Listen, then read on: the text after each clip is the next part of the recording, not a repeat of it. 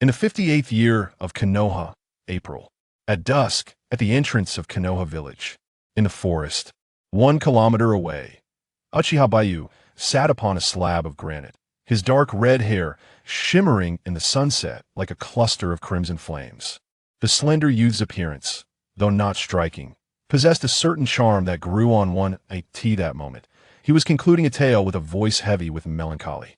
Min Fei cradled the dying Eri, dressing her in a skirt and shoes from the box, transforming her once withered form to resemble her living self. He then placed a plush bear and a rubber duck beside her, hoping she would not feel so alone. Surrounding him were more than 30 children, all weeping profusely. Baiyu rose, pleased to see the profound effect of his story on the children, a smile creeping upon his lips. After clearing his throat, he called out, "We shall pause for today. Please settle the listening fee. If you have no plans for tomorrow, bring a stool and gather at the village entrance. Can't you let us cry a little longer? Darn it! You promised a tale of a frail child bravely battling dragons. Yet this is so heart-wrenching." Despite their reluctance, the children began rummaging through their pockets for money. "Baiyu, is Eri truly dead? Last time I tipped you 100 Ryo, can't you just finish the story in one go?" Naruto, wiping away tears, stood up from the crowd to question him. Baiyu replied firmly, "A story cannot be rushed. Spare me the chatter, Naruto. You still owe me for 2 chapters. If you don't pay up, it'll revoke your membership tomorrow." My grandfather sent me this month's allowance yesterday. I have money now." Naruto fumbled in his pockets, but found no wallet, his face flushing red as he exclaimed, "I forgot my wallet. Wait for me, it'll be right back." Ha ha ha. With Naruto's antics sparking laughter, the atmosphere lightened, filled with merriment. Blushing, Naruto dashed toward the village entrance. Bayukin, I'm sorry. I rushed here and forgot my money. He'll go back to get it now, said Ino, a girl with light yellow hair tied in a small ponytail, her delicate features adorned in a purple dress, as she approached Baiyu with a sweet smile. Baiyu glanced at her, warmth radiating from his smile as he replied, "If it's you, Ino, settling tomorrow is perfectly fine." Since his arrival in this world, he had developed a favorable impression of the girl, independent of her family's status in Konoha or her affluent background. What mattered was the connection between individuals. In contrast, Naruto did not leave a good impression on Baiyu, primarily due to his mischievous nature. "No, Bayukin, you need this money for your living expenses once I retrieve the money. Will you escort me home?" Ino replied, flashing a sweet smile before turning back toward the village entrance. Watching the girl's retreating figure, Baiyu's lips curled slightly. He chuckled inwardly. "You seek my company under the guise of getting a ride home. Yet it's merely a pretext to extract stories from me. However, I am not opposed to it. Additional fees shall apply." The fee for listening to stories was 10 Ryo per person, half price for friends. Ino had brought Shikamaru and Choji along, thus contributing to his earnings. From this storytelling session, he had made over 400 Ryo. Baiyu pocketed the money, marveling at the bulging wallet, contemplating that this would sustain him for several days. After wrapping up, he observed that the Konoha village direction was ablaze with lights, the night sky alive with countless fireflies dancing in the forest like joyous spirits. Baiyu raised his gaze to the crescent moon, lost in thought. Having crossed into the ninja world a month ago, he had become a member of the Uchiha clan and noble orphan. In the year 58, a year before the night of the massacre, he had assumed the identity of Uchiha. Indeed, quite a twist. The original owner had witnessed the death of his parents at a young age, resulting in fragmented memories before the age of 5 due to emotional turmoil. Subsequently, the Uchiha clan assigned the original owner, an orphan of mediocre talent, to a foster mother. Just a month prior, his foster mother had passed away, leaving the original owner in despair, which inadvertently provided an opportunity for Baiyu, a person from another dimension, sharing the same name, to cross over. Faced with the pressures of life, the reclusive Baiyu turned to storytelling for income, unexpectedly discovering a favorable response. Primarily because he was at a loss for other means of making a living. Baiyu prided himself on having a certain influence over the children's hearts. While he may never become Hokage, as long as he persevered, he could attain a respected status in Konoha. "Damn it, you stole my money for sake and are mingling with this damned Uchiha orphan. Get back here, middle-aged." Man with a drunken visage burst from the forest, disrupting Baiyu's reverie. Casting a sidelong glance, Baiyu recognized him as the father of one of his loyal fans. The inebriated man staggered past the granite slab, glaring at Baiyu with fury. His gaze was laden with disdain, rejection, hostility, and a faint trace of rational fear towards the Uchiha name. Soon, the man found the child he sought to reprimand, yanking the boy's ear in anger as he departed. Ow! The child winced in pain, struggling against his father's strong grip, gritting his teeth in anger. Old bastard, 30 years on this side of the river, 30 years on that. Don't bully me just because I'm broke. You can hit and scold me now, but when you return from the battlefield, injured and in the hospital, you'll be the one to sign your release papers. The middle-aged ninja fell silent after hearing this, then unfastened his belt, which was tied around his ample waist. Baiyu. Well, though his influence might have taken a rather skewed direction, it was still apparent. Moments later, the forest echoed with blood-curdling screams. The children scattered in fright. The man's resentful gaze replayed in Baiyu's mind, revealing the extent of the common people's disdain for the Uchiha clan. Alas, Baiyu sighed softly, resting his hands behind his head as he walked toward the village entrance. But he was preoccupied with his own struggle for sustenance, indifferent to the villagers' animosity towards the Uchiha clan, while an impending fire loomed closer, namely, the Uchiha Massacre Night, set to unfold a year later. It's all Uchiha Itachi's fault. Baiyu lowered his gaze onto his frail hand, murmuring softly, "Brute, not sparing the old, the weak, or women and children during the massacre. Such cruelty. Must innocent blossoms like me be destined to be trampled by such brutes?" Suddenly, as Baiyu blinked, a transparent barrier appeared before his palm. When the world, Baiyu reached out, and to his astonishment, his fingers passed through the barrier. As his gaze shifted, he realized that this barrier was not hovering over his hand but was, in fact, reflected within his very eyes. That on the transparent barrier, a line of black text emerged. Host, Uchiha Baiyu. Abilities, Vortex Physique Chakra Amount, 20050020000, Level 1. Sharingan 1 Tomo, 100200100000, Level 1. Taijutsu, 4750, Level. The interface was straightforward. A golden finger. After a moment, Baiyu finally reacted, his pupils wide with shock. Goodness, it had been a whole month since his crossing, and this thing finally appeared. A single Tomo Sharingan, a whirlpool physique. While possessing a mere 0 level in physical arts, he boasts an impressive 47 experience points, or perhaps progress points. Baiyu stood motionless, and after a brief moment, the advantage of his extensive knowledge from reading web novels and accumulating information about various golden fingers became apparent. He grasped the situation. This was a proficiency system, akin to the gaming systems in his previous life that demanded relentless grinding. The operation was simple, designed for those willing to invest their efforts. It was the kind that could leave one utterly exhausted from overexertion. Now, whenever he desired, he could summon a translucent panel before him to inspect his skill proficiency information. It was entirely normal for him to have 47 points in physical arts. Over the past month, after school, in addition to narrating stories to his classmates, he dedicated his evenings to performing between 100 to 200 push-ups, utilizing the doorframe at home for pull-ups, thereby honing his physique. Yet, in the recent battle at the Ninja Academy, defeat was inevitable.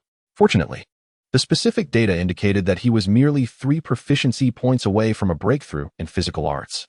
Hard work pays off, and it seemed that diligence had its rewards after all.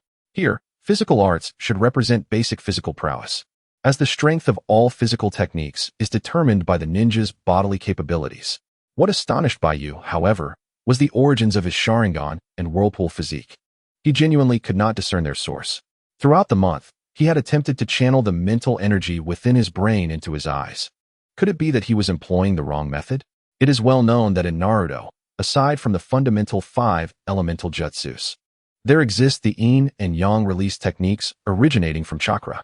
Yin release utilizes the mental energy that governs imagination as its source, creating forms from nothingness. This power system is epitomized by the Uchiha clan and the Kirigakure clan. Yang release draws upon the bodily energy that governs life, infusing forms with vitality. The power system is represented by the Senju clan and the Uzumaki clan. Now, possessing both the yin release Sharingan and the yang release whirlpool physique. Did this not render his body a pure fusion of yin and yang? Contemplating this, Baiyu decided to sit on the granite slab nearby, resting his chin on his hands, lost in thought. The original character had witnessed the sacrifice of his parents. Thus, the Sharingan must have awakened at that moment. As for the whirlpool physique, there was a particular place that should provide answers to his doubts, and upon returning, he would seek out clues. Alas, orphaned and awakening a single Tomo Sharingan before the age of 5, surely this could not be deemed as ineptitude? Yet the question remained, why did the original character suppress the Sharingan? Once the clan members discovered he had awakened his eyes, the Uchiha clan would undoubtedly spare no effort in nurturing him. However, on second thought, whether nurtured or not, the ultimate fate would still be a fatal strike from Itachi Uchiha. After undergoing training, one might even endure several blows before succumbing. Such is the tragedy. The original character chose to be cautious, and in the grand scheme of things, this was indeed the correct approach. Baiyu contemplated, attempting to harness the mental prowess nestled within his brain. In an instant, a dormant, explosive energy, concealed within his neural pathways, was awakened. This energy surged into his eyes, transforming their hue to a deep crimson, with a pitch-black tomo reflecting above his pupils. An intangible aura of lethality emanated from the youth's form. Under the influence of the proficiency system, the correct method of activating his eyes rectified his previous errors. Baiyu experienced a moment of clarity. At that instant, he felt his mental state, observational acuity, and concentrated focus surge to levels exceeding tenfold of his usual capacity. However, his emotions grew slightly agitated, instilling within him a reckless urge to wield a knife against his adversaries. Such thoughts must be quelled. Baiyu promptly closed his Sharingan, beads of cold sweat forming on his brow, not from fear, but due to the physical toll of the Sharingan's normal consumption. The data panel before him displayed changes. Sharingan Proficiency Level 1. Sharingan, 1 Tomo 902, 011, 0000 at Level 1. Baiyu understood. The initial value had shifted from 100 to 90, representing his current ocular power, indicating that activating his eyes had consumed 10 points. The subsequent value of 200 had now increased to 201, denoting proficiency, while the final figure of 10,000 indicated the proficiency required for advancement. Baiyu mused, to upgrade the Sharingan without expending ocular power, I must activate and deactivate it a staggering 10,000 times. This will impose a tremendous strain on my body. Moreover, he realized that his Sharingan operated on a different system than chakra, perhaps due to his Uzumaki lineage. Speaking of the Uzumaki physique, the proficiency displayed 200, 500, 2000 at Level 1. Here, 200 represented the chakra extracted in one instance, 500 indicated the chakra currently contained within his body, and 2000 was the proficiency needed for an upgrade. Baiyu was uncertain whether this amount of chakra was substantial or meager, as it ultimately depended on the consumption of ninjutsu. In summary, he had established a foundational base for his endeavors. Rapidly enhancing his Sharingan and Uzumaki physique seemed improbable at this juncture. Baiyu resolved to focus on taijutsu. His zero-level taijutsu had yet to meet the standards of an ordinary student at the Ninja Academy. The frail condition of the original body had prompted Baiyu to contemplate abandoning the path of a ninja several times since his arrival, even devising plans to escape the Hidden Leaf Village to seek out Jiraiya for inspiration for stories to sell. Now, however, there was hope. With determination, Baiyu sprang into action, eagerly leaping off the granite, positioning himself on the ground, and performing standard push-ups with arms spread wide. Despite the cool evening breeze, beads of sweat dotted his forehead as he executed 50 perfectly aligned push-ups. His back warmed, and his arms trembled slightly as he entered a strenuous phase. Upon completing 100 push-ups, Baiyu, brimming with enthusiasm, accessed the proficiency template. Taijutsu, 4850, 0 level. 100 standard push-ups had only yielded a mere point in taijutsu proficiency? Astonishing. Baiyu wiped the beads of sweat from his forehead, nearly exclaiming in frustration. Yet the thought of breaking through the initial level and significantly enhancing his physical capabilities compelled him to grit his teeth and continue performing push-ups. As night gradually descended, he counted 75, 147, 200. With a sharp intake of breath, Baiyu's mouth opened wide, his forehead veins pronounced, sweat dampening his shirt as his slender arms trembled incessantly. With all his might, He completed 200 standard push-ups in one breath. A notification appeared before him. Physical skill proficiency, level 2. Physical skill, 0-100 level, random reward acquired, basic multi-strike technique. Leveling up through sheer effort could also yield physical skill rewards. As the notification faded, a series of consecutive punches, culminating in a singular powerful strike, transformed into experience and melded into Baiyu's mind. Not only that, he felt his energy surging once more. Overjoyed, Baiyu leaned against the granite, allowing his soaked shirt to collect the dust of the stone, closing his eyes to digest the multi-strike technique. If honing physical skills could lead to rewards, then perhaps mastering ninjutsu in the future would also yield random techniques. Just as he reveled in this joy, a sudden disturbance echoed through the forest. Dragging his weary body, Baiyu forced himself to muster energy, preparing to leave this place when, illuminated by the pale moonlight, he spotted Naruto, with blonde hair and blue eyes, rushing anxiously along the rugged path. The sight of him, drenched in sweat, suggested he had also just undergone an intense workout. Naruto? Something big has happened, Baiyu exclaimed. Panting heavily and clutching a wallet, Naruto leaned on his knees, panic evident in his voice.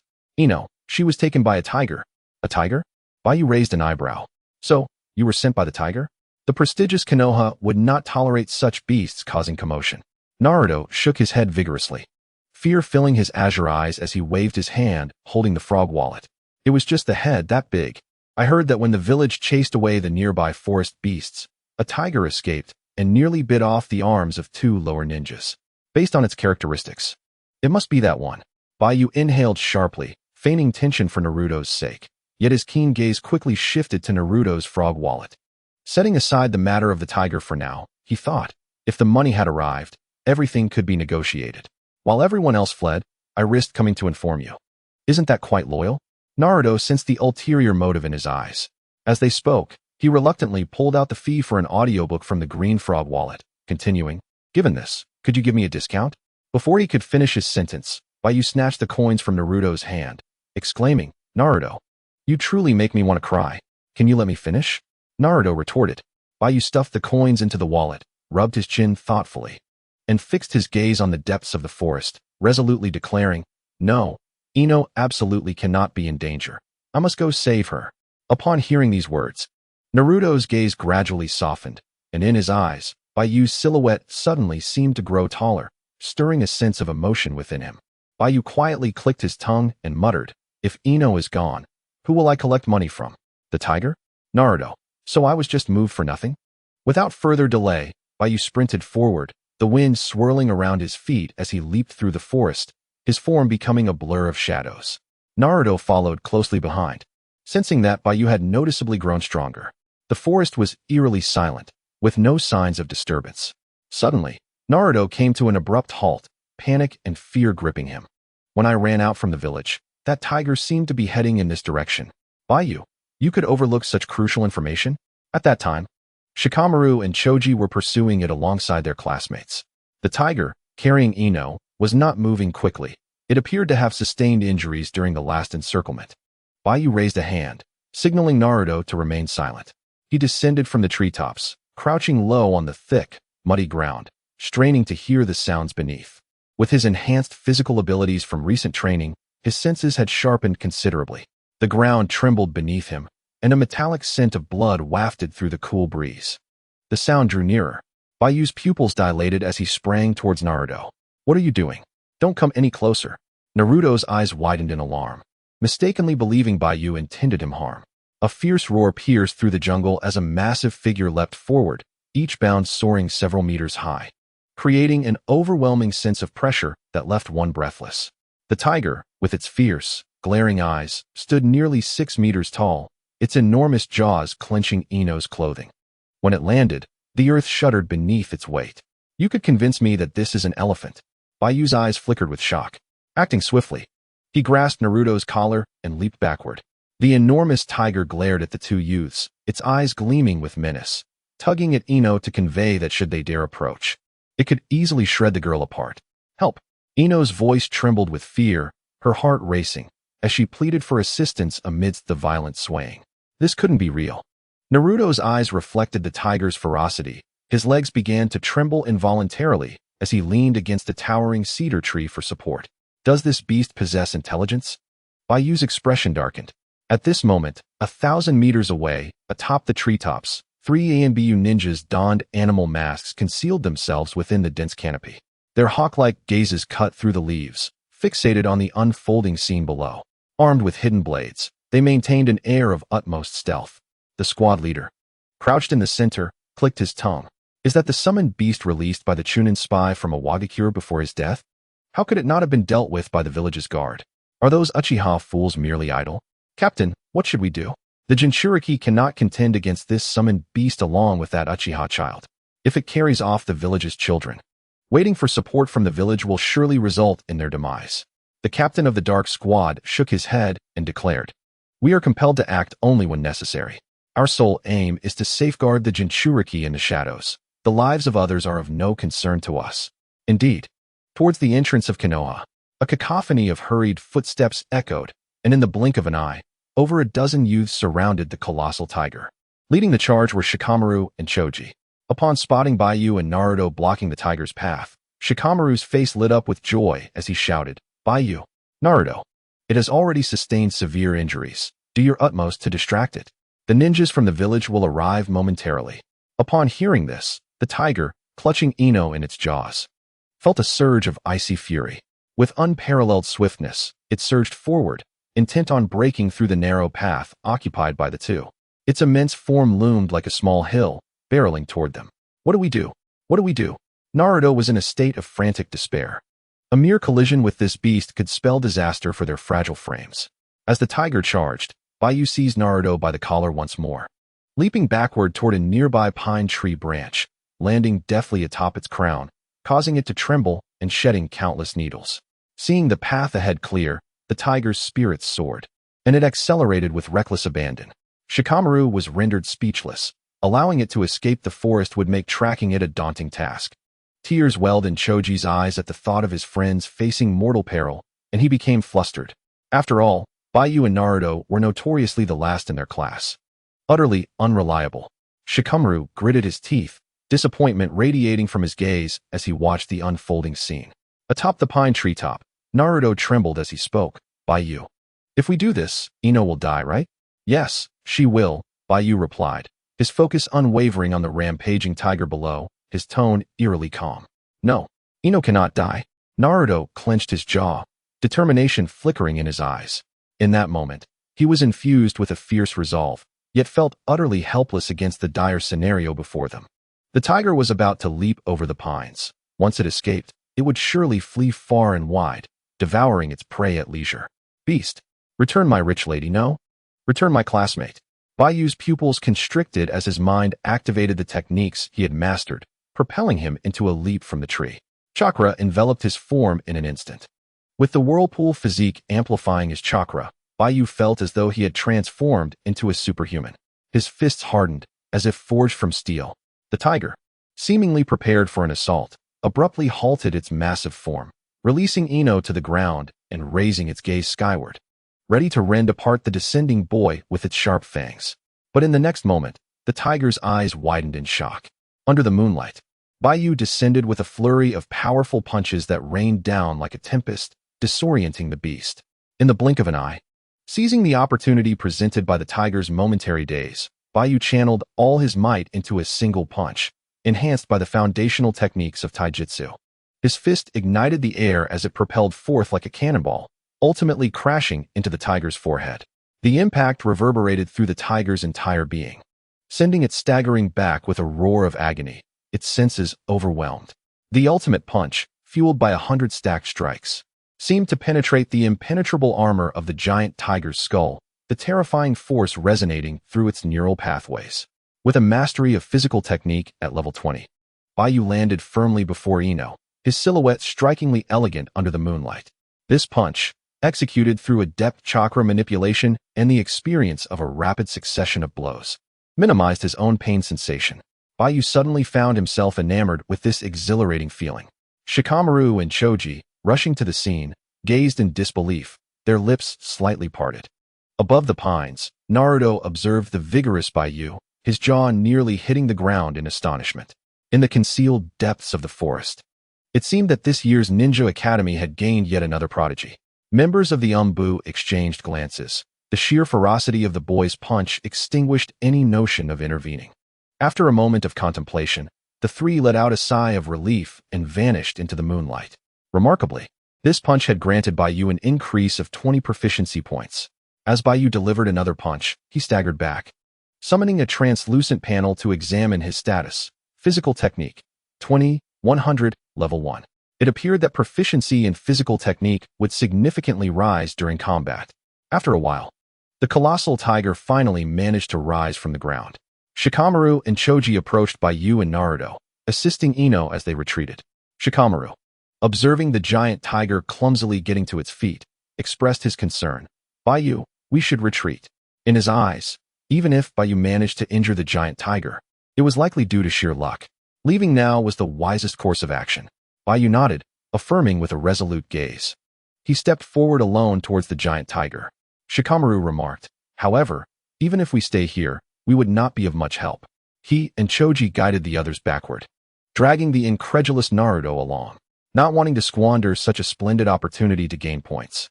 Baiyu understood that real combat would also aid in adapting to his physical strength and recognizing his own capabilities.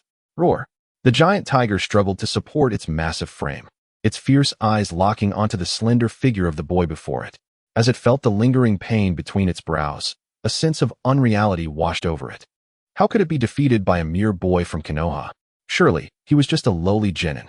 Dragging its cumbersome body with a limp, the tiger retreated, utterly oblivious to the boy's intentions. Surely, he wouldn't dare to strike again. How audacious! As the boy approached, the tiger's predatory instincts flared, unable to bear the humiliation. It unleashed the last vestiges of strength within, swinging its massive claws in a furious attack. Surely, it must have miscalculated before. Even a genin from Konoha could not harm it, a summoning beast of an Iwagakure Chunin. Tonight, it sought vengeance for its former master. Yet, Baiyu's gaze remained profound. Even without activating his Sharingan, he perceived the giant tiger's movements slowing down. As the tiger lunged forward, Baiyu adeptly sidestepped, evading the tiger's lethal teeth. Capable of effortlessly severing giant trees, and the colossal claws that could easily crush a black bear. His control of distance was nearly flawless. In the brief pause between the giant tiger's attacks, Baiyu seized the coarse fur of the beast, leveraging its strength to leap onto its back, his fist crashing down upon its spine with tremendous force. The impact resonated as if a steel hammer had struck its vertebrae, eliciting a pain that forced the creature to collapse onto the ground, rendering it unable to move. At that moment, Baiyu realized that these maneuvers, whether in his previous life or during his month in this new world, were feats he could not have accomplished even in his dreams. With a level of physical prowess that was now nearly on par with a standard lower ninja, he understood that he had gained control of the situation. The stage was now set for his personal performance. The giant tiger, under the relentless barrage of Baiyu's fists, curled up in submission, howling in agony, utterly incapable of retaliating, resembling a lost and frightened dog. Nearby, Shikamaru and the others, drawn by the commotion, turned to observe the spectacle. Choji, supporting Ino, suddenly recalled something and exclaimed, "Shikamaru, wasn't he Baiyu your first simulated opponent? You actually managed to defeat him. You're incredible." Shikamaru, feeling a mix of embarrassment and awe, watched Baiyu tirelessly pummeling the giant tiger from atop its head, shivering slightly as he shook his head. The Uchiha clan members are all monsters. I hope I don't have to face him again in a one-on-one training session. It's absurd to think that Baiyu isn't even my opponent. Does that mean I'm equally formidable? Naruto stood frozen, reluctant to move, while Shikamaru cast a sidelong glance at him. Naruto, stop daydreaming. Ino, regaining her composure, widened her beautiful eyes in disbelief at the scene before her, feeling as though she were trapped in a dream. The image of Baiyu leaping down from the tree with such grace lingered in her mind. In the winding path, the giant tiger lay bloodied and battered on the ground, its heavy body trembling with fear. As it attempted to claw its way back into the forest to escape the scene, Baiyu yanked its hind leg back, leaving bloody tracks on the ground. Before continuing to pound it mercilessly, the tiger, realizing it had no chance of holding a child hostage to escape the sensory barrier of Konoha, ceased its struggle. Its energy depleted. Only then did Baiyu withdraw his fists, gasping for breath as he accessed his proficiency panel. Taijutsu, 49, 100 Level 1. It seemed that due to the giant tiger's loss of combat capability, the fight had become overwhelmingly one-sided. Each punch he delivered, if lacking in strength, yielded only a minimal increase in proficiency, sometimes merely 0. 1 to 0. 5. Yet, undeterred, Baiyu continued to unleash a flurry of punches, delivering 200 to 300 strikes.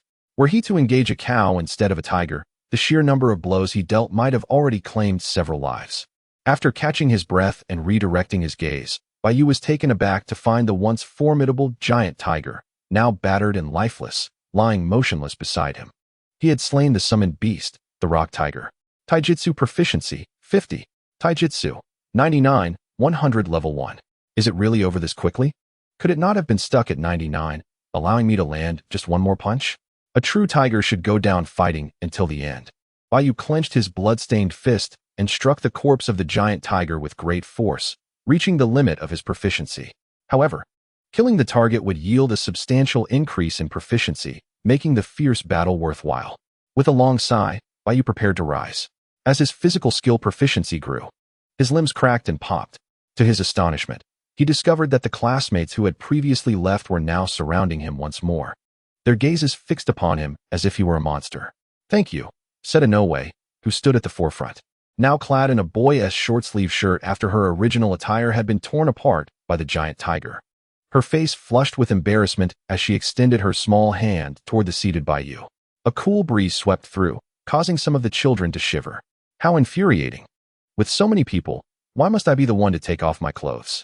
Naruto complained, his bare arms crossed as he trembled, gritting his teeth. Who told you to boast in front of Sasuke that you could swim in the South He River even during heavy snowfall in winter? Someone quipped, and the group disregarded Naruto thereafter. Baiyu, observing the blushing yet dirty-faced Inoue, extended his bloodied right hand to assist himself in rising from the ground. His keen gaze quickly caught sight of the bulge at her waist, and he couldn't resist reaching out. "Ah, that resembles a wallet." Inoue's delicate features turned as red as an apple, and though she dared not evade, she soon realized her small wallet had slipped into Baiyu's hands. Baiyu excitedly retrieved the overdue listening fee from the wallet and then handed it back to Inoue. "Next time, do not wander alone at night. I will keep this money, and I will see everyone in class tomorrow. For those who wish to continue the story this evening, await my notification." Having just acquired a new ability and verified his current strength, Baiyu felt a surge of joy. Waving goodbye to his charming classmates, he sprinted alone towards the entrance of Konoha Village, reasoning that if push-ups could enhance physical skill proficiency, then running should do the same. Approaching the gates of Konoha Village, Baiyu encountered a group of ninjas clad in Uchiha clan attire, brandishing torches as they rushed out of the gates. "Hey kid, don't linger around the village entrance at this hour," commanded a leading Uchiha guard, perched on a branch and recognizing Baiyu with a loud reprimand. "Isn't that the orphan who lives at the far end of the clan's territory?" "Yes, it is him, the laggard who consistently ranks at the bottom of every subject in the Ninja Academy, bringing shame to our Uchiha clan. Fortunately, the top student in the first year of the academy should be our clan leader's second son, Sasuke.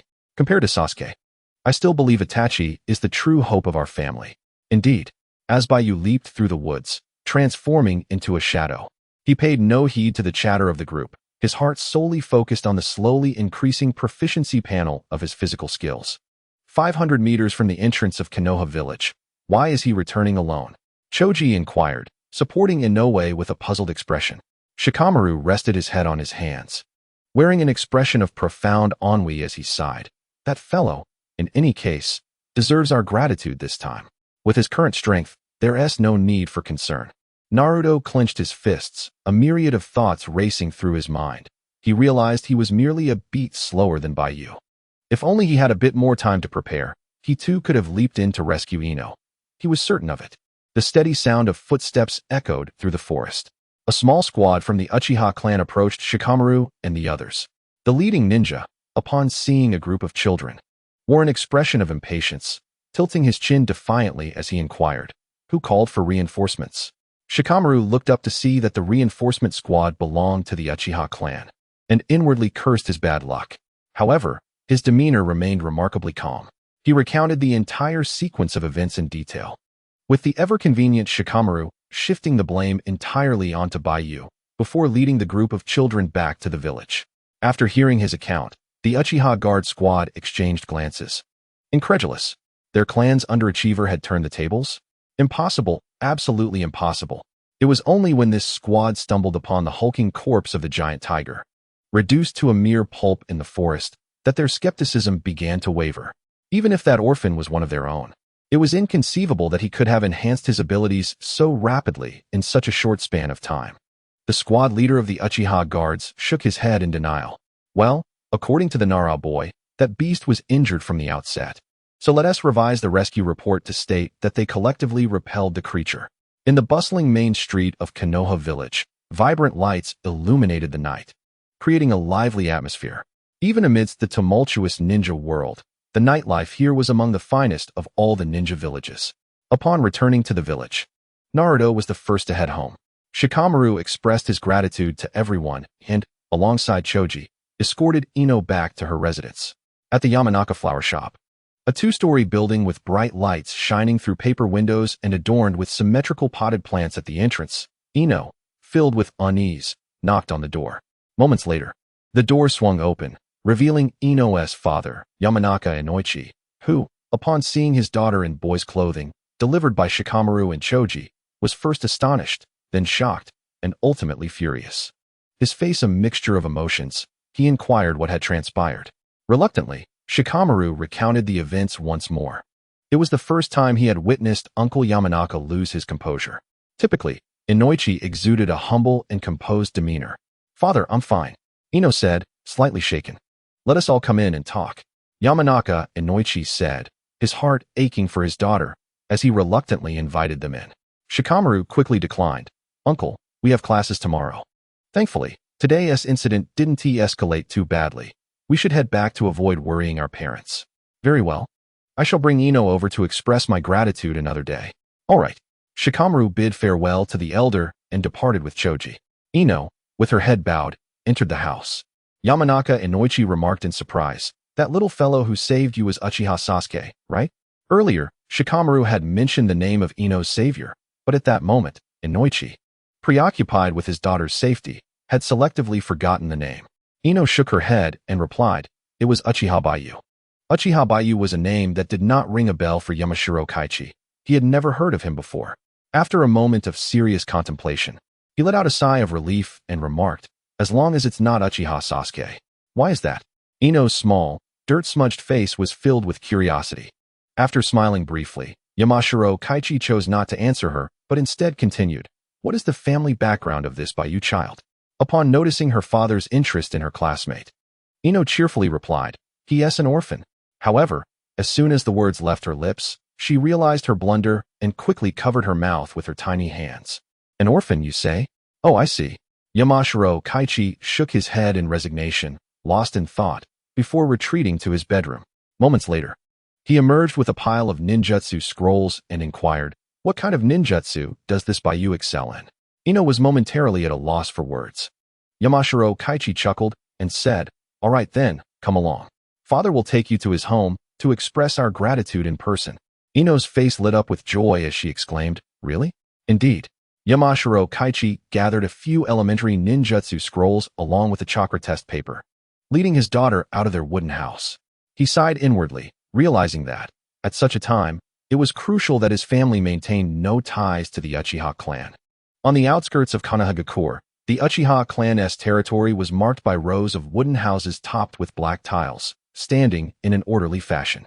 The architectural style was quite rigid, with the Uchiha clan's vivid red fan emblem painted every 100 meters along the street walls. At the very end of the street, in a solitary wooden house, Baiyu sat on the doorstep, relishing the cool evening breeze that wafted in from the entrance. He had sprinted home early, washed up, and changed into a comfortable purple clan robe. He accessed his attribute panel, Taijutsu, 1200 level 2, random reward, basic Taijutsu multi-kick. After a busy day, he had just leveled up.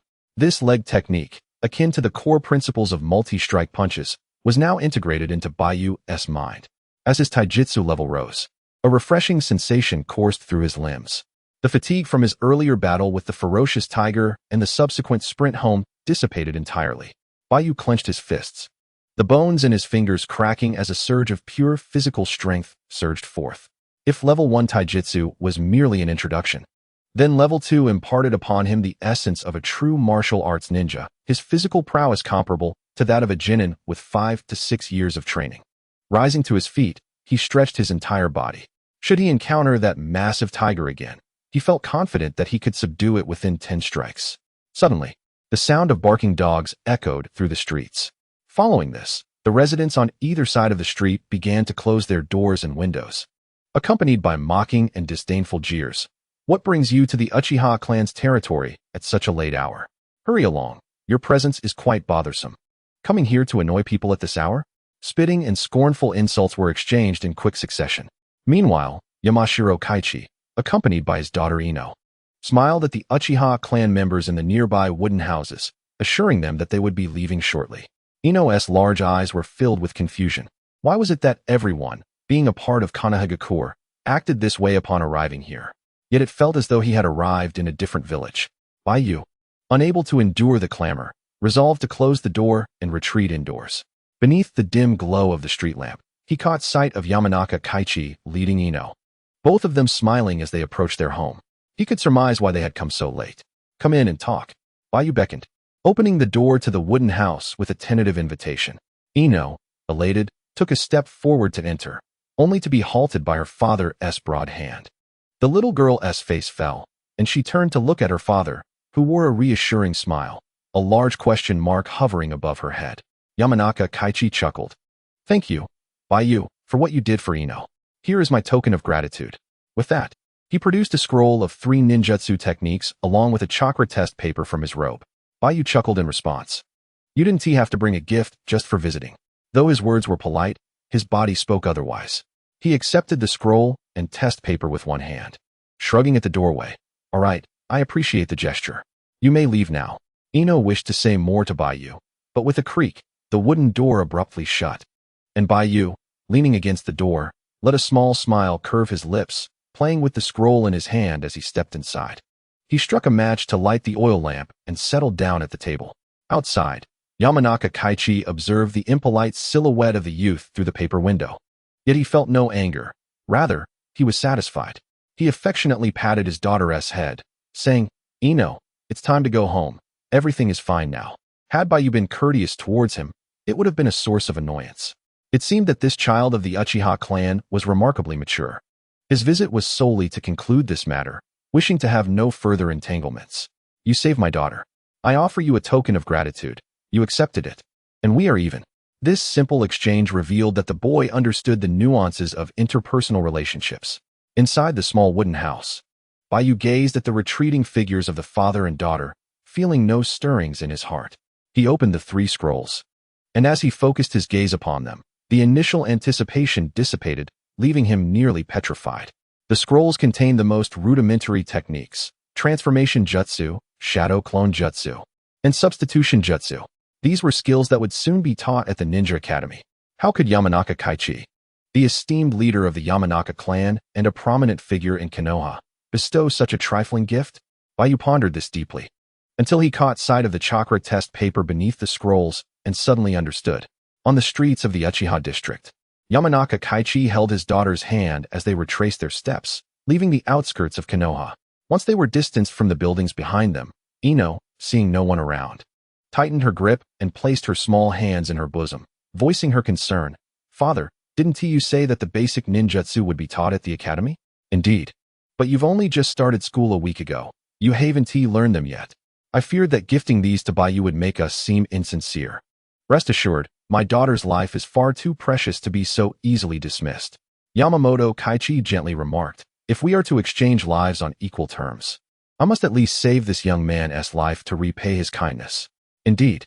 Ino nodded obediently. Yamamoto continued, moreover, I have provided that young man with chakra test paper. He will undoubtedly use it tonight. Tomorrow at school, you may inquire about his chakra nature, and I shall provide you with a high-level ninjutsu scroll that aligns with his chakra attributes, which you can then present to him. Ino's bright eyes sparkled with anticipation, akin to a chick pecking at grains, and she nodded joyfully. Yet, Yamamoto couldn't help but reflect inwardly. Compared to the advanced ninjutsu, these 3 fundamental techniques, might very well save the life of the Uchiha boy in the near future. At the end of the Uchiha clan street, a wooden house stood isolated, several hundred meters away from the other exquisite buildings, as if intentionally segregated. The living room of the wooden house was dimly lit. Baiyu leaned back in a wooden chair, diligently studying the scrolls on the body replacement technique. Although these scrolls contained only basic ninjutsu, each bore detailed handwritten notes from an elite jonin's youth. Even though Baiyu was a traveler from another world, he swiftly comprehended the structure, application, and fundamental principles of the techniques. Such thoughtfulness. Baiyu set the scroll aside and rose to head towards the bedroom. This wooden house had been left to him by his adoptive mother, who had passed away a month prior. The house was forcibly reclaimed by a department within the Uchiha clan akin to property management, which subsequently insisted that Baiyu pay rent each month. The higher-ups of the Uchiha clan, under the guise of noble intentions, declared that the family would not support the unworthy. Children attending the ninja academy should fend for themselves. Such oppressive tactics could bring tears to the eyes of even the most hardened capitalists. If the Uchiha clan does not perish, then who will? Baiyu grimaced, dismissing these troubling thoughts as he entered the bedroom. On the smooth wooden floor lay 2 beds worth of bedding, one large and one small, evoking memories of his adoptive mother. Though she was merely his foster parent, her advanced age could easily have made her his great-grandmother. Conversations recalled by the original soul suggested that she was indeed the grandmother who raised Uchiha Baiyu in the anime. In her final moments, she clutched the original soul's hand, incessantly calling out Obito's name. What a tragedy! Baiyu sighed softly as he approached his own bed. He skillfully moved the bedding aside and opened a hidden compartment in the floor, retrieving the treasured C-rank fire release, great fireball technique scroll that was the only valuable item in the wooden house, likely left behind by the young Obito, which the grandmother had cherished for this ungrateful child. Baiyu returned to the living room and picked up the chakra test paper that Yamamoto had provided. Upon infusing it with chakra, the blue chakra energy surged forth. The paper divided into 2 halves. The upper half burned away to ashes, while the lower half exuded a layer of dew. It turned out that his initial chakra attributes were water and fire.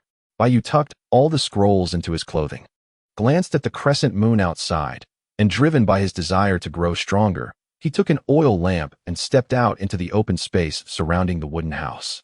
Time waits for no one. From this day forth, he shall cherish every fleeting moment to diligently progress in his ninjutsu. As for his stamina, it had been replenished due to the recent enhancement of his physical techniques, which had also alleviated the gnawing hunger in his abdomen. He decided to commence with the fundamental technique of the body flicker.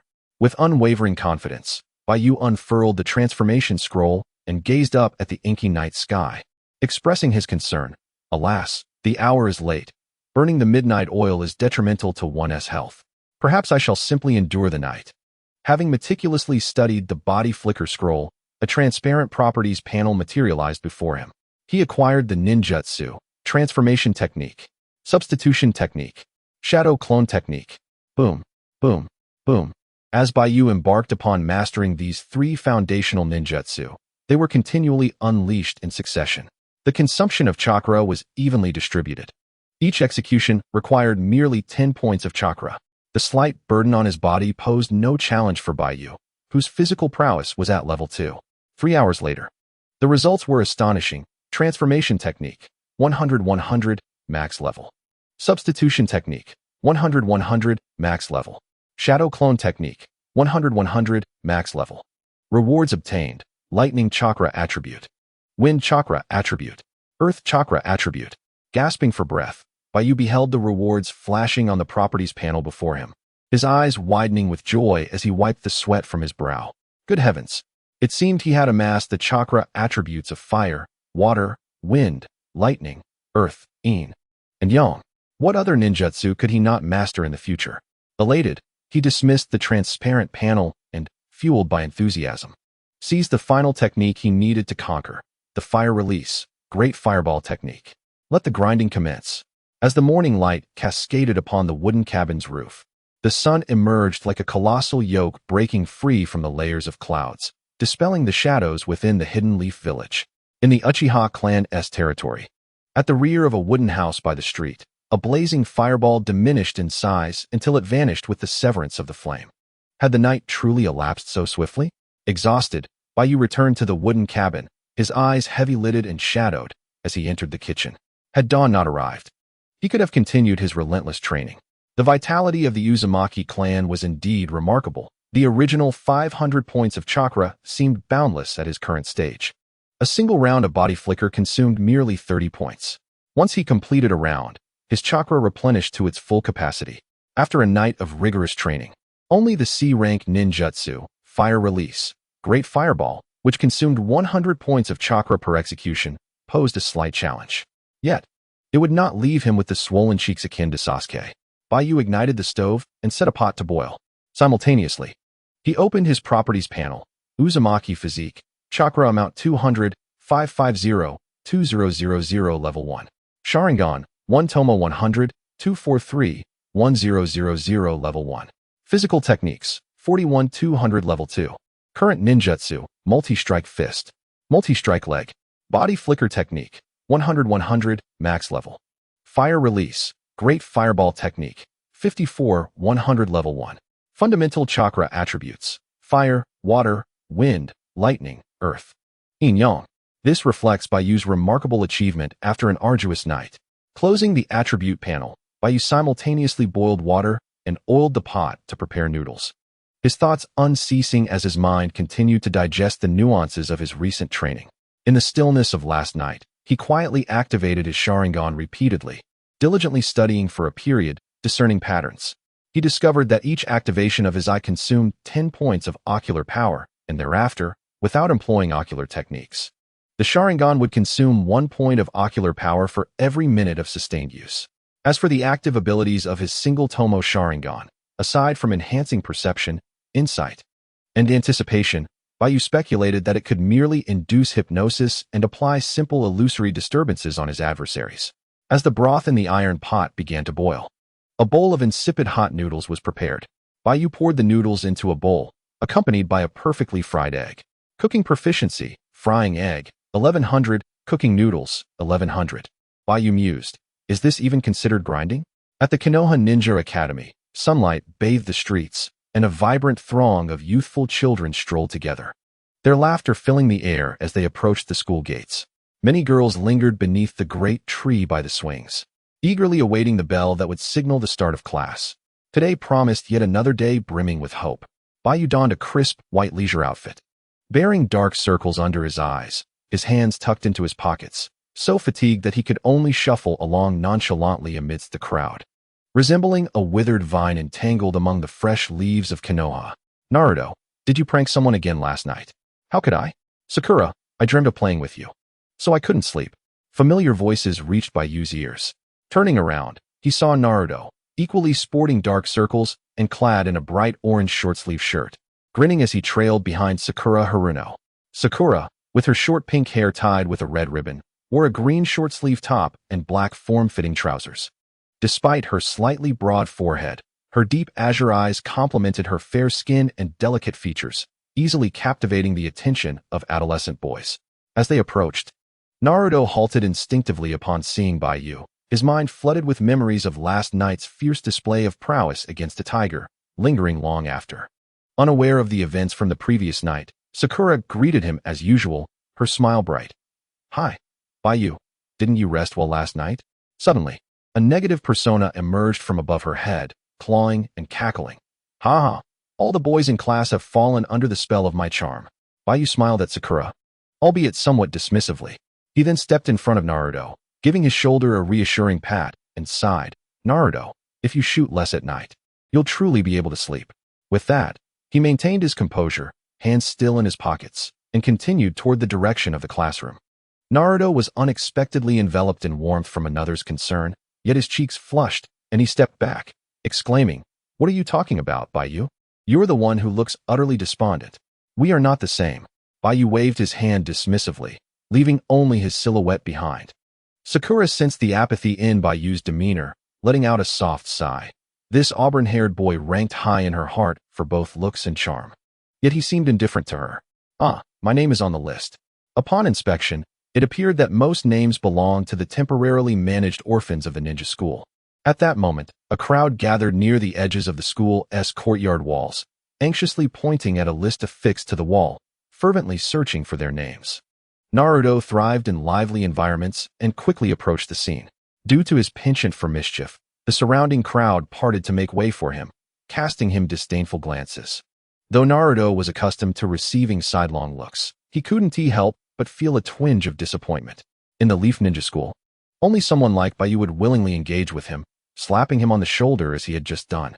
Despite Sakura's ever-present smile, Naruto understood that she preferred to keep a distance. Setting aside his musings, Naruto claimed a spot at the front, scanning the list with eager eyes. His heart sank as he failed to find his name, though he was elated to see the prominent characters spelling out Uchiha Baiyu. With excitement, he called out to Baiyu, who was about to enter the classroom. Baiyu, your name is here. You might have hit the jackpot. Baiyu paused briefly, joining Naruto at the notice board, and gazed up at the bold lettering above the list. Training roster for the logistics division at the border of the Land of Waves.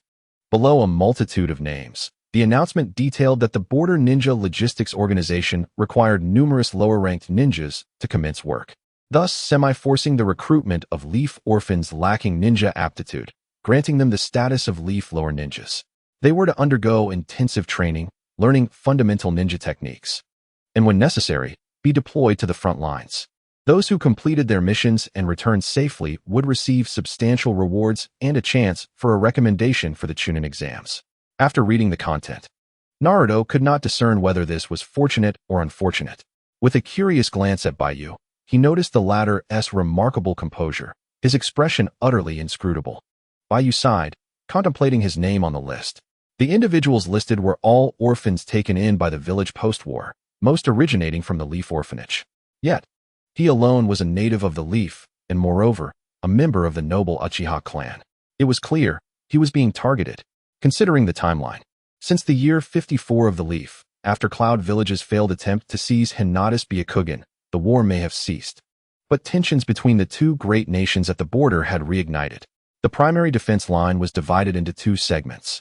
The first situated to the north of the Land of Fire, at the land border between the Land of Soup and the Land of Sound. The village of Cloudy, hidden in the Land of Lightning, frequently seeks passage through the two small nations, dispatching elite ninja squads to launch surprise assaults against the stationed Leaf Village ninjas of the Land of Fire. The second line lies to the east of the Land of Fire, adjacent to the coastal expanse of the Land of Waves, which serves as a primary defensive zone. This is primarily due to the northern Land of Lightning's ability to directly utilize the maritime routes, allowing for unobstructed military movement southward, thus instigating beach landings against the Land of Fire. Even in the absence of conflict, the friction between the two sides along these two defensive lines is palpable, with the orphan list indicating that once deployed to the border, all would meet their demise. To Baiyu, this is the inevitable fate of cannon fodder in the ninja world. Baiyu. There's a line of small print below. The final talent assessment for ninjas will take place tomorrow. Those who meet the standards may continue their studies at the Ninja Academy until graduation. The content of the test is Naruto read aloud each word. Useless. The test involves techniques not yet taught at the academy, including the body flicker technique and throwing techniques. For us, who have just entered the academy, how could we possibly have the opportunity to engage with such skills? Accept your fate, someone in the crowd lamented despairingly. Yet, as Naruto prepared to voice his thoughts, Baiyu's hand gently rested on his shoulder, patting him softly. When Naruto turned to look, he could only see Baiyu's retreating figure. He vaguely heard Baiyu mumble, establishing a monument, both standing and enduring. In the first-grade classroom of the Ninja Academy, all seats were arranged in a tiered manner based on height, each accommodating 3 individuals. Baiyu occupied the window seat in the last row on the right, resting his chin on one hand as he diligently perused the textbook The Will of Fire. In the middle sat Naruto, gazing upward in a daze, while Shikamaru to his left rested his head on the desk, using the textbook as a pillow. At the podium, Iruka earnestly delivered his lecture. Baiyu opened the first page of the textbook. In the prologue, it stated, "Where the leaves of Konoha dance, the fire endures eternally. The shadow of fire shall illuminate the village, fostering the growth of new leaves." However, given the current actions of Konoha, Baiyu could only discern the phrase devouring people within the text. Prior to this, conflicts had erupted between the Land of Fire and other great nations, undoubtedly leading to numerous instances of quasi-coercive conscription behind the scenes. He was but a child now. Closing the well-studied textbook, Baiyu gazed out the window, contemplating his future as a ninja. There remained 1 year until the night of the clan's annihilation, and now he faced an inexplicable call to the front lines. How should he decide? Should he flee from Konoha to the front lines, or continue to linger in Konoha, grinding away until the eve of the clan's destruction before making a determination? To the front lines? The logistics department's daily labor consists of moving bricks and transporting supplies, devoid of combat. Otherwise, they would not be able to select orphans. Baiyu pondered. Would he learn to move bricks rapidly there? The border defense line would undoubtedly see sporadic outbreaks of combat, facing adversaries of varying strengths, presenting opportunities but also accompanied by substantial risks. With his current abilities, even facing a Chunin from the enemy nation, the odds of survival in a desperate struggle were slim. Though he possessed the Sharingan, in the ninja realm, those who perish the quickest are often individuals of some merit, yet not excessively so, who arrogantly consider themselves superior. Should they encounter a shinobi from an enemy nation, the wise among them would seek out a serene resting place, allowing their remains to decay at a more leisurely pace. No, it is imperative to avoid the front line and instead focus on survival.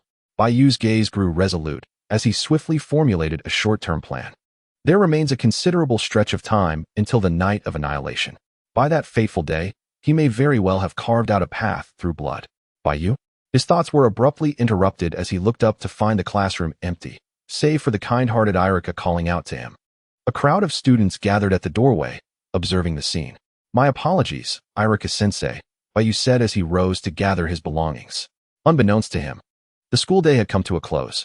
Irika leaned on the desk, his eyes flickering with a hint of helplessness as he sighed softly. It's all right. First, let me explain. Due to the incident that occurred yesterday at the village entrance, a new regulation has been instituted. Students of the Ninja Academy are temporarily prohibited from leaving the village in the evening. Oh, is that so? Very well, Baiyu replied, his exterior betraying no emotion, though his mind was tumultuous. Good heavens, they are forcing him to seek new means of livelihood. He had chosen to tell stories at the village entrance because the academy barred him from using the classroom after hours. Irika observed his conscientious student with an inexplicable sadness, asking, do you wish to leave the Ninja Academy? He did not state it outright.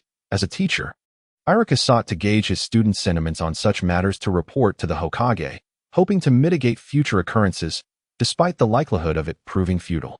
Not at all, Baiyu replied, offering Irika a gentle smile as he made his way towards the door to meet the eager children awaiting him. Well then, let's make tomorrow count. Irika's expression shifted from shock to disappointment, leaving him to silently cheer for his student's retreating figure.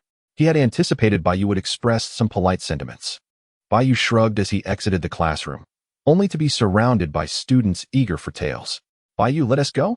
After the story of the unfortunate boy bravely battling a dragon, what shall we hear next? Please recount the tale of the passionate youth who broke off an engagement. After the 3-year pact, what ensued? Only Naruto and Ino, leaning against the wall, perceived the concern etched on Baiyu's face.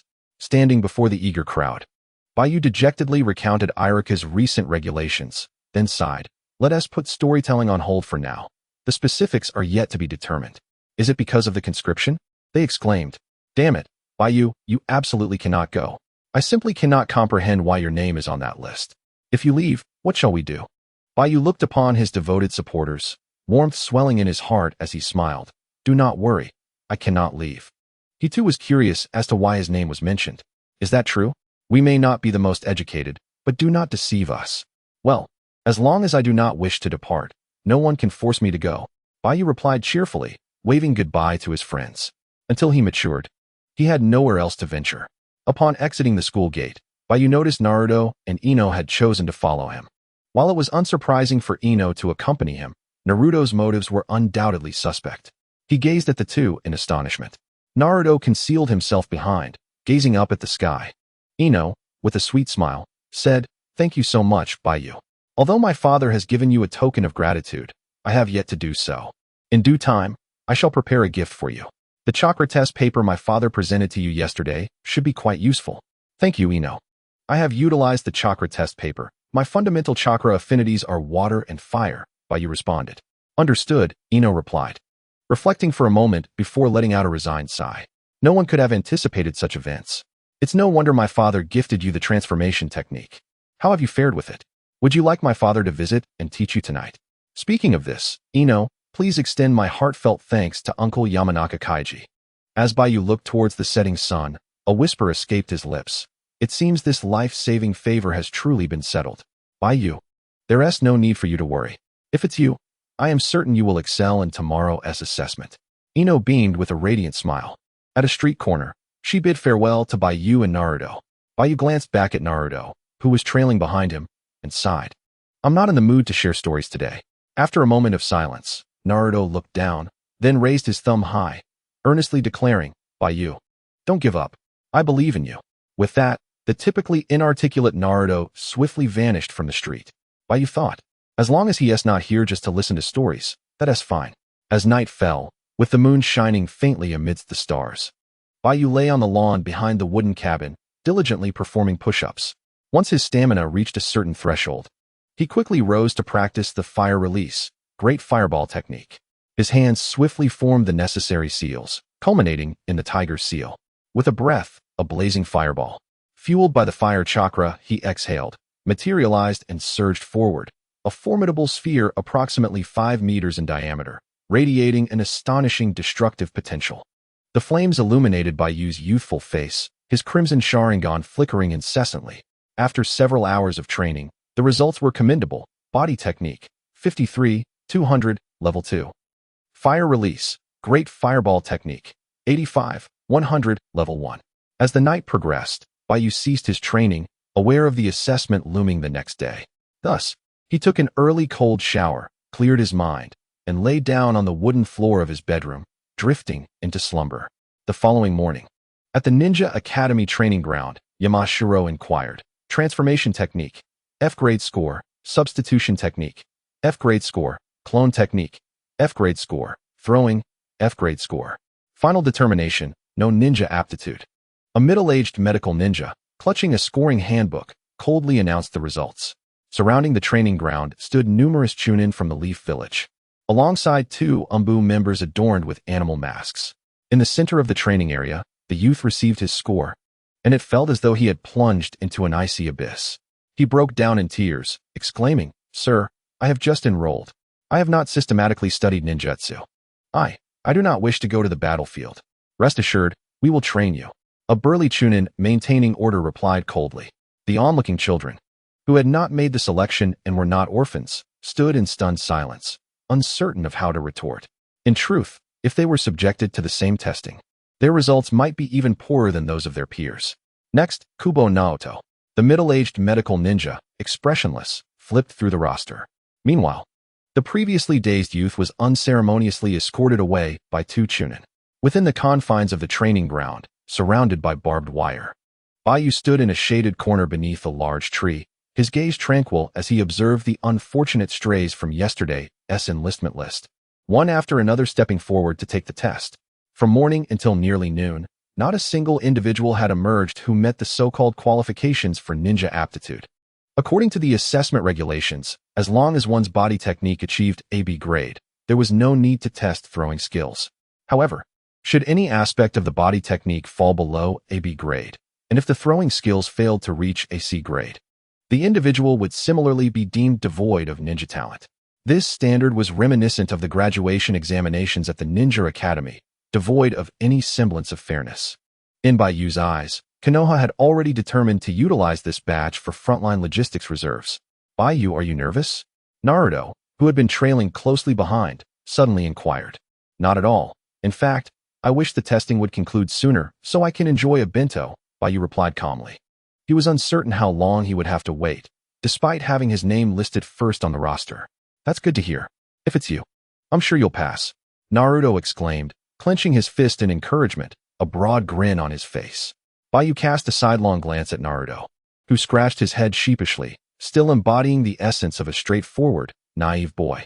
Ever since that night of battling the tiger, Naruto seemed to have taken a liking to shadowing him. In another shaded area, Shikamaru regarded the testing with a thoughtful expression. What do you think of Baiyu's assessment? Shikamaru? Ino's clear eyes flickered with concern as she sought her companion's opinion. After all, Shikamaru was considered the most astute among their cohort.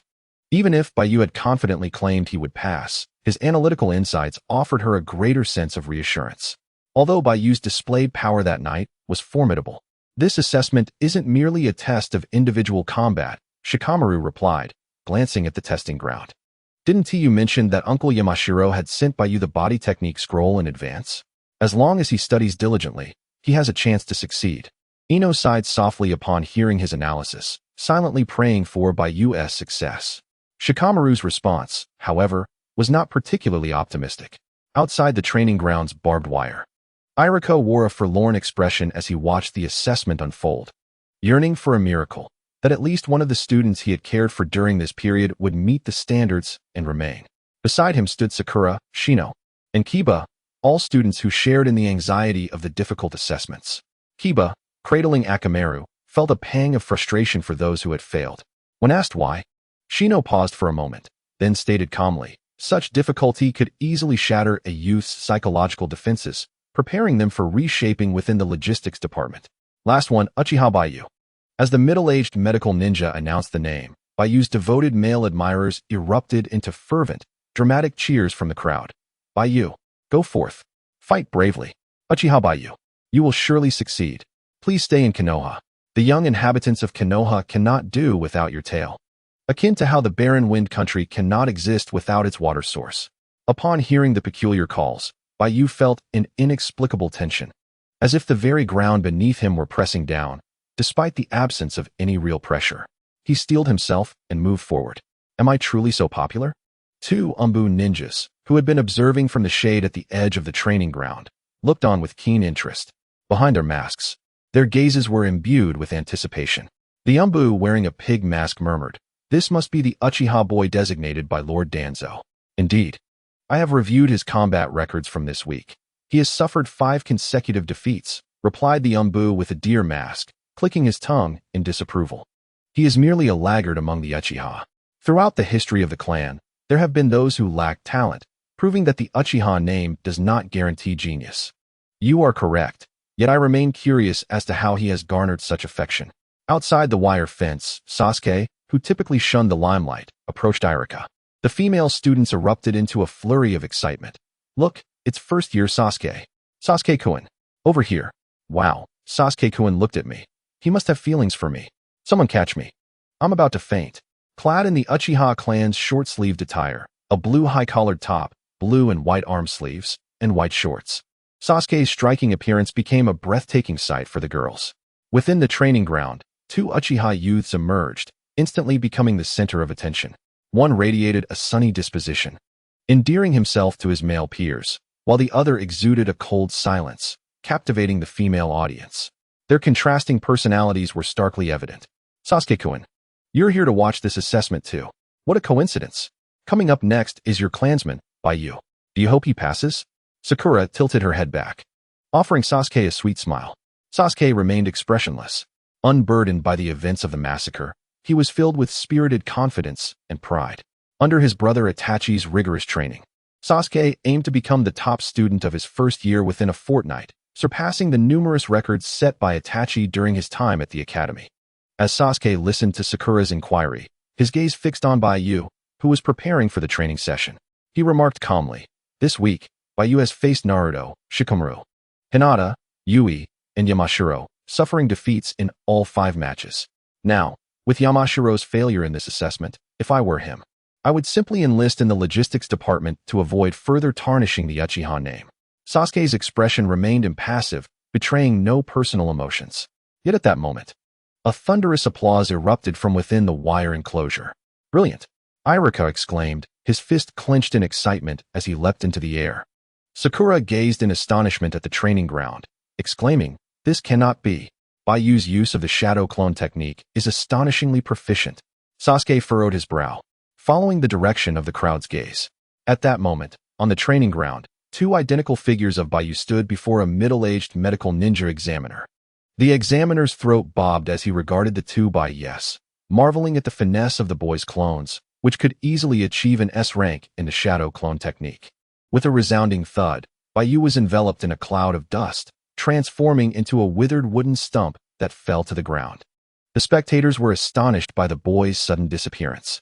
Baiyu maintained a calm demeanor as he emerged from behind the examiner.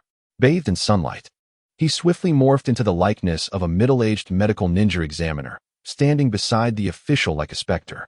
With an impressive display of skill, Baiyu captivated the audience, eliciting a chorus of cheers. However, the situation took an unexpected turn. It seemed that Lord Danzo might not be able to fulfill his obligations. The masked Umbu ninja with the pig face appeared somewhat resigned, while the Umbu ninja with the deer face snorted disdainfully, saying, "I'll handle this."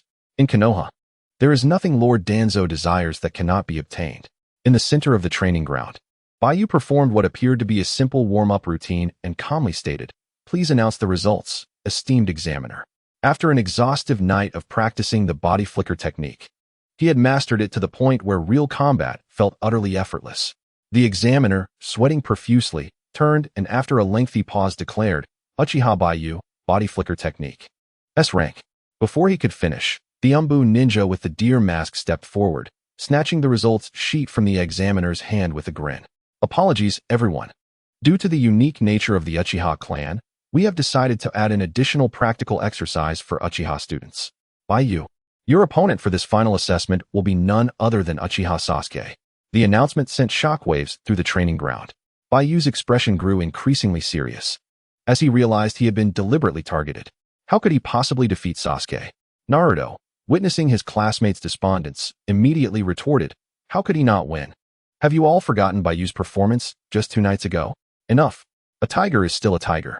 Now Baiyu must face the formidable Sasuke," exclaimed Naruto dismissively. Outside the wire fence, Sasuke, upon hearing the Umbu ninja's announcement, felt a momentary shock, but then a slight smile crept onto his lips. In his eyes, this was yet another opportunity to showcase his prowess. It was the perfect chance to test the throwing techniques Itachi had taught him and to send this Uchiha straggler packing, demonstrating that mere proficiency in the body flicker technique was insufficient for a true ninja. With a stoic expression, Sasuke strode into the wire enclosure, approaching Baiyu. "Go, Sasuke! Defeat Baiyu decisively!" shouted the surrounding girls, their excitement palpable. The Umbu ninja with the deer mask, his eyes gleaming beneath the mask, couldn't help but smirk. Children will always be children. They are easily provoked in their quest for attention. Of course, Baiyu, you also have the option to forfeit. In that case, all your previous assessment results would be rendered null and void, the Umbu ninja added with a playful tone. He submitted the score sheet to the chief examiner, casting a cold glance at the unperturbed Baiyu, puzzled by the boy's unexpected composure. Turning away, he walked towards the edge of the training ground. Faced with the unfair addition to the assessment criteria, did this youth not feel incensed?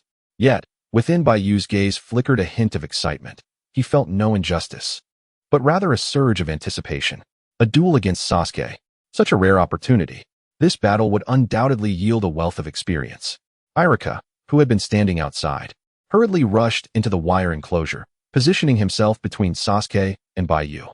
Addressing the chief examiner, he exclaimed, "Sir, is this arrangement not lacking in consideration? Baiyu has clearly demonstrated exceptional talent." Irika's anxiety was palpable. The medical ninja chief examiner wore a grave expression, glancing at Irika and then at the Umbu ninja. He replied helplessly, "Irika-sensei, I apologize, but this is a mission for the Umbu, and I am merely a facilitator." Irika gritted his teeth in frustration. How infuriating. "I shall go directly to the Hokage for redress. Can't we just let it go?" Sasuke remarked, kicking a stone in boredom. Just as Irika prepared to leave, he suddenly felt his arm being tugged by Baiyu.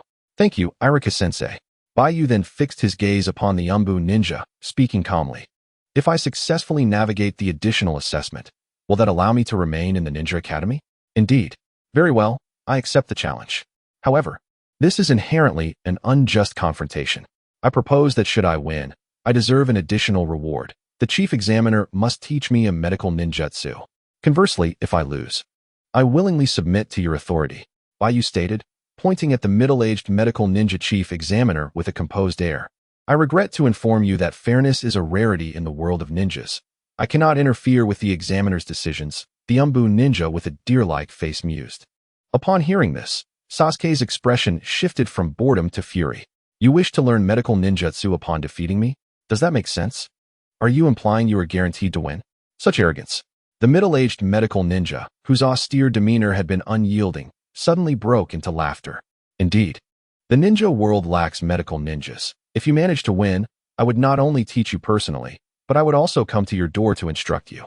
Baiyu, you need not be so insistent. I will seek out Lord Hokage, Irika urged anxiously. Before he could finish, Baiyu shook his head, saying, Sensei, please step aside. Irika, feeling as though he was helplessly watching a loved one make a grave error, shot Baiyu a pained glance before hastily departing the training ground towards the Hokage's office. Let the assessment commence, commanded the middle-aged medical ninja. Form the required hand seals and adhere to the rules of practical combat. Any violations will result in disqualification. The Umbu ninja with a deer-like face retreated beneath the trees. The Umbu ninja with a pig-like visage, who had been leisurely resting under the tree, shrugged and remarked, Do you truly believe that Lord Danzo sees potential in this child as a match for Uchiha Sasuke? Sasuke is the second son of Uchiha Fugaku, Itachi's younger brother. The deer-faced Umbu ninja replied coldly, That Uchiha waste. If he can defeat the opponent I have personally selected for him, I will swallow my shuriken on the spot. I truly do not understand what Lord Danzo sees in him. He chuckled and decided against it, declaring that the shuriken was unpalatable. The pig-faced ninja retrieved a half-meter-long four-leaf wind shuriken from a space-sealed scroll, grinning as he suggested, Let us enjoy this instead. It's plentiful and satisfying. In the center of the training ground stood the sole examiner, flanked by two Uchiha youths, while the students' cheers reached a crescendo. No one had anticipated that their purpose of observing the basic ninjutsu assessment would allow them to witness a battle between a genius and an underdog. Although the disparity in strength was apparent to all, Baiyu raised his right hand, extending his index and middle fingers as he exchanged a glance with Sasuke, clearly sensing the pride and combative spirit in the latter's eyes. Sasuke, who was cherished by his parents, was indeed different. Underachiever. If I were you, Sasuke's gaze was icy, poised to deliver an inflammatory opening remark. However, Baiyu promptly raised his hand high and proclaimed, Esteemed examiner, I must report. Classmate Sasuke has begun with an insult, violating Article 7 of the Ninjutsu School Practical Training Regulations. During peer combat exercises, deliberate insults aimed at opponents are prohibited as they disturb their focus. The referee is to issue a warning. Upon receiving 3 warnings, a participant shall be expelled. Sasuke, the examiner, the dark ninja, and the audience responded. With a scornful glare, Sasuke retorted, Who would craft such a tedious regulation? If you're unwilling to duel, simply concede. There's no need for this verbal sparring. Surrounding girls echoed in agreement, asserting, Indeed, this ludicrous rule reeks of your own fabrication. Just concede, Baiyu. If you dare to make a move against Sasuke, we won't let you off easily. The fervent shouts surged. Sasuke, your lack of education is no fault of mine. Baiyu, undeterred by the clamor, smiled as he elaborated. Everyone knows that the ninjutsu school was established by the second Hokage, and the practical training regulations were crafted by the greatest Hokage in history, the third Hokage, Sarutobi Hiruzen, who mastered thousands of jutsu. His intent was to prevent students from resorting to ruthless tactics in real combat. Sasuke's expression darkened, momentarily at a loss for words. The third Hokage? He was indeed a living legend in Konoha, someone to whom even Sasuke's brother and father would bow. Among the onlookers, a devoted follower of Baiyu quickly raised a copy of the ninjutsu school textbook, exclaiming, It's written in the practical training regulations. Baiyu is undoubtedly the studious type. Baiyu crushed Sasuke.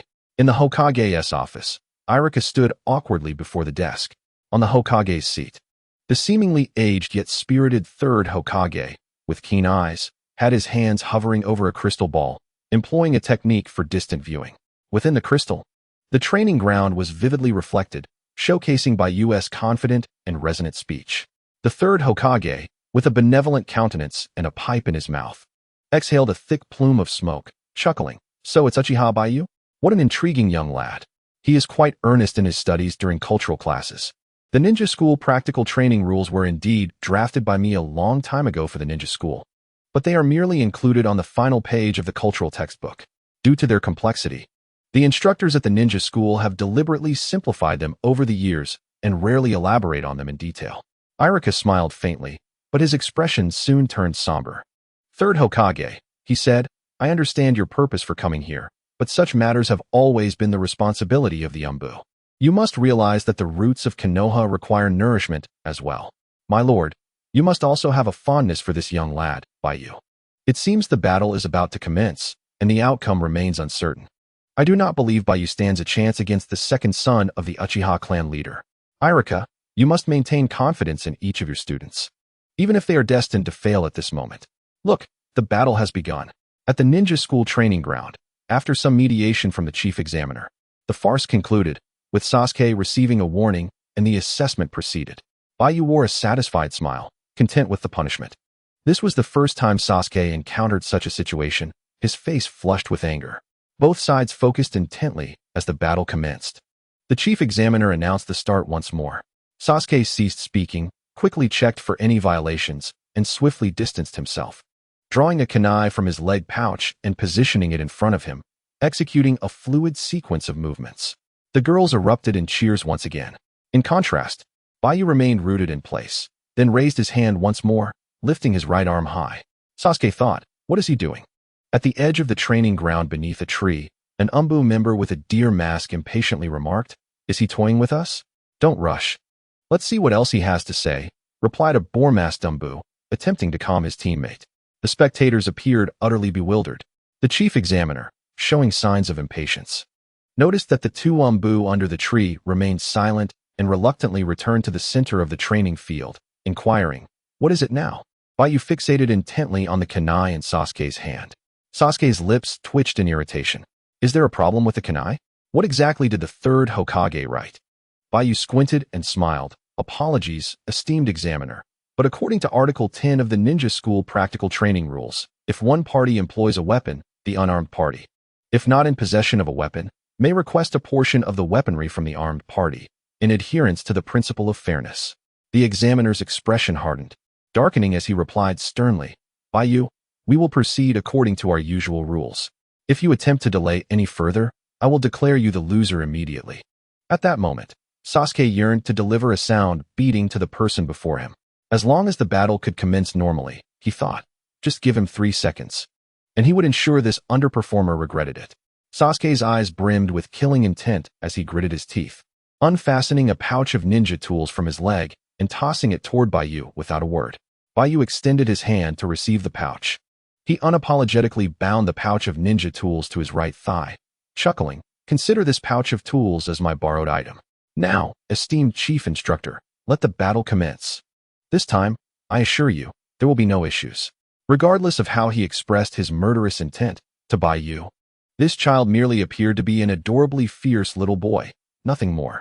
The spectators around, having endured a roller coaster of emotions, found themselves in a state of utter despondency, uncertain whether Baiyu would conjure anything remarkable once more. Amidst the audience, Sakura furrowed her brow as she turned to Naruto, who had approached her, inquiring, is Baiyu always like this? Naruto scratched the back of his head, chuckling awkwardly. I'm not quite sure. Let the battle begin. Sakura declared as the chief examiner announced the start, and Baiyu immediately vanished from the training ground. Suddenly, leaves danced in the air as a gust of wind swept through the arena, stirring up dust and sand.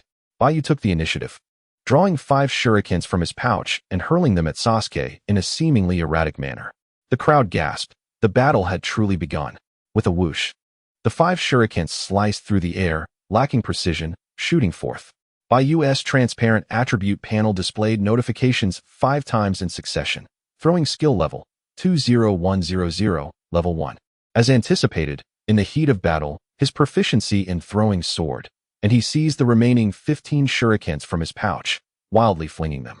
With each notification, his throwing skill reached its zenith. Throwing skill level, 0200, level 2. Reward, steel wire throwing technique. Observing the clumsy throwing stance of his opponent, Sasuke smirked, gripping a shuriken as he effortlessly dodged through the rain of projectiles. Baiyu's few shurikens aimed directly at him were swiftly deflected. Baiyu's throwing skills are even less precise than my grandmother's. This is disastrous. Baiyu is surely doomed. With such throwing skills, I could do better. Hearing his classmates' reactions, Naruto clenched his fists and shouted encouragingly, Baiyu, you can do it. In the blink of an eye, Sasuke, filled with rage, teleported directly in front of Baiyu. He intended to utter something, but, recalling their previous encounter, he instead swung his shuriken with fervor, aiming at Baiyu's face, which still bore an unsettlingly kind smile. With a thud, the sharp shuriken sliced through the air, effortlessly tearing at Baiyu's face, only to dissolve into smoke, the result of a substitution technique. Sasuke quickly glanced back, only to find Baiyu appearing directly behind him, almost in close proximity. To Baiyu, this moment presented itself as the perfect opportunity for a power boost, an experience to be cherished. With a sense of admiration for the system, Baiyu retracted his smile, channeling chakra within him. 200 points of chakra enveloped his entire system, filling him with vitality. This sensation was utterly sublime, and his mental state reached its pinnacle. As Sasuke's missed strike left him off balance, he swiftly repositioned his grip on the shuriken, leaping and twisting his upper body with agility, his elbow striking back with fierce momentum. The entire reaction took a mere half a second. Baiyu did not flinch. Instead, he raised his right arm high, directly countering the seemingly fierce elbow strike. A resounding thud echoed as the elbow collided with his forearm, producing a dull sound. "So hard," Sasuke exclaimed, his pupils constricting in astonishment. At that moment, his right elbow felt completely numb, the sensation relayed by his arm's nerves akin to striking a steel plate. It is well known that the elbow joint is one of the hardest parts of the human body. How could its hardness possibly be inferior to that of Baiyu's forearm? Without pausing midair, Sasuke gritted his teeth against the pain, leveraging the force transmitted from his elbow to spin his body once more, seamlessly raising his right leg to deliver a whip kick aimed at Baiyu's head. He resembled a butterfly dancing through the air. The whip kick whooshed through the air, a sound echoing like a whistle. For an ordinary opponent, even a chunin, it would be challenging to predict Sasuke's habitual combination of elbow and leg strikes. Yet Baiyu remained as steadfast as a mountain, possessing insight comparable to Sasuke's. He had already anticipated his opponent's attack pattern. He quickly raised his left hand to block the direction of the whip kick. Another dull thud resonated. "Ah!" Sasuke could not contain his pain, letting out a cry. This time, his calf transmitted a similar sense of numbness, accompanied by the agonizing sensation of kicking against a steel plate. He began to suspect whether this guy had steel plates installed on his arms. However, Baiyu donned a white short-sleeved shirt. His arms appeared no different from those of an ordinary person. It was perplexing why it was Sasuke, the attacker, who was the one crying out in agony. Naruto looked at his classmates, a question mark hovering above his head. The expressions of his peers were not much better. In the shade of the trees, the masked ninja from the Umbu sighed, "Impressive. At my age, I couldn't perform such maneuvers as Sasuke does. Nor could I respond to attacks like Baiyu." The ninja with the deer mask twitched at the corners of his mouth. The students from the Ninja Academy struggled to discern the subtleties of the encounter. He observed it all with clarity. In this battle, Sasuke had truly encountered an iron wall. In the center of the training ground, Baiyu understood that his formidable strength stemmed entirely from his secondary martial arts training. At this moment, the strongest first-year student, Sasuke, could still not proficiently extract chakra. Many of his martial arts techniques were merely superficial, unable to harness chakra to produce internal energy and explosive force. Under Itachi's guidance, Sasuke, with his entry-level martial arts and advanced throwing techniques, indeed possessed considerable strength, capable of contending even with ordinary genin who graduated a year or two prior. However, when faced with an opponent well-versed in martial arts for a year or two, Sasuke's inability to proficiently extract chakra would be magnified. Baiyu's secondary martial arts training effectively opened up most of his internal chakra pathways, enhancing the strength of his body surface to a level comparable to that of a genin who had mastered martial arts for 3 to 5 years. With the abundant chakra from his Uzumaki lineage, Baiyu could effortlessly envelop his body in chakra, maneuvering its flow at will. Though not yet achieving complete mastery, it was still manageable. Even among the genin ranks, Baiyu now stood as one of the elite in martial arts. The battle raged on. In the astonished and fearful gaze of Sasuke, Baiyu did not wait for Sasuke to descend from the air. With his left hand outstretched, resembling the unyielding talons of a hawk ready to strike, he firmly locked onto Sasuke's ankle. Startled, Sasuke contemplated employing the substitution technique. But Baiyu would not grant him such an opportunity. A smile reappeared at the corner of his mouth, and his left hand, enveloped in chakra, clamped down like an iron vice, while chakra gathered in his right fist. Multi-striking fist. 10 phantom punches materialized, striking towards Sasuke's face like cannonballs. Sasuke's pupils dilated in shock as he gritted his teeth, retracting his arms to cross in a desperate attempt to defend himself. In the original work, The multi-striking fist and multi-striking leg techniques were the specialties of Orochimaru's subordinates, Zuijin and Eugene. Their hallmark lay in the synchronized movements of their conjoined bodies, utilizing 3 arms or 3 legs to unleash a barrage of strikes with impeccable timing. After Baiyu acquired these techniques, the system actively developed them into a form that could unleash countless phantom punches, layering the force of each blow. Simple, yet brutally effective. Amidst his thoughts, Baiyu's mastery of martial arts reached a level of 20. The accumulated force of 10 iron fists slammed into Sasuke's chest, simultaneously releasing his left hand's grip. Cough. Sasuke's features contorted in agony as a sharp pain pierced his chest, leaving him breathless. He was propelled backward, rolling several times on the ground before managing to stabilize himself. His gaze fixed on the barren earth, disbelief etched across his ashen face as he struggled to rise. This individual is formidable.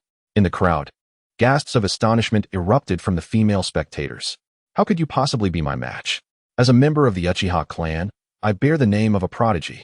Sasuke's eyes blazed with fury, blood trickling from the corner of his mouth. Steadying his breath, he shook his head vigorously and shouted aloud. He rallied his spirit, forcing himself to dispel the fear that Baiyu instilled within him, reaching into his ninja tool pouch. His fingers emerged, interlaced with 8 specially crafted shurikens. And with all his might, he swung his arms in a cross. Swish, swish, swish. The shurikens flew forth with precision and ferocity, contrasting sharply with Baiyu's earlier casual throwing technique. Sasuke's shurikens shot straight and true, their graceful arcs and the speed at which they left behind afterimages instilling a sense of dread. Originally intended for use against his brother, Sasuke's gaze sharpened, enduring the excruciating pain in his chest as he fixed his eyes on Baiyu and roared, "Now I shall grant you this." Baiyu faced the incoming shurikens, which were aimed with deadly accuracy, yet he remained unfazed. You are indeed a genius, but your talent has yet to be fully realized. Baiyu's expression remained serene as he gathered strength beneath his feet, propelling himself to the right side with swiftness, perfectly evading the 8 shurikens that sliced through the air beside him. Damn it, why are you so fast? Sasuke glared at Baiyu, who sought to close the distance once more, and with a flick of his hands to the left, he deftly maneuvered his fingers. A thin, nearly invisible wire connected to the tips of the shurikens tightened in the air before vibrating. With a subtle force, he redirected the trajectory of the shurikens, now silently tracking towards Baiyu's back. Success! Sasuke was elated, imagining how proud Itachi would be if he were here to witness his successful execution of the wire-throwing technique. Yet he had not anticipated the unfolding of events that would follow. Baiyu observed everything keenly, continuing to sprint until he was approximately 3 meters from Sasuke. Just as the shuriken was about to strike his back, Baiyu executed a backward somersault, narrowly evading the attack. He landed gracefully on his hands, propelling himself backward to steady his stance. Sasuke suddenly smiled. The shuriken lost its target. He displayed no sign of disappointment. Instead, as the distance closed and stabilized, he swiftly released the wire entangled around his fingers, forming hand seals with remarkable speed. Beneath the shadowy trees, the Umbu ninja from the Deer clan, who had been closely monitoring the battle, suddenly brightened with excitement, exclaiming, "That's a fire release seal. A first-year student actually knows ninjutsu," sighed the pig-faced Umbu ninja. No wonder he is the second son of the Uchiha clan. Did Sasuke just use a hand seal? Naruto exclaimed in astonishment. The Ninja Academy had yet to teach complex sealing techniques. Fool, that's merely the prerequisite for releasing ninjutsu, the hand seals. Shikamaru impatiently clarified. Aren't hand seals supposed to be simple? Naruto was perplexed. Baiyu's classmate Ino wore a worried expression on her lovely face. At the center of the training ground, Sasuke fixed his gaze ahead, his fingers dexterously intertwining as he completed 6 hand seals in one breath. Leaning back confidently and inhaling deeply, shouting, "Fire release. Great fireball technique." Before his voice faded, Baiyu, positioned directly opposite him, executed the hand seals even faster, mirroring Sasuke's movements perfectly. After completing the seals, he inhaled deeply, his right thumb extended, and his index and ring fingers raised in a pinching gesture near his mouth. Calling out the final word for Sasuke, "Jutsu." "Impossible, you can do that too?" Sasuke was taken aback, his breath quickening. Boom. A fireball with a diameter of 3 meters and a height of approximately 3 meters surged towards Baiyu, scorching the ground and igniting the weeds. With Sasuke mastering ninjutsu, it seemed Baiyu was destined for defeat. Just as the onlooking students at the Ninja Academy lost hope, another boom erupted. Baiyu, with his back to the crowd, unleashed a scorching fireball measuring 5 meters in diameter. The surrounding temperature soared, and the heat waves twisted the air as if tearing through space. The two fireballs collided, sending sparks flying.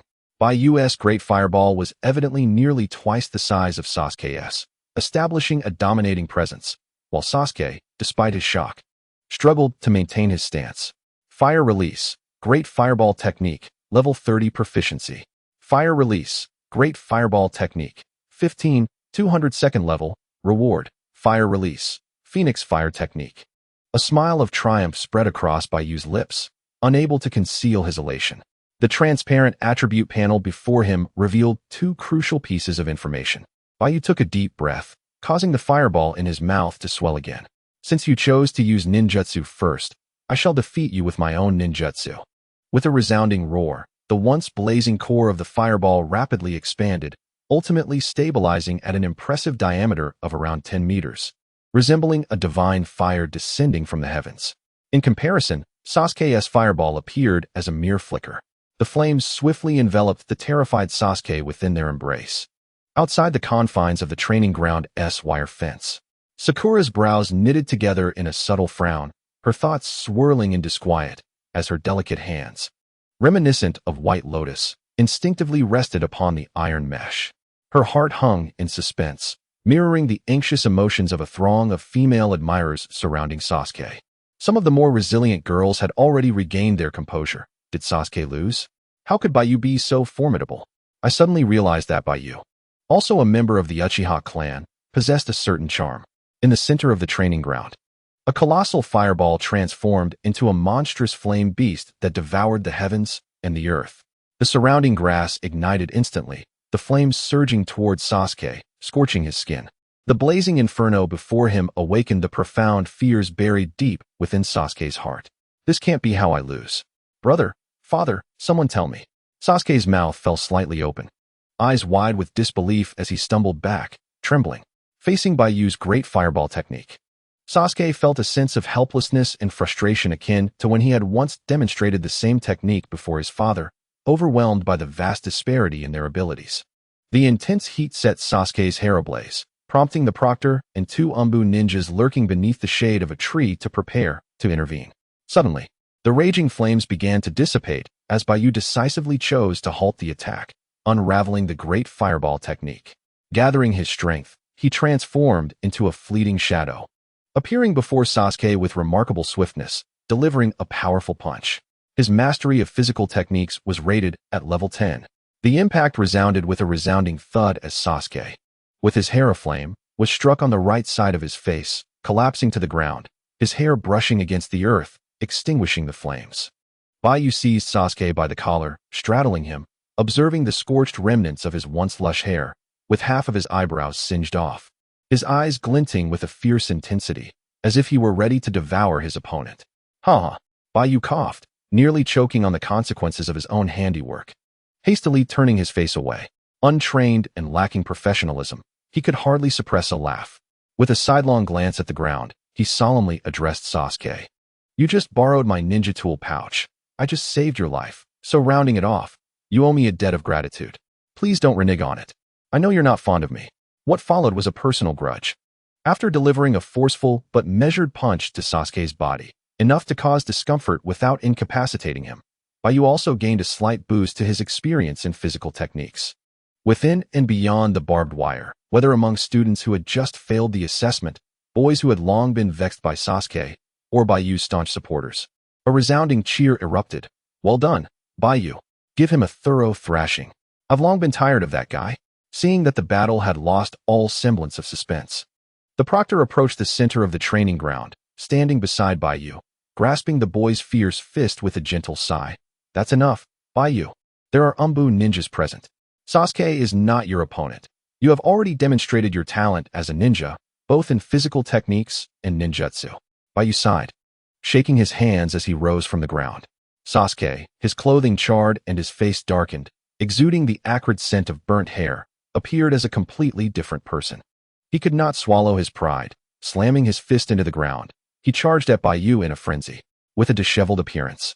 Sasuke was swiftly intercepted by the proctor, who, with an irate display, exclaimed, Continue. Let me go. I have not lost. I can still fight. Baiyu cast a fleeting glance at him, choosing not to engage further. Observing the standoff, the proctor raised his hand and executed a chakra technique, precisely striking the chakra network at Sasuke's neck, rendering him utterly fatigued. His vision blurred, and he collapsed onto the ground, unconscious. Baiyu lifted his gaze towards the shaded area beneath a tree, focusing on the two Umbu ninjas. Beneath the towering tree, one of the Umbu ninjas, donned in a pig-faced mask, brandished a wind shuriken, gesturing animatedly. "Thank you, but I am not hungry at the moment," remarked the deer-masked Umbu ninja, his expression dark as he approached the center of the training ground. After a moment of contemplation, he proclaimed loudly, "Baiyu's taijutsu, ninjutsu, and transformation techniques have all met the requirements." However, his throwing technique. Before he could finish, Baiyu picked up Sasuke's 8-wire kunai from the ground. With level 2 enhancement to his throwing technique, he effortlessly aimed at the inner side of the training field, approximately 100 meters away, and launched the 8 kunai in a precise row towards the targets. His technique was impeccable. The kunai sliced through the air with remarkable speed and accuracy. Thud, thud, thud. All 8 kunai landed firmly on their targets. The proctor hurried over to examine the results, his pupils dilating in astonishment as he discovered that every kunai had hit the bullseye without a single deviation. The deer-masked Umbu, at a loss for words, darkly stated, "I will give you one more chance to reconsider. Are you truly unwilling to join the border logistics department?" "I'm afraid I only wish to attend the Ninja Academy diligently," Baiyu replied, his gaze unwavering as he met the cold eyes beneath the deer mask. "I am still just a child." "Very well." The Umbu ninja seethed, grinding his teeth in frustration. He turned to face the barbed wire training field and loudly announced, "Those who fail the assessment will gather at the village entrance tomorrow morning. Anyone absent will be treated as a rogue ninja." The students who had faltered in the assessment lowered their heads in despair as Baiyu concluded his battle. This unjust evaluation came to an end. Sasuke, along with his kunai, was carried away by the Konoha ninjas maintaining order. In an instant, many of the unsuccessful candidates, once the Umbu had departed, jubilantly approached Baiyu. These orphaned children, shedding their earlier dejection, joyfully exclaimed, "Baiyu, your performance was extraordinary. I can only imagine how foul the expression beneath that Umbu mask must have been. Thank you, Baiyu. You have given us hope." Another chimed in, "Indeed. Although we are orphaned and lack talent, we are certainly not worthless." Baiyu gazed at this group of children, their once vacant expressions now ignited with a flicker of hope. For some reason, he felt a stirring within his heart, as if he had kindled that very flame. He extended his right fist, his gaze resolute as he declared, "Survive." The children raised their right fists, one by one, meeting his in camaraderie. "Yes. It is a pity we could not hear your stories before. Next time we meet, we will surely make up for it. When we return from the front lines, we will be even stronger than you." Baiyu smiled, having come to terms with the outcome, saying, "Well, next time for sure." As the simple farewell ceremony concluded, the onlookers around the training ground began to disperse. Naruto, Ino, and others gathered around. The middle-aged medical ninja examiner passed by the students and approached Baiyu. Scratching his head with a wry smile, "I apologize, Baiyu. As the captain of the Konoha medical team, I may not have the time to teach you healing ninjutsu. But rest assured, I can have my subordinates come to your home in the evening for tutoring." "All right, my home is at the far end of the Uchiha compound." Baiyu didn't dwell on the matter. It was expected that Sasuke would excel at this stage. The examiner nodded. "Congratulations on passing the assessment. And thank you for allowing me to witness the emergence of yet another talented ninja. Until we meet again." Baiyu nodded, watching him leave. Naruto leaned in, his expression animated, laughing. "Baiyu, what have you been eating lately? Your strength has improved so rapidly." Ino, pushing past the bothersome Naruto with a sweet smile, produced a heart-shaped gift box from behind her, her sparkling eyes gleaming. "Baiyu, this is a special token of gratitude I prepared just for you. Open it and see what's inside." "Humph, Ino is so biased. The last time I told Baiyu about you being carried away by a tiger, you didn't prepare a gift for me," Naruto said, his eyes gleaming with envy. "I'll treat you to ramen another day, all right?" Ino giggled, eagerly anticipating Baiyu's reaction as he opened the heart-shaped box. "How thoughtful, Ino." Baiyu accepted the gift box, feeling its weight in his hands, a sense of anticipation building within him. Upon opening it, he was pleasantly surprised to find a meticulously crafted ninjutsu scroll and 2 jars of honey. The scroll prominently displayed the words B-rank ninjutsu, water release, exploding water shockwave in bold, sharp strokes. At that moment, spring was just beginning, with the weather fluctuating between pleasant and dreary. Just before the assessment, wisps of white clouds gathered in the sky, and as noon approached, the clouds thickened. The air was humid, and the sky gradually darkened. In the center of the training ground, Baiyu held the precious gift with a gleam of joy in his eyes. He felt an overwhelming urge to give Ino a big hug. This was a genuine B-rank water release ninjutsu, the potency of which was undeniable. Ino, I really appreciate this, Baiyu said sincerely, smiling. When I have some time, I'll write a story for you. I look forward to your story, Ino replied, her smile radiant. By the way, the honey can be dissolved in water, and take your time studying the ninjutsu. If you encounter any difficulties, you can mark them, and I can have my father explain them to you. Ino's adorable smile reflected her relief at Baiyu's delight in her gift. Baiyu nodded in agreement, confident in his understanding and the presence of a system, which allowed him to learn at a commendable pace. Hey, Baiyu, since you defeated Sasuke in this assessment, the school is giving you a half-day off this afternoon to celebrate your early appointment as the top student of the first year. Let me treat you to ramen, Naruto suggested, a hint of anticipation in his voice. Generally speaking, he rarely invited classmates to ramen, primarily fearing rejection due to his perceived lack of social connections. Baiyu, with a polite smile, said, "Forgive me, Naruto, perhaps another time, as I am a bit weary today." Naruto felt a wave of disappointment wash over him, his head hanging low as he listlessly kicked at the charred haystack. Baiyu approached with a smile, instinctively patting Naruto's shoulder, and reassured him, "I promise, tomorrow evening." Ino chimed in excitedly, "I want to go too." "All right then, we shall meet at Ichiraku Ramen tomorrow night." In the afternoon, the sky darkened ominously, and rain fell steadily, filling the air with the fresh scent of damp earth throughout the streets of Konoha. In the Uchiha clan's territory, Baiyu chose not to seek shelter beneath the eaves of a wooden house, but instead strolled alone in the rain, relishing the long-awaited gentle drizzle of early spring. As his hair became damp and his clothes soaked, he attempted to summon the water nature chakra within him. The chakra attributes within his body swiftly transformed without conflict. Shifting from fire to water, Baiyu skillfully enveloped himself in half of his water chakra. In an instant, he felt as though his very essence resonated with the rain and the world around him. Though this sensation quickly faded away, Baiyu paused, contemplating that perhaps his insufficient chakra was the reason he could not sustain the ability to perceive the world through the medium of rainwater. Nevertheless, with the water chakra enveloping him, his speed and agility in the rain were undeniably enhanced. Upon returning home, Baiyu boiled water for a hot shower and donned a high-collared blue Uchiha clan outfit, reminiscent of Sasuke's, using fire chakra to dry his dark red hair. After a simple lunch, he took an umbrella and ventured deeper into the clan's territory.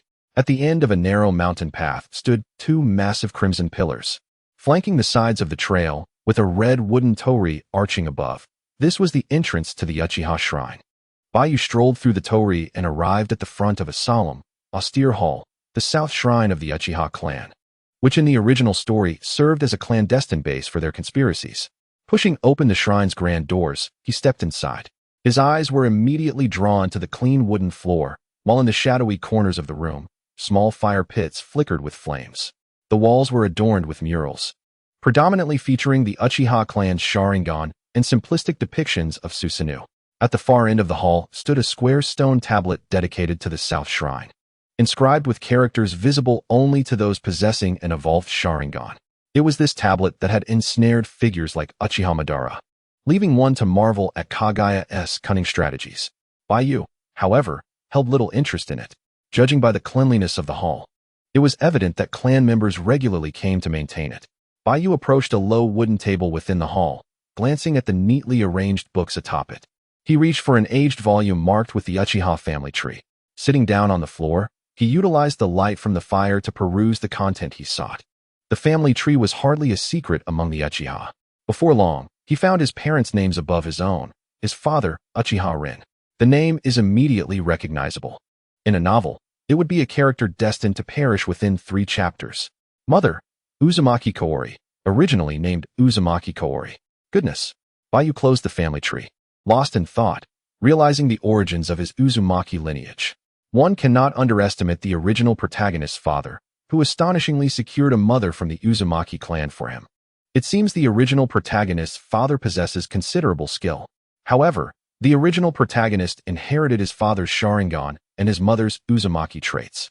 Should Orochimaru learn of this, Baiyu shuddered, daring not to dwell on it, for the worst fate would surely involve dissection for research purposes. In the Hokage building, the rain fell increasingly heavily outside, the sky cloaked in gloom. Inside the Hokage's office, bright incandescent lights illuminated the room. The third Hokage sat behind his desk, his gaze serene as he observed the Umbu ninja, who squatted before him wearing a pig-faced mask. In a gentle tone, he remarked, "I must commend you for your efforts in infiltrating Danzo's," sighed once more Tenzo. "What are your thoughts on that child?" In response, the pig-faced ninja replied earnestly, "Lord Hokage, he is quite exceptional." The fact that this little fellow could remain at the Ninja Academy surprised many. However, the situation has become rather complicated, and I must ponder how to address it. Forgive me for asking, but you wish to know why Danzo has taken an interest in him, correct? You are quite intrigued by him, aren't you? Indeed. Ah, well, this is not particularly a secret. The specifics relate to the child's parents. I shall provide more detailed information once you return from this border mission. Understood. The pig-faced Umbu ninja blinked his large almond eyes beneath the mask and respectfully stated, "I shall take my leave now and report back to you upon the completion of the mission." With that, the pig-faced Umbu vanished from the office. "Thank you for your hard work." The third Hokage took a puff from his pipe, spinning in his Hokage chair to gaze out at the darkening sky, a slight smile curling the corners of his wrinkled mouth. Now that Baiyu was emerging in prominence, he could not allow Danzo to take this child away. Upon returning home from the Uchiha Nana's shrine, Baiyu's first action was to sit on the bedroom floor, earnestly reflecting on the improvements he had made after his morning spar with Sasuke. He opened the transparent attribute panel before him. Uzumaki Physique, Chakra Quantity 200, 570, 2000 Level 1. The chakra storage had increased somewhat. The Sharingan's proficiency remained unchanged due to lack of use.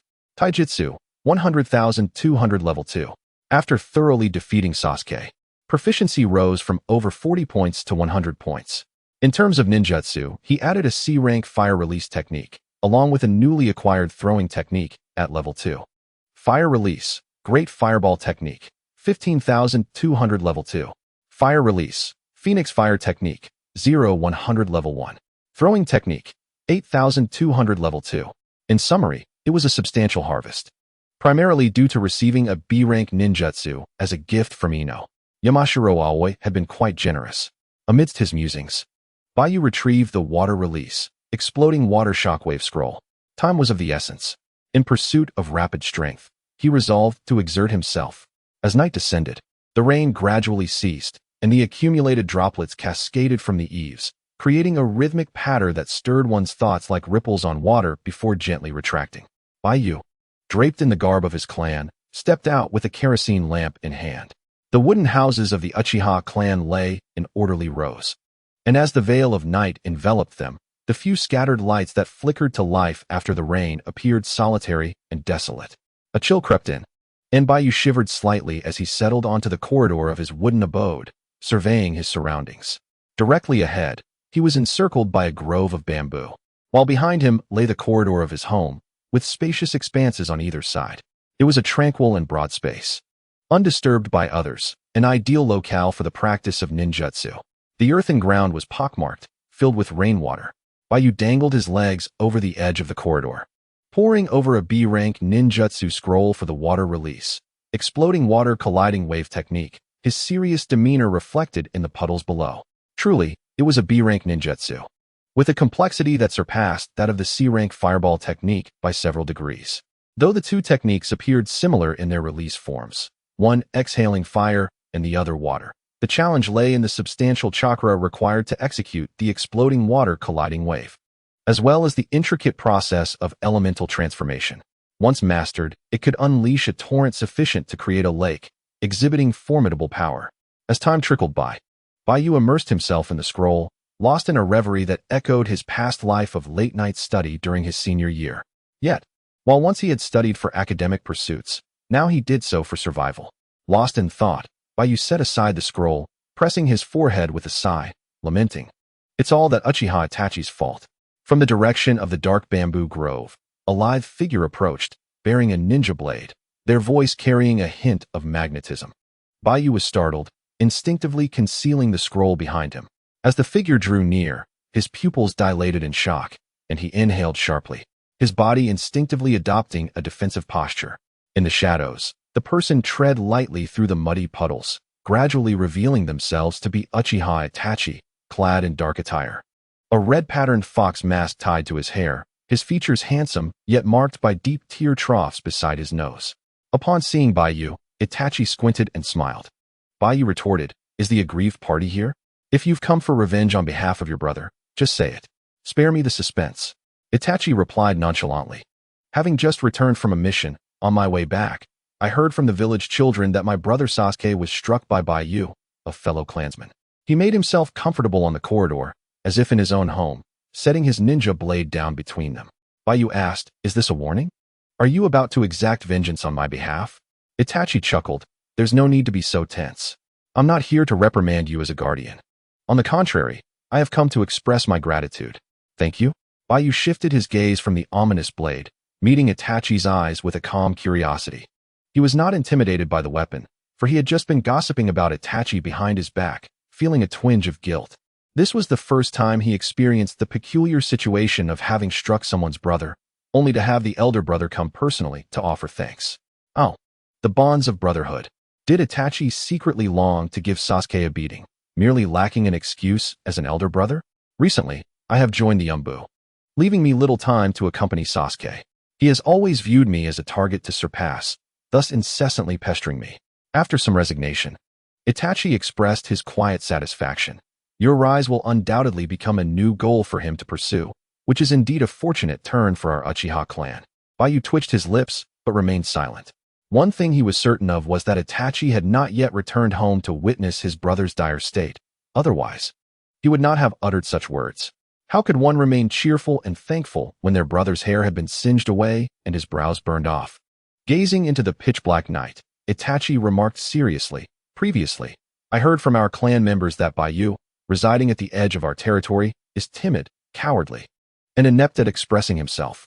Yet, from my recent observations and through your eyes, I perceive a soul that thinks deeply, conceals emotions, diligently studies, and strives for progress. Had I drawn my blade just now, you would have undoubtedly lunged at me without hesitation." Baiyu exhaled in relief, adopting a demeanor devoid of pretense.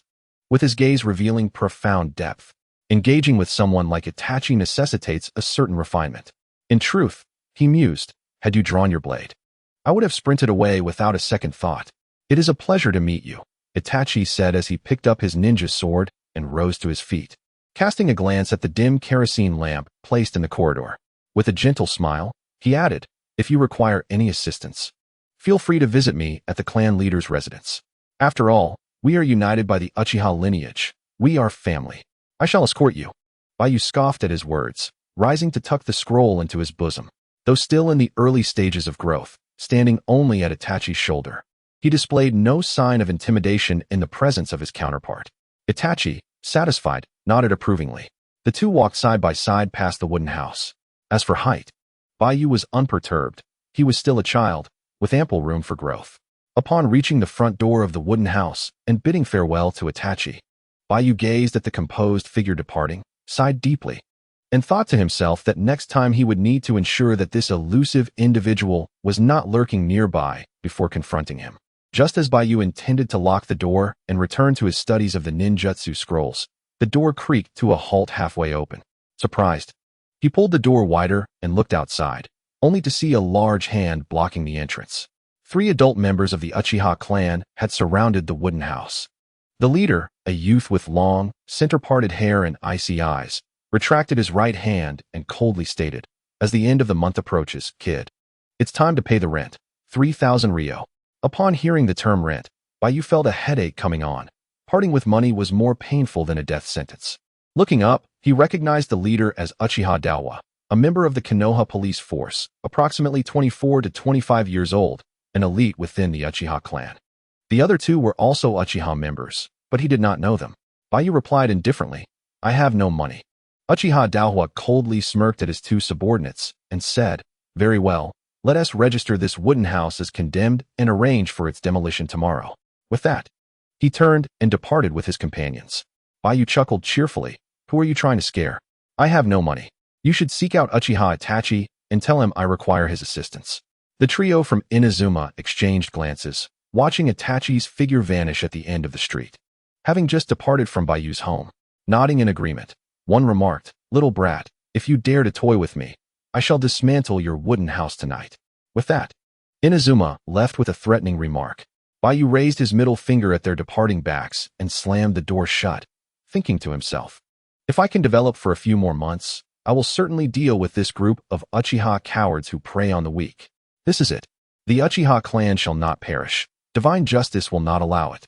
In the heart of the expansive and exquisitely landscaped patriarch's estate of the Uchiha clan, Itachi stood at the entrance, listening as the trio from Inazuma relayed Baiyu's words.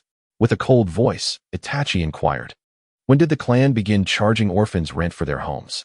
Inazuma, maintaining a calm demeanor, responded, "The new clan regulations stipulated by Lord Hakadai explicitly state that our Uchiha clan shall not support the useless." The stern, rigid visage of Uchiha Hakadai quickly flashed through Itachi's mind. He was one of the leaders of the Konoha police force, and even Itachi's father held him in high regard. "Very well," Itachi said, extracting a thick wallet from his pocket and tossing it to Inazuma. It contained his recent paycheck from the Umbu, an amount that exceeded expectations. Inazuma, surprised by the weight of the wallet, watched as Itachi turned to leave. With a sidelong glance, Itachi remarked, "Use the surplus to restore power to Baiyu's home and inquire if there are any repairs needed for the wooden house. If I discover that you pocketed any of it, understood." Inazuma replied, visibly displeased, and departed with his companions. Not far along, two clan members behind him murmured, "Something feels off. I heard from my child that Baiyu just thrashed Sasuke at the ninja academy. Why is Itachi helping him at a time like this?" At the entrance of the patriarch's estate, Itachi's expression remained indifferent as he cast a sidelong glance at the trio's retreating figures, murmuring softly, "The lack of character among these clansmen is truly repugnant." The unjust clan regulations further solidified a certain resolve within Itachi. "I have returned." He removed his gear and entered the courtyard, changing into clean wooden sandals at the shoe rack in the corridor before stepping into the fresh and pristine hall. Uchiha Makoto emerged from the corridor, cradling the charred clothing of Sasuke, lamenting, "Itachi, why don't you go check on your brother in the bedroom?" "All right," Itachi replied, his gaze shifting from the tattered clan robe as he raised an eyebrow and quickly approached the bedroom door. Pushing it ajar, he found Sasuke, his head wrapped in white bandages, curled up in bed, weeping incessantly, with shards of a broken mirror scattered across the wooden floor. "Sasuke," Itachi spoke softly, navigating around the glass fragments to kneel before his brother. Observing Sasuke's head injury, he assessed the situation. Half squatting, Itachi's gaze drifted towards Baiyu's residence, his expression darkening as his fists clenched involuntarily. Should he confront Baiyu now? Yet he had just expressed gratitude. Restraint. Yes, I must maintain my composure. Restraint is paramount. After a prolonged internal struggle, he grappled with his thoughts. Itachi finally released his clenched fist. Sasuke understood that his brother had returned. He covered his eyes with his small arms, swiftly rolled over, and continued to sob, soaking his pillow as he choked out, "Brother, I no longer wish to be a ninja." Itachi replied, at the end of the Uchiha compound.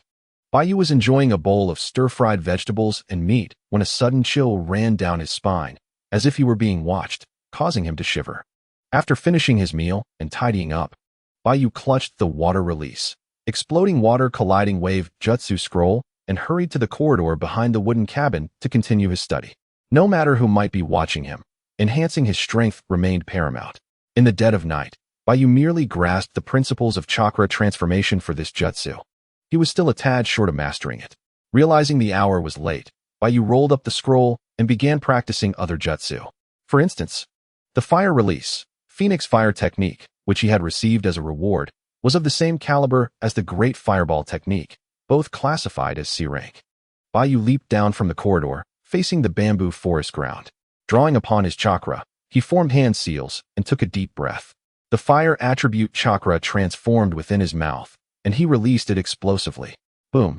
5 fireballs, resembling soaring birds, shot forth, crashing into the ground, and, upon colliding with the puddles, formed 5 towering pillars of flame half a meter high. Ultimately, the intense heat met the water, producing an abundance of steam and mist as the energy dissipated. The proficiency of the fire release, Phoenix Fire technique reached level 5. Baiyu summoned a transparent attribute panel before him, the text shifting colors against different backgrounds. In the darkness, it turned white, ensuring clarity. The Uzumaki physique, chakra amount 1. 005, 732, 000 at level 1. The chakra amount increased by 3 points.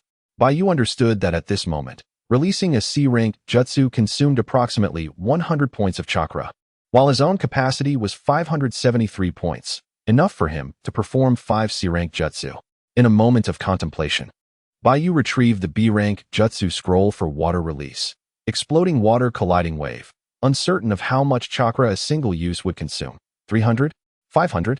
Rising to his feet, he continued to practice the fire release, Phoenix Fire technique, marking it as his first area of effect fire jutsu.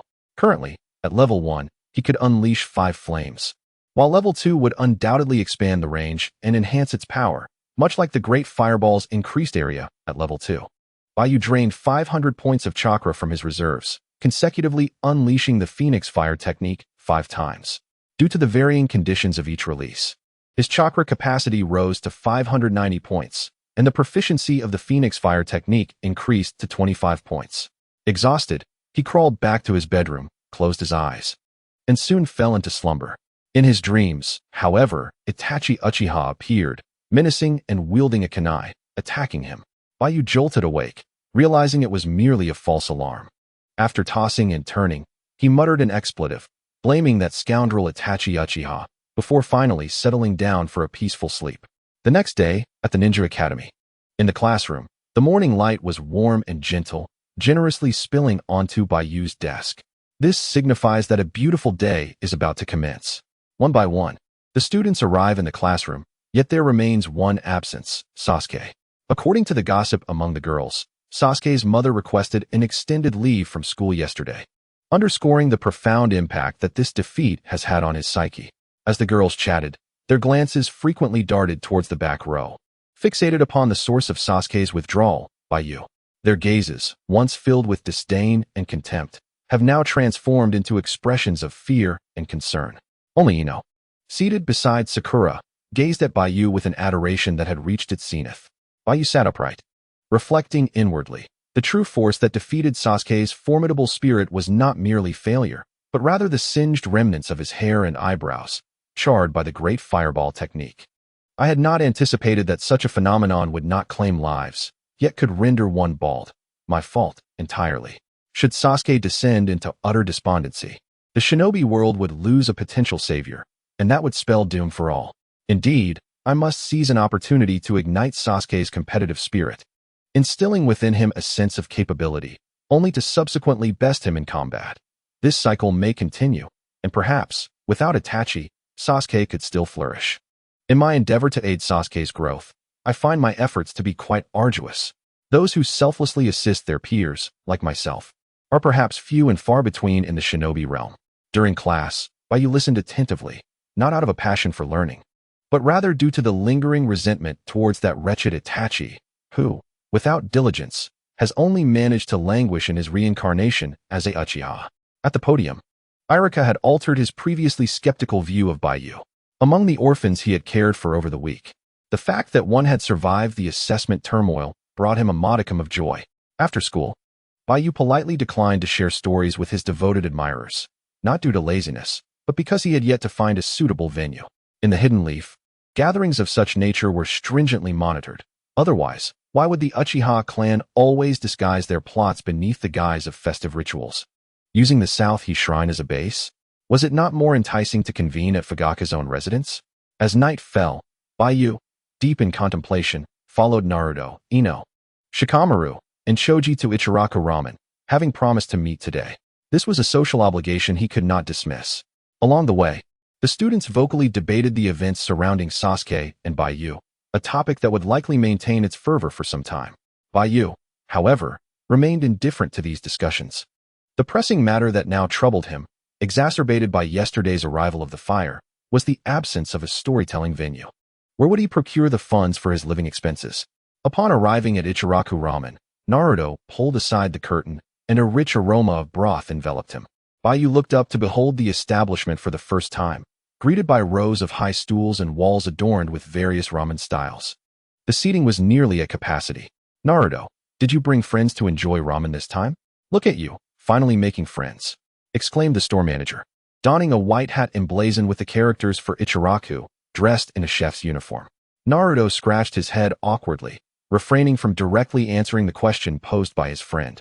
Baiyu scrutinized the handmade noodle master, perceiving him as a man bustling with life, seemingly eternally brimming with passion. Baiyu, with thoughts of soy sauce ramen, miso ramen, salt ramen, pork bone ramen, seafood ramen, and sauce-mixed noodles, drooled with delight, asking, which one would you like? The group sat on the remaining row of high stools to the right. Baiyu smiled and suggested, let us go with the one you love the most, Naruto. Great, Naruto exclaimed, slapping the table. Uncle Ichiraku, 2 bowls of miso ramen, each with a fried egg. Got it. The handmade noodle master noted down the order. Ino and the others soon finished ordering their Ichiraku ramen. She sensed Baiyu's current melancholic mood and, slightly concerned, asked, Baiyu, is something troubling you? After a moment's contemplation, Baiyu decided to be candid, recounting his struggles to support himself. A penny can be a hero's downfall. Only those who venture out know how arduous it is to earn a living. After listening to Baiyu's grievances, Ino's charming eyes sparkled with joy as she replied, is that all that's bothering you? Baiyu remarked, no wonder you're a carefree rich girl, never troubled about money. Ino confidently assured, tomorrow is the weekend. Come help at my flower shop, and I'll pay you daily. Suddenly recalling Yamashita Kai's attitude towards him, Baiyu swiftly shook his head, saying, your father isn't particularly fond of me. Ino, blinking her beautiful eyes, pondered for a moment and reassured, don't worry, I usually manage the shop on weekends. And my father will be at his analytical class the entire day. If you're still concerned, I can ask him tonight and let you know by morning. Baiyu smiled. All right, we'll discuss it tomorrow morning. Just then, the handmade noodle master brought out 2 bowls of miso ramen, cheerfully offering, if you don't mind. You could come help deliver meals at the shop on weekends. I can pay you daily for that too. A young girl sequentially served ramen, cheerfully adding, we've been quite busy at the shop lately and need extra hands. She was Ayum, the noodle master's daughter, clad in a white chef's apron. Her well-maintained skin and graceful figure complemented by her brown hair styled with a side fringe, her features strikingly beautiful.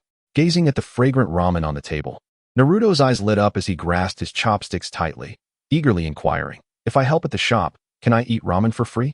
The noodle master, resting his chin on his hand, contemplated, that 1T work. If meals are included, you can only earn 100 a day, not the 300 for daily pay. That's the rate we offer to our subordinates as well. All right, I'll come help tomorrow. Baiyu solidified his temporary earning direction. I'll join too. Count me in. Naruto laughed heartily, then focused intently on the ramen before him, hastily pressing his hands together. But I'm diving in first. Sounds good. Ayum smiled softly. After finishing dinner, the 5 of them strolled beneath the starry sky. The bustling Konoha commercial street was alive with vibrant lights from various shops. Just after finishing his ramen, Dingxiai pulled out a bag of chips from his pocket. Everyone assumed he would open it for himself, but to their surprise, he handed the chips to Baiyu and said, this is to thank you for saving Ino last time. Baiyu paused, momentarily taken aback. He was acutely aware. In the eyes of this kind-hearted and reliable little chubby boy, calorically abundant foods such as potato chips and meat chunks hold significant importance. Shikamaru, with his hands resting behind his head, ambled over to Baiyu and explained, accept this.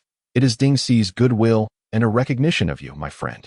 Preparing a formal thank you is too troublesome, so let me congratulate you on becoming the top student of the first year.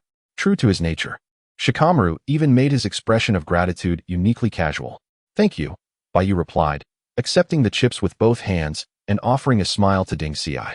He then gazed up at the starry sky, expressing with a hint of resignation, being number 1 can feel quite empty and lonely. Naruto chuckled. Although you defeated Sasuke and avenged me, rest assured, once I train hard for a semester, I will reclaim that top position from you, without a doubt. All right, Baiyu replied, hands in pockets, still looking up at the galaxy. Suddenly, Naruto became displeased, raising an eyebrow and teasing, "Come on, Baiyu, say something more spirited. Something like, I sit upon the throne, awaiting the challenges of my foes. Or, Naruto, though you are strong, I, Baiyu, shall never cower before your challenge." Ino giggled, covering her mouth as she followed behind. How childish. Shikamaru kicked a stone underfoot, startling a stray cat by the roadside. Ding Si laughed in agreement. Baiyu calmly replied, "Why say such things? This isn't a spirited shonen anime." At that moment, 3 children arguing passed by on the street. "I still think Sasuke is more impressive than Niji, the second-year top student." "Don't mention Sasuke, he got expelled." "Really? The current first-year top student who defeated Sasuke is a guy named Baiyu. I've heard he is also from the Uchiha clan." "Baiyu? Who is stronger, him or Niji? You'll only know by witnessing their battle." Baiyu, still gazing at the starry expanse, replied instinctively. One of the children exclaimed in astonishment, "Who are you?" Ino smiled and clarified, "He is Baiyu." The 3 children were immediately rendered speechless. Later that evening, around 7 or 8 o'clock, Baiyu returned home.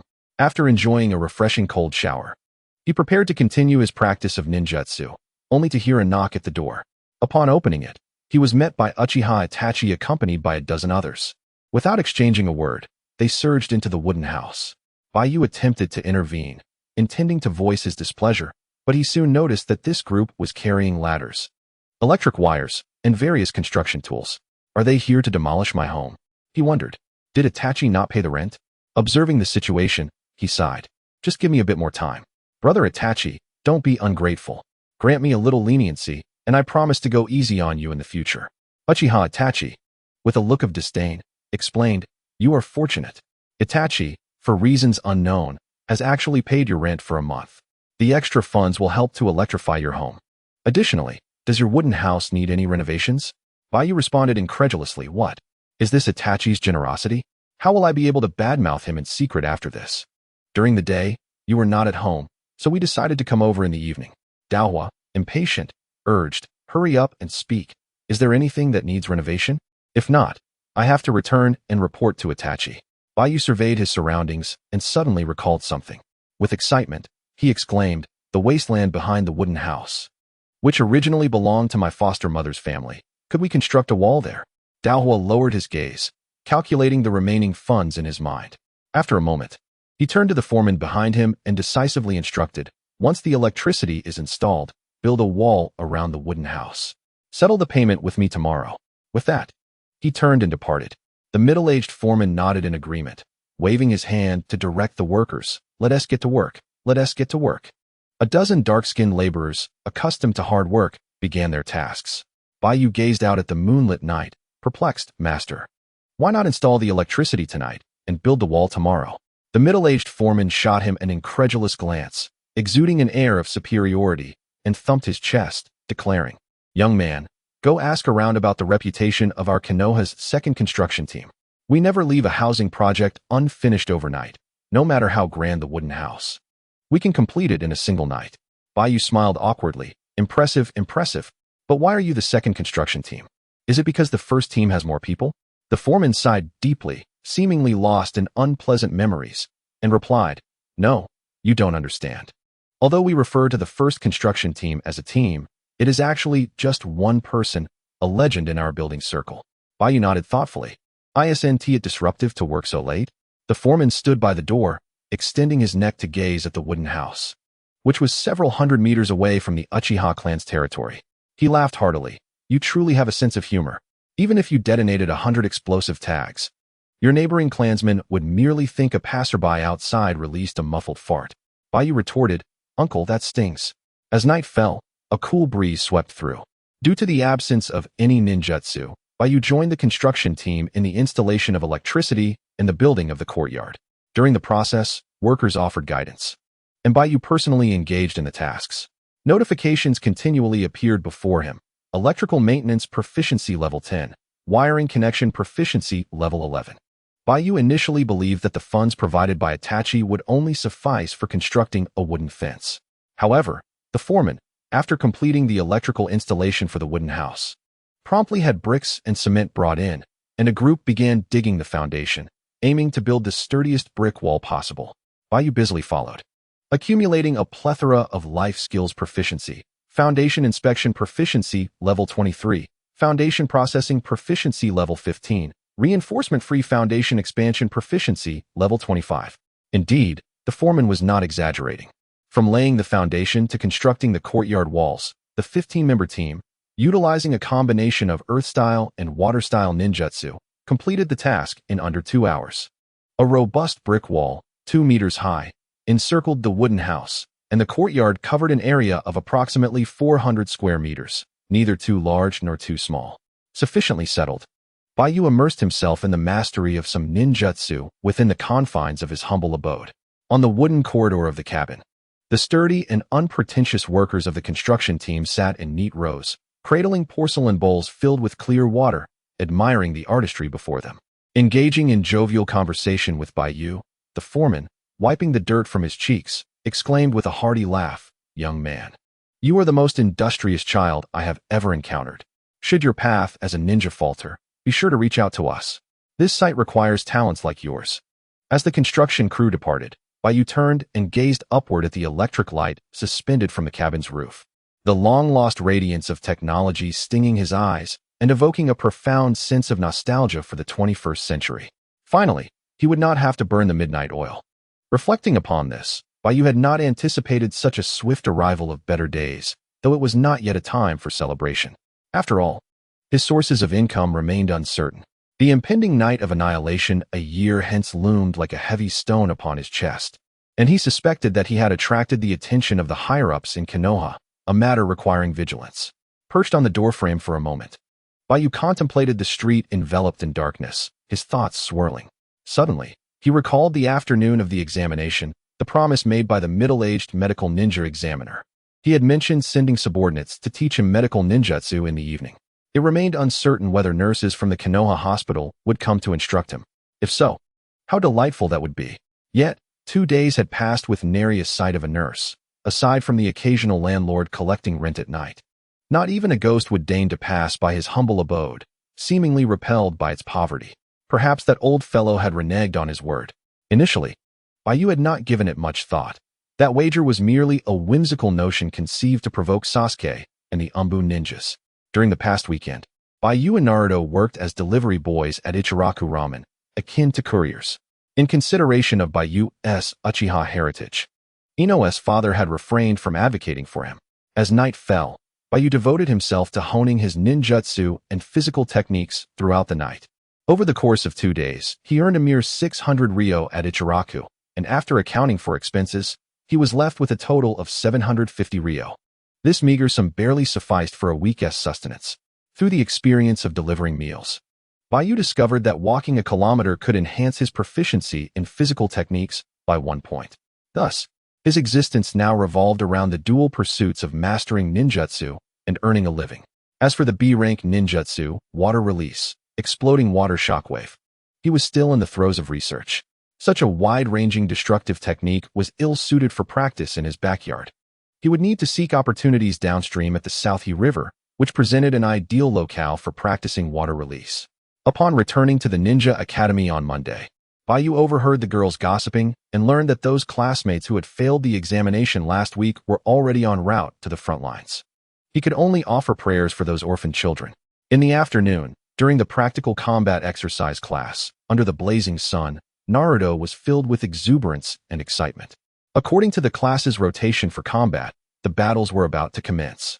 Today marks a momentous battle, as he faces the renowned first-year student, Baiyu. From the Ninja Academy, in the center of the training ground, Irika takes on the role of referee, standing between Naruto and Baiyu. A smile gracing his face as he observes his cherished students, particularly favoring Baiyu with a glimmer of affection in his gaze. At merely 17 years of age, Irika has embarked on his journey within the academy. The emergence of such an amiable and exceptional student under his tutelage grants him considerable esteem among the veteran educators. In contrast to the prideful Sasuke, Irika finds himself more inclined towards Baiyu. Forming the hand seals, Irika casts a glance at the two contenders before stepping back and declaring loudly, "Commence the battle." At this moment, lessons are still in session, and the onlookers predominantly consist of Baiyu's classmates, along with a free-roaming second-year class. On this Monday afternoon, The outdoor lessons for these two grades coincide. Ningxiai, there's a first-year student battling over there. Let's go take a look, exclaimed Rock Lee, his hair tousled, with thick brows and bright eyes, dressed in a coarse white garment. He trailed behind the talented Hinata clan member, Ningxiai, who wore the traditional white clan attire, his long hair flowing and white eyes radiating an air of pride. His features strikingly handsome. Ningxiai retorted coldly, I told you not to follow me. Li shook his head resolutely. Ningxiai? I also said that if I can learn something by following you, I will do so for a lifetime. Ningxiai responded, you don't possess the Byakugan. What could you possibly learn from me? Go watch the battle instead, and later, inform me of the outcome. I shall guide you then. Ningxi's tone suddenly shifted to a calm demeanor. Wonderful, Ningxiai. I'll be back soon. Li beamed expectantly as he pushed through the crowd. Ningxiai strolled towards the trees, seeking refuge beneath a shady bough, his expressionless white eyes fixated on the center of the training ground. Even without activating the Byakugan, he need not venture close to observe the clash. Shaking off Li, the world around him seemed to quiet significantly. He regretted his previous practical lesson, where he had shown no mercy to the unskilled straggler, swiftly defeating him. Since then, he had been incessantly pursued by Li, to the point where it felt as though auditory hallucinations were plaguing his ears. In Ningxi's eyes, Li appeared more pitiable. A mere ordinary person devoid of a clan or bloodline limit, fated to be a grain of sand in the vast sea of existence. Such a person, what right do they have to seek his guidance? He believes solely in destiny, not in effort. Back at the center of the training ground, Naruto's eyes sparkled with excitement as he gazed at the soil beneath his feet. Wiping his nose with his thumb, he clenched his fists and proclaimed, at last. The day has come. Give it your all, Baiyu. He recalled that the last time he was here, it was Sasuke who fell. This thought only fueled his enthusiasm further, and in an instant, he unleashed his full power, charging forward with clenched fists. As you wish. Baiyu's gaze remained tranquil, not yet summoning his chakra. In the next moment, he transformed into a shadow, vanishing from Naruto's sight. He too wished to regard the current Naruto as a worthy opponent, yet his superior strength forbade it. How swift! Naruto turned around in astonishment, whispering in shock, is this the pressure Sasuke felt when facing this guy? It's simply suffocating. Just a single encounter. Outside the barbed wire, a chorus of exclamations erupted from the gathered students. Among the crowd, Li clenched his fists, his scalp tingling. The speed exhibited was, in his eyes, nearly on par with Niji's. A first-year student, such a prodigy had emerged. In the distance, among the trees, Niji involuntarily stood up, sensing the dangerous aura emanating from Baiyu. His Byakugan activated, revealing the intricate chakra pathways around him as he instinctively began to observe his opponent's physique. Upon activating his Byakugan, Niji gasped in surprise. To his perception, as Naruto moved, the chakra network within him, though brimming with immense energy, was chaotically disorganized. It was evident that an ordinary person would be unable to withstand the pressure of such a massive chakra. This individual resembled a turbulent waterfall, with chakra flowing violently from his abdomen. Niji muttered in astonishment. In contrast, Baiyu's chakra, while also profound, appeared significantly less potent than Naruto's. Yet the balance and tranquility of his chakra network evoked the image of a serene lake, effortlessly accessible for manipulation. In summary, Niji regarded the chakra levels of both individuals as monstrous in nature. Nevertheless, the mastery Baiyu exhibited over his chakra far surpassed that of Naruto by countless degrees. Uchiha Baiyu, Niji repeated the name to himself, turning away, for in his eyes, the outcome of the confrontation had already been determined, devoid of any suspense. With a resounding thud, Naruto was struck against the barbed wire by Baiyu's fist. With a proficiency in physical techniques rated at level 2, Baiyu effortlessly knocked Naruto down multiple times as the battle commenced. Perhaps due to the disparity in strength, his experience and skill level plummeted. Each time he brought Naruto down, it only fueled his fighting spirit further. Unlike Sasuke's haughty roars, Naruto, after each fall, rose silently, demonstrating with a slightly weaker, yet more precise punch that he had merely succumbed to fatigue. Naruto, concede. Iruka called out, unable to bear the sight. Each time it was Naruto's turn in combat, he either exhausted his opponents or was overwhelmed himself. With goggles perched on his forehead, Naruto rose defiantly, declaring, I was so close, how can I give up now? His head bowed, his eyes ablaze with indomitable spirit, the whisker-like markings on his face animated with his fury. Baiyu's lips curled into a slight smile as he repelled Naruto once more. Yet, he found himself inspired by Naruto's resilience, drawing upon his own chakra. He clenched his right fist and stated earnestly, "Naruto, watch this punch. I will only demonstrate it once." No sooner had the words left his mouth than Baiyu, with his physical technique at level 2 and chakra fully unleashed, propelled his right fist towards the side of Naruto's head like a cannonball. Bang!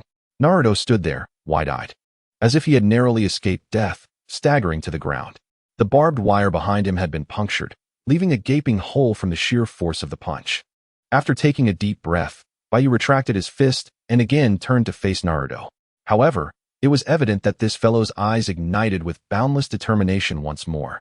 Subsequently, Naruto, exhausted beyond measure, fainted. Would he not give up?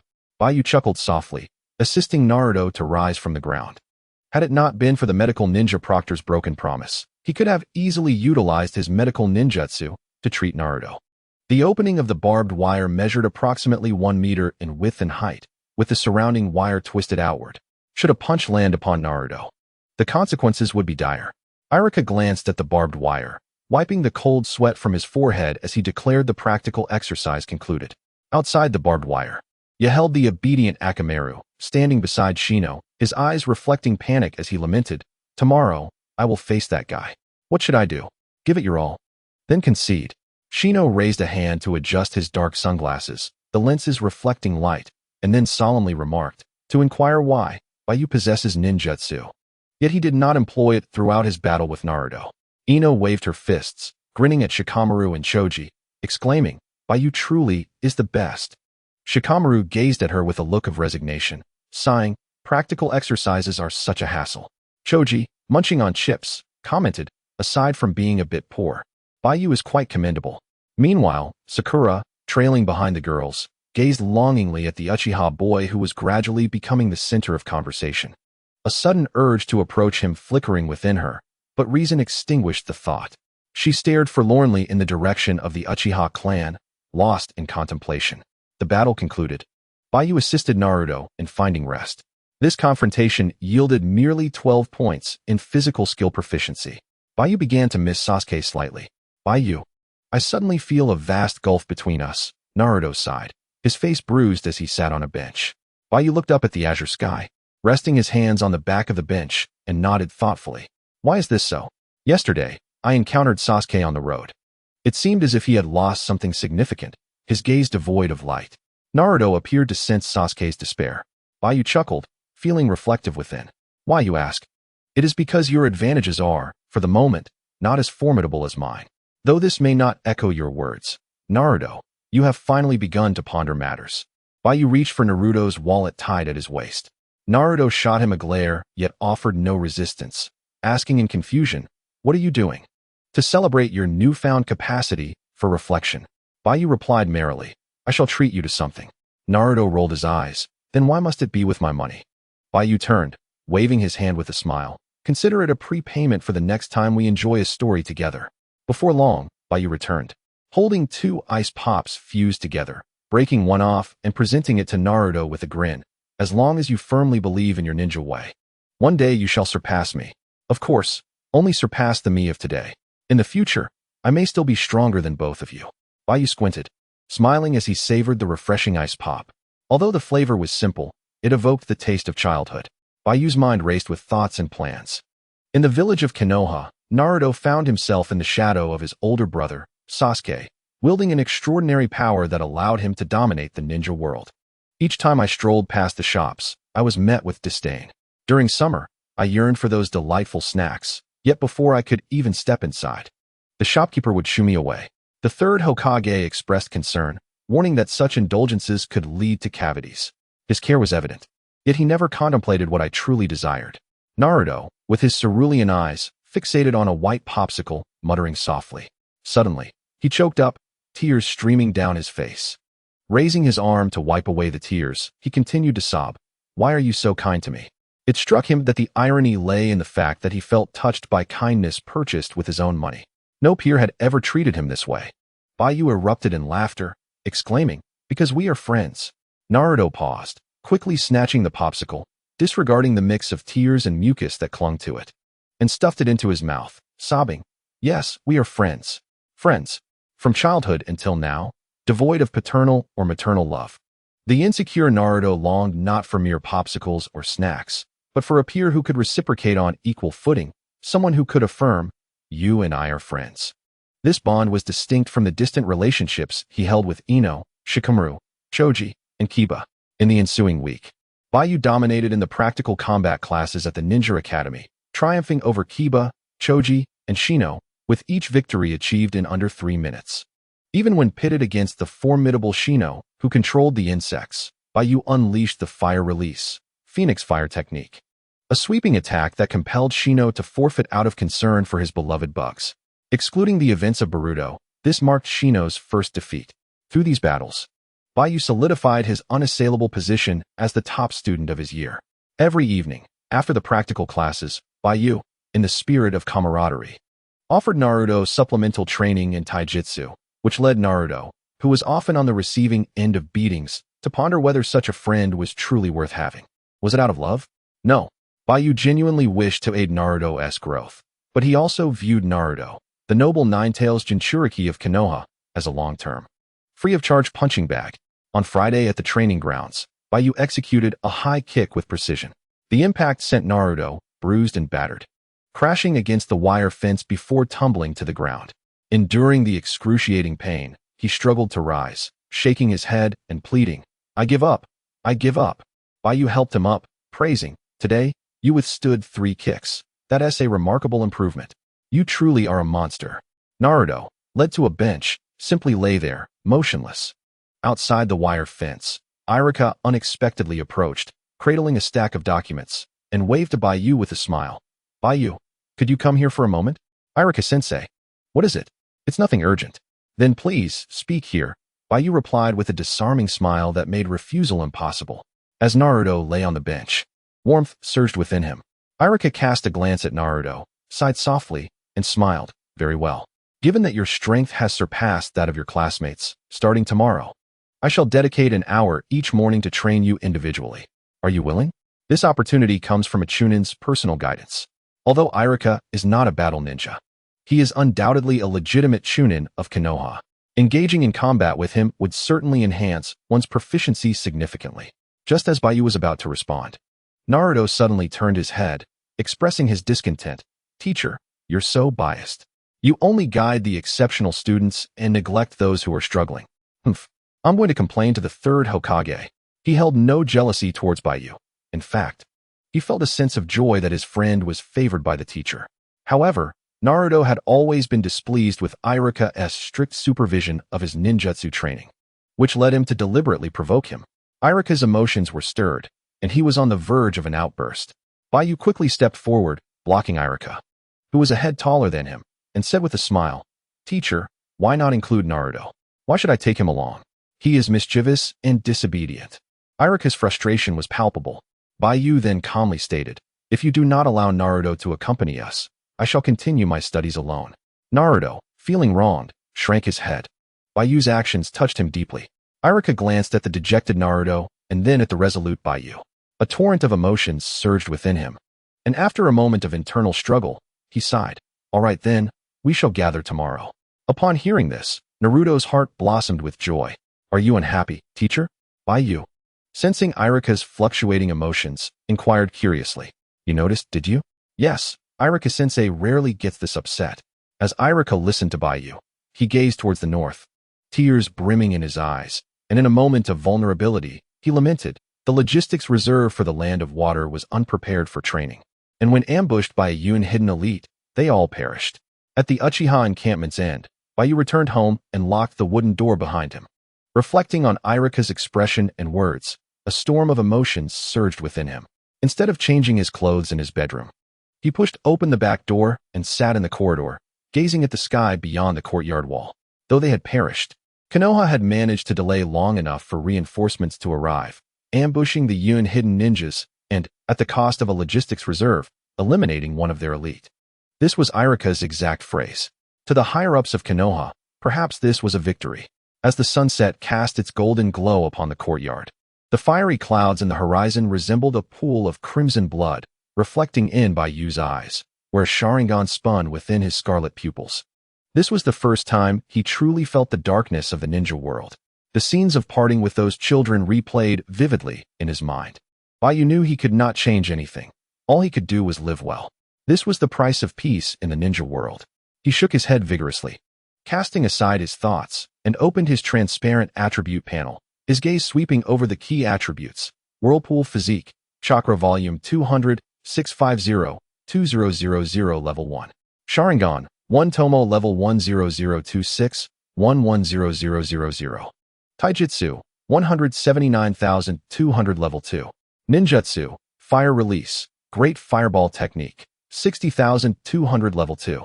Fire Release, Phoenix Fire Technique, 40100 Level 1. Throwing Technique, 36,200 Level 2. After a week of arduous training, my abilities have seen progress across the board. However, due to the distribution of time among various skills, the rate of improvement has not been particularly swift. I must devise a clearer training focus. Baiyu, with a pensive gaze cast downward, murmured softly, I will prioritize taijutsu, with ninjutsu as a secondary focus, while placing the mastery of the Sharingan at the forefront of my training agenda. These cursed eyes must be revealed to the world at the right moment. Training in secrecy yields painfully slow results. In the waning days of the ninja world, one can only hope to have a seat at the table through the power of bloodline limits. Baiyu is also curious whether, once he attains the Mangekyo Sharingan, he can achieve the eternal Mangekyo without relying on the fusion of blood relatives' eyes. And perhaps, if he dares to dream even bigger, could he reach the Rinnegan?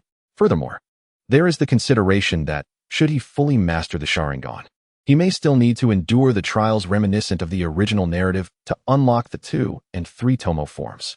This may require a dramatic chase akin to a tragic play with Naruto. For now, I shall focus on accumulating experience. Baiyu finalizes his skill enhancement plan, intrigued by the potential abilities that await him after awakening the Mangekyo, likening it to the thrill of a lottery. Concealing his interface, Baiyu retrieves the Water Release, Exploding Water Shockwave technique from his pocket. After a week of study, he is nearly ready to experiment with this B-rank ninjutsu in the downstream waters of the Nanha River. Before heading home, Baiyu discusses with Irika the schedule for their daily training sessions, deciding that they will meet after school in the evening at his home. For tomorrow's training, he selects the downstream of the Nanha River. Irika readily agrees, as he typically has time in the mornings and evenings, provided there are no unforeseen issues at the Ninja Academy. Setting aside his thoughts, Baiyu begins to do push-ups in the corridor. Perhaps due to the recent increase in his taijutsu level, he notices that the standard 100 push-ups, which once yielded a point of proficiency, are now yielding diminishing returns. This is why he has been unable to upgrade his taijutsu after a full week of training. The experience gained from both the academy and home workouts is simply insufficient. The following day, on the weekend, Baiyu, sporting dark circles under his eyes, arrives at the Ichiraku ramen shop. After performing hundreds of push-ups the previous night, he continues to focus on his ninjutsu training. Good morning. Baiyu forces a smile, stifling a yawn as he greets the elderly chef and Miss Shobu. Good morning. Baiyu. Is Naruto still sleeping in? Miss Shobu, clad in a chef's apron that accentuates her graceful figure, smiles as she emerges from the shop carrying a food box and an order slip. Baiyu, 2 ramen orders just came in from the Uchiha clan this early. Could you please take them? I'll treat you to some ramen when you return. Haha, no problem. Leave it to me.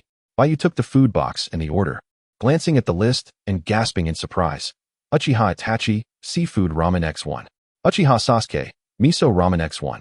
Address: Uchiha Clan Grounds, Clan Leader's Courtyard. Changpu noticed Baiyu's unusual expression, her beautiful eyes narrowing as she inquired, Is there an issue with the order? No, no problem at all. I will head out now, Baiyu replied, donning the white uniform of the Ichiraku ramen shop. With a heart full of trepidation, he carried the food box and set off towards the clan's location. Observing the young man's departing figure, Changpu revealed a sweet smile. After spending some time together, she and the others had grown quite fond of this Uchiha lad. He was distinctly different from the emotionally volatile members of the Uchiha clan they had encountered before. Moreover, he was particularly considerate of others' feelings. For instance, given the Uchiha clan's notorious exclusivity, Baiyu had willingly taken on the task of delivering food, which touched them deeply. In truth, The Uchiha clan grounds were located on the outskirts of Konoha, far from Ichiraku Ramen. Baiyu was familiar with the surroundings, and the journey allowed him to earn some money while gaining experience. He accepted this order in hopes of finding an opportunity to connect with Sasuke, to encourage this future savior of the ninja world to regain his spirits. At the Uchiha clan grounds, in the clan leader's courtyard, Baiyu sighed softly before advancing. He was immediately met with a fragrant spring breeze. The Uchiha clan leader's courtyard was indeed vast, featuring nearby pavilions, a scenic lake, bamboo groves, trees, and flower beds, everything one could desire. The main courtyard, at its center, was adorned with exquisite wooden structures, radiating grandeur. "Excuse me, may I interrupt? Who ordered the takeout?" Baiyu called out loudly, but no one responded. The expansive Uchiha clan residence seemed devoid of any ninja presence.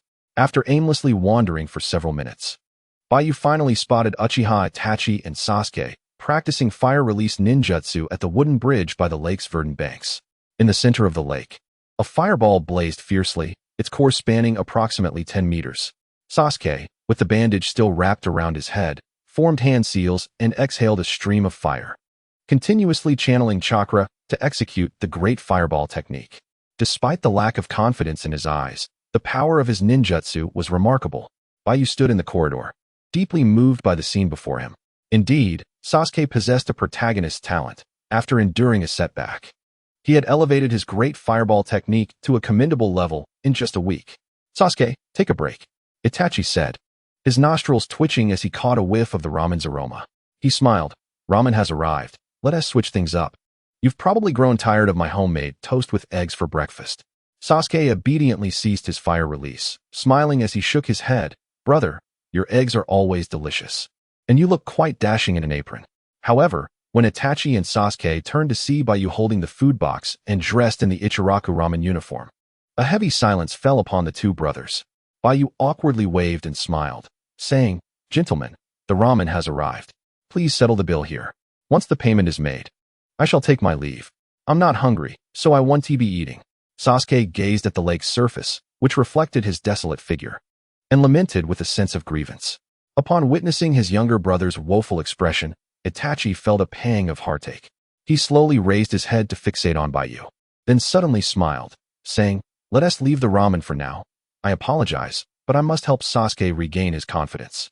Noticing the shift in atmosphere, Baiyu prepared to flee, but as he turned, Itachi had already appeared before him in an instant.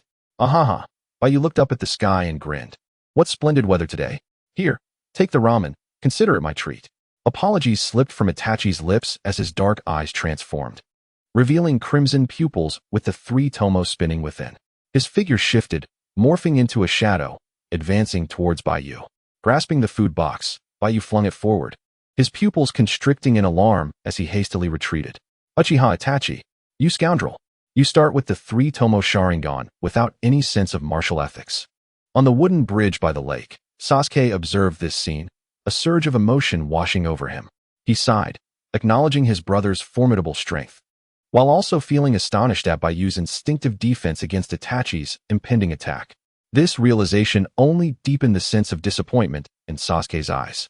In a flash, Itachi moved like a wraith, swiftly snatching the food box and placing it gently on the ground. The next moment, he turned his gaze towards the retreating Baiyu and vanished once more, leaving no trace of his presence. Baiyu's eyes darted around, scanning the desolate surroundings. He had unknowingly retreated to an open meadow. Suddenly, a raspy, ominous call echoed from all directions, the sound of countless black crows descending from the sky, their wings flapping chaotically, disrupting Baiyu's thoughts. He looked up at the sky, where the crows seemed to form a vortex, with him at its eye, spiraling upwards against the backdrop of a still blue sky dotted with white clouds. Illusion? It appears that when facing Itachi, even a single glance is perilous. Baiyu's expression turned grave as he took a deep breath to steady himself.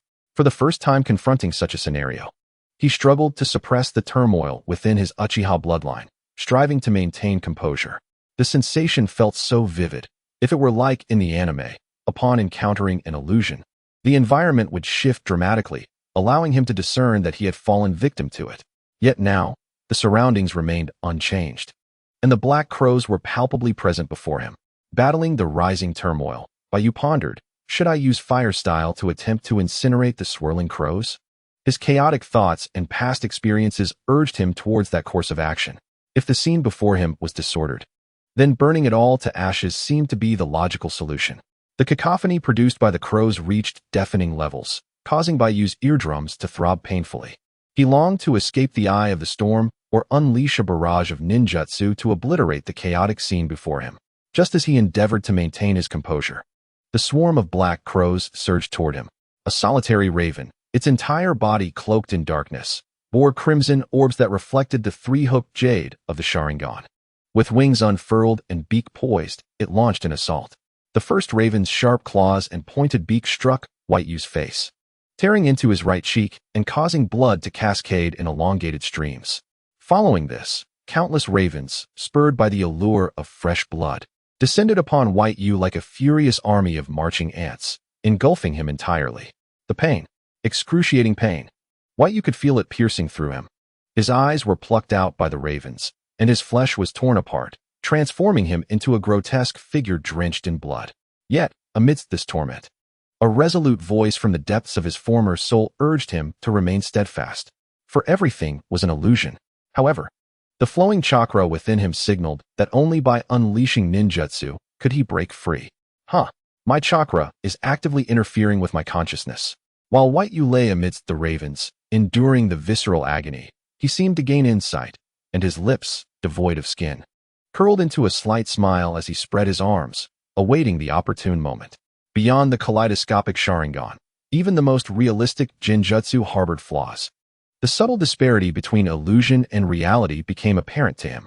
A cool breeze swept across the barren grassland.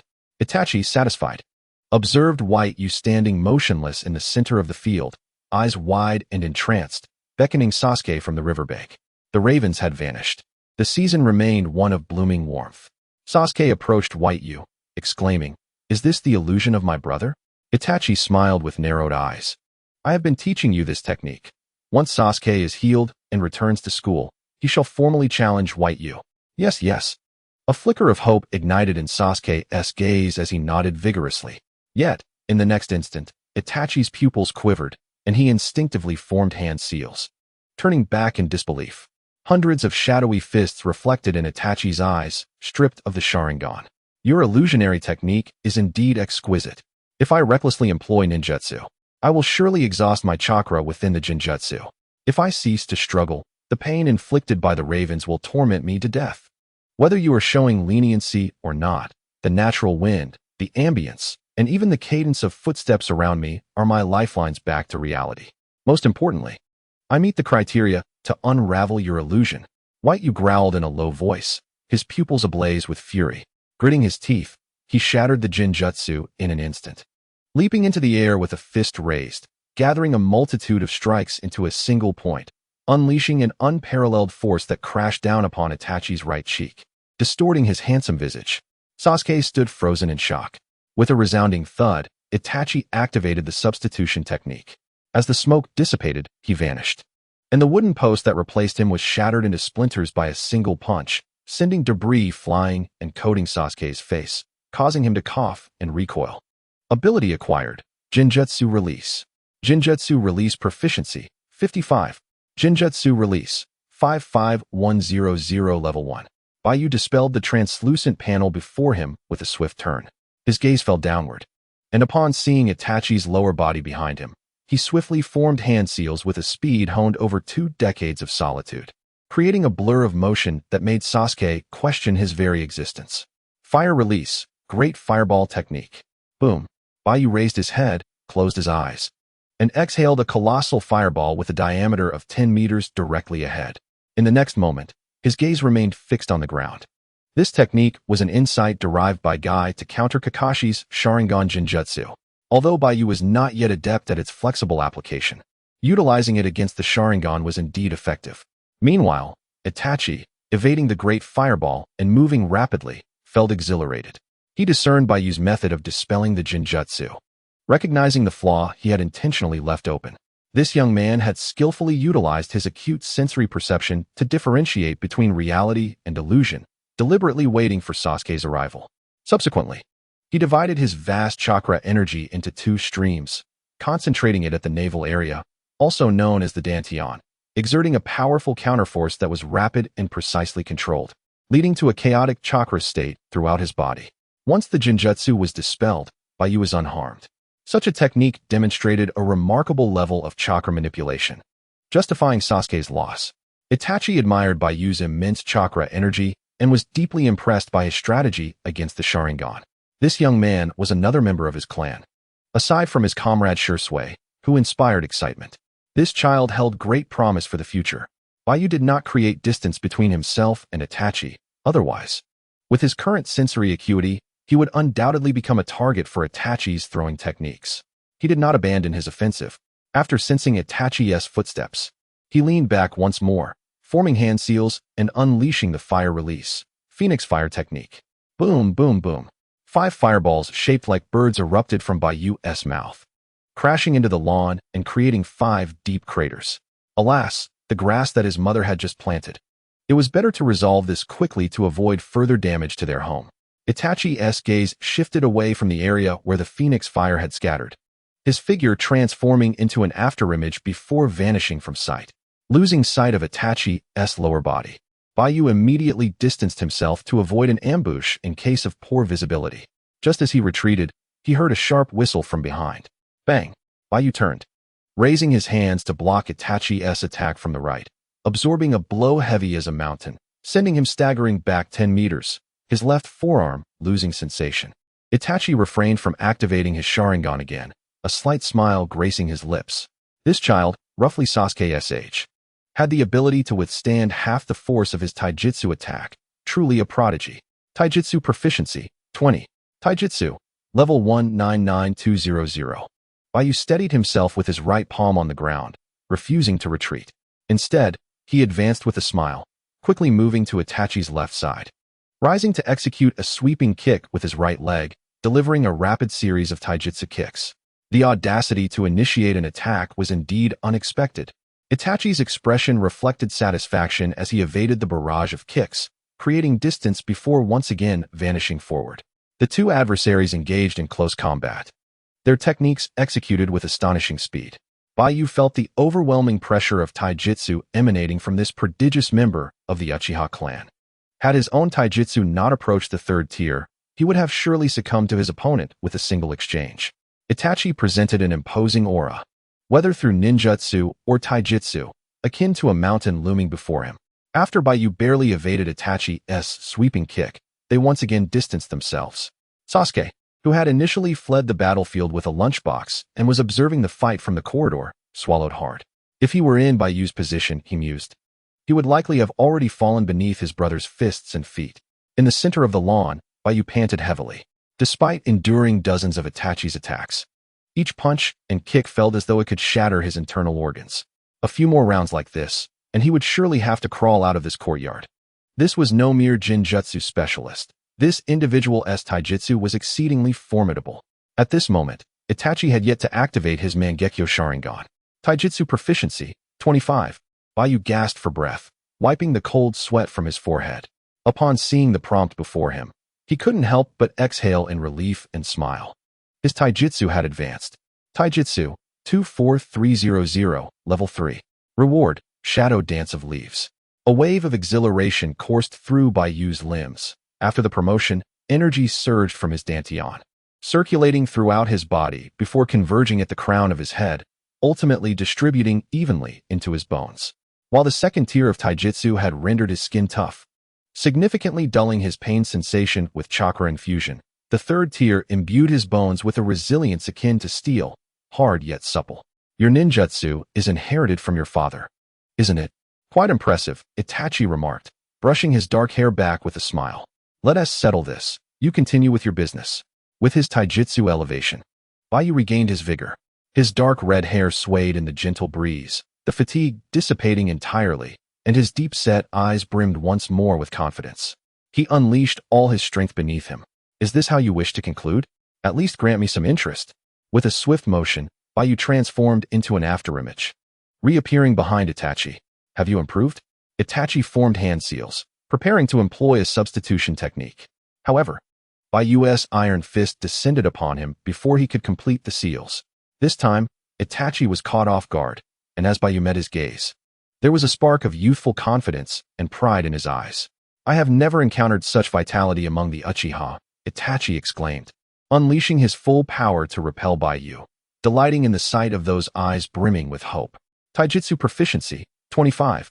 Taijutsu, 49300, Level 3. Baiyu took a deep breath to calm his mind and waved his hand, saying, enough for today. Let us continue another time. Settle the bill and cover the medical expenses, a total of just 1,000 ryo. Medical expenses, indeed. Itachi paused momentarily, then, with a smile, unfastened his new pouch from his waist and tossed it over, saying, a total of 3,000 ryo. No need for change. Don't let me hear that you've been bullying Sasuke.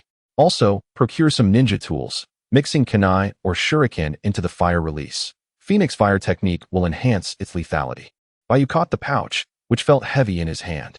The front was embroidered with a red rose, while the back displayed a six-pointed star pattern resembling a kaleidoscope Sharingan, exuding a faint feminine fragrance.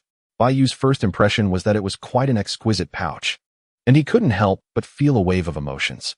Truly, he was the foolish son of a wealthy family. Suddenly, Itachi seemed to remember something and requested, you may keep the money, but I would appreciate it if you return the pouch. Baiyu promptly transferred the coins into his pocket and returned the pouch. Despite his dislike for Itachi, who could oppose money, Itachi, I heard the Umbu are on leave. Is that true? A melodious voice, akin to the sound of silver bells, echoed through the corridor of the courtyard. A girl donned in purple attire, her forehead adorned with the Konoha ninja headband, approached briskly.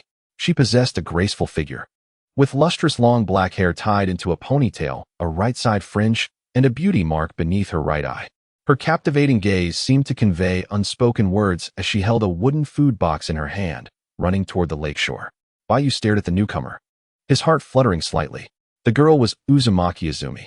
It appeared that this world followed the narrative of an anime story, as Izumi was not a character from the original manga. Upon seeing Baiyu with the pouch, Izumi quickly advanced, snatching it from him without hesitation, her familiarity evident as she handed him the food box with excitement, questioning Itachi. Haha, Itachi, didn't you say that the last time I gave you this pouch, it fell apart during a mission? Baiyu ignored her words, lowering his gaze to the food box. Through the gaps in the bamboo cover, he discovered it was filled with tricolored dango. Itachi, scratching his head awkwardly, said, I asked my mother for some thread to mend it. It can still be used, so just make do with it.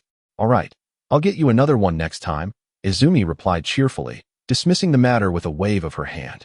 Then, with her pristine arm, she pulled Baiyu into an embrace, smiling brightly. Hello there, little one. I'm Uzumaki Izumi. You must be Sasuke's friend. Baiyu inhaled the fresh scent of her feminine fragrance, momentarily taken aback. After a brief moment of shock, he introduced himself. Sasuke, holding a ramen box. Interjected with a hint of jealousy, yes, not my friend, Izumi-san. You usually don't act so warmly toward strangers. Izumi blinked her beautiful, large eyes and laughed heartily. Who says Baiyu is a stranger? Baiyu curiously looked up, observing her face, unaware of when he had come to know her, wishing he had that memory. Itachi took the food box from Sasuke and walked toward the wooden bridge by the river, inquiring, have you two known each other for long? Haha, we just met. Izumi explained while playfully hugging Baiyu and pulling Sasuke along behind Itachi, adding, in the past, I would stand on my rooftop every night gazing at the stars and could always see this little guy practicing his taijutsu with a lantern behind his house. This fellow has been practicing all night long, and I cannot fathom the reason why. Just in these past few days, a high wall has inexplicably risen around his home. I initially contemplated visiting him to offer some guidance, but as you all know, I am rather averse to interacting with strangers. However, once acquainted, it becomes much easier, heh? Baiyu, what a surprise. It turns out he lives just 100 meters away. You can tell by the twitch at the corner of Yao's mouth that he feels relieved. Quan, it is evident that you have quite an affection for Baiyu. Quan gazes up at the azure sky, sighing softly. The little one is an orphan, and I am somewhat of an orphan myself. Yao, you understand the concept of personal magnetism, don't you? I have realized that my magnetic field resonates harmoniously with the little ones. Thus our encounter was a result of this mutual attraction, and I am finally acquainted with him. Baiyu's expression darkens as he senses the kindness and concern emanating from this girl. He raises his gaze, shooting Yao a disdainful glance. thinking to himself, such a wonderful girl, and yet on the night of the massacre, you could act so ruthlessly. Uchiha Itachi, you truly are a despicable being. Yao happens to glance back at Baiyu, seemingly aware of the contempt. He suspects that Baiyu harbors resentment for the earlier confrontation. The two then engage in a silent stare-off, while Quan, holding Sasuke's hand, hangs his head in shame. Sasuke lifts his gaze to the upright silhouette of Baiyu, his eyes shifting. He never expected that the person he once deemed the bottom of the barrel would exert such strenuous efforts to enhance his strength. In contrast, what right does he have to look down upon others? On the wooden bridge by the lakeside, the once awkward trio of Baiyu, Sasuke, and Yao finds the atmosphere considerably more pleasant with Quan's arrival. The four of them sit at the edge of the bridge, with Quan and Baiyu holding skewers of colorful dumplings, while Sasuke and Yao cradle bowls of ramen. Delicious, Baiyu exclaims, savoring a green dumpling, the sweet, glutinous taste of mung bean cake bursting on his palate. Upon hearing the compliment, Quan squints and smiles. I made these all by hand. If you like them, I will prepare a batch for you in a couple of days as a gift for our newfound friendship as neighbors. Great. Thank you, Sister Quan. I will also prepare a gift for you. Baiyu responds with a thoughtful smile. After finishing the dumplings, he stands up and announces, you all continue your conversation. I must return to report in. Sasuke, come with me. Sasuke, having been called out, blinks in surprise, his eyes flashing with pride. After a moment's contemplation, he sets down his ramen and follows Baiyu. Quan notices the ramen shop uniform Baiyu is wearing and raises her hand to her forehead protector, signaling her support. You really work hard, little one. But once you graduate from the Ninja Academy and become a Chunin like me, you will be able to take on missions and earn a lot of money. Baiyu waves his hand with a smile, bidding farewell to Quan. Yao casts a grateful glance toward Baiyu, who is leading his brother away, but Baiyu pays him no heed. Sasuke pouts as he trails behind Baiyu. As they reach the corner of the corridor, he can no longer contain himself and finally speaks up. If you have something to say, just say it. Baiyu smiled faintly, then turned around, resting his hand on Sasuke's right shoulder and giving it a gentle pat. Once your injury heals, return to the Ninja Academy promptly. I eagerly await your formal challenge. I hope you can endure a bit longer next time. You scoundrel. Sasuke gritted his teeth, lifting his arm to brush Baiyu's hand away, his eyes rekindling with determination. Indeed, the one who ties the knot must be the one to untie it. No matter how much Itachi encouraged Sasuke, it could not compare to the provocation from an adversary standing before him. With his purpose achieved, Baiyu picked up the ramen box, adopting a playful demeanor akin to Sakura's, and waved cheerfully. See you at the Ninja Academy, Sasuke-kun. This insufferable demeanor irked Sasuke immensely. Yet all he could do was glare at the figure of his peer and clansman as Baiyu's back receded through the main entrance. Once Baiyu had vanished from sight, Sasuke turned back, his heart awash with myriad emotions. That guy, after a grueling battle with his brother, appeared unfazed. It was truly unsettling. Upon returning to the bridge, Sasuke fully regained his fighting spirit. He earnestly contemplated strategies to contend with Baiyu. Casually taking the half-eaten ramen that Itachi had left aside, and without a word, he returned to his room. Itachi remarked, I understand your hunger, brother, but why take mine? When does the next break commence after this one? Izumi inquired with curiosity. Itachi, snapping back to reality, averted his gaze toward the sky, shaking his head. He presently wished to avoid thoughts of missions, the umbu, family matters, and the myriad trivialities concerning the village. Baiyu strolled through the streets of the clan's territory. Within the Uchiha wooden structures, a few pairs of eyes discreetly observed him. Once they recognized him as one of their own, the hidden Uchiha clan members concealed their presence. Goodness, are they using the Sharingan for surveillance? Baiyu jested as he departed the clan's territory, holding the ramen box. Returning to the main commercial thoroughfare of Konoha, he realized that he had squandered half the morning. By the time he reached the ramen shop, it was already noon. He could only apologize to the elder who prepared the noodles, while Miss Ayam expressed understanding. Given the current relationship between Konoha and the Uchiha clan, it was highly probable that an ordinary Konoha genin entering the Uchiha compound would ignite conflict. In the afternoon, Baiyu received numerous orders. However, since emerging from the clan's territory, he felt an unsettling sensation of being watched from behind. The Shimura clan's territory, located near the commercial district, consisted mainly of elegantly designed brick and tile houses with flat roofs, contrasting sharply with the somewhat dismal wooden houses of the Uchiha clan that had been relegated to the outskirts of Konoha. The disparity between wealth and poverty was glaringly evident. This area was akin to the inner circle of Konoha. With a proficiency in taijutsu at level 1, Baiyu walked a kilometer, carrying the food box. He arrived at the entrance of a single-family dwelling belonging to a Shimura resident, politely knocking on the door. After a short while, a girl of similar age opened it. And upon seeing Baiyu, she exclaimed excitedly, "Uchiha Baiyu-kun?" The name Uchiha echoed in the hallway. Baiyu smiled warmly, replying courteously, "Here is your ramen." Suddenly, a tall figure appeared from within the house.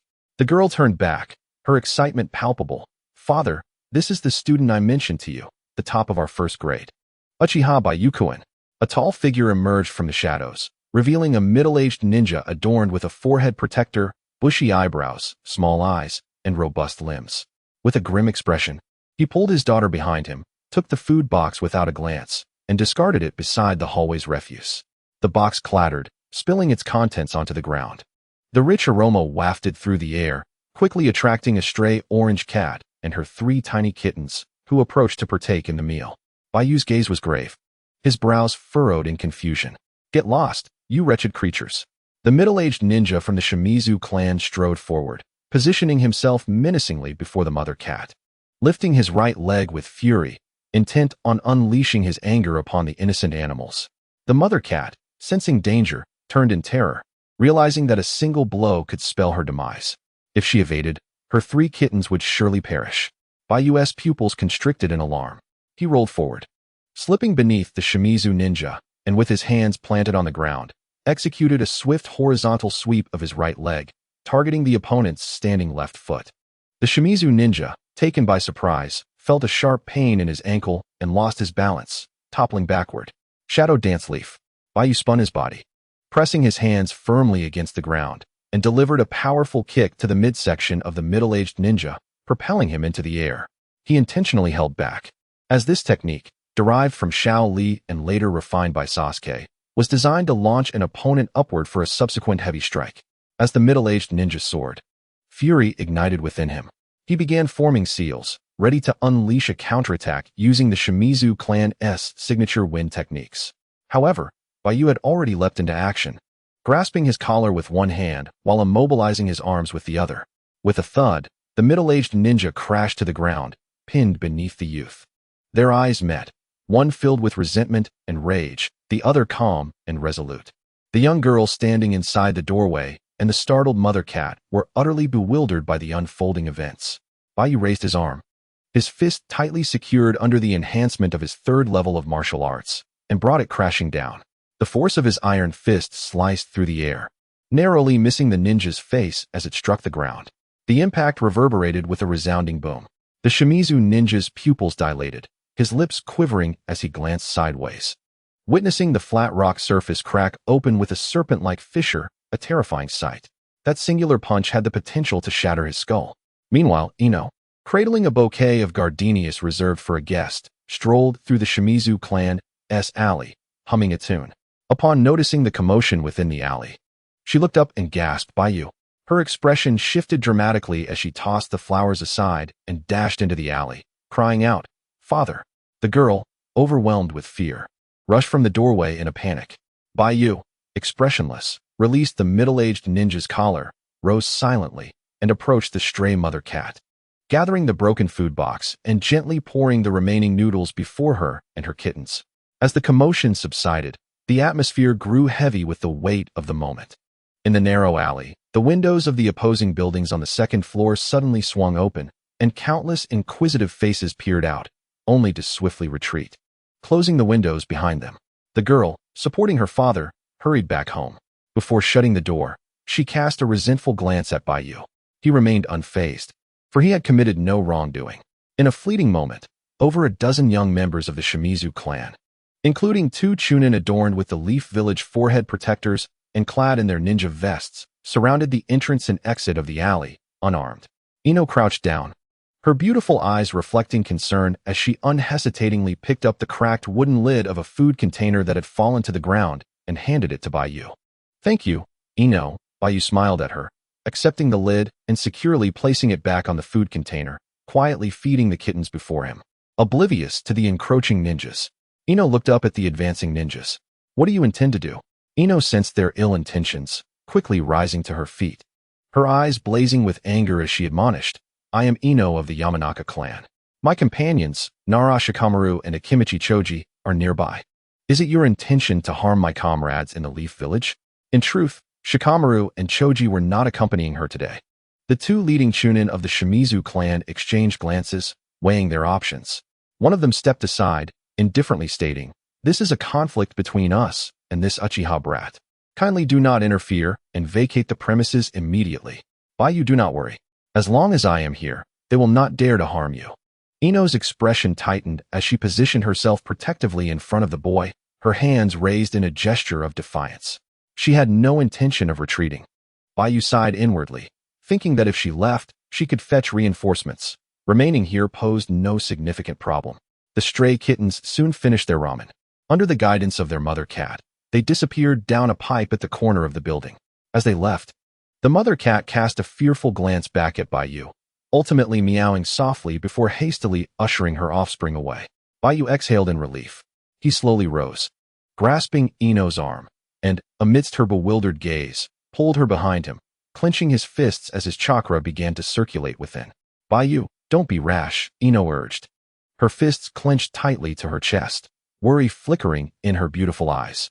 This young girl, who had only partially mastered her family's secret techniques, now regretted not having dedicated herself more earnestly during her father's teachings.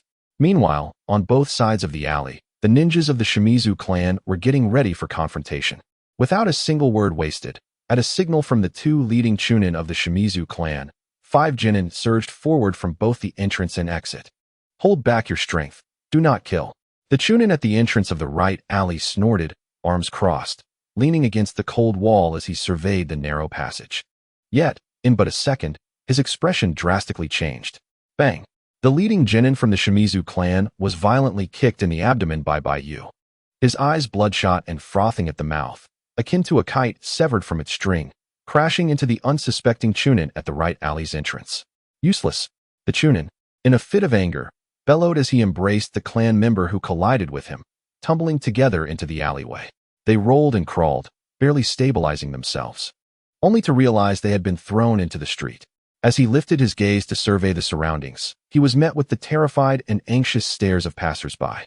The chunin of the Uchiha clan, in a state of desperation, dashed back into the narrow alley. Soon enough, the onlookers came to their senses and fled in a panic. Where there was conflict among ninjas, safety was a mere illusion. Baiyu turned back, assessing the approaching ninjas, 10 in number. Facing 10 adversaries, he felt exhilarated. To his astonishment, these were all genin, their martial prowess pale in comparison to Itachi's. They were akin to free training experience packs. He positioned Ino behind him. As the ninjas closed in, Baiyu unleashed an unexpected burst of speed, executing a flurry of punches and kicks, each accompanied by numerous afterimages. He flowed gracefully through the alley, his movements a dance of elegance. Martial Arts Proficiency Level 1. Proficiency Level 3. Proficiency Level 5. With a resounding crash, the last of the genin slammed against the wall before collapsing to the ground. Baiyu had effortlessly dispatched 10 members of the Uchiha clan, along with 1 chunin, primarily due to the constricted terrain that prevented the chunin from employing ninjutsu. In this state of heightened proficiency, Baiyu felt as though he had been reborn. Having faced an opponent of Itachi's caliber earlier that day, dealing with these genin was child's play, barely a warm-up. The Uchiha ninjas, once brimming with arrogance, now lay wailing on the ground, each nursing injuries ranging from fractured ribs to dislocated limbs. Baiyu slowly raised his head, his expression serene as he gazed towards the alley's exit. The overwhelming aura of lethal intent emanating from him sent shivers down Ino's spine. A monster. The other chunin stationed at the entrance met Baiyu's gaze, trembling visibly. Standing at the threshold, his legs shook, his fighting spirit extinguished as he fled in terror. Within the alley, only Baiyu and Ino remained. Ino, her lips slightly parted, reminisced about the boy's captivating martial display, still entranced. Baiyu grasped her hand, lifting the food box, and hurriedly made his way out of the alley. It was only then that Ino realized she was being led by Baiyu, her cheeks flushing crimson. Baiyu released her hand nonchalantly. Their bond was one of pure friendship, nothing more. In times of crisis, a brother guiding his sister to safety felt entirely normal. As for the nature of their future relationship, That was a matter for another day. With a smile, Baiyu gently ruffled Ino's hair and said, "You needn't worry about me. Besides, you're not one of the Uchiha. They won't harm you." "Oh, time flies. I just remembered I have an appointment with Irika-sensei, so I must be off now. See you on Monday." Jingya's small face flushed a rosy hue as she gazed at the silhouette of the young man, giving a gentle nod. In the presence of others, she maintained a sharp tongue, yet in front of Baiyu, she was inexplicably docile. As evening descended, the afterglow of the setting sun illuminated the main path of Konoha, casting elongated shadows of passers-by. Departing from the Shimura clan's territory, Baiyu turned back to glance at the Hokage building, where the stone carvings of the first to fourth Hokage were bathed in a golden hue by the twilight sun. The ninjas of the Shimura clan were formidable. Even if they were to confront Baiyu, he held no fear. They were incapable of besting even a child still in the Chunin Academy. And should Shimura Danzo become aware of this incident, he would undoubtedly demand their immediate seppuku. Upon returning to the Ichiraku ramen shop, Baiyu informed the handmade noodle uncle of the events, and after apologizing, he voluntarily covered the costs of the ramen and the damaged food containers, subsequently resigning from his position. While the part-time job at the ramen shop was pleasant, Baiyu had underestimated the deep-seated animosity between the Uchiha clan and the other families in Konoha. Both the noodle maker and Ayum intended to persuade the boy to stay. Yet in the blink of an eye, Baiyu had vanished from the entrance of the ramen shop. Beneath the setting sun, he hurried towards the downstream of the Naka River. Time was of the essence, for Irika-sensei awaited him. As he made his way, Baiyu summoned a translucent panel before him, revealing his Uzumaki lineage, chakra capacity taijutsu, 70-300 at level 3. This session yielded an increase of 46 points in his taijutsu proficiency, far less than the gains from sparring with Itachi. Upon reaching the outskirts of Konoha, Baiyu reflected on the peculiar events, feeling a sense of unease yet lacking evidence to deduce anything concrete. He did not fear the Shimura clan, but rather held a wary respect for the old fox, Danzo. Thinking of Danzo, Baiyu pondered the unsettling notion that he had undoubtedly caught the old man's attention. It felt as though he was caught between a wolf in front and a tiger behind. The strategies for the night of the clan massacre remained unclear, and now Danzo had emerged as a new threat. This was not a predicament he could simply evade by hiding. From the onset of his assessments, it was likely that Danzo had already set his sights on him. Since evasion was futile, perhaps it was time to confront the situation head-on. With this thought, a faint smile graced Baiyu's lips as his Sharingan manifested, his mental state surging as he transformed into a shadow, racing through the woods. As night fell and the stars emerged, at the downstream of the Naka River, Irika held a torch, listening to the distant roar of the waterfall. Seated on a stone with a weary sigh, "Has Baiyu been hanging around Naruto too long, picking up bad habits?" During his musings, from within the forest, Baiyu burst forth, panting heavily as he halted before Irika, scratching his head with an apologetic grin. "Sorry, Irika-sensei, I got delayed by a minor issue this afternoon." "You rascal!" Irika raised an eyebrow, initially intending to reprimand him, but upon noticing the crescent moon in the night sky, he resignedly said, "Try to come earlier next time." "Sure." Baiyu chuckled. Just as he was about to inquire about the training agenda, a rumble emanated from his stomach, betraying his hunger. The moment turned awkward. After a busy day, Baiyu had overlooked his meals. Fortunately, I possessed foresight. Irika lifted 2 large pancakes wrapped in paper from the clean stone below and handed one to Baiyu with a sense of pride. "I purchased these at the entrance of your Uchiha clan's territory. The craftsmanship of the Uchiha grandparents is quite remarkable. Do give it a taste." Baiyu paused for a moment, contemplating the mention of the Uchiha grandparents, likely referring to the elderly Uchiha individuals behind the pancake shop. Without hesitation, he accepted the pancake and took a hearty bite, savoring the flavor of the scallion pancake. It was a rare delight to experience such a taste in the ninja world. Baiyu chewed eagerly, relishing the crispy edges and soft center, and curiously inquired, "Irika-sensei, this pancake is delicious.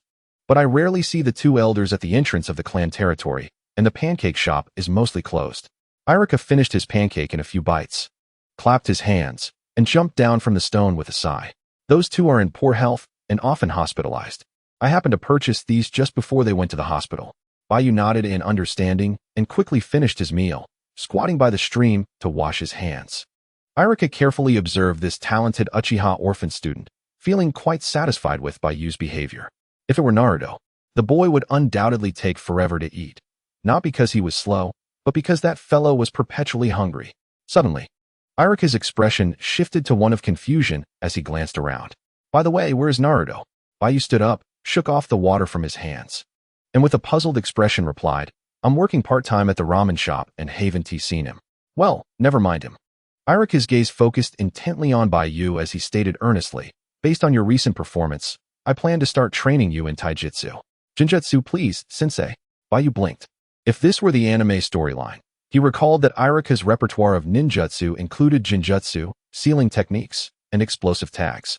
Irika's expression grew serious, feeling a strange vulnerability as if his secret was exposed. As a teacher, he felt a sense of relief at this moment. He just happened to be proficient in this subject. With a smirk of satisfaction, Irika inserted a torch into the crevice of the stone. He lowered his head, closely observing Baiyu's clear, bright eyes reflecting the flame. Irika pondered deeply. Given the Uchiha clan's affinity for Jinjutsu due to the Sharingan, it was indeed fitting to begin with Jinjutsu, especially considering the clan had produced a prodigy now revered for his extraordinary Jinjutsu, known as the momentary stillness. However, the effectiveness of Jinjutsu heavily relied on innate talent. Irika ceased his contemplation, settled back onto the stone, and nodded. Then let us first discuss the principles of Jinjutsu. Baiyu remained calm and composed, sitting cross-legged opposite Irika. The water of the nearby river flowed quietly, enveloped by the surrounding darkness of the forest, with the distant sound of water cascading from the valley of the end's waterfall faintly echoing in the air. Jinjutsu, as Irika explained, is the ability to infiltrate an opponent's five senses with chakra, disrupting the chakra within their body to ensnare them in an illusion. Irika's gaze grew solemn as he elaborated. In the ninja world, there are common types of Jinjutsu, primarily visual techniques from your Uchiha clan's ocular prowess and auditory Jinjutsu employed by other ninjas. Certainly, there exists a technique known as the binding illusion, which possesses the ability to immobilize its target. Once ensnared by this illusion, even the victim's awareness of their predicament renders them incapable of movement. Baiyu fell into deep contemplation. The previously encountered illusion cast by Itachi was likely a variant of this binding illusion, which, upon further classification, could be categorized as an inducement type. It bore resemblance to the moment in the anime when Itachi effortlessly incapacitated Orochimaru, rendering him completely immobile through the chains of restraint technique. After discussing the general nature of illusions, Irika continued with strategies for countering them, remarking with a smile that illusions exploit chakra to disrupt the five senses of humans. Thus, the key to countering such illusions lies in safeguarding one's senses from intrusion. Speaking of illusions, mere words are futile. Suddenly, Irika formed hand seals and raised his hands before his chest, a playful grin gracing his lips as he declared, one must truly experience the technique of the netherworld illusion. In an instant, as Baiyu locked his gaze on Irika's eyes and listened to his voice, he found himself engulfed in an overwhelming darkness. Startled, Baiyu sprang to his feet and surveyed his surroundings. The illusion struck with sudden ferocity. Irika's playful nature was indeed mischievous. To his astonishment, he discovered himself in a foreboding forest. The sky loomed gray, smoke swirling around him, and before him lay a desolate grave, disturbed and half-exposed. Surrounded by white paper spirit banners, paper money, and other funeral offerings strewn about. Nearby, the faint sound of a woman weeping echoed through the trees. This scene felt eerily familiar to Baiyu, stirring his curiosity. Following the sound of the sorrowful cries, he ventured deeper into the ominous woods, where he soon encountered the silhouette of a woman clad in tattered garments, her hair disheveled. Instinctively, he reached out to tap her shoulder. Suddenly, the woman whirled around, raising her claw-like hand, her pallid face revealing two menacingly white fangs that struck terror into his heart. Good heavens! A zombie! Baiyu's pupils dilated as he instinctively delivered a kick aimed at the creature's face, only to find himself kicking at empty air. In an instant, reality surged back. And with the dissolution of the illusion, Baiyu's gaze pierced through the distorted space before him, as the chakra deep within his mind seemed to resonate with it. This sensation was peculiar, akin to solving a mathematical problem, where the answer emerges and the solution's formula flickers in the mind's eye. Closing his eyes to focus, he began to analyze and deduce that the nature of his released chakra had been activated. He had experienced a similar sensation when ensnared by Itachi's illusion previously. Activating the illusion, Illusion, level 10100. Baiyu's eyes flew open. Had he truly mastered the illusion? He needed someone to test it on. At that moment, Irika, seated upon a large rock, was startled, his pupils wide with fear as he pounded his chest, trembling with trepidation. Bye-bye, Baiyu. Is this the scene that terrifies you? What on earth was that? So frightening. Although Irika was familiar with the netherworld illusion, it was Kakashi who first employed it in the anime, using it on Sakura during the bell test with Naruto and Sasuke, causing her to witness the most horrific vision her heart could conjure. In that moment, she beheld Sasuke on the brink of death, leading her to faint from sheer fright. Meanwhile, the illusionist Kakashi. From a divine perspective, the unfolding of Sakura's illusion was observed. Irika's expression clearly indicated that he had entered this elevated viewpoint, startled by the recent horrifying scene. As a native of the Hidden Leaf, it was entirely reasonable for him not to have encountered such a spectacle before. Baiyu, with an innocent and carefree demeanor, chuckled, "My apologies, Irika-sensei. As you know, I am a storyteller, and that was merely a scene I envisioned before bedtime each night." In truth, it was a fragment from his childhood in a previous life, a terrifying moment from a fantasy drama that had left a lingering shadow over his youth.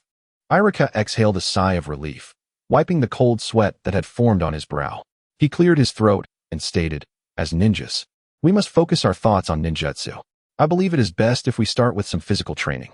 "That sounds good," Baiyu replied just as the sound of sparse footsteps echoed from the woods surrounding the Southie River. "Is that Naruto?"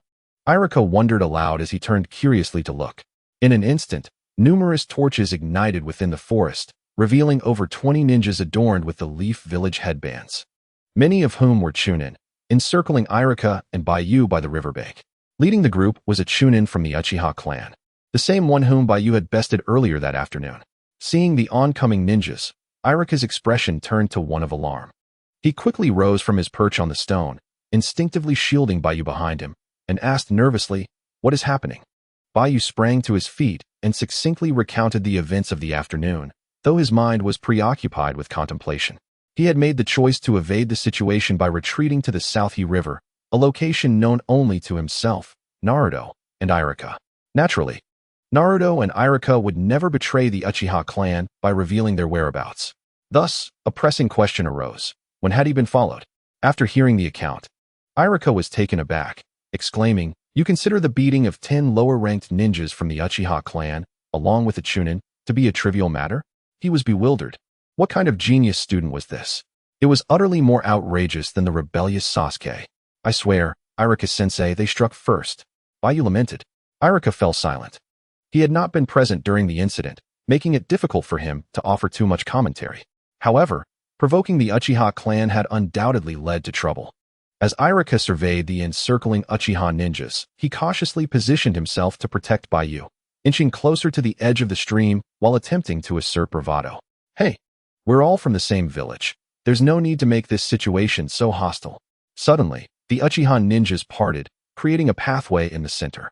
A tall ninja clad in a dark gray umbu vest, wearing a fearsome mask adorned with deep blue patterns, stepped forward with a detached demeanor. "Hand over that Uchiha brat to me temporarily. He has assaulted fellow villagers, committing a grave offense against our village's code. As his teacher, you should be well aware of the severity of his transgressions." Irika's eyes widened in shock. The mask belonged to Root rather than the Umbu. Root was a clandestine organization sanctioned by the third Hokage, serving solely the higher echelons of the Leaf Village under Danzo Shimura. Their actions were even more clandestine than those of the Umbu.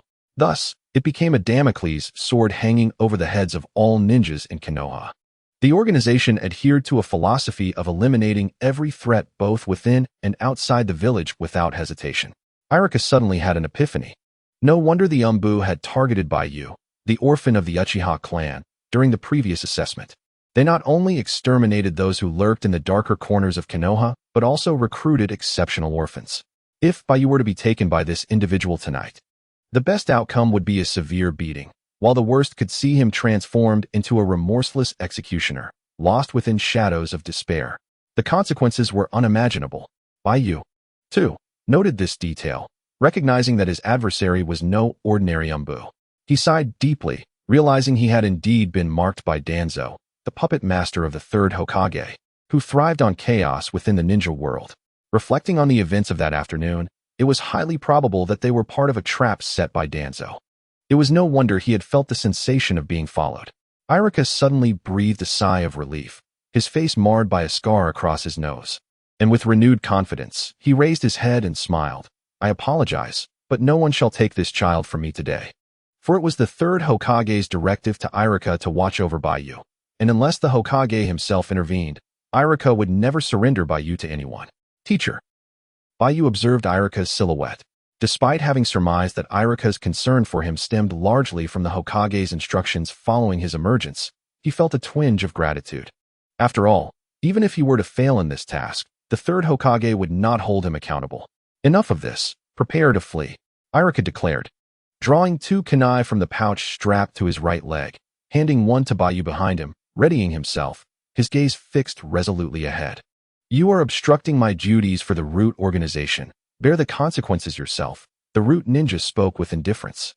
Before the words had even left his lips, he had already closed the distance between himself and Irika, raising his knee with astonishing speed that was nearly imperceptible in the night. Bang! While Irika was still contemplating how to counter, the visage of the Root ninja appeared before him, followed by a searing pain in his abdomen. His pupils dilated. In an instant, he crumpled to the ground like a cooked shrimp, coughing up blood. Baiyu instinctively took a step back. Splash! The ninja's boots splashed against the icy stream. Gritting his teeth, Baiyu rushed forward to help Irika up from the ground, retreating swiftly while casting a furious glare at the formidable and inscrutable Root ninja. This single blow was enough to reveal that this Root ninja was undoubtedly a jonin. His taijutsu nearly akin to Itachi's full-force assault without restraint. Baiyu could not discern the trajectory of the attack. The disparity in their strengths was overwhelming. Even activating his Sharingan with a single tome would not guarantee clarity. Will you come with me willingly, or shall I compel you to do so? The Root ninja retracted his hands, crossing them over his chest, his tone remaining impassive. You have 3 seconds to decide. His imposing figure loomed in the darkness, exuding a palpable sense of pressure. I will go with you. Baiyu exhaled a sigh of relief as he gently laid Irika on the ground. Left with no other choice, Irika bore the pain, reaching out to grasp Baiyu's ankle. Baiyu squatted down, releasing Irika's hand with a sense of resignation. Thank you, Teacher Irika, he said. Irika clutched his abdomen, his expression a mixture of unwillingness and frustration. He understood that even invoking the name of the Hokage would not deter the Root organization ninja from taking Baiyu away. Irika lay on the ground, gritting his teeth in pain. Do not go to that place. It is not your true home. You lack care and should be nurtured by the light of Konoha. Baiyu lowered his head, feeling the weight of despair. In the darkness, the flames of Konoha seemed insignificant. Knowing that he had long been targeted by Danzo, this instigator would find a way to capture him regardless. Rather than evade, it was better to confront the situation. Rest assured, the Root ninja spoke coldly. We will provide him with a more profound ninja care. Enough of your nonsense. Let us go. Baiyu retorted angrily. To ensure your compliance on the way. Endure this pain for a moment. It will be but a fleeting moment. The Root ninja suddenly flashed in front of Baiyu, preparing to unleash a powerful hook punch aimed at the boy's abdomen. With a whoosh, under the moonlight, a shuriken, radiant and precise, silently cut through the night sky, shooting towards them from the side.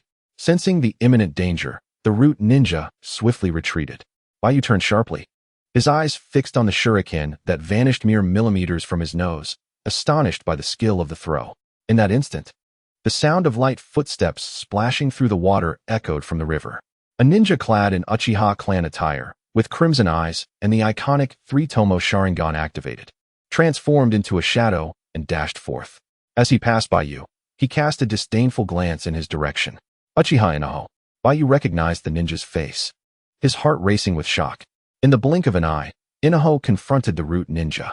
The clash of metal rang out, sparks flying as the two engaged in close-quarters combat, exchanging dozens of blows with their taijutsu and kunai. Utilizing the immense insight granted by his Sharingan, Inaho maintained the upper hand. During their second exchange, he seized upon an opening, delivering a kick that sent the Root ninja stumbling back 100 meters, only halting when the latter drove his ninja blade into the ground to stop his retreat. At that moment, a cacophony erupted as 100 Uchiha ninjas, clad in deep blue attire adorned with red and white fan symbols, emerged from the stream, brandishing torches. Their cold gazes fixed upon the Shimura clan ninjas surrounding Baiyu and Irika. They formed a larger counter-encirclement, effectively trapping the foreign ninjas. In the shadowy forest, Uchiha Itachi emerged, donned in clan attire and carrying a ninja blade, his expression icy. Accompanying him was a youthful figure, playfully tossing a shuriken, sporting short black hair. Wearing a Konoha headband, with a round nose, thick eyebrows, and bright eyes, smiling as he wielded a ninja blade while dressed in Uchiha garb. Baiyu stared intently in the direction of the forest, recognizing the boy beside Itachi as none other than Uchiha Shursui. Ah, the Uchiha clan, what an imposing display. Are they plotting to betray the Hidden Leaf and wage war against the Land of Fire? The defeated Root Organization ninja reversed his wrist, sheathing his kunai. He stood before the Shimizu clan ninja, coldly surveying the Uchiha clan members encircling them. As his words echoed in the air, a resounding clang reverberated. Among the hundreds of Uchiha, half raised their heads in pride, their eyes igniting with a crimson glare in the darkness.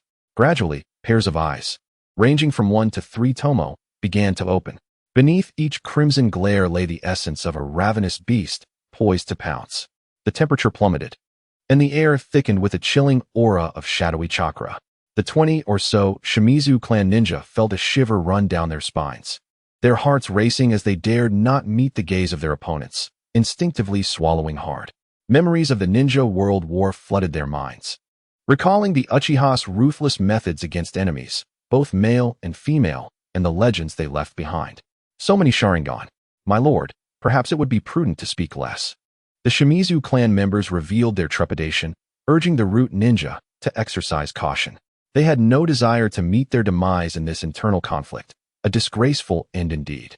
Uchiha Daohua, his temper flaring, unleashed the brilliance of his Sharingan. In the dark of night, he clenched his fist, swinging his arm as he thundered. I return your words to you. You have 3 seconds to decide. Either lead your Shimizu clan away from our Uchiha territory, or tomorrow, the Hidden Leaf will hold a grand memorial service for you, and the Uchiha clan shall present your families with condolences. Baiyu sighed in relief, once more supporting the fallen Irika, shielded by the Uchiha. He understood the implication of Daohua's last words, akin to the funeral offerings of his past life. Surprisingly, at this critical moment, this group of clansmen proved quite reliable. All right. The Root ninja, upon seeing Itachi emerge from the side, particularly noticing Shursui, shifted his tone to a more relaxed one, raising his hands in a feigned gesture of surrender, and whispered to the Shimizu clan behind him, scatter. As the Shimizu clan retreated in disarray, one lower-ranked ninja faltered, attempting to use the body flicker technique, but nearly collapsing. In his panic, he simply dropped the kunai he held. Under the watchful gaze of so many Sharingan, this lower ninja, in utter disarray, rolled and crawled, stumbling into the dense forest. The riverbank returned to tranquility as the crimson glow of the Sharingan gradually faded into the darkness. Ha. The leader, a long-haired Uchiha female ninja clad in a Leaf Village vest with a scar across her face, boldly placed her fingers to her lips and blew a challenging whistle, exclaiming, "Get lost, you Shimizu clan cowards who can only uproot villages." Recalling the comical sight of that lower ninja, laughter erupted among the Uchiha. Suddenly, a hearty male voice rang out, who just sounded the clan alarm. As Daohua cast a glance at his fellow clansmen behind him, he coldly commanded, "Step forward on your own accord." Baiyu's companions, Itachi and Shursui, exchanged knowing glances. From their eyes, Baiyu discerned an underlying scheme and fell into contemplation. Had these two triggered the alarm to summon the clan to rescue him, thereby mobilizing the Uchiha's combat strength? Would they bear the consequences for this? Just as Baiyu prepared to shoulder the responsibility, Itachi softly remarked, "Last time it was me. This time it must be your turn." All right. You always take advantage of these situations." Shursui replied with a resigned pat on Itachi's shoulder, then gently pulled Baiyu back from stepping forward, offering him a warm smile as he approached their clansmen. What followed left Baiyu bewildered, even challenging his preconceived notions about the Uchiha clan. Shursui, who had maintained a serious demeanor, now stood before the elders, bowing obediently and smiling with squinted eyes. "My apologies, dear uncles and aunts, it was I." A burly middle-aged clansman, looking disappointed, raised his head and ruffled Shursui's hair, laughing heartily. "What a surprise. I thought it was that rascal Itachi." Soon, Uchiha clan members took turns approaching him, either affectionately tousling his hair, embracing him warmly, or patting him reassuringly on the shoulder. This scene left even Irika, who was feeling unwell, momentarily stunned. One might mistake it for a family reunion, the atmosphere almost heartwarming. My apologies, Aunt Akiheim. You've just returned from the borders of the Land of Rivers, and now you must concern yourself with clan affairs, Shursui said, squinting playfully in front of the bold Uchiha Kunoichi. Look how much you've grown. Uchiha Akiheim exclaimed with a broad grin, opening her arms to give the young prodigy a big, affectionate hug. Under the moonlight, she carefully examined Shursui's face, then blushingly remarked, if only Q had married me. I could have had a talented child like Shursui. Faced with her teasing, Shursui awkwardly scratched his head, thinking, if that were the case, where would I be now?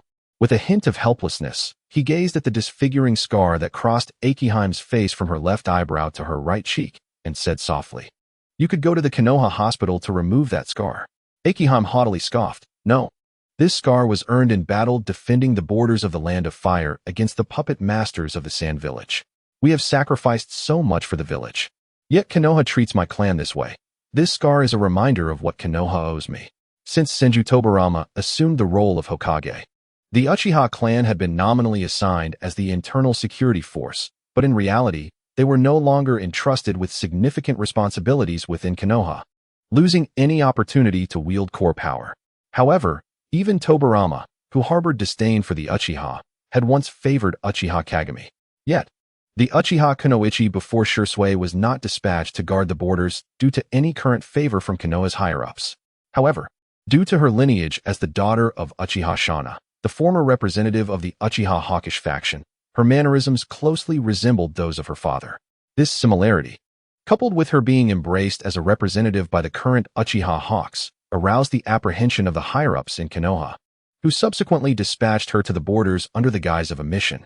Upon her arrival in a foreign land, Konoha permitted her to bring only a handful of her clansmen to the front lines, where she faced numerous constraints from various family factions. After all, her father had been a formidable figure, discontent with the second Hokage, who sought to usurp power from the Senju clan by inheriting Madara's will. Jisue sighed lightly and nodded. Approaching Inahibi, he began to speak. Inahibi pointed disdainfully at Baiyu, who was supporting Irika beside Itachi, and scoffed. Is that little brat worth it?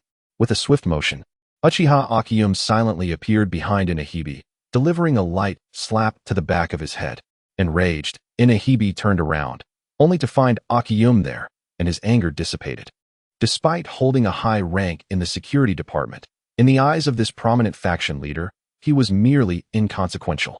Akiyume circumvented Inahibi and approached Baiyu, scrutinizing the 7-year-old child. Upon noticing his dark red hair, her beautiful eyes glistened with compassion, and she reached out to caress his cheek before enveloping him in her arms. Baiyu, feeling the warmth of her embrace, was bewildered by the emotional fluctuations of this unfamiliar woman.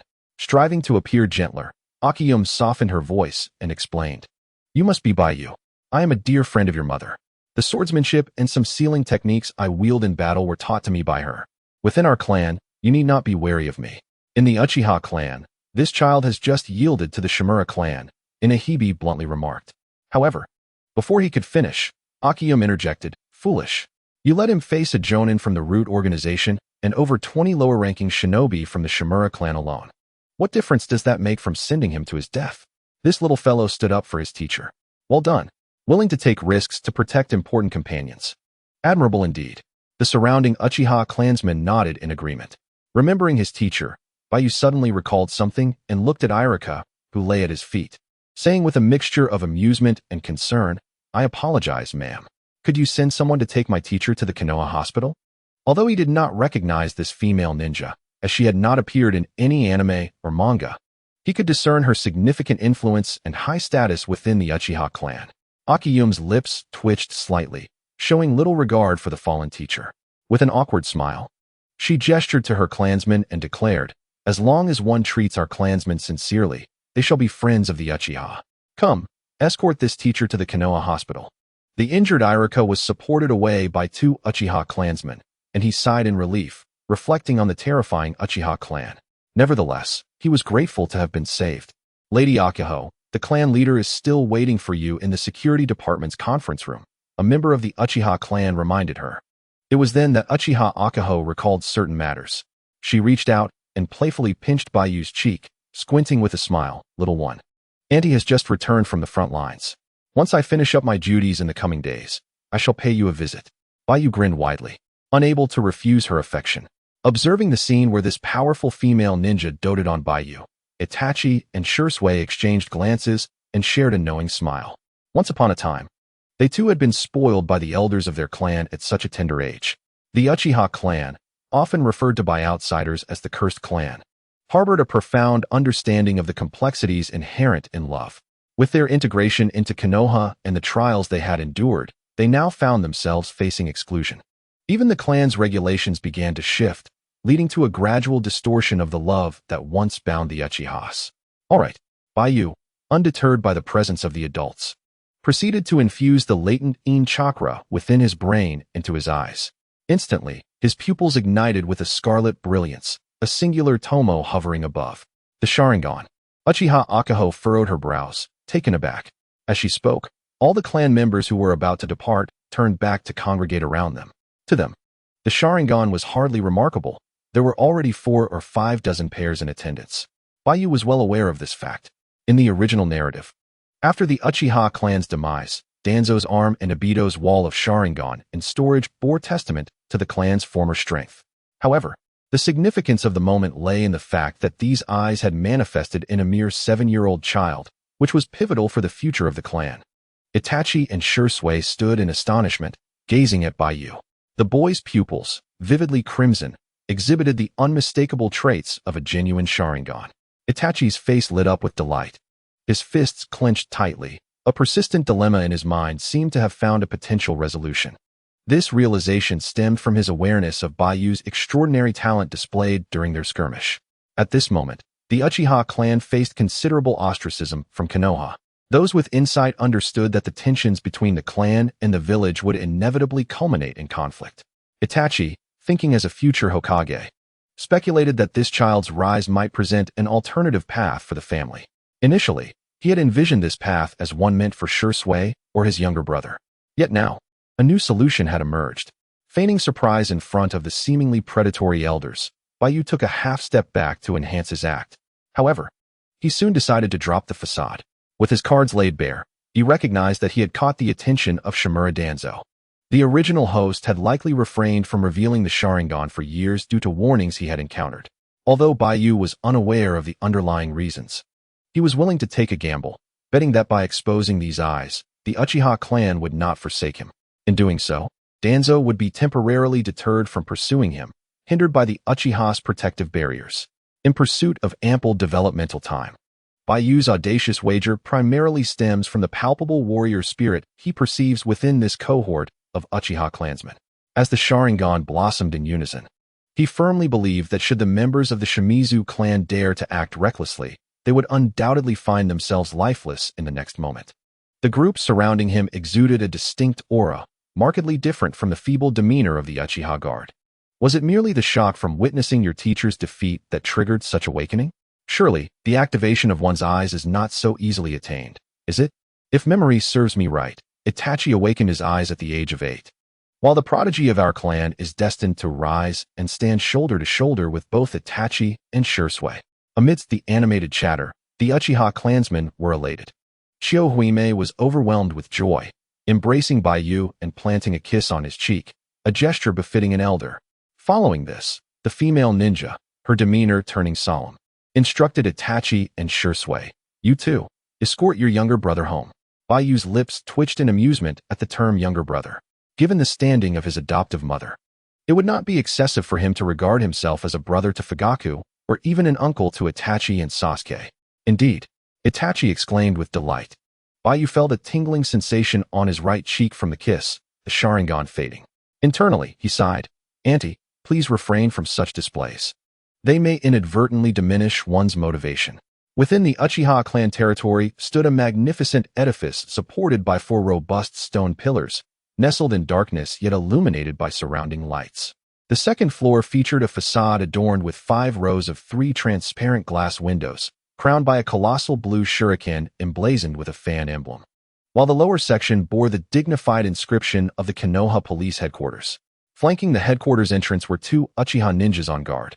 Inside the second-floor office, Fugaku occupied the foremost seat at a round table, directly facing the entrance. Flanked by Uchiha Hakadai, Uchiha Yaoi, Uchiha Tiehua, and other core members of the guard. The four bore serious expressions, each lost in thought. Suddenly, the office door was forcefully kicked open. Fugaku lifted his gaze to the entrance. Deducing from the guard's apprehensive demeanor that the recently returned clansmen were likely those replaced by Konoha's higher-ups at the border. As anticipated, Uchiha Chio Huime entered. Clad in a deep blue high-collared clan robe, her voluptuous figure and striking beauty were accentuated by the clan attire, exuding a captivating aura. With an assertive stride, she stormed into the office, accompanied by the clansmen she had brought back from the border. Just as Fugaku prepared to quell their exuberance, Chio Huime approached the desk. Raising her leg and placing her foot, adorned in brown fishnet stockings and wooden clogs, upon Uchiha Hakadai's table, the stoic high-ranking guard was left speechless, his throat tightening as he dared not meet her gaze. Witnessing such rudeness, Fugaku furrowed his brow, feeling a headache coming on as he lamented. 10 years on the front lines, and yet you foster such brazen arrogance?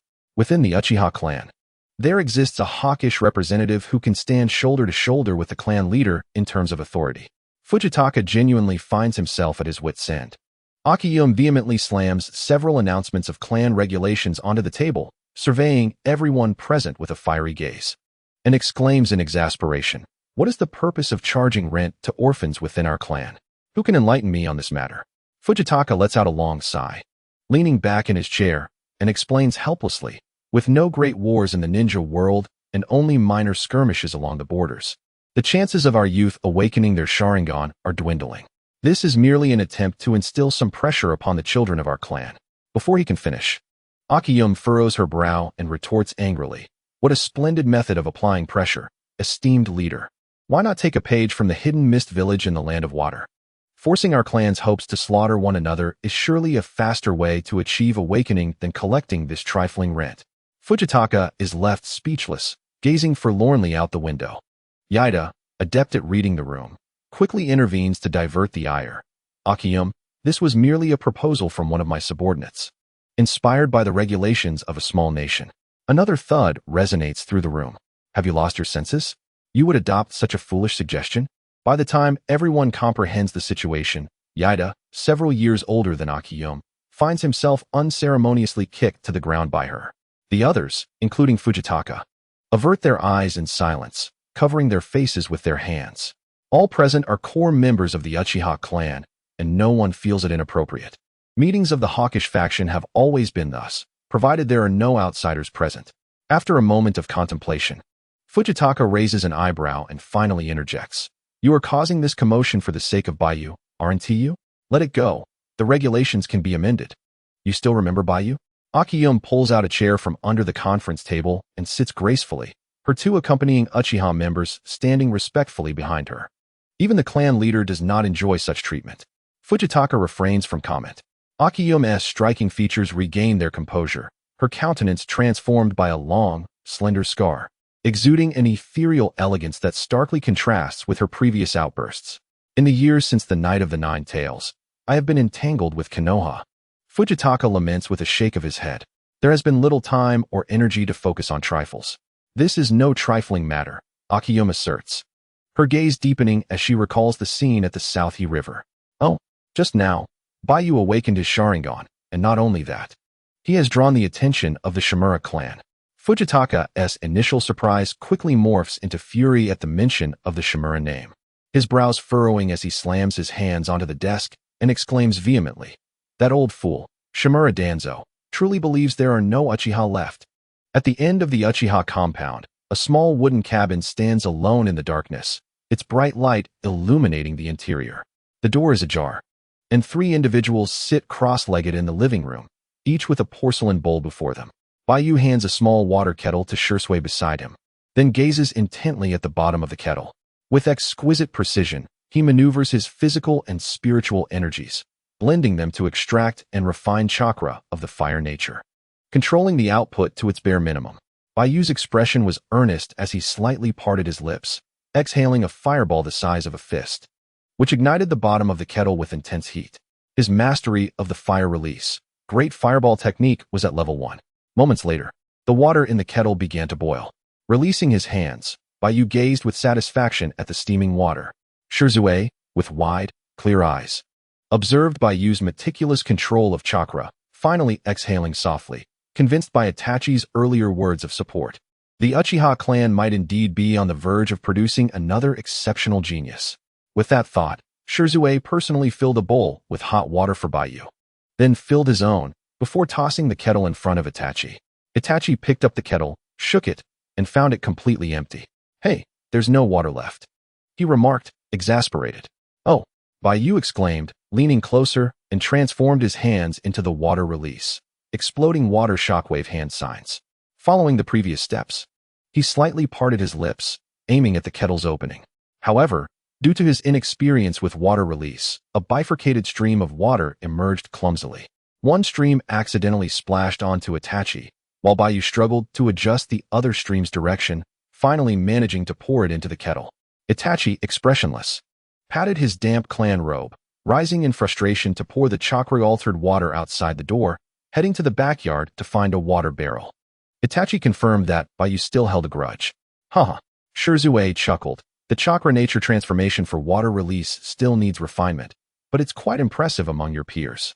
Suddenly, hurried footsteps echoed from outside. "Baiyu, are you alright?" Uchiha Izumi's face was filled with concern as she rushed into the wooden house, clutching a bottle of military rations. "Ah, Izumi. Long time no see." Shirzue grinned, narrowing his eyes in a smile as he waved. "Brother Shirzue, what brings you here?" Izumi's beautiful eyes sparkled with surprise as she unceremoniously seated herself beside Baiyu, shoving the military rations into his hand.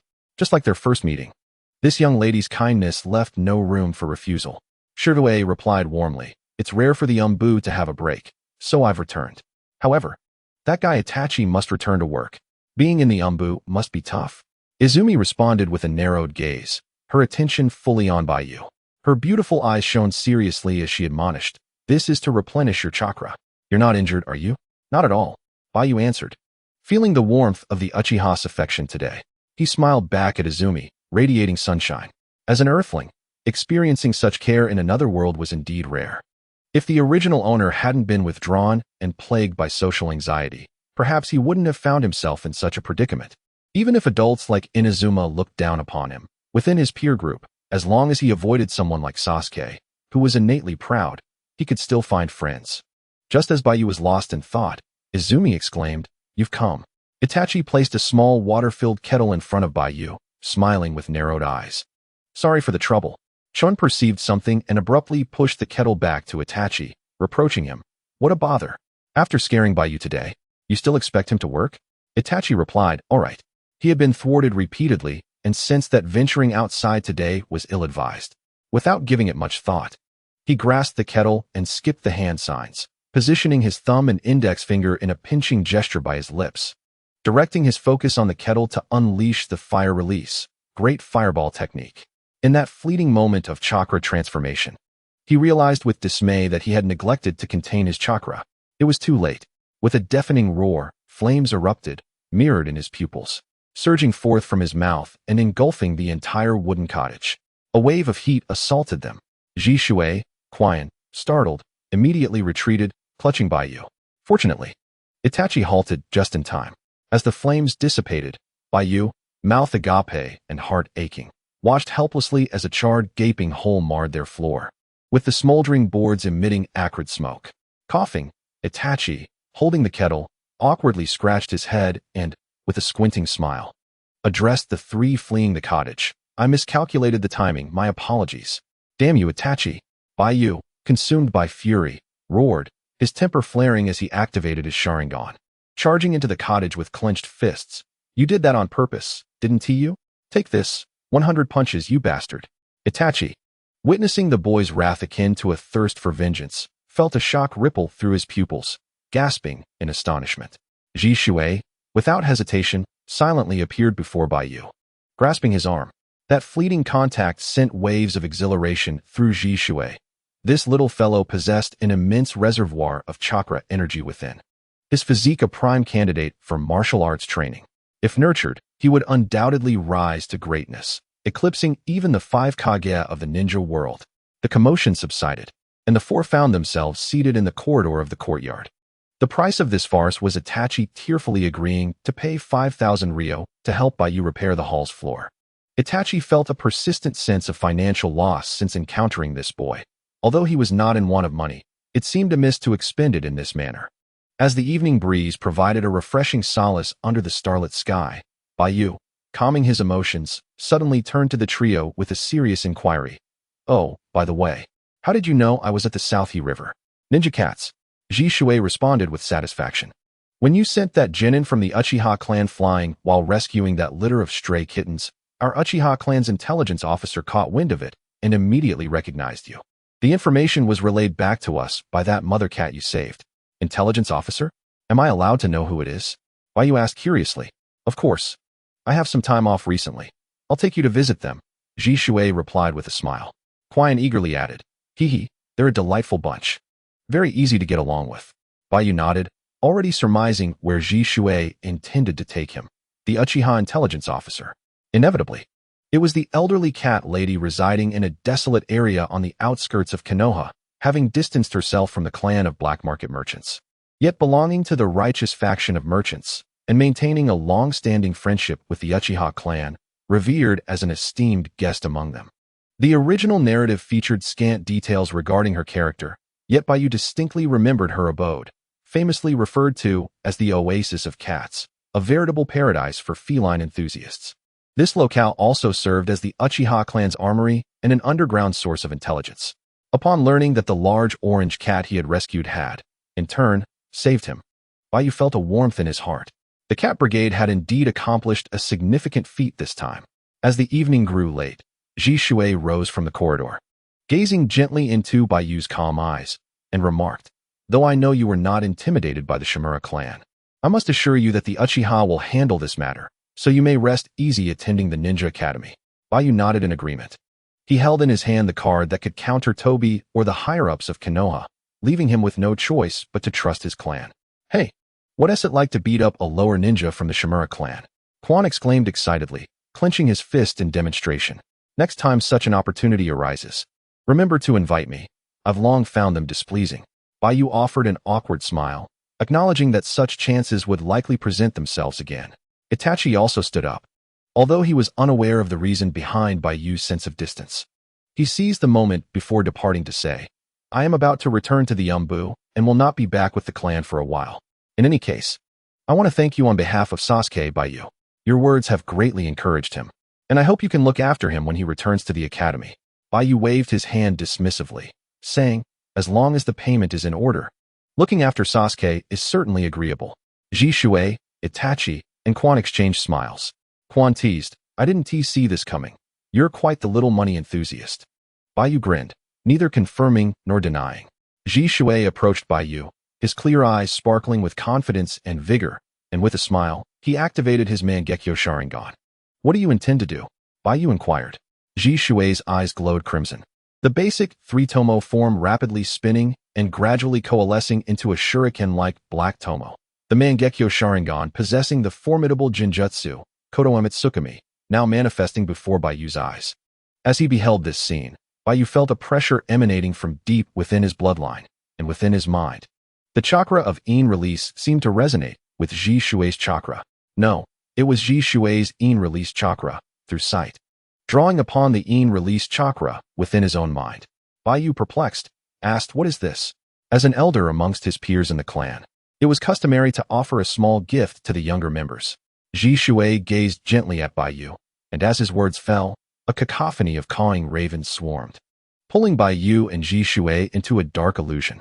Itachi and Quan vanished from sight. With a soft plop, a drop of water echoed in the deep darkness, resonating like a clear sound upon the surface of a lake. Baiyu did not blink, and the chakra within him remained undisturbed, falling once again into the third Jinjutsu of his life. This vast expanse is boundless. Surrounding him on all sides, front, back, left, right, and above, lies an abyss of profound darkness. Only beneath him is a surface reminiscent of a lake, yet equally shrouded in black. Baiyu gently lifts his foot, making contact with the surface below. A soft sound echoes, reminiscent of water droplets falling. Ripples emanate from him, spreading outward in concentric circles. At that moment, a new set of ripples appears. Advancing toward Baiyu, Ji Shui emerges from the shadows, smiling as he approaches, and says, "Awaken your Sharingan." Baiyu nods. The Yin release chakra, dormant within his neural pathways, activates his Sharingan. The two stand opposed, their eyes glowing crimson.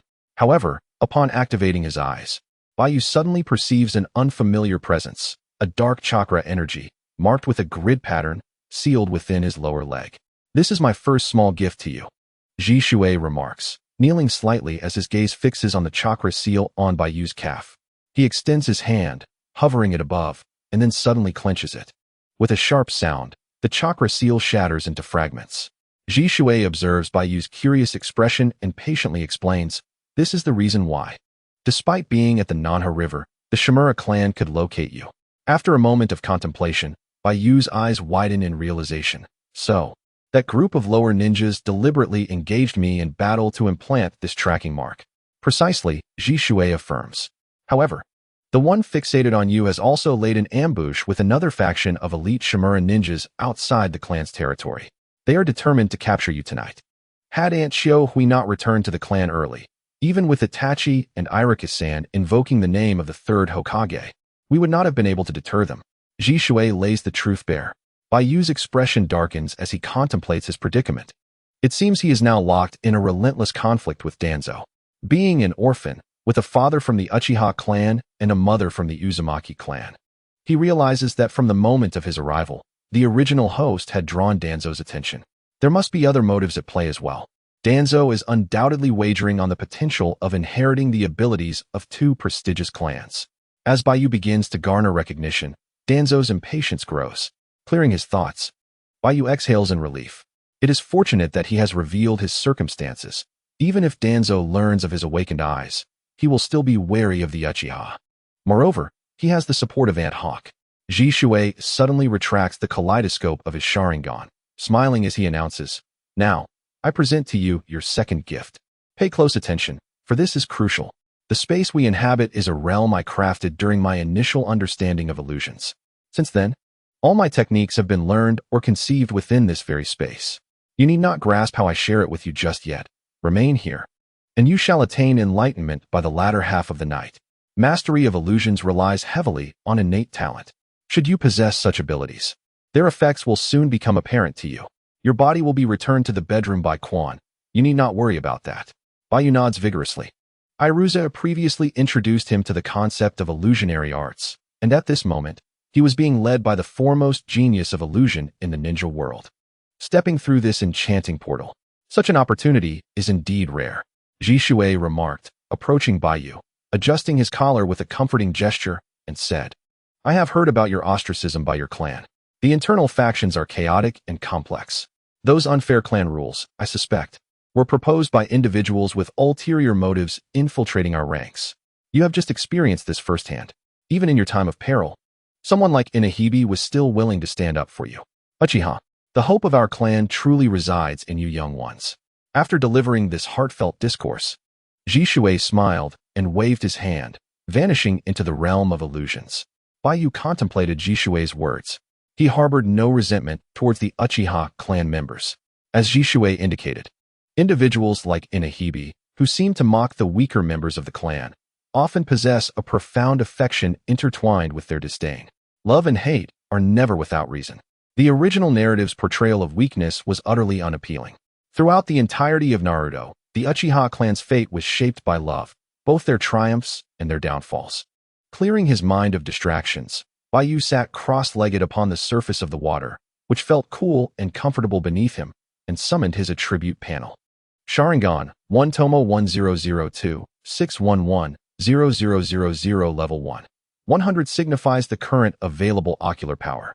261 denotes proficiency in ocular energy storage. 10,000 is the proficiency required for advancement. Jinjutsu, 10,100 Level 1. As a member of the Uchiha clan, possessing the Sharingan, Baiyu naturally began with visual-based illusions.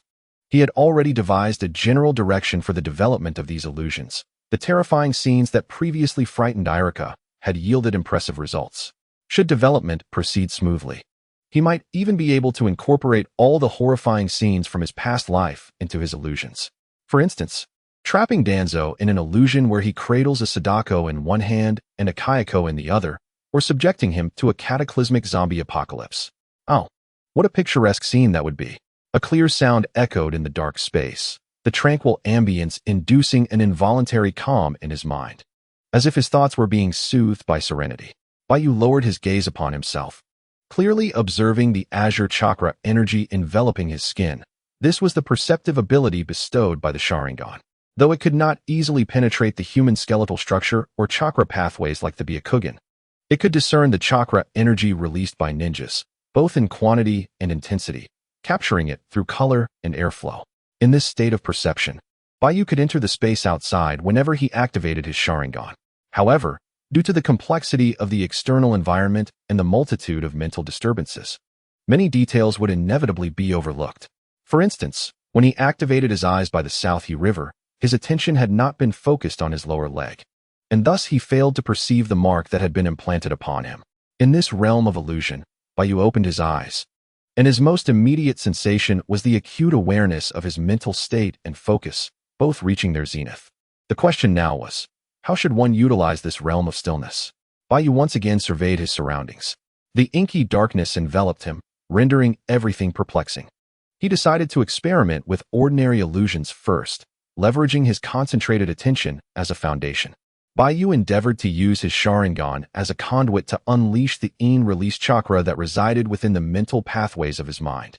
A surge of icy purple energy coalesced into an ethereal flow, released from his Sharingan. This was his ocular prowess, manifesting the essence of his release chakra. While he was uncertain of the colors others perceived, he felt he could alter its hue at will, thanks to the unique synergy of his Uzumaki lineage and Sharingan. He settled on purple as his chosen shade. As this energy unfurled, the dark realm erupted with the black chakra energy that it harbored, transforming into gaseous energy that entwined with the purple release chakra he had emitted. The two energies eventually coalesced into a singular line, vanishing before Baiyu's eyes. Miraculously, these two strands of release chakra fused seamlessly. In that moment, the dark illusion felt akin to a highly compatible mainframe, with him as a removable USB drive, and the connection protocol being their shared essence of release chakra. Now, Baiyu had logged into this mainframe. Instantly, the previously stable dark environment began to fracture, revealing thousands of shattered shards suspended before him, each reflecting various images buried deep within his mind. It was chaotic and exhilarating. For instance, he saw the financial skyscrapers of a city from his past life, high-speed trains zipping along tracks, and the heart-wrenching sight of Chi-Tong weeping over the lifeless form of Tasmi. Fortunately, Shirzue was not present. Otherwise, he might have encountered the harrowing memories of his desperate struggle against Danzo, the agonizing moment of opening his Susanoo with despair, all in a bid to fulfill his ultimate mission of seeing Itachi alive. Although this was not a scene from an anime or manga, these were indeed visuals from games Baiyu had played and seen. Moreover, these images would shift and transform into others based on Baiyu's thoughts. It appeared that the control over this dark realm had transferred into his mind. Ah, so that is how it works. Baiyu experienced a sudden epiphany. This gift from Shirzue was, for illusionary ninjas, invaluable beyond monetary measure. The essence of this dark realm operated as a medium consuming Shirzue's chakra, providing an exceptional venue for those possessing release chakra to explore and refine various illusions. Rising to his feet, Baiyu unleashed all his ocular power, and a semi-transparent prompt materialized before him. Sharingan Proficiency 100. Sharingan 1 Tomo 036 110000 Level 1. With a prior reserve of 261 points. It indicated that Baiyu could release an additional 161 points of ocular strength.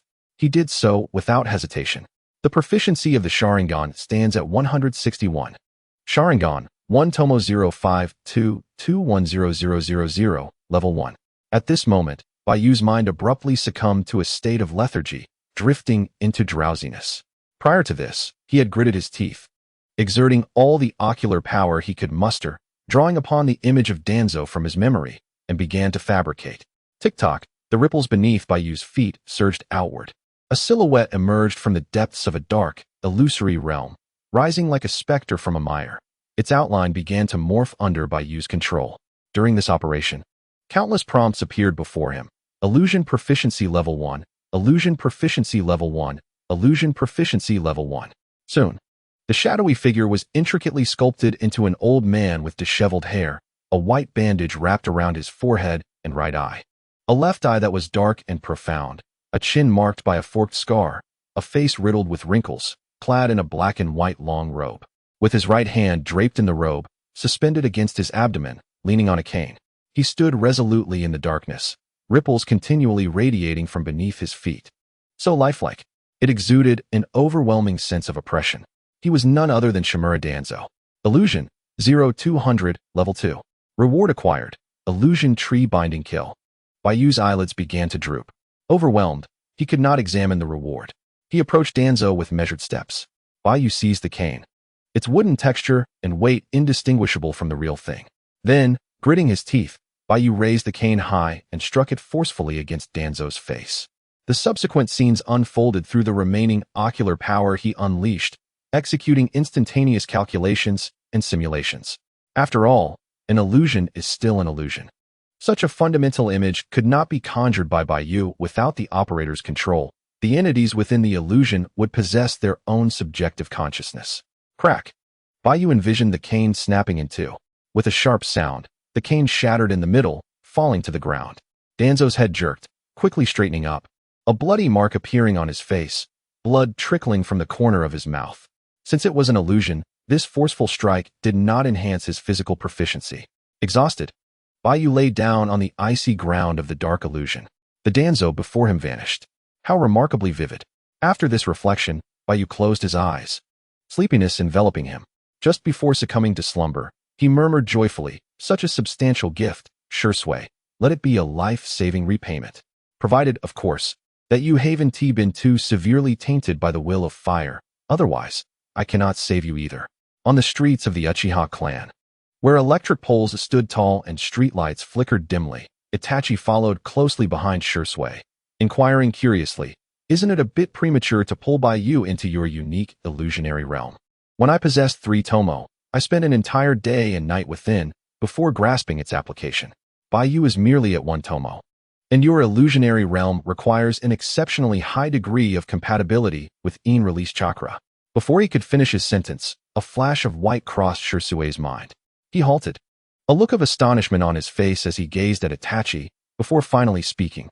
Just now, Baiyu mastered all operations of the illusionary realm in merely half an hour. Itachi stood against the lamppost, arms crossed, under the ink-black night adorned with pale moonlight. Despite his attempts to maintain composure, a sense of joy illuminated his features. Thus, Shursui, the Uchiha clan may indeed witness the emergence of another Uchiha Madara. Shursui shook his head, his eyes reflecting hope as he earnestly replied, "No, we must never become like Madara.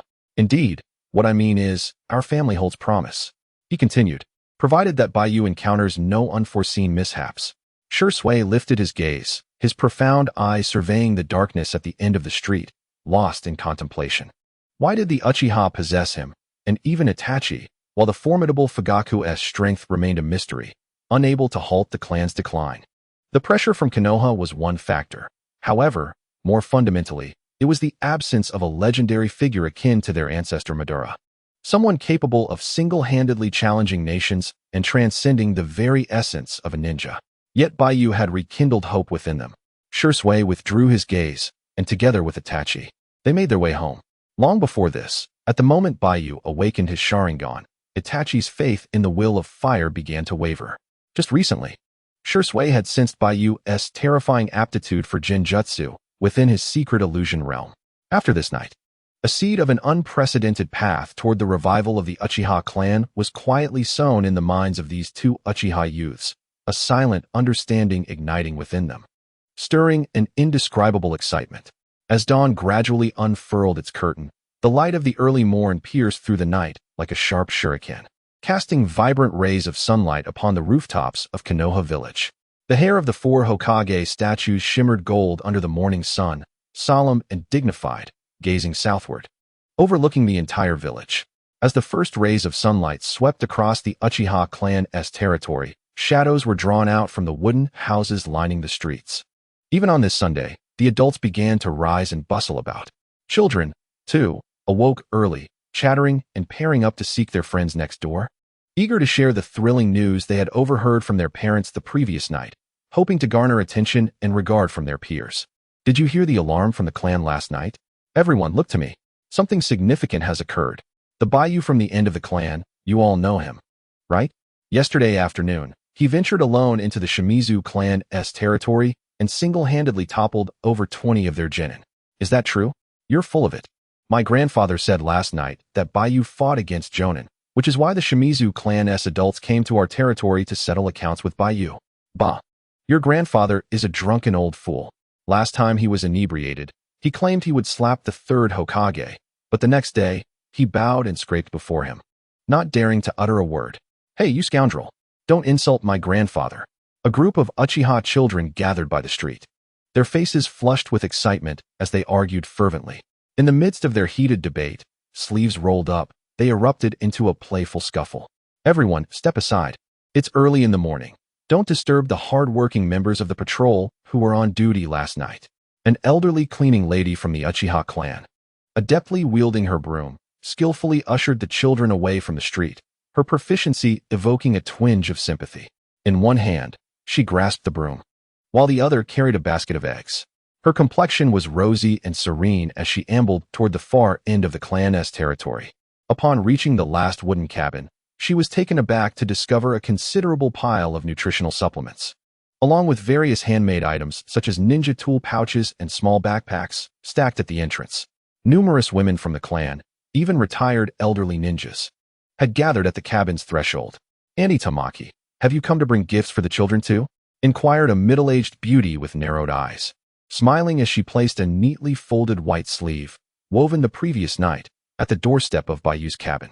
Uchiha Tamaki paused momentarily, then beamed with a simple smile, scratching her head and softly replied, "Ahaha, indeed. When I left this morning, my husband insisted that I should send fewer eggs from our chickens. I was quite displeased.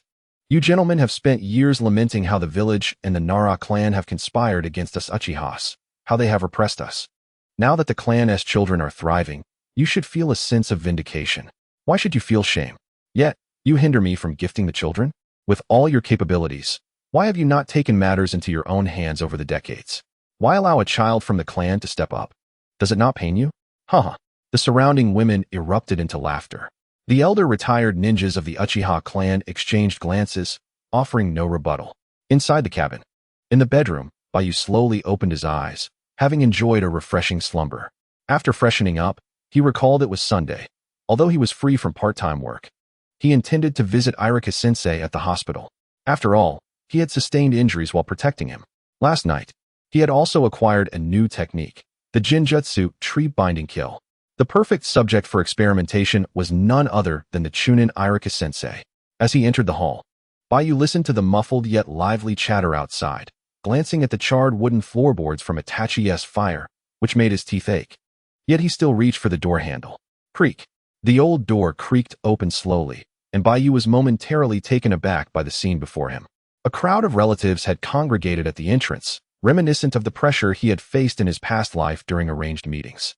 These were the uncles and aunts of the Uchiha clan.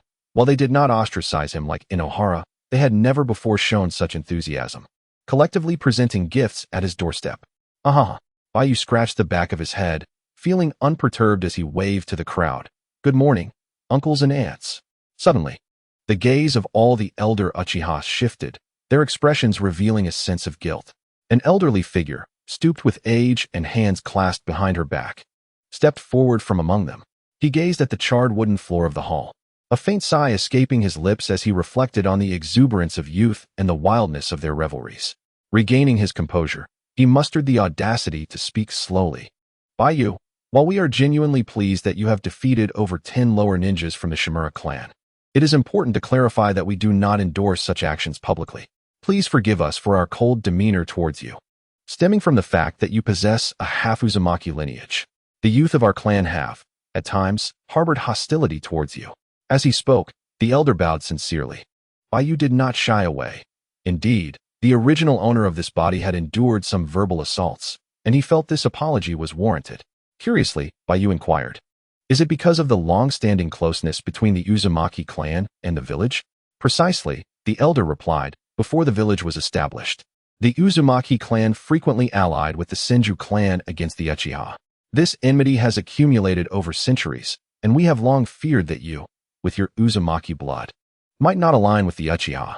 The elder continued with a melancholic tone, "After all, we vehemently opposed your father marrying your mother, who had wandered to Konoha after her nation fell. So, you are concerned that as I mature, my Uzumaki heritage might naturally draw me closer to the village's upper echelon?" Baiyu asked, exasperation lacing his words. Such a conclusion lacks any scientific basis. Indeed, the elder admitted, revealing a toothless grin before shifting the conversation, "Yet, you have demonstrated through your actions yesterday that your heart truly leans towards us, the Uchiha." Baiyu found himself both amused and bemused. That was merely a coincidence. However, the Shimura clan's ninjas certainly deserved a lesson. With a calm expression, he posed a serious question, "Grandfather, may I ask, what was the outcome for the Uzumaki clan in their closeness to the village and the Senju clan?" The elder's pupils quivered as he surveyed the women of the clan around him, then candidly confessed, "Annihilation. And what if the Uzumaki had allied with us, the Uchiha?" The elder responded firmly, "Upon receiving intelligence of other nations stirring, the clan leader of that time would have immediately dispatched clan members to guard the allied borders." Baiyu smiled, "Just as everyone came to my aid last night." The elder fell into contemplation. The other elderly Uchiha, upon hearing Baiyu's insights, were taken aback. This youth had a remarkably profound perspective. Their previous treatment of him had, indeed, been clouded by their own prejudices. Under the guidance of this elder, the retired Uchiha ninjas began to express their apologies to the young man, and soon, the elder relatives of the Uchiha clan showered him with praise. Laughter and joy filled the air in front of the wooden house. Meanwhile, at the end of the Uchiha territory, diagonally across the street, behind a telephone pole, Uchiha Choei observed Baiyu, who was encircled by the elderly clan members, demonstrating remarkable poise and eloquence. After keenly observing for a while, a smile crept upon her lips as she remarked, "This cheerful disposition is indeed a legacy from his mother." Seeing this scene, Lady Kaori would undoubtedly feel a sense of relief, responded a Uchiha attendant. Autumn's beautiful eyes suddenly radiated with murderous intent. "Send someone to protect the little one. That old dog Shimura Danzo, having failed his trap last night, will certainly not rest easy. Indeed, I shall personally guard Baiyu in the shadows," said a middle-aged Uchiha Jonin behind Autumn, forming hand seals before vanishing into a swirl of smoke. At the end of the Uchiha clan's territory, in front of a modest wooden cabin, the previously gathered elders of the Uchiha clan had departed. In their retirement, they were now occupied with their own affairs, such as caring for children and attending to the daily needs of the younger generation. Baiyu stood by the door, gazing at the departing figures of the aging clan members. His eyes dimmed, and he let out a soft sigh. It felt as though a grand confessional for elderly Uchiha ninjas had taken place that early morning. Baiyu surveyed the interior of the wooden cabin, noticing the gifts that had been pushed into the corners by his aunts and uncles, secretly noting the givers in his mind. Gifts from others must ultimately be repaid. Baiyu pondered. He already owed Ino a gift, and with the accumulation of so many favors, he needed to find an opportunity to return them. A thought struck him. He had an idea for repaying the gifts. First, however, he needed to visit the hospital. At the Shimura clan's territory, surrounded by towering trees and buildings, lay a dimly lit expanse. Within it stood a classical wooden residence. Outside the courtyard, on the corridor, Shimura Danzo squinted his left eye, his aged face shadowed. His right hand draped in a black robe before his abdomen, while his left hand leaned on a cane, his back straight as he stood before a white grid paper door. Before him crouched 3 Root Organization ninjas, each bearing a ninja blade. The one in the middle was the Root member who had failed in the raid on Baiyu last night and had been driven back by the Uchiha clan members, adorned with a mask of fearsome patterns. "Enough. This time the failure is not your fault. The hawkish representatives of the Uchiha clan returned early, and I was unaware," Danzo stated, waving his hand dismissively. "You may leave now. We shall await my orders for the next operation." "Yes," the 3 Root members replied in unison, vanishing like shadows. Danzo opened his murky left eye, gazing coldly at an ancient tree in the courtyard, watching as its roots, twisted and gnarled, attempted to reach for the sunlight from the cracked earth. Do you too wish to bask in the light? But you are roots, exposed to the sun. The tree shall perish. Danzo slowly approached the old tree, crouching down, gently caressing the roots with his left hand before meticulously grasping them, breaking them one by one and discarding them into the shadows, muttering to himself, "The hawks of Uchiha, have they all returned? Then let them not depart again." However, Orochimaru has taken an interest in that little brat, but he was mine first. The sky was a brilliant blue. At the top of the Konoha Hospital, beneath a massive water tank pipeline, lay an expansive platform, where rows of green clotheslines were adorned with countless pristine sheets and garments. The rooftop's edge enclosed by green wire mesh. Above the entrance to the hospital building hung a conspicuous medical symbol. On the second floor, the inpatient department awaited. Iruka sat on the hospital bed, gazing out at the picturesque village scenery beyond the window. With a soft sigh, he leaned back against the bed, reflecting on the events of the previous night. He felt undeniably small and helpless, lamenting how he couldn't withstand even a single round against the Root Organization's ninja. It was truly humiliating to lose face in front of his students. To make matters worse, he was hospitalized and not a single soul had come to visit him. It seemed no one even knew of his admission. How wretched! Iruka felt a profound sense of grievance. A gentle knock echoed from the door. "Come in," Iruka called. Pulling his thoughts back to the present, his gaze fixed on the door. Surely it was the nurse, he mused. He ought to be discharged soon, despite the lingering discomfort in his abdomen. After all, he was a chunin, capable of withstanding a bit of pain. The door swung open, revealing a visitor whose slightly bronzed cheeks flushed Iruka's face with embarrassment. "Ah, it's Baiyu. Please, have a seat," he said, raising his hand with a shy smile. Baiyu entered, carrying a basket of fresh fruit, which he placed on the bedside table. Looking earnestly at Iruka, he expressed his gratitude. "Thank you for last night, Teacher Iruka." "Haha," Iruka chuckled. "As a teacher, it's only natural to protect my students. By the way, did that group of rascals bother you again this morning?" Baiyu skillfully retrieved a fruit knife and an apple from the basket, meticulously peeling the fruit. "They didn't come looking for me this morning. I believe our clan's higher-ups will negotiate with the Shimura clan," Baiyu responded. Iruka sighed in relief and nodded softly. "That's for the best. But you truly have a brave heart. The Shimura clan is notoriously petty, and you dare to provoke them. Are you feeling unhappy, Teacher Iruka?" Baiyu asked. Having finished peeling the apple, he deliberately shifted the topic, offering the fruit with a smile. "I suspect you feel guilty for not being able to protect me." Iruka accepted the apple and took a bite, feeling as though Baiyu had seen through him. "I shouldn't be disheartened just because I couldn't defeat the Root Organization ninja," Baiyu continued. "After all, your primary role is that of an educator. Cultivating outstanding students brings far more fulfillment than triumphing over the Root Organization." Upon hearing this, the apple tasted sweet in Iruka's mouth, yet his heart felt sour. Leaning back against the bed, he sighed deeply. That is true. No teacher wishes to appear foolish before their students, especially those they hold dear. Baiyu chuckled. "Once you are discharged, let's continue our private tutoring sessions. We'll help you regain your confidence." Iruka looked surprised. "You don't find me weak?" "Who dares to call you weak?" Baiyu replied earnestly and with conviction. "It was precisely because of the jinjutsu you cast on me last night that I entered a state of enlightenment, allowing me to grasp the foundational techniques of jinjutsu upon returning home." Iruka mused. Is this the prowess of a naturally gifted ninja? Furthermore, the fire release and throwing techniques I practiced at the Ninja Academy were all inspired by observing you spar with other teachers after classes. To my surprise, I inadvertently became your ninjutsu instructor. Iruka chuckled, his spirits lifting considerably, his gaze gradually regaining confidence as he remarked, "It seems I must be more mindful of my conduct. As a teacher, every word and action is indeed emulated by the students." Baiyu, having achieved his goal of comforting Iruka, smiled and fell into silence. "By the way, Baiyu," Iruka suddenly interjected, "your grandparents from the clan are in the adjacent ward. Since you are here, why not pay them a visit?" "Certainly," Baiyu replied, glancing at his empty hands. He then proceeded to take some fruit from the basket and placed it on the bedside table before carrying the basket towards the opposite ward. Iruka thought to himself, this child truly knows how to live life well. At the hospital's central counter, a strikingly beautiful and curvaceous nurse, with sparkling eyes, observed a youthful boy with silver-gray parted hair, tied in a ponytail, who was handing in his shift report. The pretty nurse inquired curiously, "Do Have you finished your patient care so quickly today? Yes. The Uchiha grandparents are quite amiable and cooperative with their care, Do replied, handing over the report. Then added with a hint of exasperation, it's mainly because I promised the class monitor a few days ago to teach a young Uchiha some medical ninjutsu, which I had been putting off for several days. I nearly forgot, so I thought I would check in today. The nurse covered her mouth and chuckled. The Uchiha clan? You might want to be cautious.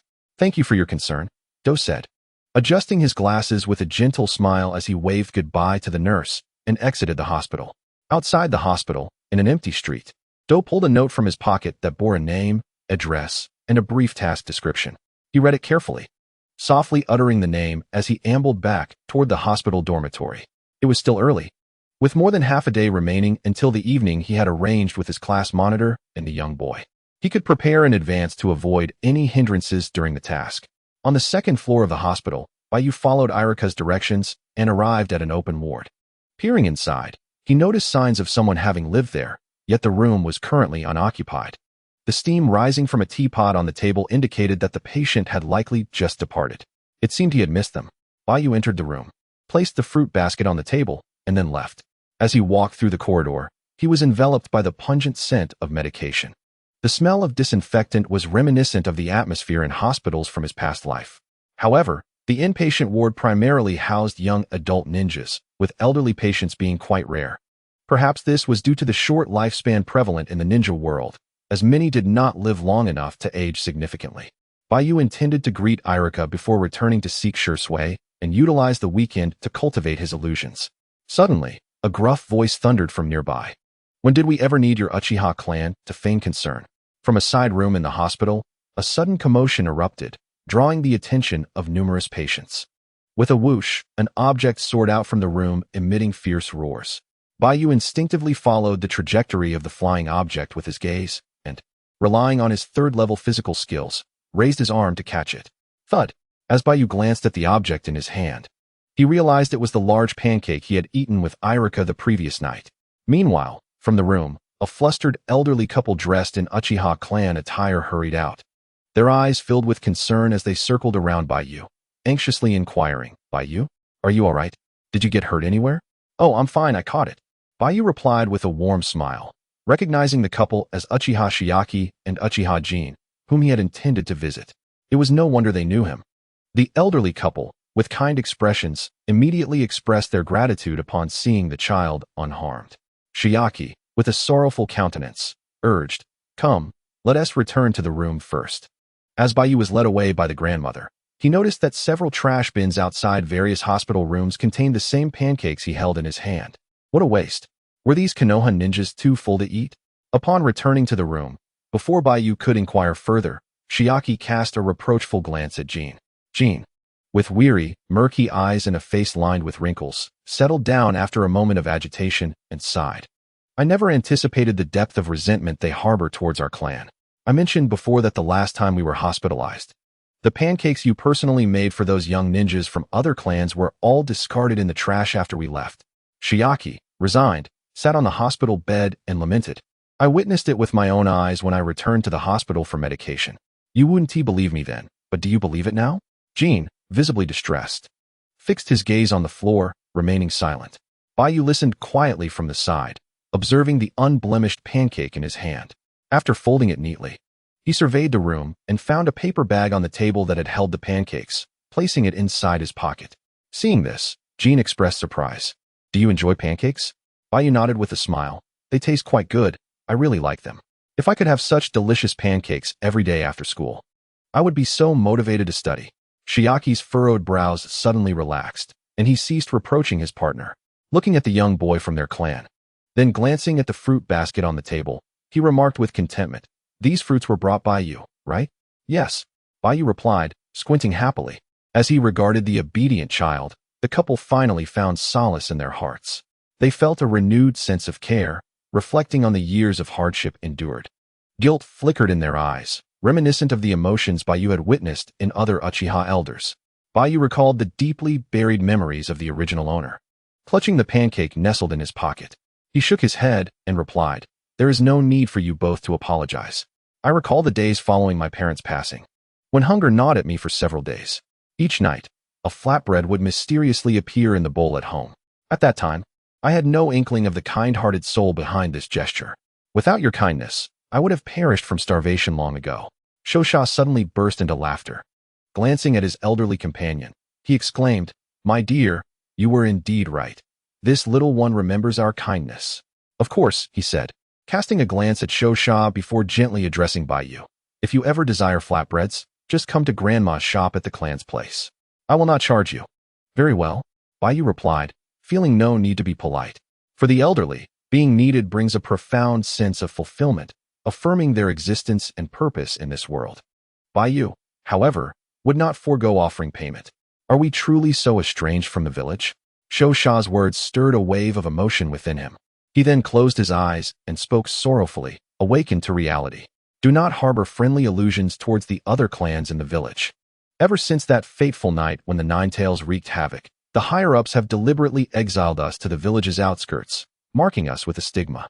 They have hastily concluded that the masked man who manipulated the Ninetales with his Sharingan is lurking within our clan.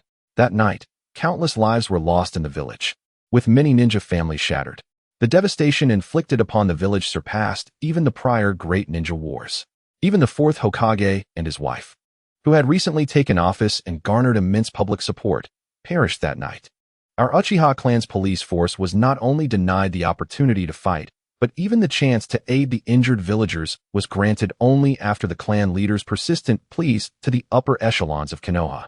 The actions of the village's higher-ups implicitly solidified the notion that the Uchiha clan orchestrated the Ninetales rampage and was responsible for the deaths of our comrades, leading to countless families' ruin. You must understand that we, the only Uchiha clan possessing the Sharingan, are now perceived as the masterminds behind the Ninetales turmoil and the murderers of our village's kin, causing innumerable other families to suffer. How do you think they will treat the perpetrators of such familial slaughter? And how should we, who are wronged, ostracized, and oppressed, confront those who harbor animosity and slander towards us? Baiyu fell into contemplation after hearing the elder's words. What a profoundly insightful elder of the Uchiha clan. "Alas," lamented Granny Jiang, "we have severed ties with the other clans in the village. What about the children?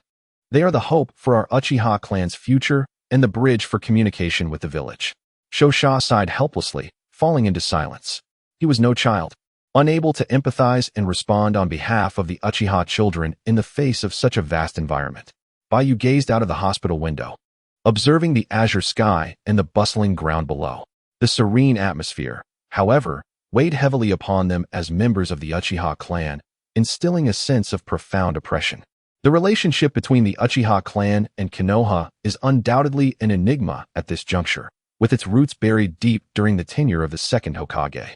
To trace back further, the discord stemming from the integration of the Uchiha into the village may well have originated from Uchiha Madara's solitary departure from Konoha.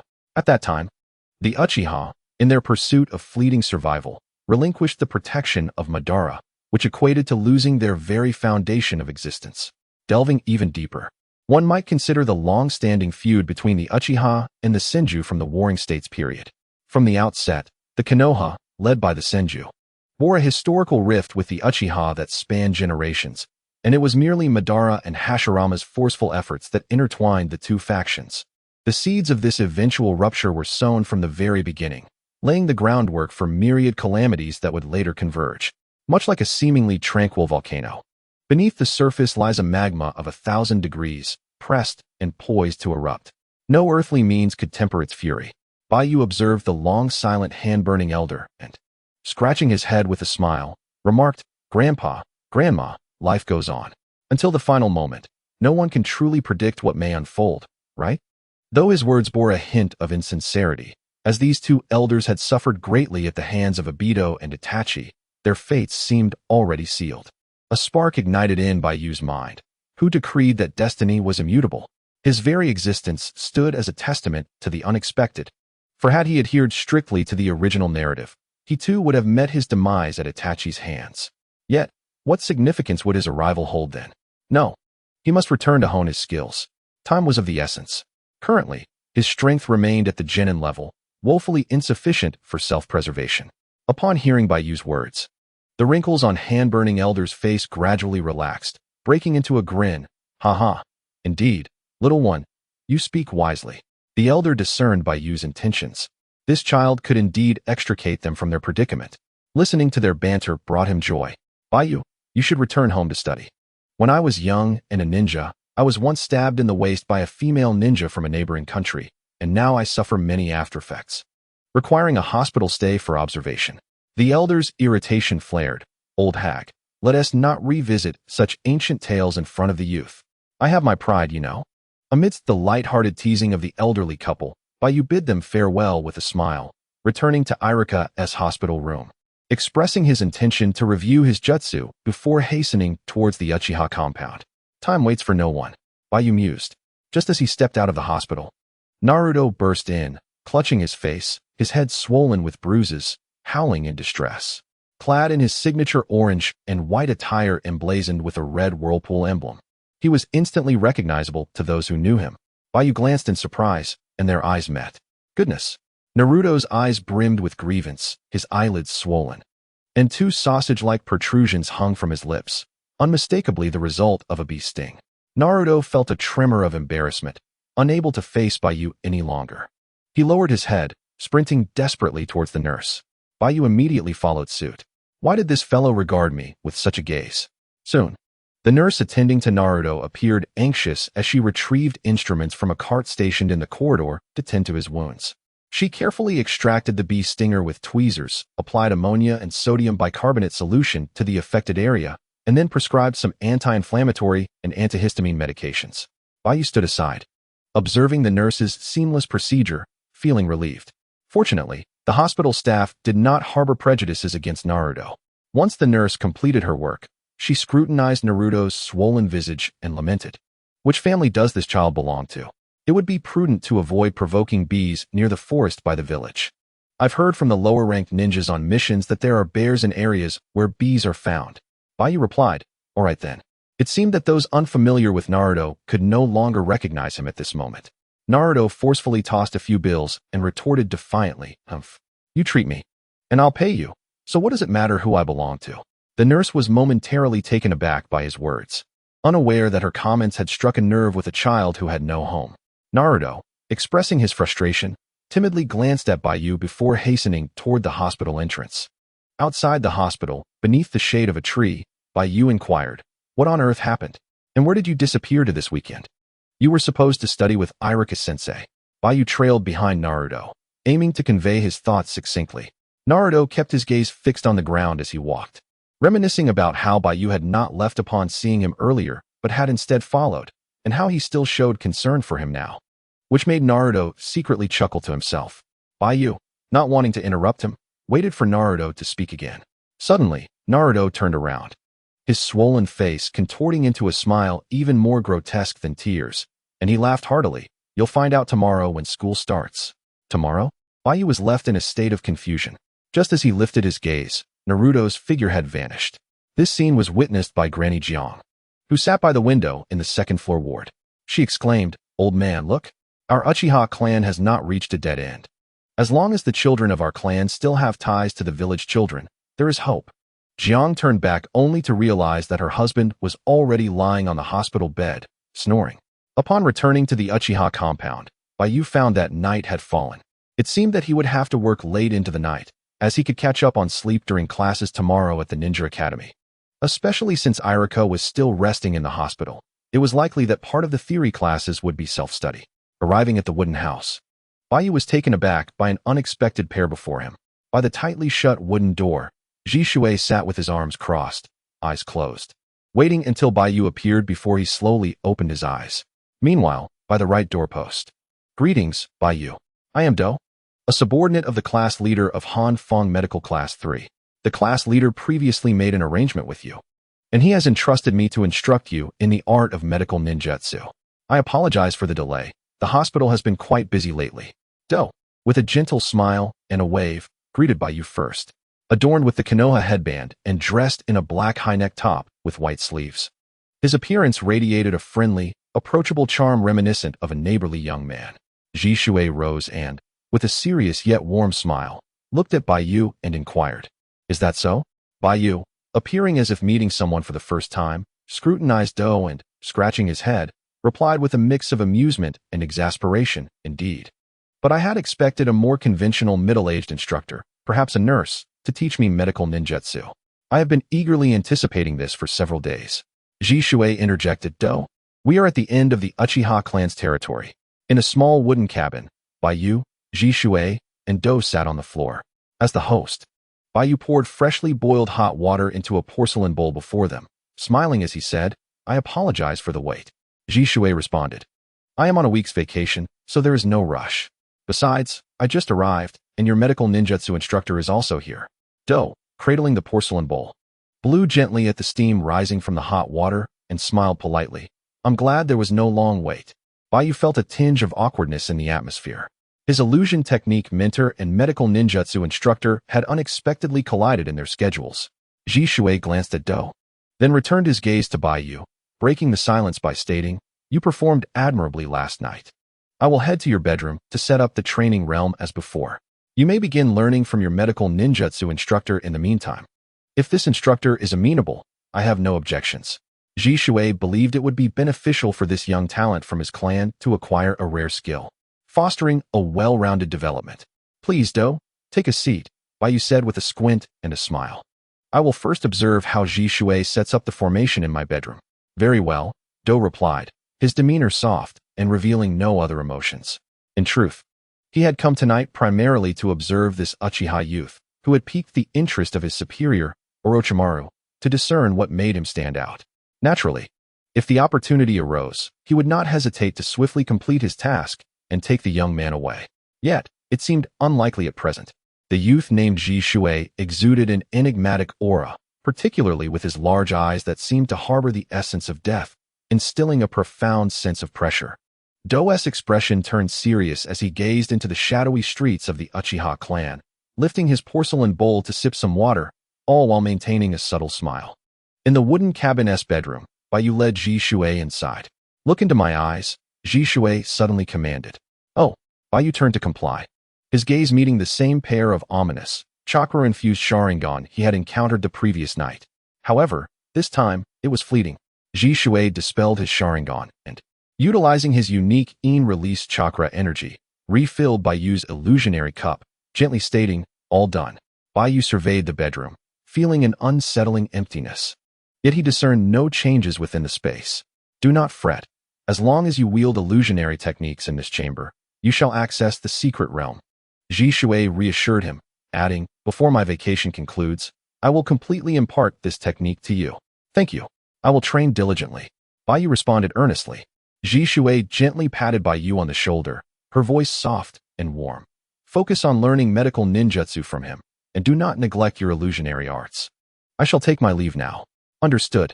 Baiyu nodded seriously as Ji Shui exited through the side door of the bedroom, her figure melding seamlessly with the shadows. Outside the wooden house, amidst the bamboo grove, Qiu Hui, a subordinate secretly safeguarding Baiyu, crouched in a concealed corner. Ji Shui leaped gracefully onto the wall before him, greeting him with a smile. Need a replacement? No need. Someone will cover for me tonight. You should return to rest, the seasoned Uchiha Jonin replied cheerfully. Very well. I shall keep you company for a while, Ji Shui said, focusing her energy and observing through the gaps in the bamboo leaves and the various structures. Peering into Baiyu's home. Teacher Do, is it? Baiyu scrutinized the figure before him, noting Do was devoid of any ninja tool pouches, prompting him to relax and address him innocently. Shall we commence directly? Do, taken aback, chuckled awkwardly. In learning medical ninjutsu, haste is the greatest folly. Let us begin with the theoretical foundations. Nay, Teacher Do, my time is limited. Do's previously calm demeanor froze, his expression shifting to one of astonishment. Are you afflicted with a terminal illness? Baiyu, perceiving Do's reaction, sighed softly and shook his head slowly, a look of disappointment shadowing his face. He had already validated certain matters internally. With a gentle tug, Do grasped Baiyu's hand, releasing a vibrant green chakra energy from his palm, stating earnestly, allow me to examine your body. If the symptoms are not severe, I can offer you free treatment. Baiyu, bemused, was about to decline when Do, exhibiting remarkable proficiency, promptly conducted a thorough body examination. Afterward, he gasped in confusion. Your health appears robust. Teacher Do? You misunderstand. I merely meant that the hour is late, and with classes on Monday, my time is quite constrained. Baiyu explained with a smile as he withdrew his hand. The corner of Dou's mouth twitched as he scrutinized the young boy before him. This lad hardly seemed to embody the essence of a mere 7-year-old.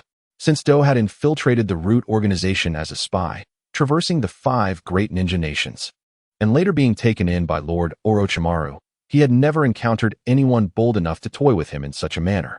Nonetheless, for the sake of Lord Orochimaru's future vessel, he exercised restraint. Dou squinted with a smile. Since you are disinclined to engage with tedious theories, allow me to succinctly introduce the functions of medical ninjutsu, and then guide you through the experience of chakra transformation firsthand. Before we proceed, however, we require some tools. As he spoke, Dou retrieved several sealing scrolls from his robes and laid them meticulously on the wooden floor. Once unfurled, the scrolls revealed intricate black, twisted sealing patterns, prominently featuring the character for seal.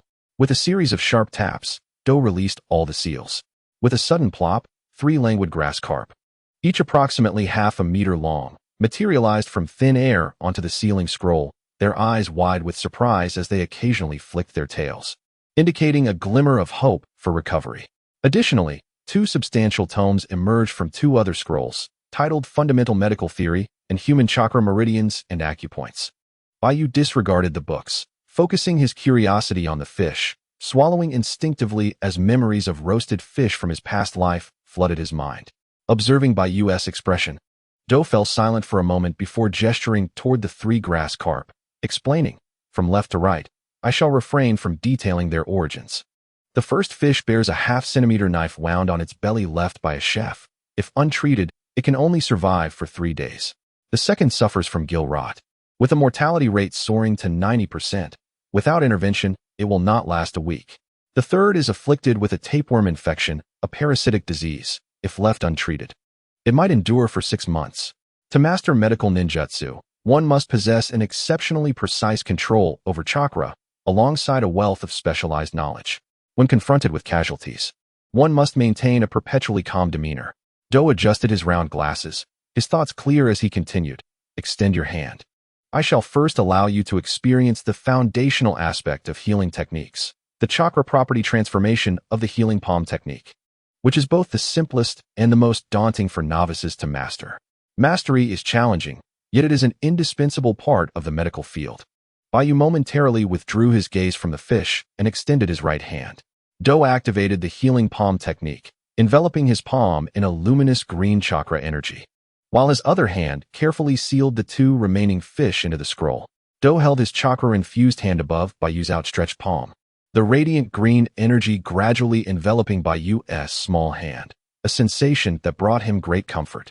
However, at that moment, the yang chakra from his whirlpool physique stirred within him, activating on its own accord. Baiyu was taken aback, feeling a warmth radiate from his abdomen. Under Dou's guidance with the healing palm technique, his own yang chakra flowed through a cycle, quietly infusing into the palm that faced Dou across the air. A faint hum resonated as Baiyu, in a state of astonishment, felt a surge of energy in his right hand. A medical chakra energy of a similar hue and nature, albeit weaker than Dou's. Medical ninjutsu proficiency, 10. Activating the medical ninjutsu training system. Acquired medical ninjutsu, healing palm technique. Medical ninjutsu, level 1, 10, 100. Are you toying with me? Dou exclaimed, his face a mask of shock, his gaze fixed on the young boy radiating healing chakra. His lips twitched in exasperation as he uttered, you clearly possess the ability to transform medical ninjutsu chakra. Baiyu, eyes wide with surprise, inhaled sharply and shook his head earnestly, declaring, no, I am not playing with you. I swear by my loyalty to Konoha and Hokage-sama that this is a newfound understanding of chakra property transformation. The notion of sudden enlightenment left Dou equally astonished, a chill running down his spine. He sat before Baiyu, his mind racing like a tempest, ultimately lowering his gaze, fingers pinching the frame of his glasses at the right ear. His eyes sparkled with a sharp brilliance, his body vibrating with excitement as he erupted into laughter. Forgive me. Forgive me, he managed to say, regaining his composure. Seeing a genius with medical talent surpassing my own has stirred my emotions. The basics of medical ninjutsu are a challenge even for Lady Tsunade, one of the legendary Sannin of Konoha. To think you have learned it through enlightenment. Ah ha ha. Baiyu, feeling slightly awkward, withdrew his healing chakra energy and curiously inquired, "Shinobi Master Do, shall we continue?" Do shook his head, narrowing his eyes as he gazed at the wooden floor, lost in contemplation. No wonder, without any exceptional qualities, how could Lord Orochimaru have taken an interest in him? I finally understand. Lord Orochimaru, your keen, slitted eyes possess the ability to discern hidden gems in the darkness, a truly legendary trait in the ninja world. And you are indeed someone I admire. Perhaps, rather than by you becoming your future reincarnated vessel, we should have him as our ally. With his talents, he could undoubtedly achieve miracles in the medical field that were previously deemed impossible. Outside the wooden house, in the bamboo grove, why are they silent? A subordinate of the charming Autumn Beauty, a middle-aged elite jonin of the Uchiha clan, directly activated his Sharingan, astonished by the healing chakra emanating from Baiyu's hands. Nearly dropping his jaw in disbelief, Shimizu was as excited as Do. His pupils gleamed with fervent light. This young lad is the spark of hope for the Uchiha clan. Do departed, his figure soon fading into the darkness of the Uchiha residence' streets. He left decisively, waving his sleeve, leaving behind a few scrolls and a heartfelt admonition. Inside the wooden house's hall, Baiyu sat cross-legged, gazing at the injured grass carp lying in the center of the scrolls. He recalled Do's words before he left. Your talent is on par with Lady Tsunade. You are now a budding medical ninja. It is time for you to delve into the study of medical ninjutsu. To master it, you must peruse those 2 medical tomes and commit them to memory. I have compiled all my medical knowledge over the years within them. By the way, starting tomorrow, I will no longer be coming. Baiyu. You must understand that true geniuses often walk a solitary path. As Do departed, his eyes dimmed, clearly affected by a significant blow to his confidence. He had spent many years under the guidance of his mother, Yakushi Nunayu, enduring countless rigorous trainings to progress from novice to adept in medical ninjutsu, only to see it effortlessly grasped by a 7-year-old boy. How could that not be disheartening? Comparing oneself to others can be incredibly discouraging. On the streets of the Uchiha clan, as Do's silhouette was about to turn the corner, Baiyu suddenly had an epiphany. He hurriedly ran outside, calling out, "Master Do." Do turned in surprise. Baiyu, with a friendly smile, pulled from his pocket a large pancake wrapped in oil paper, which had cooled since he brought it back from the hospital that afternoon, and innocently said, "You arrived so early and haven't had dinner yet. The journey back to the hospital is long. Please take this with you." Do did not refuse. A warmth flickered within, but I swiftly stifled that emotion. A ninja like him has no need for feelings. With a squinting smile, he reached out for the flatbread and exclaimed, "Baiyu, you truly are a good child. Study diligently, and farewell." Baiyu stood beneath the dim glow of the street lamp, gazing at the vanishing silhouette of Do, and could not help but reflect.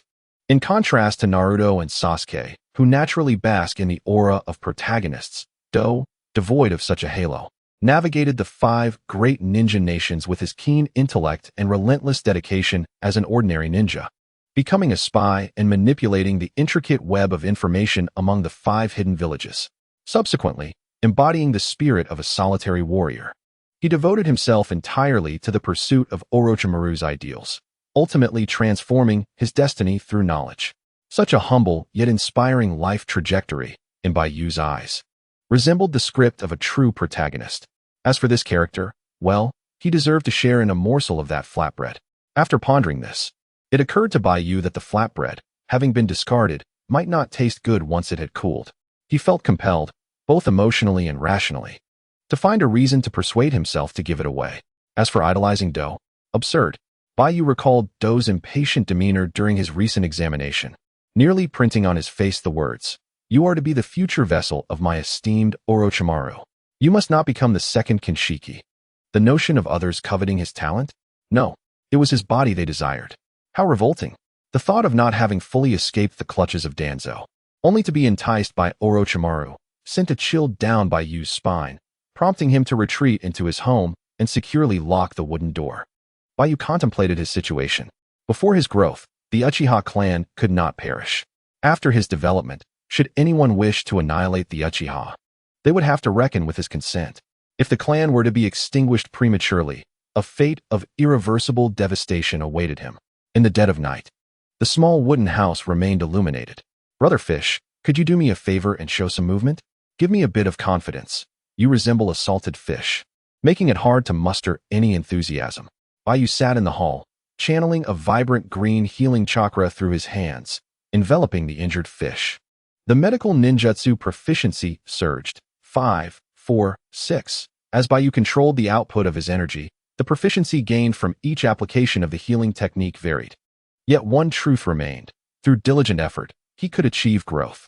The next time he employed healing chakra, it would undoubtedly be more effortless. As he delved deeper into the study of medical ninjutsu, Baiyu discovered a rather intriguing observation he had long noted. Medical ninjutsu, along with his taijutsu and jinjutsu systems, shared a common methodology for proficiency enhancement. In contrast, the proficiency system for ninjutsu stood independently. In summary, ninjutsu allows for selective enhancement of individual techniques, augmenting their strength. Though the upper limits remain unknown, martial arts, illusions, and medical ninjutsu, the potency of the primary body is directly correlated with its strength. As the primary strength escalates, the techniques beneath its branches also enhance. For instance, during this late hour of the night, the proficiency of medical ninjutsu stands at 57, 100 at level 1. Baiyu's mastery of the palm healing technique significantly advances. At this moment, he channels healing chakra energy over the grass carp, acutely aware that his healing chakra is stimulating the cells at the wound, which visibly mends at a remarkable pace. The grass carp stirs as its injury heals, its lips twitching slightly. Baiyu wipes the sweat from his brow with his arm and, gathering his resolve, successfully closes the gash on the fish, exclaiming in excitement. It worked. Just as he searches for a basin to place the fish in and assess its vitality, he notices the grass carp's eyes have lost their luster, turning a dull gray. Baiyu exclaims, "Damn, I was careless. I left the fish out too long. It must have suffocated." In the dead of night, under a pitch-black sky with a crescent moon hanging low and stars twinkling, Baiyu digs a hole in the backyard and buries the grass carp, which had made a remarkable contribution to his medical skills. Returning to his bedroom, he activates his Sharingan and enters the illusion left by Shizune, crafting an illusory scene. During this illusion, Baiyu makes a small discovery. As long as he wishes, he can temporarily alter the contents of the fragmented memories within his mind based on the principles of illusion.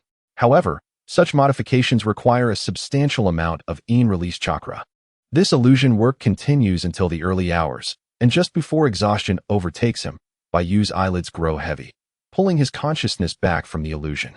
Lying on the bedroom floor, he manages one last glance at the translucent proficiency panel before drifting into slumber. Vortex physique, chakra amount 200, 100, 020, 000 level 1. Sharingan, 1 Tomo 100, 104, 410, 000 level 1. Medical ninjutsu, 57, 100 level 1. Illusions, 95, 200 level 2. Throwing techniques, 36, 200 level 2. Martial arts, 50, 300 level 3. The greatest achievement in recent days has been unveiling his Sharingan before his clan members, and with Shizune's aid, the proficiency of his Sharingan has soared. Baiyu reflects on his current chakra level, estimating it to be about 1 card, sufficient to handle typical Chunin with relative ease. As he discovers the most effective methods to hone his Sharingan, he anticipates the day he will awaken the 2 Tomo. The following morning, the first rays of sunlight filter through the bedroom window, mingling with the dust in the air, and the scent of pine from the wooden floor fills the room. Baiyu, weary and sporting dark circles under his eyes, rises from his bed and changes into a set of Uchiha clan attire. After a brief wash, he steels himself and stands before the bathroom mirror, observing his unruly, dark red hair, reminiscent of Jiraiya's hairstyle, which is difficult to manage. With a sigh, he retrieves the scissors left by his adoptive mother and swiftly trims his hair to a length akin to Kakashi's. After assessing his reflection, he finds himself looking more vibrant and handsome than before, inwardly lamenting, "Indeed, a good hairstyle defines one's attractiveness.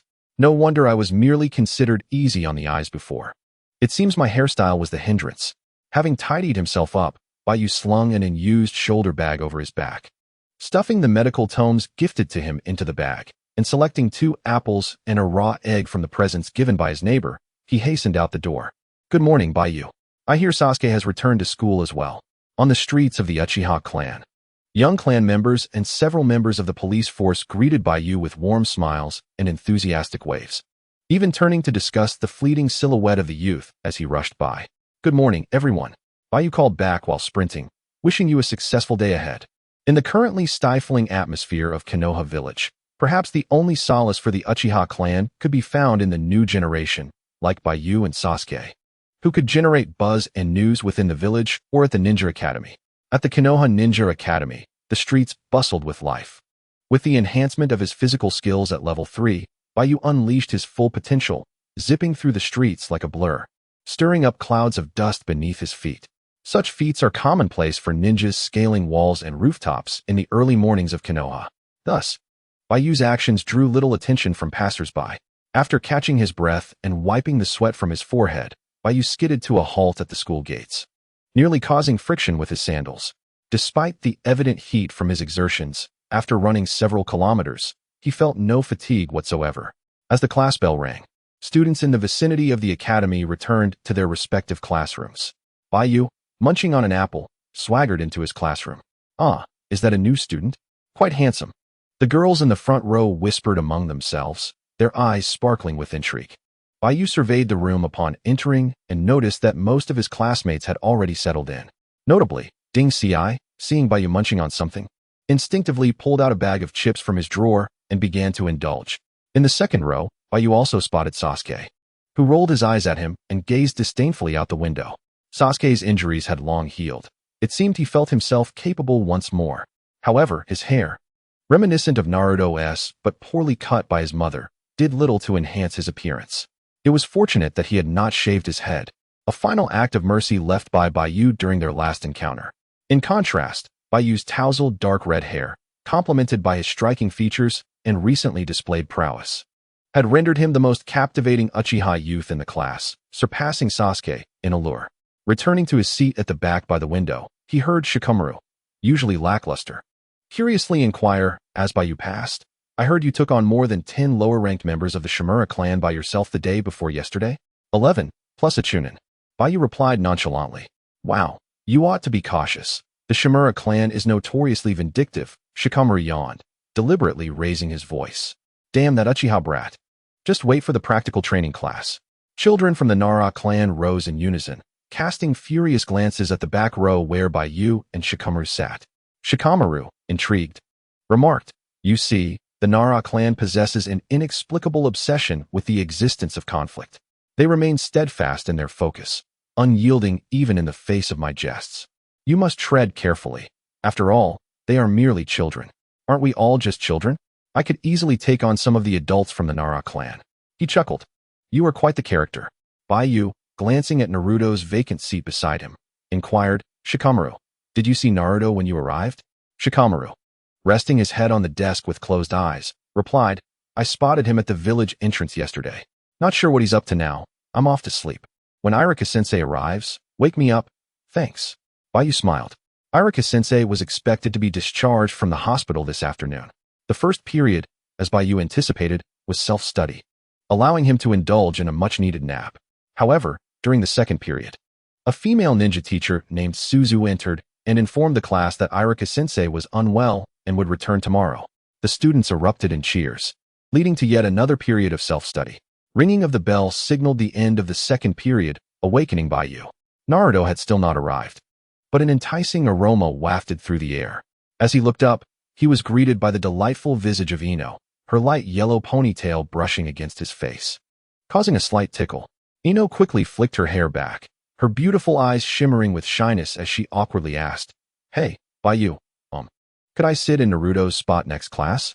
Just as Baiyu was about to respond, a stern voice called from the doorway, "Baiyu, step outside for a moment."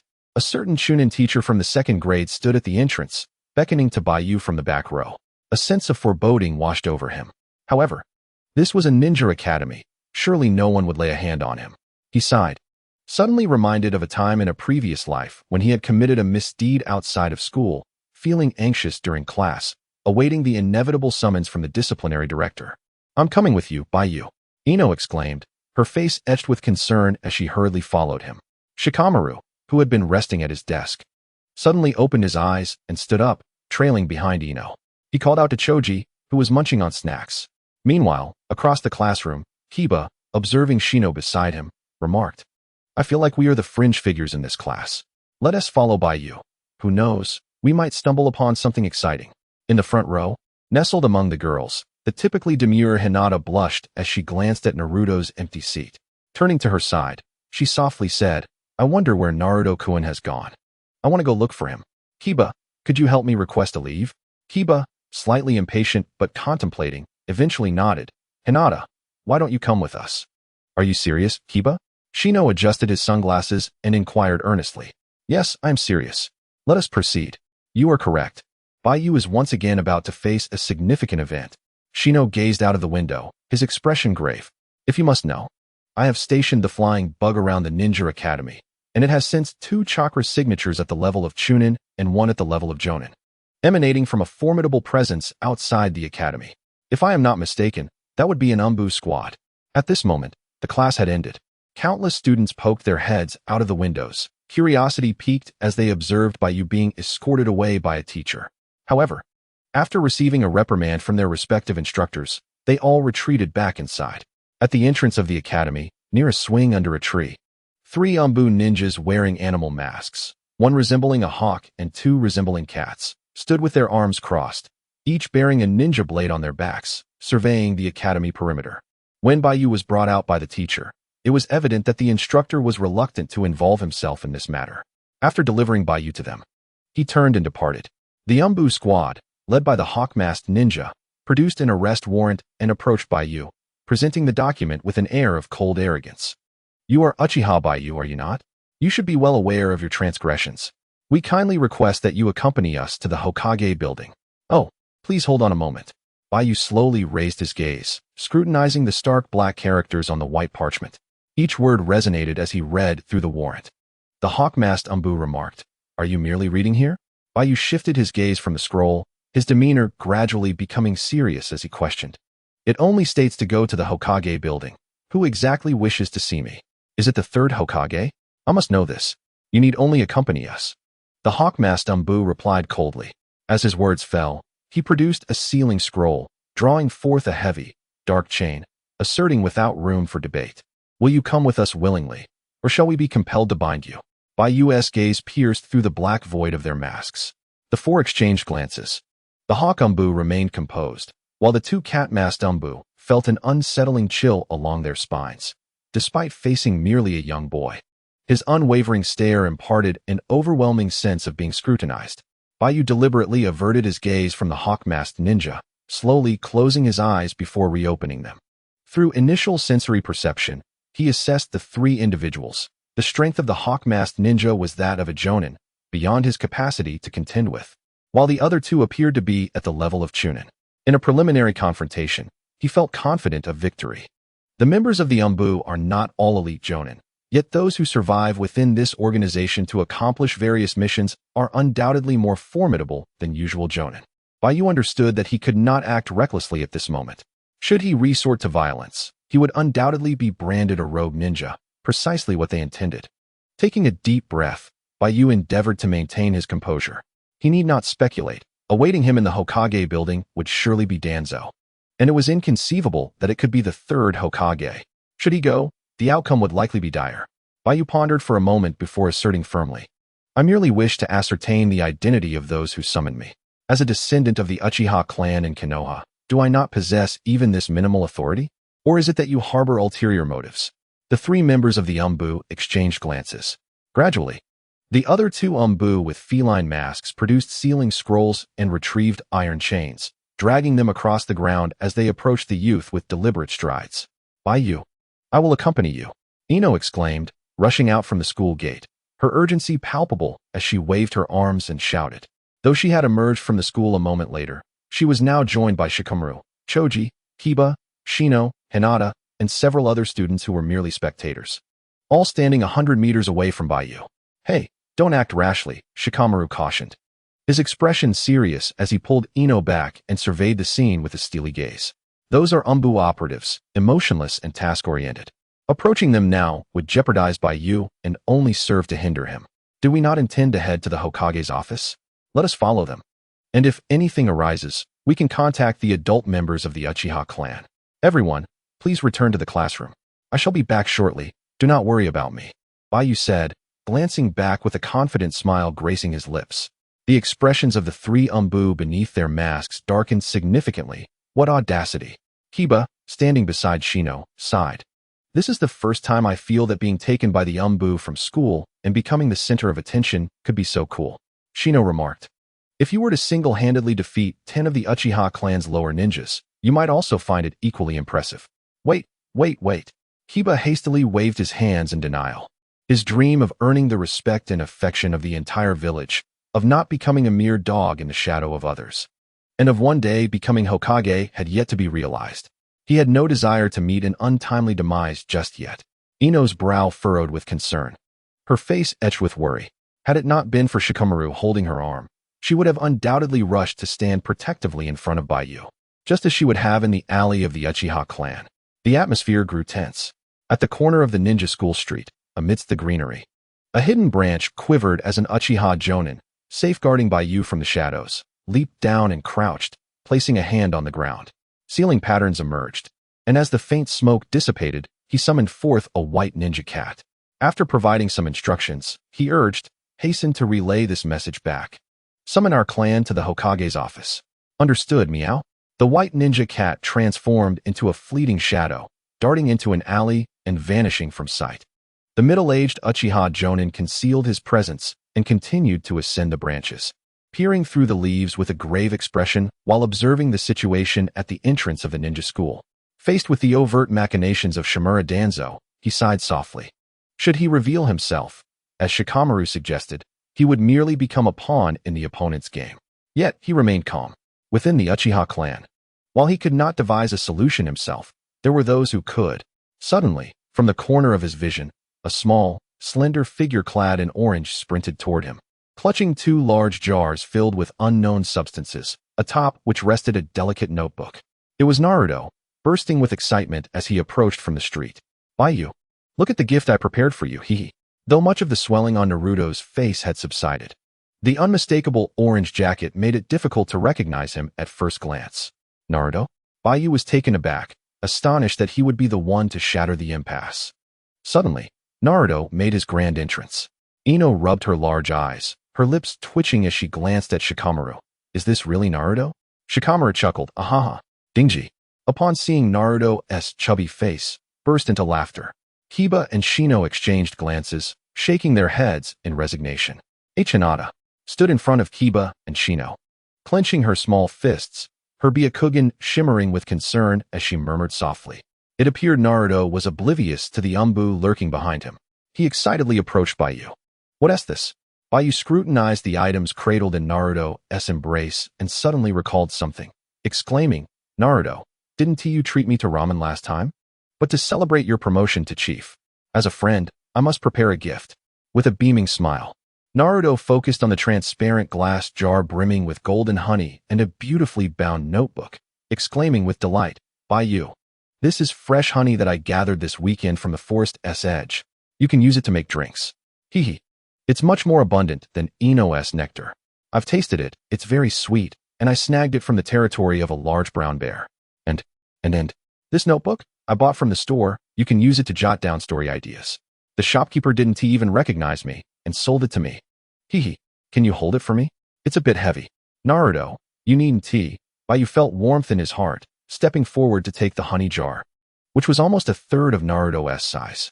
Before he could finish his sentence, the umbu had already lost patience.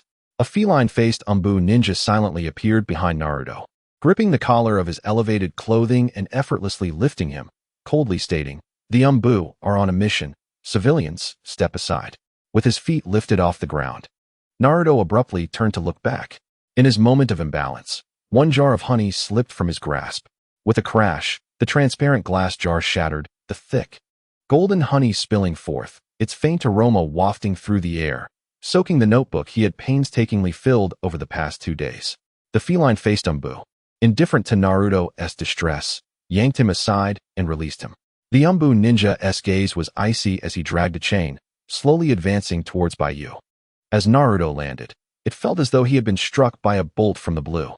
His mouth slightly ajar, his pupils dilated, he stood frozen, gazing at the honey he had worked so hard to collect now strewn across the ground. his emotions surging like tumultuous waves. "This is a gift for my one true friend." In a frenzy, Naruto clutched the remaining jar of honey and rushed to the feline-faced Umbu ninja.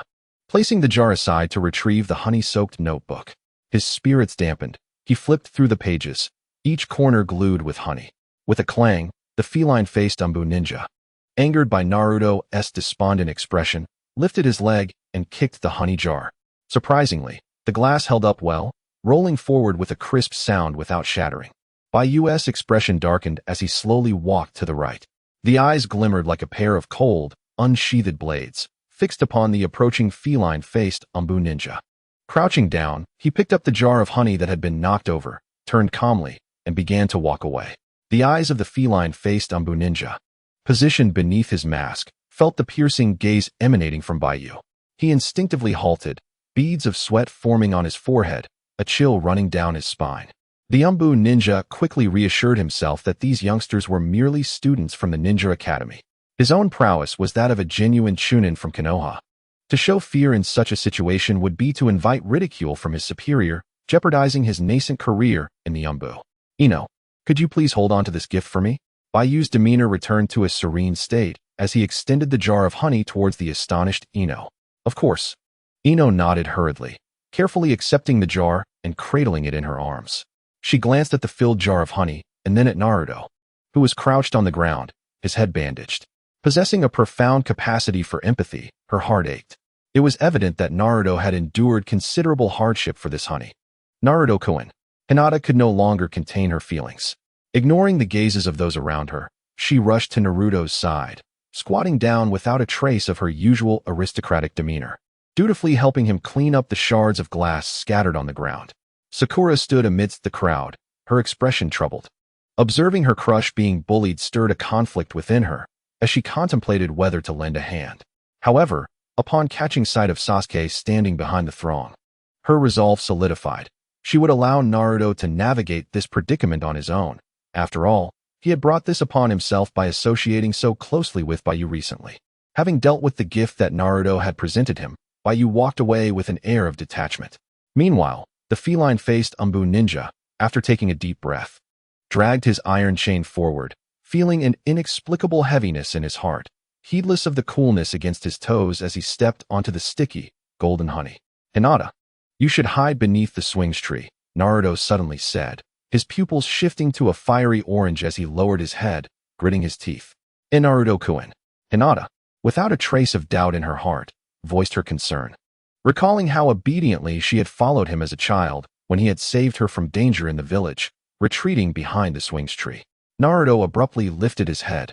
His expression twisted in a fierce grimace. His crimson eyes transformed into slitted pupils, his demonic fox whiskers casting an ominous shadow, as his fingernails sharpened into deadly points. His skin began to exude a roiling, orange-red chakra energy. This energy, how sinister! The hawk-faced Umbu Jonin, witnessing this scene, silently lamented, realizing the grave error his subordinate had made. Woof, woof, woof. Little Akamaru lay on his master's lap, restless and agitated. Shino, the host of the parasitic insects, sensed Naruto's terrifying chakra. As the host, Shino distinctly felt his insects recoiling in fear, instinctively clustering together in response to their agitation. "What has happened to Naruto? I don't know, but he seems frightfully powerful." The surrounding students began to murmur amongst themselves. Standing 100 meters away, Shikamaru and his companions beheld the orange energy emanating from Naruto. An idea struck him, and he shouted, "Ah, class is about to start. Iruka-sensei just told me he's on his way. Everyone hurry back." As he spoke, Shikamaru exchanged glances with Choji and Ino. Although they were oblivious to the unfolding events, they instinctively coordinated with Shikamaru to usher their classmates back to the Ninja Academy. Before returning, Shikamaru cast a meaningful look over his shoulder, his heart heavy as he murmured, "Naruto, Baiyu, the help I can offer you ends here." As the other students dispersed, Shikamaru urged Choji, "Go find the third Hokage. Quickly." Choji nodded in agreement and promptly left the academy, uncertain of where to search, but knowing that heading to the Hokage's office was a sound choice. Shikamaru understood well that should the essence within Naruto fully reveal itself, he would face the cruel treatment of the villagers, and perhaps even the higher-ups of Konoha. Once the students had completely vacated the premises, Only Shikamaru, Ino, Kiba, Shino, Sasuke, and Sakura remained, exchanging glances in silence. Stepping back 100 meters to observe the scene from a distance, the masked Umbu ninja approached, entirely unaware of the events transpiring behind him. He continued forward, intent on confronting Baiyu, while Baiyu absorbed Naruto's nine-tailed transformation with keen attention, quietly forming hand seals. Genjutsu, tree bind kill. As the Umbu ninja brushed past Baiyu, preparing to seize him, Baiyu deftly sidestepped. The Umbu ninja was taken aback, having missed his mark. He prided himself on his speed, believing even an average genin would be unable to evade him, yet he had failed to grasp how the boy had eluded him. Baiyu skillfully maneuvered around the Umbu ninja and approached Naruto, who was on the brink of losing his sanity in his half-demon fox form. At that moment, Naruto's skin glowed with an orange-red chakra, his teeth bared in a snarl. Through their close gaze, Baiyu could only discern the beastly nature of the Kyuubi within Naruto's eyes. Conversely, Naruto's vision seemed fixated solely on the back of the Umbu ninja who had provoked his transformation. Enough, Naruto. Leave the fighting to me for now, Baiyu stated calmly. With that, he extended his left hand, gripping Naruto's right hand, which was twisted and distorted with rage, covered in the Kyuubi's chakra, instantly searing his palm. The heat, the sting, the burn, at that moment, it felt as if he were clutching a red-hot iron. A wave of pain surged through his nerves. In an instant, his Sharingan activated, and the in-released chakra within his mind, spurred by the Kyuubi's chakra, began to forge a peculiar chakra pathway within his body, continuously flowing into his left palm. To suppress the Kyuubi's chakra most effectively, the optimal method was undoubtedly the bloodline limit of the Sharingan. The eagle-masked Umbu ninja's eyes widened in shock. This young boy had awakened a Sharingan. He understood the implications all too well. He needed to act swiftly to capture Baiyu and report the information about his awakening to Danzo. Naruto remained gripped by Baiyu's hand. The tumultuous energy of the Nine Tails was subdued by the shadowy chakra of the Sharingan. Within the dark confines of Naruto's abdomen, the Nine Tails suddenly opened its eyes. Seething with rage, what a repugnant clan, the Uchiha. In an instant, the chakra it had permeated within Naruto dissipated. The shadowy cage was engulfed by darkness. Naruto jolted awake, bewildered. Following the trembling of his palm, he gazed upon Baiyu, who held his own fearsome state. Startled, he abruptly withdrew his hand from Baiyu's grasp, retreating in discomfort. You're awake. Do not fear. Consider it merely a nightmare. Baiyu, with a warm smile, approached Naruto, extending his left hand, which had been burned red by the Nine Tails chakra. As Naruto wept, Baiyu gently patted his shoulder, then turned coldly to glare at the cat-faced Umbu ninja, icy words escaping his lips. I shall avenge you. Seeing Naruto regain his composure, the malevolent orange-red chakra emanating from him began to fade. Shikamaru wiped the cold sweat from his brow, exhaling deeply. He glanced at his classmates and whispered, Please help keep this a secret for Naruto. Sasuke and Sakura looked on in confusion, yet Shino and Kiba nodded quickly. One relied on Akamaru, and the other on his insect companions, both possessing extraordinary perceptive abilities. They understood the terrifying pressure Naruto would face if his current state became widely known in the village. Ino's heart, however, was entirely focused on Baiyu. Do you wish to resist arrest? The hawk-faced Umbu ninja shouted, sensing the shift in the atmosphere. Raising his voice in warning, Baiyu's expression darkened with fury. He offered no reply. Suddenly, his figure vanished from sight, gathering energy beneath his feet. He executed a pure taijutsu maneuver enhanced by swirling chakra, sending dust and debris flying as the ground cracked. When Baiyu reappeared, he was but a flickering shadow, standing before the cat-faced Umbu ninja who had provoked Naruto's wrath. A swift elbow strike followed. The unprepared Umbu was struck with force. Bang! Stars danced before the cat-faced ninja's eyes as excruciating pain coursed through his face, sending him tumbling away in terror. What terrifying physical prowess! Is this really a child? Baiyu did not grant the cat-faced Umbu a moment's respite, sending him hurtling to the left. Upon landing, Baiyu swiftly anticipated the ninja's aerial descent. Shadow Dance Leaf. His figure flashed amidst the gasps of onlookers, appearing before the airborne foe. Crouching low, he planted his hands on the ground, twisting his body to unleash a powerful whip kick. Bang! The kick struck the cat-faced Umbu in the abdomen, causing him to convulse. Blood vessels bursting in his eyes as he retched in midair, propelled upward. Baiyu swiftly formed hand seals, raising his gaze and inhaling deeply. Fire style, Grand Fireball Jutsu. With a resounding roar, an inferno of scorching flames erupted, striking without mercy. Damn it! The cat-faced Umbu shouted in fury, his right cheek, chest, and abdomen all throbbing with agonizing pain from the relentless barrage of martial arts. Yet, despite his formidable physique, he did not succumb immediately. Instead, in the weightlessness, he retrieved a kunai from his tool pouch and hurled it downward, adjusting his form mid-air to confront the fireball directly, forming hand seals. Wind release. Great breakthrough. A powerful whirlwind erupted from the mouth of the cat-faced Umbu. However, due to the elemental properties conflict, fire overcomes wind. This hasty wind technique merely delayed the impact of the great fireball. Yet, that was sufficient. In an instant, the cat-faced Umbu was engulfed by the fireball. As the smoke dissipated, he transformed into a wooden branch, while his true form landed on the ground behind Baiyu. Gazing at the boy's silhouette, gasping for breath after a narrow escape, doubts began to creep into his mind. Was he truly weak, or was the boy exceptionally strong? Another cat-faced Umbu, witnessing his comrade's setback, nodded to the eagle-masked captain beside him and charged towards Baiyu head-on, forming hand seals. Water release. Water flow technique. Amidst the throng, Sasuke observed the scene, coldly declaring, "I will not allow anyone to defeat this guy before me. Only I shall bring down Baiyu." With that, Sasuke's expression turned disdainful. Ignoring Sakura's attempts to stop him, he charged directly at the second cat-faced Umbu. As Sasuke prepared to form seals, Baiyu's silhouette suddenly appeared before him, blocking his path. With a calm demeanor, he said, "I'll handle this." Naruto, feeling slighted, was genuinely infuriated and had already devised a plan for the ensuing confrontation. Sasuke, extremely displeased, had no choice but to withdraw from the battlefield. In that moment, the second cat-faced Umbu unleashed 4 sharp jets of water from his mouth, which, after being compressed, resembled deadly kunai, evading vital points and easily penetrating Baiyu's limbs. "Baiyu!" Ino exclaimed, her pupils trembling in shock. With a resounding thud, Baiyu was also transformed into smoke. However, upon dispersing, his true form was revealed just a meter away from the wooden log of the substitution technique. Water release, you say? Let's put to the test this B-rank ninjutsu that I've been studying but never used before.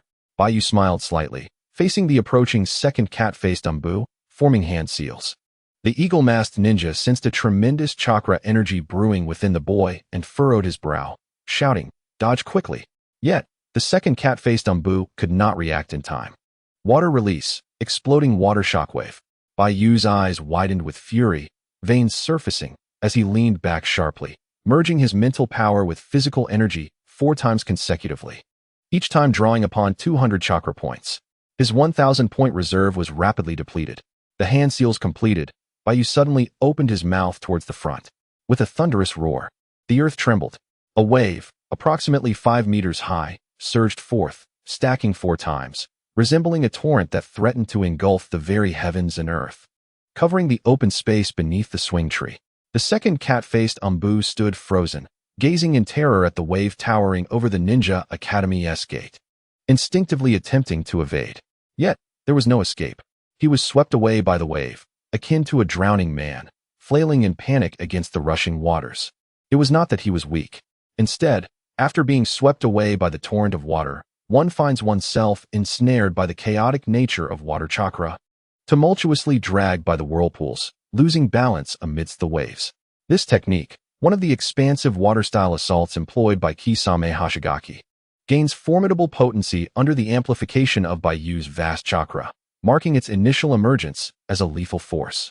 At this moment, Sasuke, Naruto, and Shikamaru all widened their eyes, scattering into the streets, wary of being caught in the flowing waters. Baiyu's furious display was utterly terrifying.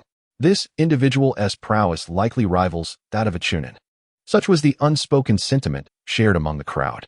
Intriguingly, the Umbu ninja with an eagle-like visage, who had remained inactive thus far, leapt forth, retrieving his unconscious comrade from the receding tide, retreating to safety. Meanwhile, the remaining cat-faced Umbu ninja, who had been bullying Naruto, noticed a vulnerability exposed behind Baiyu. Taking a deep breath to suppress his rising fear, he advanced towards Baiyu, dragging a black iron chain, seizing what he believed to be an opportunity. With his back turned to the enemy, Baiyu maintained an expression of calm. Gradually, he raised his right hand, extending his index and middle fingers. From the onset of battle, through his ocular ability, he silently injected a Jin jutsu into the cat-faced Umbu ninja, designed to interfere with the chakra within his body, activating the illusionary binding technique of the shadow-sealing chakra energy. Crack! Bang! As the cat-faced Umbu ninja stealthily approached from behind, a sudden chill enveloped his body. The space before him distorted, and Baiyu's form seemed to vanish as if erased from existence. The ground beneath the cat-faced Umbu ninja began to crack, striking him with terror. Looking down, he found countless branches and vines ensnaring his body and limbs in confinement. Baiyu materialized atop a massive vine to the right of the cat-faced ninja. Then, under the cat-faced Umbu ninja's panicked gaze, Baiyu swiftly extended his hand, twisting his upper body with every ounce of strength, delivering a resounding slap. The cat-faced Umbu ninja's head was forcefully turned, and he collapsed to the ground, his thighs twitching momentarily before becoming utterly motionless. The illusion was dispelled, and Baiyu, utterly exhausted, sighed in relief. His gaze tranquil as he regarded the eagle-faced Umbu ninja poised to intervene, stating indifferently, "I will accompany you." The eagle-masked Umbu ninja found himself in an unprecedented situation. Beneath the mask, his emotions became somewhat incoherent. Just as he prepared to strike, Baiyu had chosen not to resist. What had he been doing all this time? "Let us go," Baiyu gestured dismissively, extending his hands in a manner that conveyed exhaustion and a desire to surrender, exclaiming, "Take me away. Do it quickly." The eagle-masked Umbu ninja replied, "Danzo has issued a death order. We may act against Baiyu, but he must not be harmed." This was one reason why the eagle-faced Umbu ninja had refrained from intervening thus far. He intended to teach Baiyu a small lesson, believing the boy was now too fatigued to resist. Yet, Baiyu had complied, leaving the eagle-faced ninja astonished. "Baiyu, you cannot go with him." Naruto dashed over from the street, his azure eyes filled with concern. "I will accompany you to reason with the third Hokage." Though Naruto remained oblivious to the nature of Baiyu's transgression, Ino, with her strikingly beautiful eyes, raised her right hand while cradling a jar of honey with one arm. Her golden ponytail swayed gracefully as she hurriedly followed suit. "Well, it seems we won't be attending class today anyway. Shino, let's go together." I shared the same sentiment. Kiba exchanged a glance with Shino, and they both trailed behind. These two clowns were in dire need of attention. Even Hinata, typically timid and fearful, emerged from beneath the swing, her cheeks flushed, hands clasped in front of her, fingers nervously touching each other, as she followed behind Naruto. "I want to go too." Sasuke, with his proud demeanor, could not bear to be sidelined, so he coldly quickened his pace to join the group, with Sakura reluctantly trailing behind. Sakura furrowed her brows, feeling inwardly troubled. Ever since Baiyu's rise, Sasuke had transformed from being relatively amiable to a completely different persona. Before the assembled crowd, the masked Umbu with a hawk-like visage gripped Baiyu's shoulder, casting a glance at the accompanying onlookers, his heart heavy with frustration. What more could he say? What further words could he muster? After all, his orders were merely to escort Baiyu to the Hokage's office, and the backgrounds of the individuals before him encompassed a significant portion of the village's elite, far beyond his capacity to challenge. Without Danzo's directive, he had no intention of provoking the Uchiha clan's lunatic. This was one of the reasons for his restraint. Unbeknownst to this Umbu captain, the Baiyu he had apprehended possessed a reputation far exceeding mere notoriety among the children at the Ninja Academy. This conflict concluded with Baiyu voluntarily following the hawk-masked Umbu ninja, leaving the Umbu unexpectedly burdened with the aftermath of losing two subordinates while capturing Baiyu, along with an entourage of noble youths. One could only wonder how Lord Danzo would perceive this scene. Baiyu gazed up at the Hokage building beneath the Hokage rock, his heart fluttering with apprehension. Nevertheless, following the recent skirmish, his proficiency had notably improved. "You may take me away, but I shall not come away empty-handed." In the shadowy recess of the street, as the group proceeded towards the Hokage building, a vigilant Uchiha shinobi observed from a distance, trailing slowly behind. At the entrance to the Hokage's office, the hawk-masked Umbu ninja, holding Baiyu captive, addressed the children nearby in a grave tone. "Baiyu, you enter. The rest of you wait here." With that, he disregarded the ruckus caused by the children and rapped rhythmically on the door. "Knock, knock, knock. Come in." A hoarse, unsettling voice, unmistakably belonging to Danzo, echoed from within. Baiyu furrowed his brow. It was indeed Danzo's voice. Enter. The Umbu nudged Baiyu into the office and promptly shut the door behind them. Bang! The door sealed tightly, leaving no avenue for retreat. The hawk-masked Umbu approached the Hokage's chair and whispered something. The figure seated in the chair appeared momentarily taken aback, but quickly regained composure. Once the Umbu had finished speaking, he withdrew. Baiyu gradually turned his head, calming his inner state. Throughout this journey, his chakra had recovered significantly, thanks to the formidable regenerative powers of his vortex physique. The Hokage's office was spacious and bright, with a vast transparent glass pane set above the wall directly opposite. An oval desk, adorned with the emblem of Konoha and the word shadow inscribed at its center, was positioned beneath the glass window. At this moment, the office chair faced away from the entrance. From Baiyu's perspective, the backrest revealed a sparse mane of black hair, bandaged at the forehead. Who else could it be but Danzo?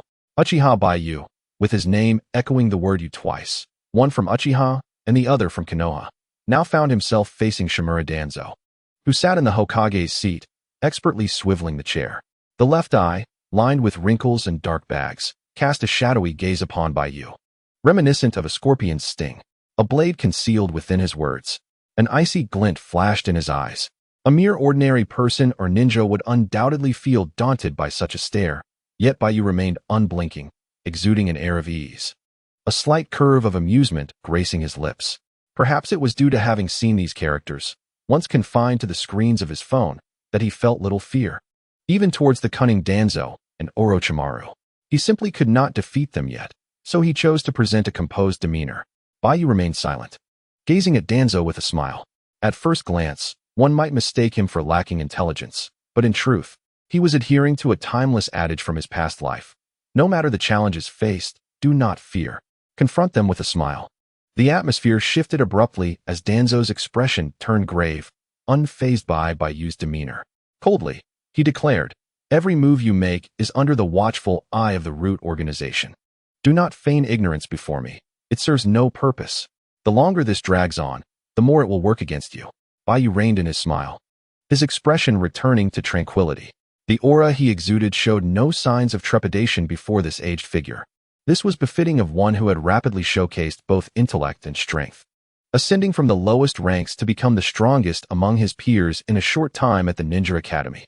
Danzo leaned back in his chair, a sense of self-satisfaction emanating from him as he said, "I did not summon you here to put you in a difficult position. Had you joined the logistics department sooner, you would not have encountered such troubles. This batch of logistics members met their demise on the front lines. You chose them, did you not?" Baiyu, filled with disdain, retorted, "Sacrifice my foot. Who are you to speak of sacrifice?" He nearly burst out with a curse. "Do you truly believe you were worthy of being chosen as the third Hokage over Senju Tobirama back then?" Baiyu's voice turned cold. "So, the first time your plan against me failed, and the second time, the events that transpired in the Shimura clan's territory, were also orchestrated by you?" Tuanzang's expression betrayed a hint of anger, yet he seemed to relish the comfort of the soft Hokage chair, shaking his head and stating, "Neither of the two plans was arranged by me personally. The implication was clear. I orchestrated it, but it was not directly arranged by my hand." With a cold gaze, Baiyu demanded, "What exactly is your objective?" Suddenly, Tuanzang clasped his hands together, resting his chin on the intersecting scars of his palms, and spoke with undeniable authority. "You may not yet grasp the gravity of your situation. I present you with two paths. The first, join the Root Organization. The second, you may refuse the first. However, should you choose the latter, your chances of survival are slim. Neither your teacher nor your family can protect you, and those from your clan and classmates certainly cannot either. If you doubt this, feel free to test it." Without a moment's hesitation, Baiyu sneered, "I swear by the Uchiha name that I shall forever reject joining Root." Upon hearing Baiyu's resolute declaration, Shimizu Tuanzang leaned on his desk, hands clasped beneath his chin, his gloomy gaze gradually transforming into a chilling glare, emanating a palpable intent to kill. Baiyu leaned against the Hokage's office door, glaring at Tuanzang. The elder's countenance resembled that of a weary dog, and the murderous intent radiating from his left eye enveloped Baiyu like a tangible energy, inducing a shiver down his spine and raising the hairs on his arms. The depth of Tuanzang's ominous gaze seemed to carry the weight of countless vengeful spirits. Suddenly, A series of knocks echoed from the office door. Is it you? Third Hokage, who summoned Baiyu? There must be some misunderstanding. A voice called from outside. Hokage-sama, I witnessed it with my own eyes. It was the Shimizu clan that first initiated hostility towards Baiyu. The commotion outside continued, with Naruto, Ino, and other students pleading, accompanied by the warm laughter and comforting words of the third Hokage. Upon hearing the uproar outside, Tuanzang's murderous intent dissipated. He slowly rose from the Hokage chair, squinting with his left eye, a slight smirk curling at the corners of his mouth. His resolve solidified, since the Uchiha clan had produced an individual like Baiyu, who could not be utilized and posed an uncontrollable threat with immense potential. He must adopt the same approach as his mentor, Senju Tobirama, towards the Uchiha. He aimed to obliterate any possibility of growth before Baiyu could evolve into another Madara. Even if he could not eradicate him, he would ensure the boy remained under control. Tuanzang collected his thoughts and coldly commanded, "Open the door." Baiyu took a moment to steady his breath, remaining motionless as he stepped aside, granting access to the door. At this juncture, he found it absurd to think of being manipulated. With a steely glare directed at Tuanzang, he thought only of smashing the door down on that old dog's head. "Open the door," Tuanzang barked. The third Hokage, sensing the door remained closed for an extended period and fearing an incident, raised his voice with authority, admonishing from within, "Enough of this delay." Tuanzang shot a fierce glare at Baiyu before hastening to the door, opening it with a gentle pull, and softly announcing, "Hizashi," clad in the Hokage cloak. The third Hokage glared at Tuanzang before being followed by the elderly advisors, Tsunade, and the stern Mito Minya. With a resounding thud, the door was shut once more. As Tsunade lowered her gaze to the side at the silent Baiyu, she followed the third Hokage to the desk of the Hokage's office. The two Hokage advisors stood behind the third Hokage. He glanced at Danzo and Baiyu before slowly settling into the Hokage's chair. As soon as he made contact with the seat, a familiar warmth enveloped him, prompting him to rise instinctively and cast a sharp glare at the silently bowed Danzo. "What is the matter, Hizashi?" Tsunade asked, a hint of confusion in her tone. "Nothing," the third Hokage replied, enduring the warmth of the chair as he reluctantly sat down, scrutinizing Danzo before turning his gaze back to Baiyu with an imposing demeanor. "Let us wait a bit longer." Danzo slowly approached the door, seemingly with a premeditated intention, blocking Baiyu's escape route. With a dark expression, he declared, "What are we waiting for, Hizashi? Let us begin. I can prove that this brat is a spy sent from another ninja village to infiltrate Konoha." Baiyu's heart quivered as he cast a sidelong glance at Danzo. What a revelation. It turned out that his refusal to join Root had led to Danzo lying in wait to set him up. Next door to the Hokage's office, in a dimly lit room, a trio of ANBU members directly affiliated with the Hokage were half-squatting, their duty being to guard the Hokage in the shadows when not on missions. Itachi, wearing a fox mask, leaned against a concealed corner of the wall, listening intently to the conversations from the Hokage's office while remaining alert to any disturbances, ready to respond to a potential attack on the Hokage. However, upon hearing Danzo's accusations against Baiyu, a heavy dread settled in his heart, his thoughts spiraling into chaos. Yet, the undeniable fact remained that Baiyu had indeed awakened his Sharingan. Those eyes were genuine and operational. Itachi felt a wave of disgust wash over him at Danzo's actions within the upper echelons of Konoha. Clenching his fists in frustration, he rapidly contemplated a way to resolve the predicament. Danzo sought to frame Baiyu, extinguishing the hopes of the Uchiha clan. The office was enveloped in a tense silence.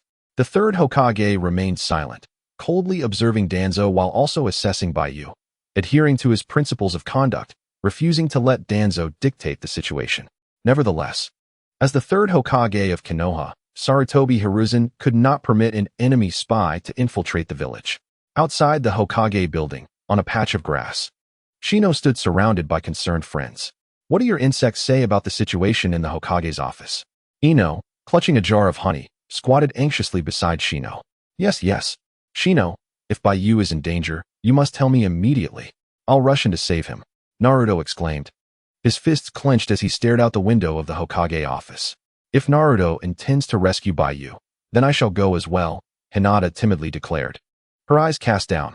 Shino adjusted his sunglasses, crouching in the middle, arms outstretched to sense the signals from his insects. "Do not rush. I need time to decode their signals." "What about Sasuke?" Sakura inquired, glancing curiously at Sasuke's profile beside her. Sasuke scoffed. He is a member of my Uchiha clan and my sole target at present. Only I can defeat him. Sakura sighed inwardly. I was asking if you plan to save him. Sakura, overwhelmed by negative emotions, exclaimed, Ah, Baiyu. Return to me my composed and charming Sasuke. In contrast, Kiba appeared indifferent. He could assist, but preferred to avoid any peril. Shikamaru, half-squatting, quickly pondered in his mind. From prior incidents, he had surmised that someone within the higher echelons of Konoha was targeting Baiyu. At the entrance of the Hokage building, a sudden commotion erupted. A group of Uchiha clan ninjas, exuding a menacing aura, forcefully pushed aside the Konoha guards and, disregarding their protests, surged into the building. Ino, witnessing this spectacle, sprang up from the bushes, her excitement palpable as she exclaimed, Look, it's members of the Uchiha clan. Baiyu is saved. But weren't the Uchiha, like Sasuke, averse to Baiyu? Naruto questioned, perplexed. That was in the past, Shikamaru impatiently clarified, casting a glance at Sasuke before continuing. Currently, Baiyu is the prodigious youth of the Uchiha clan, the future of our lineage. In any case, Naruto, fret not. The involvement of the Uchiha is far more beneficial than our childish antics. Just await the news with assurance. Sasuke's inner turmoil was indeed intricate. He constantly pondered, one day, I shall reclaim the title of Uchiha genius from Baiyu. Suddenly, Shino interjected, the insect signal has connected. All eyes turned to him once more. In a state of alarm, Shino stammered, the information from the insects indicates that Baiyu is a spy sent by another ninja village. Impossible. Naruto sprang to his feet, incredulity evident in his voice. Baiyu grew up with us. He cannot be a spy. Bang. The door to the Hokage's office was rudely thrust open. A few Konoha administrative ninjas, attempting to block the entrance, were knocked to the ground by the Uchiha clan members. They watched, wide-eyed, as Fugaku led the charge, flanked by Uchiha Akihime and Uchiha Hakudai, barging into the Hokage's office without prior notice. Meanwhile, over 30 elite jonin from the Uchiha clan stationed themselves outside the office. In that moment, a palpable tension filled the air, akin to a powder keg poised to ignite. As the Konoha ninjas inside the Hokage building faced off against the Uchiha clan members, Danzo narrowly avoided a collision with an incoming ninja, hastily repositioning himself at his desk. He turned his face, casting a cold, scrutinizing gaze behind him. Upon spotting the Uchiha, Danzo's voice turned grave. Uchiha Fugaku, this is the Hokage's office, not your Uchiha guard headquarters. Apologies, Lord Danzo, but this is the headquarters of Konoha's guard. Fugaku replied, his tone somber, correcting Danzo while his fury simmered within. Refusing to even glance at him, he approached the third Hokage, bowing respectfully alongside Akihime and Hakudai. Bang. Enough, Danzo. The third Hokage slammed his hand on the desk. His voice icy. I summoned clan leader Fugaku. Rezai? Danzo's expression turned quizzical, struggling to comprehend the summons for Baiyu. He made thorough preparations. Last night, he had already hinted to Sarutobi Hiruzen about the possibility of Baiyu being a spy. Should Baiyu align himself with the organization today, he would personally exonerate the young lad. Conversely, if Baiyu were to reject the invitation, he would utilize the evidence at hand, collaborating discreetly with the other 3 Konoha high-ranking officials to condemn Baiyu, ensuring he vanished from the ninja world. Danzo had considered that the Uchiha clan might take risks for Baiyu, stepping forward to speak, just as they were now, which would conveniently provide him with an opportunity and pretext to suppress the Uchiha. However, Danzo did not anticipate that his trusted Hiruzen would actively invite the Uchiha clan leader to attend. You are revealing a member of the Uchiha clan. For reasons both emotional and rational, clan leader Fugaku ought to be present. The third Hokage stated coldly, then sighed. Since everyone is here, let us begin. He retrieved his old companion, a long-stemmed pipe, from his desk drawer, meticulously filling it with tobacco, and took out a match from his pocket. He had his own plans. As the Hokage of Konoha, even when executing a spy, he believed in handling the matter with utmost care to ensure the greatest fairness. While he would not hesitate to act against a spy, he would also not wrongfully accuse a village youth, especially this Baiyu, whom he held in high regard. The atmosphere in the office gradually cooled, and the third Hokage's aged visage did not spare a glance at the elite Uchiha shinobi outside the door. The third Hokage firmly believed that as long as he remained in office, the Uchiha would always be Konoha's Uchiha. Baiyu glanced at Fugaku and Akiyumi before stepping forward towards Danzo, fully aware of what needed to be done next. This summons was a premeditated trial targeting him by Konoha's higher-ups. His objective was to clear his name amidst Danzo's scheming.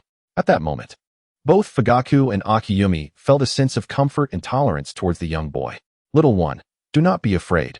As long as I am here, no one shall lay a finger on you, Akiyumi said softly as Baiyu walked past her, her gaze cold yet resolute as she surveyed the Konoha officials present, mentally preparing for the worst.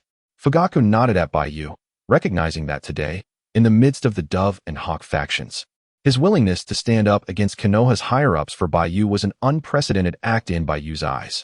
In a dimly lit room nearby, Itachi felt a wave of relief wash over him upon hearing his father's voice. If their family did not send anyone, he had planned to storm into the office at all costs to protect Baiyu. The Umbu team leader held his breath, whispering, "The atmosphere feels off. Be ready to act at any moment." Yes, Itachi and another Umbu member nodded in agreement. In reality, if a conflict erupted in the office and Konoha's higher-ups acted rashly against the Uchiha, Itachi had already prepared for the worst, ready to incapacitate or eliminate these two Umbu teammates before joining his father to ensure Baiyu's escape from Konoha. Outside the Hokage building, on the lawn, Shino, could you hurry up?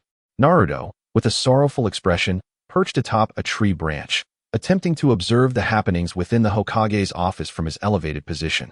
Quiet down, Shino retorted irritably. Noticing Naruto's concern for Baiyu, Hinata suddenly raised her hand, gazed at the ground, her face flushed, and bravely spoke. I believe I can catch a glimpse of the scene inside, but I won't be able to hear their conversations. Oh no, Naruto, overly excited, lost his grip and tumbled down from the tree. In contrast, Ino approached Hinata, joyfully taking her small hand, her sparkling eyes filled with excitement as she inquired, Hinata, is that true?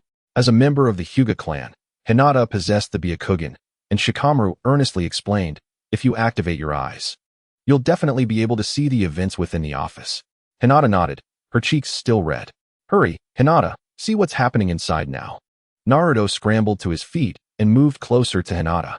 As he approached, Hinata's emotions suddenly surged. Her face turned crimson, and she stood upright, nearly fainting. The perceptive Sakura quickly recognized the issue and stepped in to shield Hinata from Naruto's view. Furrowing her brow with concern, Sakura warned, Hey, Naruto, it seems like Hinata has a strong reaction to you. In class, every time you get close to her, she seems to have a fit. It's best if you keep your distance. Oh, Naruto frowned, scratching his head, and reluctantly stepped back for Baiyu's sake.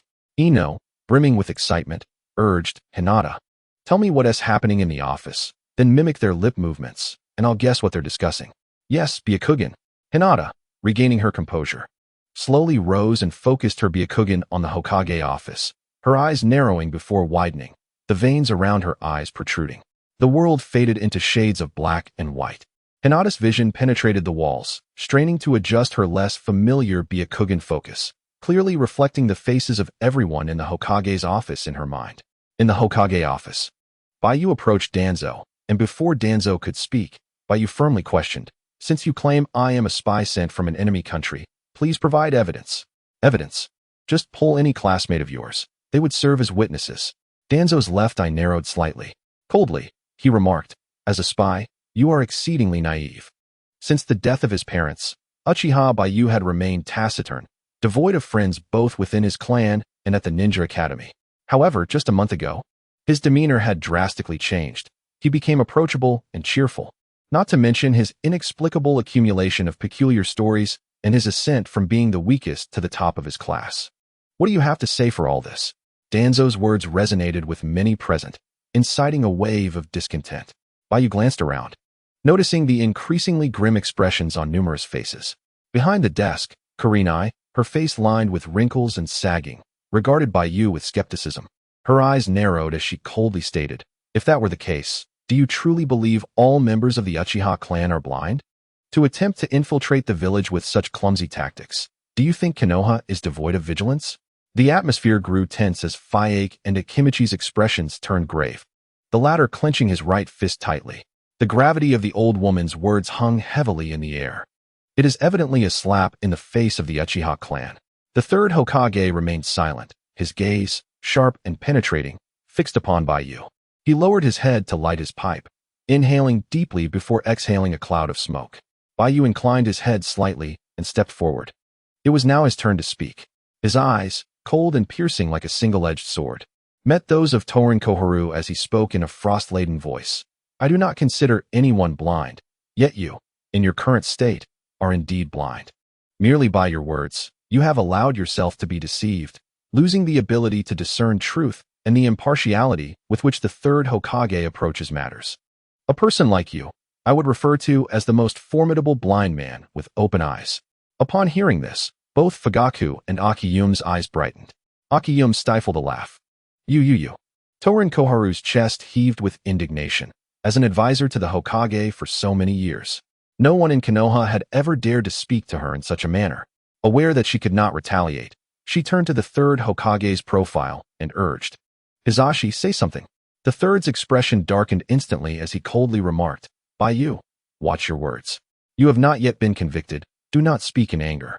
Baiyu let out a cold laugh, his internal fury boiling over. The elderly figures before him were each more hypocritical than the last, scheming to do him harm, wishing for his demise, and yet they expected him to use honorifics, to refer to them as you or your esteemed selves? Nonsense, these advisors of the Hokage. Nonsense, these aides to the Hokage. You three are nothing but relics of the First Ninja World War, surviving by the grace of your once capable comrades who perished, or were clandestinely murdered by Danzo, relying on age and seniority to cling to power like useless relics. With fervor, Baiyu declared, since I have begun to speak, let me unleash my full force. I shall directly address your criticisms, my character, my strength, and the reason behind the plethora of stories that reside in my mind. The answer is simple. People can change, Danzo retorted coldly. Change so drastically? If not for your youthful appearance. Your incisive words and mature disposition would lead one to believe you are in your 20s. Baiyu's gaze flashed like lightning as he shot back. During the years of profound depression that followed my parents' passing, it was my boundless imagination and relentless physical training that enabled me to persevere. I ask you, have you ever witnessed Konoha at 4 a.m? I have. Every night, while honing my physique, I would gaze upon the shadows of the Hokage Rock, dreaming of the day I could become a ninja of value to the village. Finally, a month ago, my accumulated strength burst forth. I bid farewell to my former self, no longer silent or melancholic, and began to embrace everything and everyone around me. As my character transformed, my interactions increased, and naturally, my strength soared. All of this rests upon one truth. People can change. Danzo vehemently countered, nonsense. The atmosphere grew increasingly heated. Akiyume exchanged a meaningful glance with Fugaku. Fugaku wore a stern expression and suddenly spoke. Regarding the matter of cultivation, Baiyu's neighbor can attest to his dedication. He trains late into the night, sometimes until dawn. The third Hokage fell into deep contemplation. Baiyu stepped forward once more, glaring defiantly at Danzo, and boldly declared, You accuse me of fabricating claims. Very well, let us consider factual instances. I have diligently perused every tome published by my grandfather, the third Hokage. In his autobiography, The Tale of Konoha's Hokage, he recounts his memories of his beloved disciple, Orochimaru. He often fell into sorrow upon recalling the tender moments they shared, to the point of shedding tears. Had he chosen to devote less time to governmental affairs and more to nurturing his apprentice, perhaps Orochimaru would not have undergone such a drastic transformation and strayed down a dark path. During the Second Shinobi World War, even one of the legendary Sannin, Orochimaru, who contributed immensely to Konoha's victory, succumbed to negative influences and ultimately descended into darkness. Whereas my character has merely undergone a positive evolution. Are you still asserting that I speak nonsense? Upon concluding his statement, the eyes of Fugaku and Akiheim sparkled with excitement. The Uchiha clan, typically dominated by fervent emotions and more inclined to express themselves through action than words, had found a gifted orator among them. The hope for the clan's revival shimmered anew. The third Hokage, upon hearing Baiyu's words, appeared lost in thought, as if transported back to the past, and waved his hand dismissively. Enough, Danzo. Let us bypass this issue. Indeed, people do change, as do you and I. Danzo ground his teeth and retorted coldly, do not be hasty. Even if you articulate your points with eloquence, certain facts remain indisputable, and you cannot distort them with sophistry. In the adjacent dark and cool room next to the Hokage's office, Itachi exhaled a sigh of relief. The first round of confrontation had come to a close, and now they could only pray to withstand the pressure from Konoha's higher-ups. Although provoking them was hardly a wise choice, Baiyu had openly berated the very leaders who had long suppressed the Uchiha clan. As a member of the Uchiha, hearing this brought immense satisfaction, allowing him to vent years of pent-up frustration. Outside the Hokage office, more than 30 Uchiha clansmen stationed in the corridor exchanged glances, observing the anxious faces of the Konoha ninjas across from them. The Uchiha members wore smiles of satisfaction, their hearts brimming with joy. On the lawn outside the Hokage building, Hinata utilized her Byakugan to observe Baiyu's eloquence, her mouth slightly agape as she attempted to mimic his lip movements. Ino translated, "Whereas my character has merely undergone a positive evolution, are you still asserting that I speak nonsense?" Naruto clenched his fists in excitement, as expected of Baiyu. A scholar's words are truly formidable. That was a brilliant retort. Ino sighed in relief.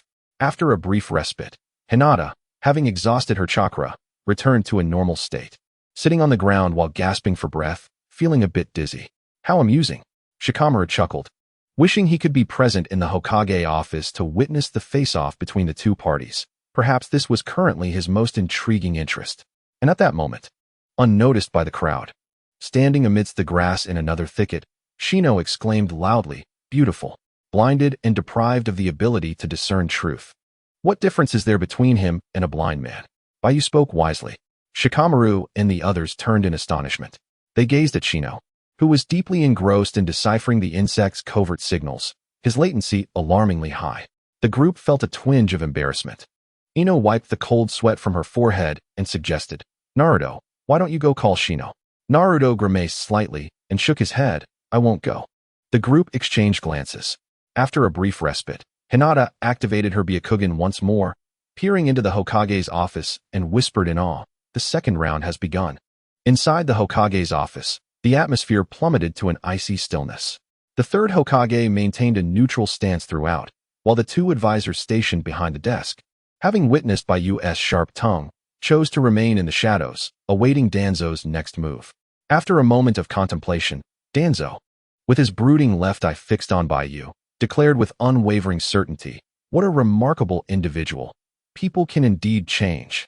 Yet you have ascended from the very bottom to the pinnacle, employing the ninjutsu, taijutsu, and the jinjutsu used against the Umbu during your theatrical exercises with your students. Who have you learned these techniques from? Did you inherit them from your parents? That seems unlikely. When your parents perished, you had yet to grasp what chakra truly was. If you are not a spy, how do you explain the origins of these ninjutsu?" Fugaku and Akiheim exchanged glances. Although they had never witnessed Baiyu in battle, they had heard tales. However, they too were intrigued by this inquiry. As Danzo posed his new question, the third Hokage exhaled a plume of smoke, his gaze once again scrutinizing Baiyu. Meanwhile, in the adjacent room, Itachi furrowed his brow, having always believed that Baiyu's ninjutsu was inherited from his parents. It now appeared that there were indeed discrepancies. Traditionally, the adults of the Uchiha clan were obligated to teach their children the art of fire release.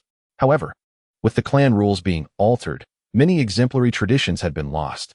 While this could not conclusively label Baiyu as a spy, it certainly raised suspicions. Seeing that the crowd had begun to regard Baiyu with renewed skepticism, Danzo's wrinkled visage broke into a smile. Conversely, Baiyu appeared remarkably at ease, harboring a strategy in mind. Observing the young man's nonchalant demeanor, Danzo's left eye narrowed slightly, and the smile faded from his lips, an ominous premonition stirring within him. Faced with the third Hokage, the two advisors, and the curiosity of those behind him, including Fugaku, Baiyu displayed no sign of trepidation. Instead, he boldly proclaimed, "All the ninjutsu, taijutsu, and jinjutsu I have executed were taught to me personally by Irika-sensei. Alternatively, I observed Irika-sensei's duels with other instructors at the Ninja Academy, meticulously noting the hand seals, returning home to ponder and practice diligently until I mastered them. Just last week, you dispatched ninjas from the Shimura clan and the Root organization to frame me. I was in the midst of learning jinjutsu from Irika-sensei.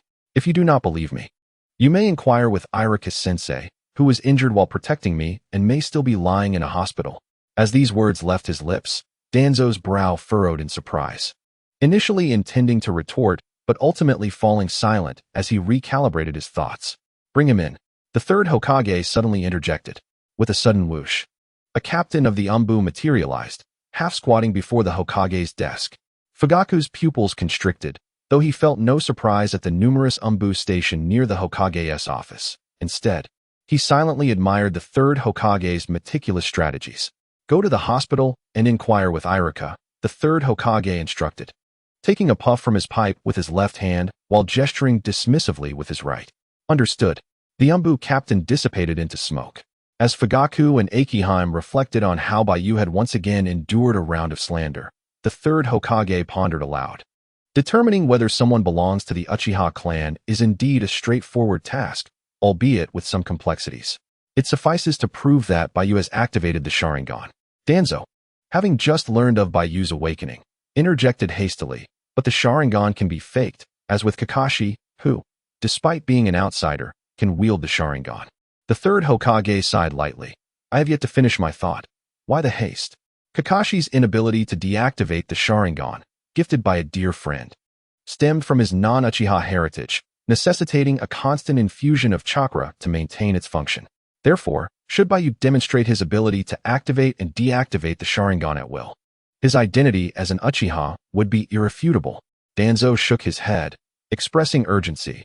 What if another genius like Orochimaru emerges in the ninja world, uncovering the secrets of activating and deactivating the Sharingan? With a resounding thud, the third Hokage slammed his palm on the desk, irritation flaring within him as he declared, Orochimaru. Orochimaru, there are not so many Orochimarus to worry about. Danzo, you assert that you can determine Baiyu is a spy, yet now, what is your rush? Baiyu, gradually revealing his single Tomo Sharingan, spoke calmly. He is anxious, as he can no longer produce evidence to prove I am a spy. The boy's eyes glowed crimson. Sarutobi Hiruzen looked up, recognizing the familiar chakra, and took a deep drag from his pipe, feeling a surge of excitement. To awaken at such a young age, what a promising talent. Tsunade and Mido Han, astonished, exchanged glances filled with disdain towards Danzo. They had previously conspired with him to use Baiyu's situation to suppress the Uchiha clan. Now, with Baiyu activating his Sharingan, Danzo's previously cautious demeanor as the Hokage's advisor was riddled with inconsistencies regarding his statements and plans against Baiyu.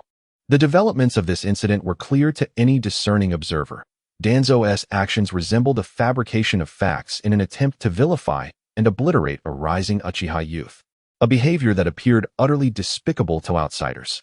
At this juncture, both Fugaku and Akiheim felt a weight lift from their hearts. Baiyu deactivated his Sharingan, offered a slight bow to the third Hokage, and then stepped back beside Danzo, standing tall and unyielding. At that moment, the Umbu captain who had headed to the hospital reappeared before the Hokage's desk, half squatting respectfully, and reported, Hokage-sama, I have gathered the necessary information. The third Hokage nodded knowingly, not concealing his intentions, and exclaimed, let us share this with everyone. The captain of the Umbu slowly rose, facing all present in the office. Fuya and Akiyumi, alongside the Uchiha Hakudai standing nearby, felt a renewed tension. In contrast, Baiyu maintained an air of calm, while Danzo's expression grew increasingly grave, clearly invested in Iruka's words. After a moment of contemplation, the Umbu captain spoke. Teacher Iruka, please address me directly. Baiyu's talent is evident to all the students in the class. His dedication is unparalleled.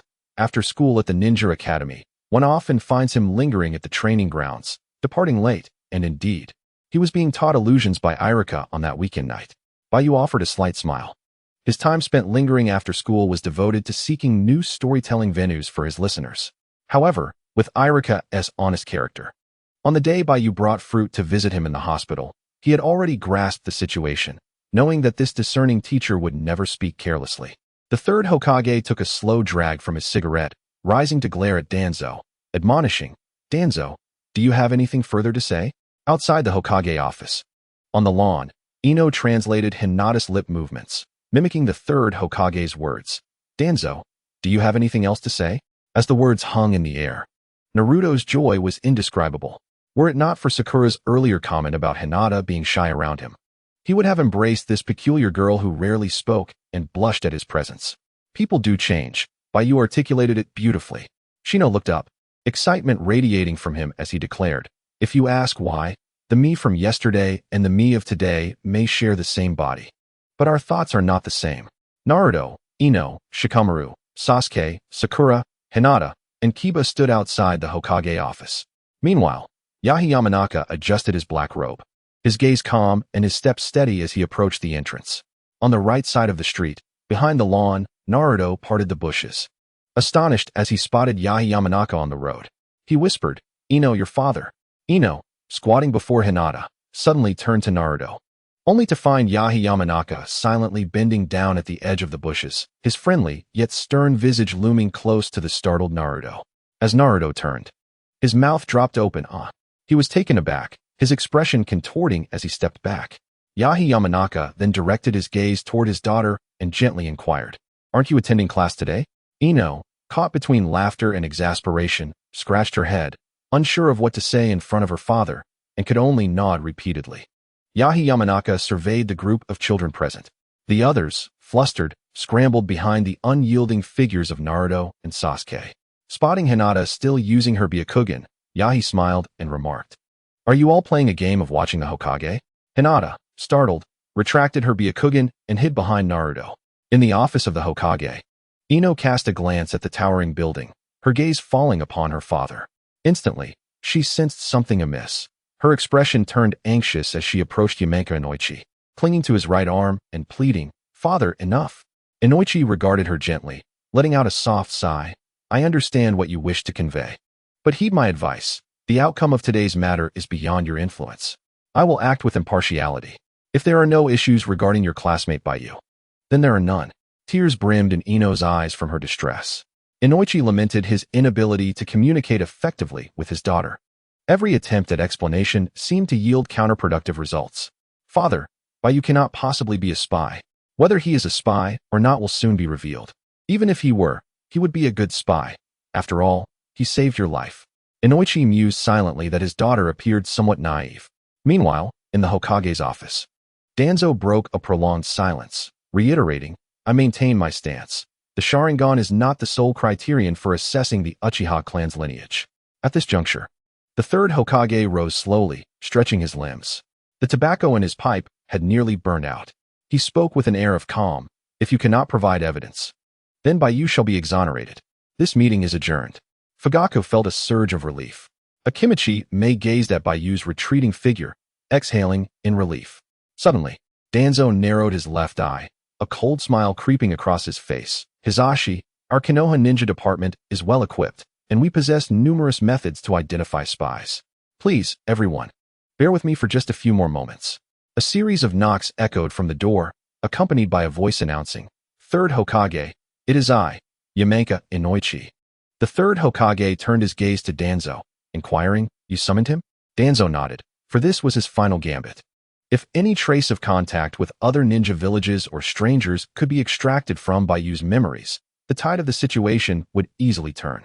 In that moment, Baiyu's brow furrowed, his expression grave, his lips parted slightly, emotions clearly fluctuating. He immediately adjusted his breathing, forcing himself to remain composed. Inoichi, the man who had aided him with the three-body technique scroll, had arrived.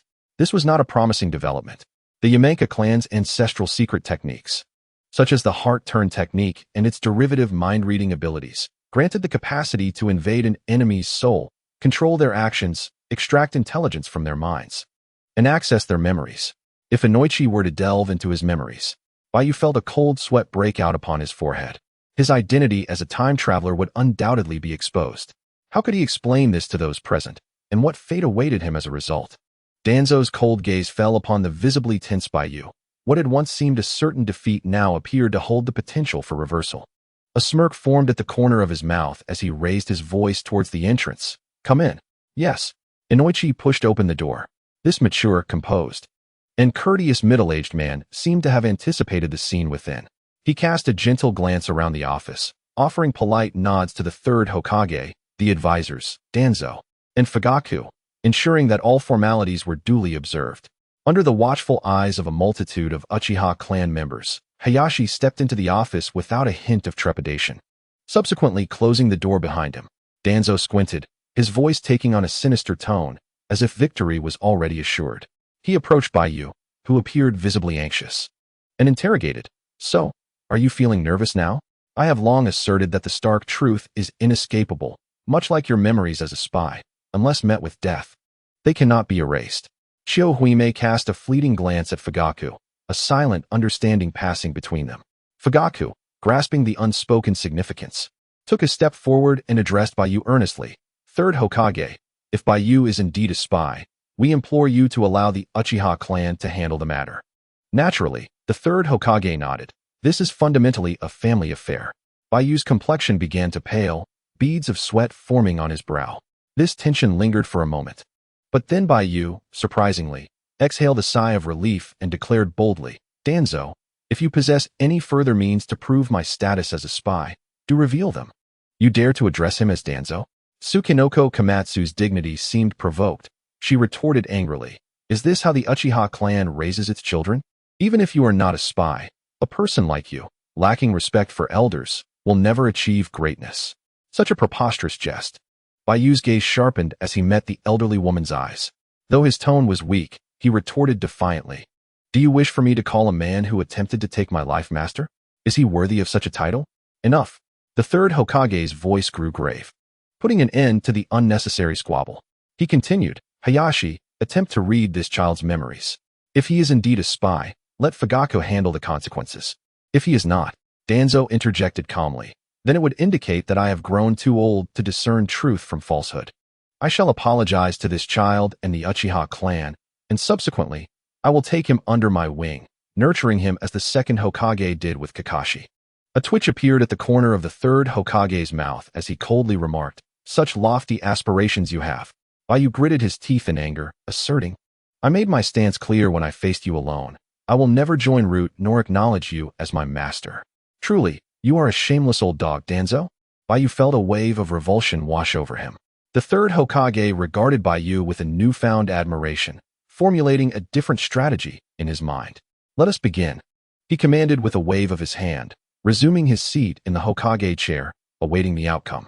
Hayashi nodded slightly and approached Baiyu, surveying the young man with the short, dark red hair and deep, striking features.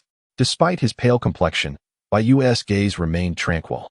This aura, this fortitude, this innate talent. Hayashi sighed internally, lamenting that if only this boy were not of the Uchiha clan. "My apologies, this will only take a few moments. Please bear with me." Hayashi steadied his emotions, explained briefly, and, maintaining his composure, extended his right hand above Baiyu's dark red locks, closed his eyes, and invoked the mind-reading technique. Baiyu appeared relaxed, showing no signs of resistance. The rhythmic thumping of their hearts echoed in the ears of both Baiyu and Yamashita Hachi. With a low hum, Yamashita Hachi completed the incantation of his secret technique, conjuring white mist from his right hand as he delved into the open recesses of Baiyu's mind. In the Hokage's office, the atmosphere grew tense once more as Yamashita Hachi employed his mind-reading technique, each individual ensnared in their own thoughts. Fuyue pondered deeply, contemplating the repercussions should Baiyu indeed be a spy and how he might handle such a situation. Akiyumi prayed silently, having just returned from the battlefield, only to find the child of her once dear friend now branded a spy by the higher-ups of Konoha. This was a reality she simply could not accept. Uchiha Hakadai's thoughts were rather straightforward. If he is a spy, eliminate him. If not, then safeguard him within the clan, for he is a prodigious talent. The third Hokage squinted slightly, his hand gripping a pipe, rhythmically tapping it against the desk. Danzo, with his left eye narrowed, maintained his steadfast belief. Where there is inconsistency, there is treachery. To him, the boy was most likely a spy, a conviction rooted in his instincts as a ninja, even if Baiyu were not a spy. Allowing Yamashita Hachi to explore the secrets within his memories to discern how he grew stronger would effectively eliminate an unstable element for Konoha. Behind the desk, Tsubaki Koha wished fervently for Baiyu to be confirmed as a spy, so that she might witness the boy's humiliation when he faced severe punishment, thus alleviating her pent-up resentment. Mito Menon had no strong opinions on the matter, but stood in solidarity with the third Hokage. Slowly, Yamashita Hachi opened his eyes and withdrew his hand. Baiyu, too, opened his eyes, blood vessels coursing through the whites of his eyes. He gritted his teeth, seemingly weakened by the mental strain, staggering backward a few steps. Baiyu. Akiyumi disregarded the thoughts of others and hurried forward to support the young man. I am fine, Aunt Akiyumi, Baiyu replied, leaning against her as he slowly crouched, his gaze still piercing as he scrutinized Danzo and the other two at the desk.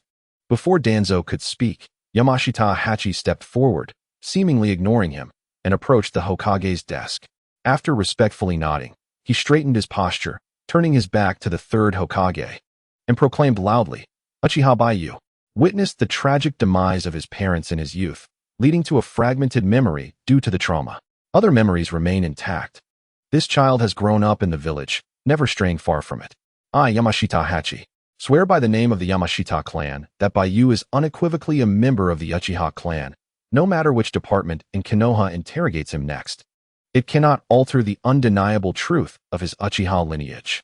Upon hearing this, Danzo felt a surge of disbelief, exclaiming that it was impossible, retreating 2 steps. The boy's acting was undeniably poor. The Sharingan. Could it be that he had not been replaced? Damn it. Danzo steadied himself, forcing calmness as he loudly questioned. Is it possible that the fragmented memories of his parents' deaths are merely a pretext for replacement by another ninja village? In the mountains, Hai shook his head and stated with righteous indignation, Danzo, the fundamental memory of a person cannot lie. It is impossible to fabricate. At this, Danzo closed his left eye, rendered speechless. Ha! The third Hokage suddenly burst into laughter, placing his pipe behind him, and personally approached Akiyumi with a gentle smile, saying, You have worked hard over the years, little Aki. Akiyumi, feeling somewhat uncomfortable, bowed her head and took a step back. The third Hokage, with a kind expression, crouched down and patted Baiyu on the shoulder, observing the boy's indomitable spirit, and smiled. Now that the truth has come to light, the village will naturally restore your honor. Baiyu nodded, suppressing his animosity towards Danzo. The third Hokage, visibly gratified, stood up and glared at Danzo, coldly stating, Shimura Danzo, you shall delegate your responsibilities to Koharu and Hamura. Effective immediately, you are suspended for 3 months. Do not let me catch you attempting to harm Baiyu again. Otherwise, you will face severe consequences. Danzo appeared indifferent to this mild reprimand. He stepped forward, fixing a serious gaze upon the third Hokage, and gravely declared, Hizashi, I accept my punishment, but please allow me to educate Baiyu. I will. Lord Danzo.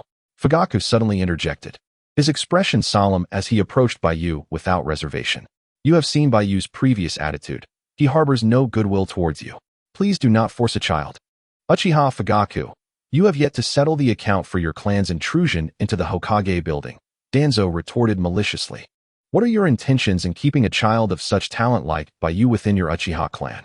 The third Hokage's previously relaxed brow tightened once more.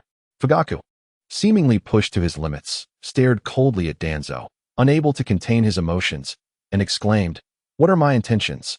My clan's genius, Shursui, serves in the third Hokage's Umbu. My son Itachi is also in the Umbu.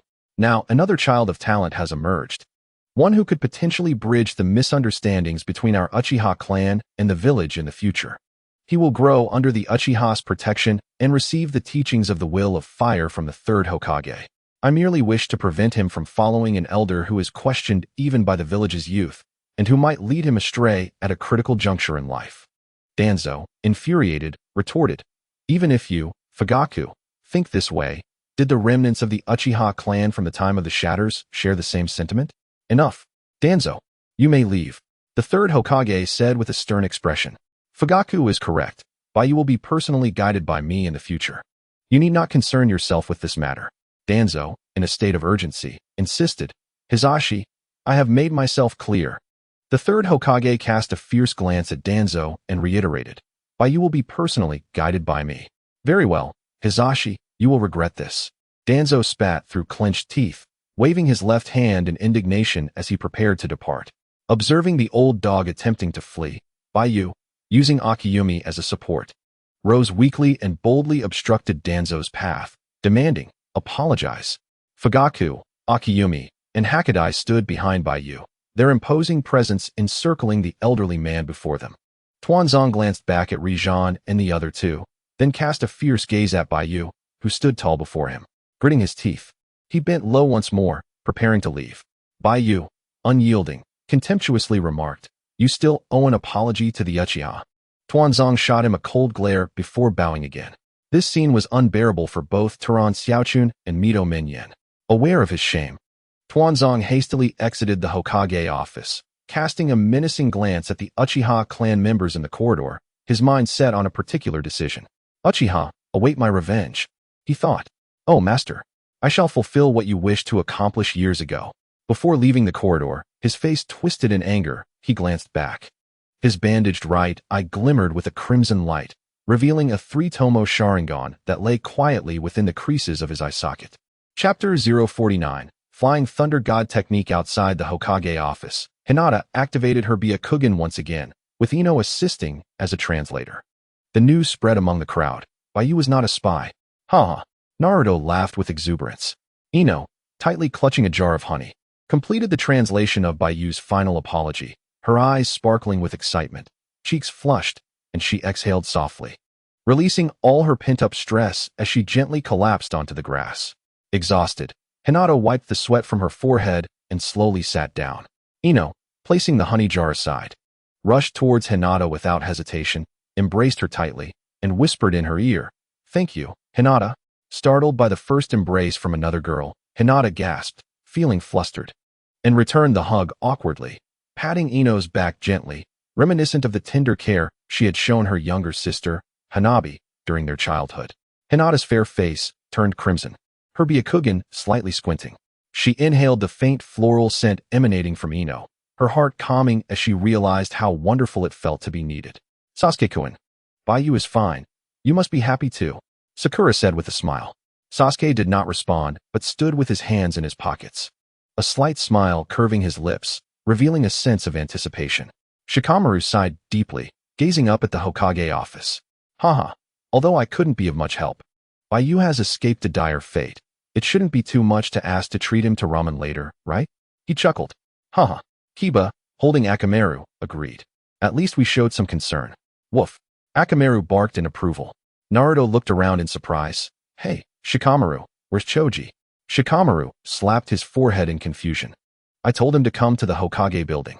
Just then, Shino stood amidst the grass, his eyes concealed behind dark sunglasses, arms outstretched as he carefully sensed the coded messages sent back by the insects. After a moment, he exclaimed excitedly, if Baiyu were a spy, with Uchiha blood, how could the other ninja villages let him return to Uchiha? If you ask why, capturing Baiyu and, upon reaching adulthood, marrying him off to a girl from our village to bear children with the potential to awaken the bloodline limit would maximize resource utilization, even if he lacks Uchiha blood. In the enemy's hidden village, it is inconceivable that they would invest the invaluable Sharingan in a child shrouded in uncertainty. Thus, Baiyu, possessing the Sharingan, is undoubtedly not an undercover agent. Suddenly, the grass rustled as someone pushed through from the outside, previously engrossed in controlling the insects. Jinao had not noticed Hai Yi's arrival until now, drawn by the commotion. He turned to look. Outside the grass, an unfamiliar, aged face appeared, causing Jinao to exclaim in shock. The others quickly lifted their heads. Little Hinata trembled in fear, burying her head in Ino's embrace. Ino, holding Hinata, turned back in astonishment. Shimura Danzo, with a white bandage wrapped around his head and a face etched with wrinkles, materialized before them, his sinister left eye casting a cold gaze over the assembled youths. Abruptly, he flicked his hand, snorted disdainfully, squinted, and slowly retreated back onto the street, leaving alone. The oppressive atmosphere compelled even Sasuke to grit his teeth and glare at the figure, struggling to maintain his composure. Who is this person? Jinao sat down abruptly on the soft grass, his chest heaving, wiping the cold sweat from his forehead, exclaiming, he walks without a sound, like a ghost. Hinata timidly looked up, glancing at the street, fearfully whispering, Danzo. The crowd's expressions shifted dramatically. Naruto was left speechless, cold sweat trickling down his back. He sighed inwardly, realizing that the individual Baiyu had just confronted was someone of unfathomable strength. In the Hokage's office, the third Hokage waved his hand, dismissing the two advisors while deliberately keeping Baiyu and others behind. Yamenka Hai spoke up. The mind-reading technique consumes the mental energy of the one whose thoughts are being read. It is normal for Baiyu to feel weak at this moment. If there are no further matters, I shall take my leave, as there are affairs awaiting my attention in the analysis division. Thank you for your hard work, Hai. The third Hokage nodded. As the others departed, the office became significantly quieter. The third Hokage's aged visage broke into a benevolent smile as he turned to the stern-faced Fugaku, gently saying, "Fugaku, you may take your leave as well. I have a few words to share with Baiyu. Oh, and next time, there is no need to bring so many people. My apologies, Lord Hokage. The situation arose unexpectedly. Baiyu, please keep Lord Hokage company while we wait outside." Fugaku respectfully nodded to the third Hokage before leading his trusted aides away. Akiyama May stepped forward. She turned slightly, her rose petal-like crimson lips curving into a smile, her curled lashes framing her almond-shaped eyes, offering Baiyu a sweet smile. Baiyu regained some strength, withdrawing from Akiyama May's support to stand steadily on his own, returning her smile. However, the long scar marring Akiyama May's beauty slightly unsettled him. With her striking appearance, complemented by the Uchiha lineage, the diagonal scar reminiscent of Shikamaru's father was rather unsightly. He resolved to find an opportunity to address it with her. Such antiquated customs must be revised. Fugaku led the Uchiha clan members away, leaving Baiyu to exhale in relief. "Are you concerned that I might harbor resentment towards your clan leader for storming the Hokage Tower, subsequently leading to their detention?" The third Hokage took a puff of smoke, turning his back to Baiyu as he gazed out the floor-to-ceiling windows at the village beneath the azure sky and fluffy clouds. "Do not worry," Baiyu thought to himself, albeit reluctantly. He had barely secured the protection of the Uchiha clan and could not hasten their demise due to his own actions. The third Hokage snorted softly, yet his expression soon softened, exhaling a plume of dense smoke without pretense. "You need not be so tense in my presence." Fugaku was correct. Shursui and Itachi are both inheritors of the will of fire, destined to bridge the gap between the village and the Uchiha's grievances. You will be part of that future as well.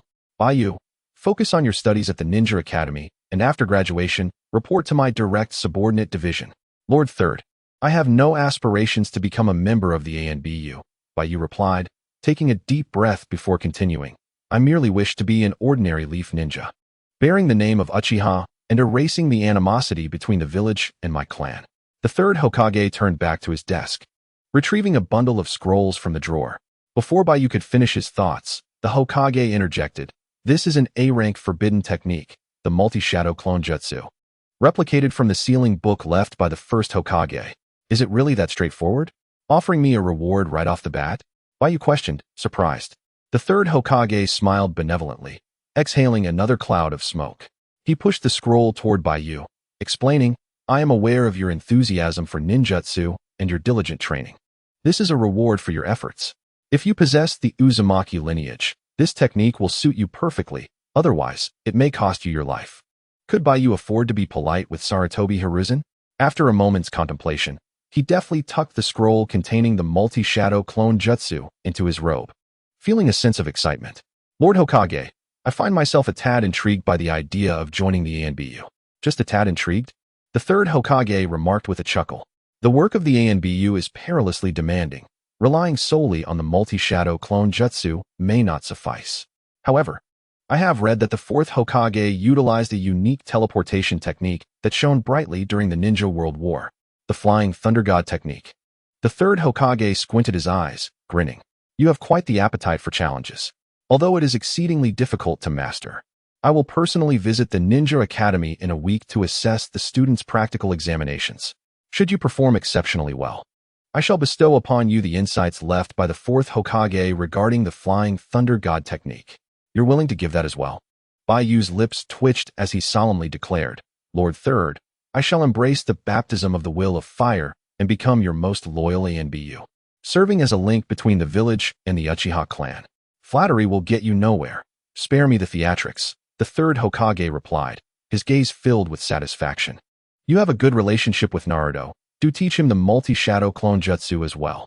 After all, you are among the only 2 children in Konoha with the Uzumaki bloodline. Rest assured, even without your prompting, I would teach him, Baiyu chuckled. I have no doubts about that.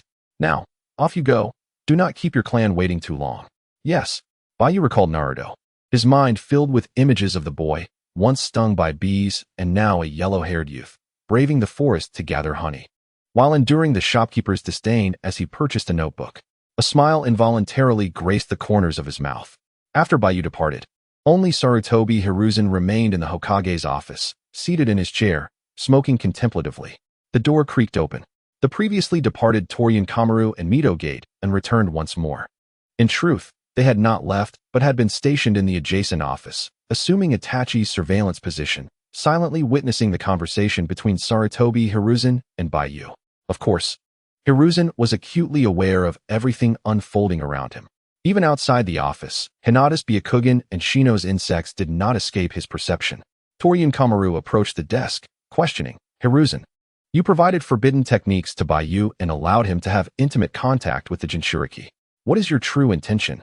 Sarutobi exhaled a plume of smoke, his weathered face breaking into a smile. "You are unaware of the events that transpired before Baiyu was summoned, are you?" Torian Kamaru and Mito Gate exchanged puzzled glances.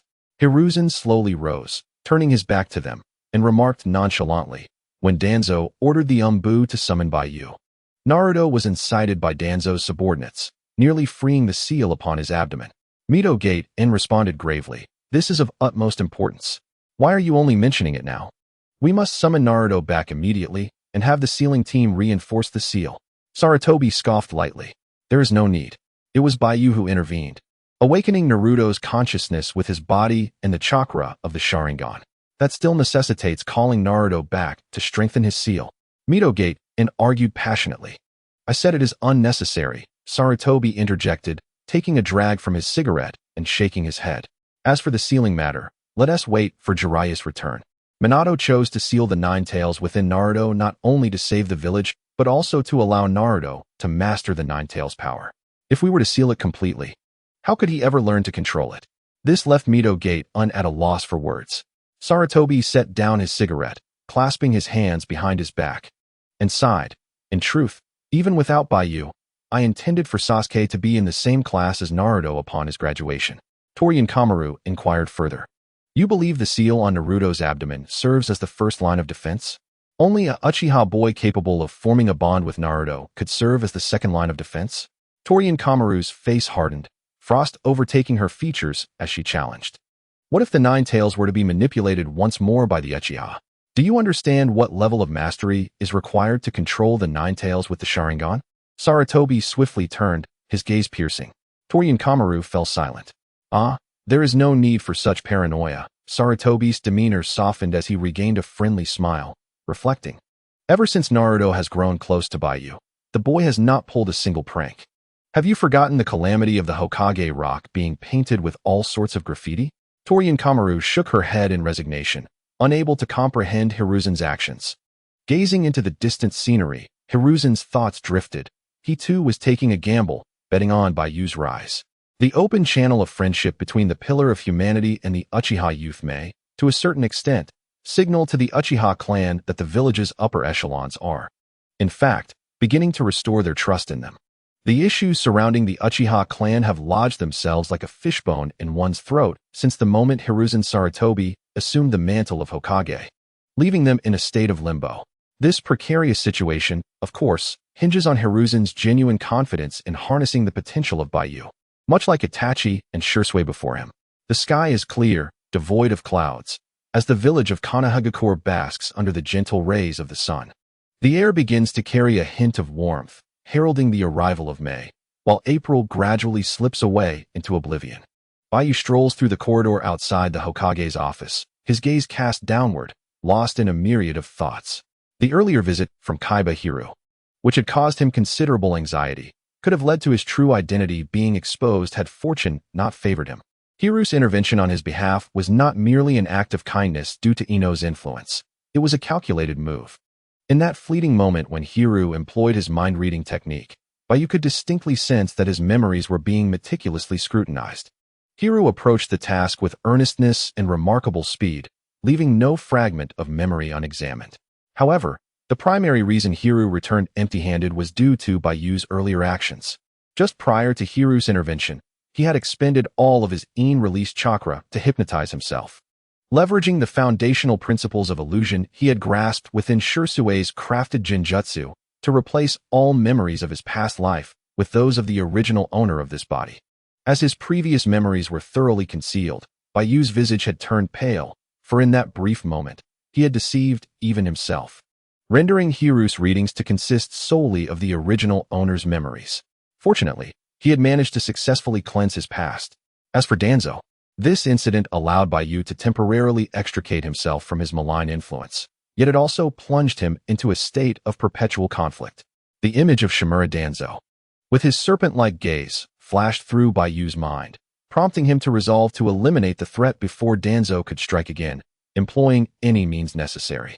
At the end of the corridor, a beam of white light cascaded down, causing Baiyu to squint as the dark thoughts in his mind were dispelled by the radiance. Upon exiting the Hokage building, a slender yet strong arm gently rested on his shoulder. Turning to the side, he was met with the exuberant smile of Uchiha Akihime, who raised her left hand in celebration of Baiyu's escape from danger, exclaiming that they would go for barbecue and drinks tonight. Fugaku remarked that ever since this fellow returned to the village, he had been indulging in 9 feasts of alcohol every 3 days, always either on the way to drink or seeking excuses to do so. Baiyu retorted that as a minor, he should not be consuming alcohol and questioned why he would not spend that time training with shadow clones instead. As Akihime rallied the Uchiha clan members to join in the celebration, the atmosphere grew lively, and Baiyu was led by Fugaku to a grassy patch by the roadside.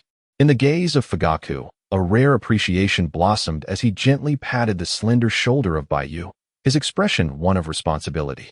Baiyu, you performed admirably today. I've heard about your situation with Sasuke, but do not blame yourself. Focus on your studies. The position of Uchiha clan leader is reserved for gifted children like you. Baiyu smiled and nodded in acknowledgement. What an ambitious dream. Though he harbored intentions of saving the Uchiha clan, he had no genuine fondness for the role of leader. After all, why not aspire to be a king or a feudal lord? Being a Hokage would merely bind him to the constraints of the nation. How dreary. It was fortunate that Fugaku lacked the ability to read minds. He remained unaware of Baiyu's true aspirations. Fugaku continued, if you need anything in the future, do not hesitate to approach me directly at the guard headquarters.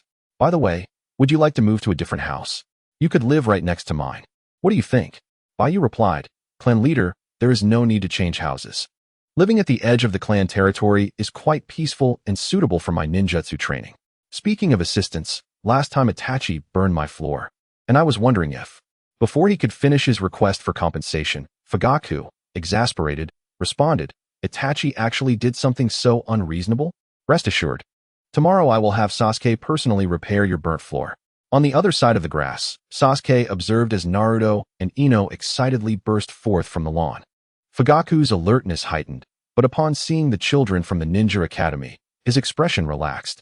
Ino, clutching a jar of honey, had tears shimmering in her eyes, depicting a scene of anxiety and grievance that tugged at the heartstrings. Naruto, with a cheeky grin, ambled over with his hands cradling the back of his head. One by one, Sasuke, Shikamaru, and other young ninjas from Konoha emerged from the foliage.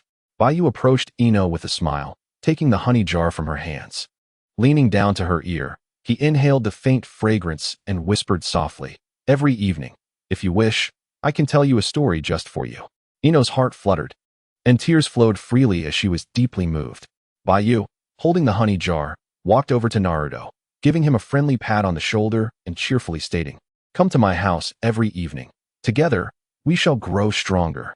All the Uchiha present were momentarily taken aback, particularly Fugaku and Akira. They understood fully what it meant for a Jinchuriki to have free access to their clan territory. Baiyu smiled and waved to the other young ninjas from Konoha, everyone. Let us gather at my house this weekend. I will properly express my gratitude to you all. In the bustling commercial district of Konoha, within a cozy wooden room adorned with a barbecue sign, the Uchiha clan members gathered around 4 tables, joyously laughing by the charcoal grill. Their tables laden with an array of beverages, vegetables, and chunks of meat. Leading the revelry was Uchiha Akira, as the clan members raised their cups in unison, clinking them together, the spirits overflowing amidst the continuous laughter. The room was filled with the intoxicating aroma of alcohol. Baiyu, feeling a tinge of melancholy, chewed on grilled beef while sitting at a small children's table alongside Choji, helplessly observing the raucous celebration of his clan. Just then, the shoji screen was pushed open, revealing a group of Konoha ninjas standing outside, their eyes fixed intently on the scene within.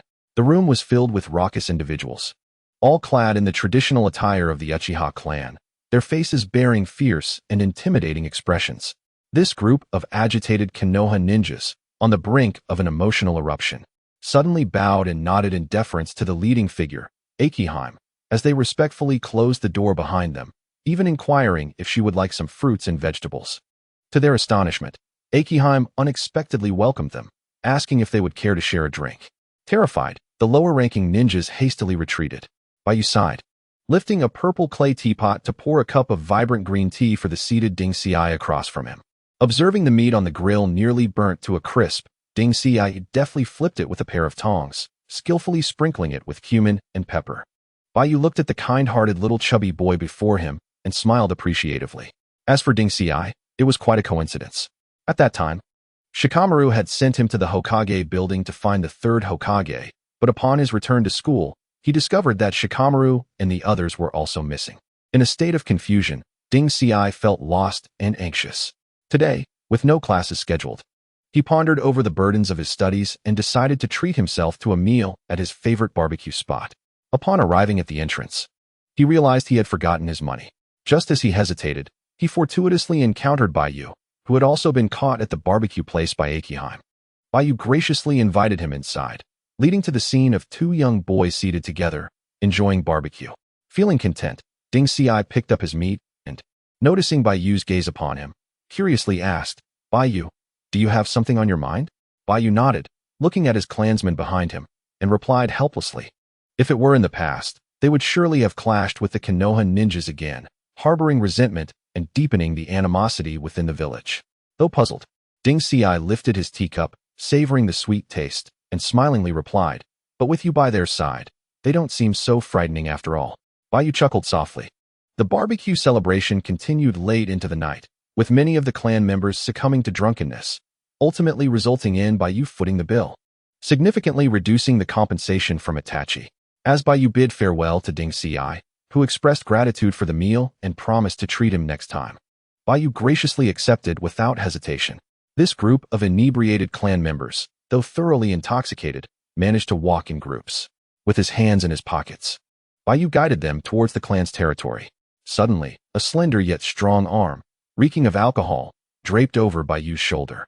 Turning to the side, he saw Akihime, whose previously resolute face was now softened by intoxication, laughing and saying, "Hey, take me home." Baiyu replied, upon returning to the Uchiha compound. This drunken bunch seemed disinclined to go home. Some, sensing the familiar surroundings, sprawled beneath walls adorned with fan motifs, while others clung to utility poles, chuckling foolishly. "Hey, Annie, where's your home?"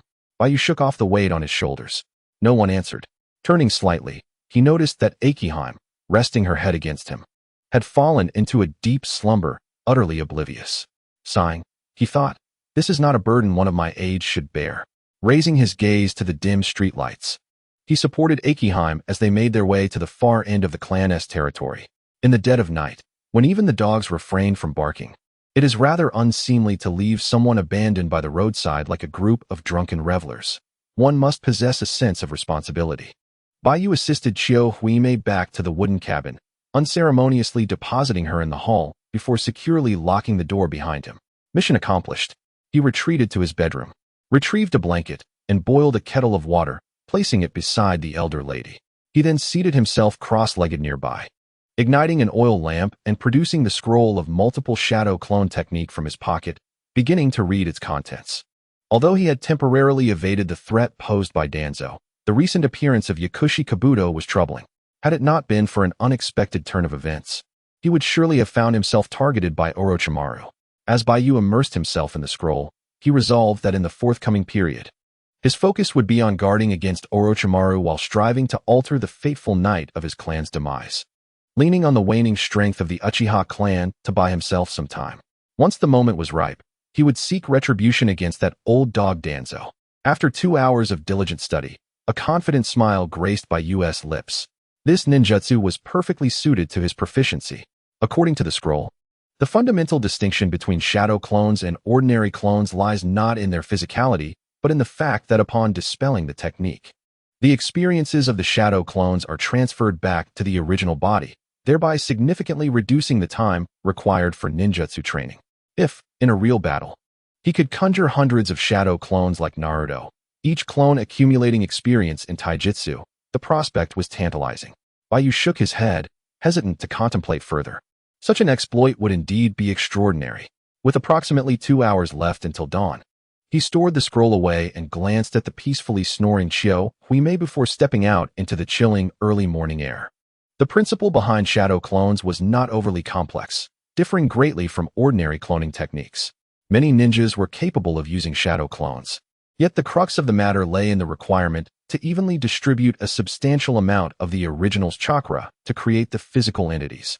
Though shadow clones possessed all the abilities of the original, the division of chakra proved to be a fatal flaw for ordinary ninjas in combat. Additionally, shadow clones shared pain, fatigue, and even the sensation of death, making it a technique only manageable by those brimming with vitality. The multiple shadow clone technique, however, demanded an exorbitant amount of chakra, which is why, in the original work, only Naruto, whose chakra was quadruple that of Kakashi in his ordinary state, and over 100 times greater in his Nine-Tails form, could wield this technique with abandon. As a member of the Uzumaki clan, he should not succumb to exhaustion. It was worth a try. Baiyu formed the necessary hand seals, following the scroll's instructions. Cho, Su, Chun, Zi, Su, Hai Si, bringing his hands together. He concluded with the tiger seal formed by the index and middle fingers. Multiple shadow clone technique. Baiyu spoke calmly, acutely aware of the chakra energy coursing through his meridians, ultimately releasing it through the correctly executed hand seals. Chakra, 10. Proficiency, 10. A transparent prompt materialized before Baiyu, as he expended the entirety of his 200 chakra points, subsequently acquiring a proficiency of 200 chakra points in storage. The Whirlpool Physique, chakra quantity 2001, 243, 2000 level 1. As the ninjutsu was unleashed, 10 identical figures of Baiyu, clad in Uchiha clan attire, emerged in the courtyard, patiently awaiting the cue from the original. The transparent prompt reappeared. Ninjutsu acquired. Multiple shadow clone technique. Each shadow clone consumed 10 chakra points. Baiyu surveyed his surroundings, observing his shadow clones with anticipation, and commanded, "Pair up for combat practice, and let's see if we can enhance our physical technique proficiency." "All right, no problem. Let's begin." The 10 by yes, orderly and eager, divided into 2 teams, standing opposite each other. At the original Baiyu's signal, the shadow clones engaged in combat, relying solely on their physical skills to collide with their counterparts. A flurry of sounds erupted as they clashed. Moments later, the evenly matched shadow clones were entangled in a fierce skirmish, only halting when Baiyu called for a ceasefire, their enthusiasm still palpable. Baiyu opened a semi-transparent prompt, perusing the records of proficiency increases. However, the enhancement in physical techniques was not as substantial as he had anticipated. The amount gained by the 10 shadow clones was comparable to his own aerobic exercises. Perhaps I should try ninjutsu tomorrow? It's possible this method is not viable after all. Indeed, exploiting glitches was not an option. The 10 shadow clones began to analyze and discuss. Let us leave it at that for now. Baiyu sighed softly, dispelling the multiple shadow clone technique. In that instant, the fatigue accumulated from the earlier battles surged into his body like a tide. Baiyu stumbled, collapsing onto the corridor floor, gasping for breath. With a series of popping sounds, the shadow clones vanished one after another. Baiyu felt a cold sweat bead in his palm. Although exploiting glitches was not feasible, he took comfort in the fact that his shadow clones possessed superior quality, unlike Naruto's clones that displayed jealousy. It wasn't that Baiyu was disinterested in experimenting whether the shadow clones could enhance ninjutsu. After a long day of battling 2 Chunin and then facing Danzu, his body's chakra reserves were nearly depleted. While physical techniques could not exploit glitches, it was highly probable that ninjutsu would also fail to benefit from the shadow clones. Nevertheless, the unique ability of shadow clones to shorten the learning time for ordinary ninjutsu should still hold true.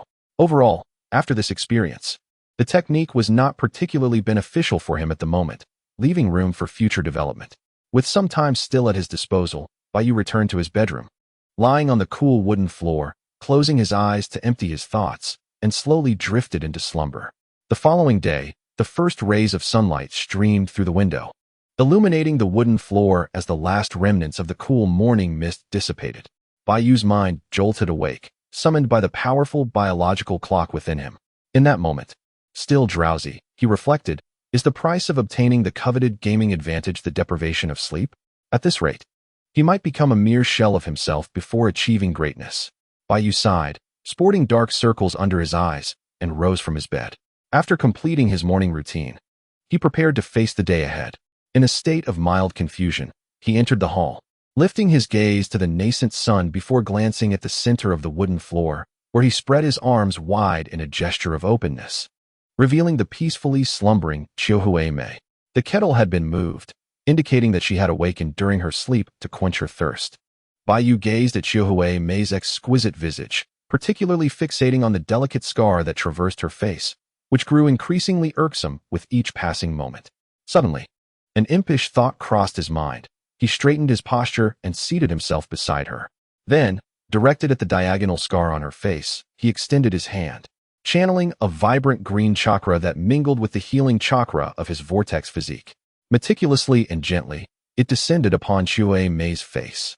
With a proficiency level of 5.6 in medical ninjutsu, he wielded his skills akin to the previous healing of Brother Yu's abdominal wound. Uchiha Mei's long eyelashes fluttered, and under the luminous green chakra's care, the scar began to heal, the scab receded, impurities were eradicated, and the chakra stimulated cellular growth, slowly stitching the scar together until it was no longer visible.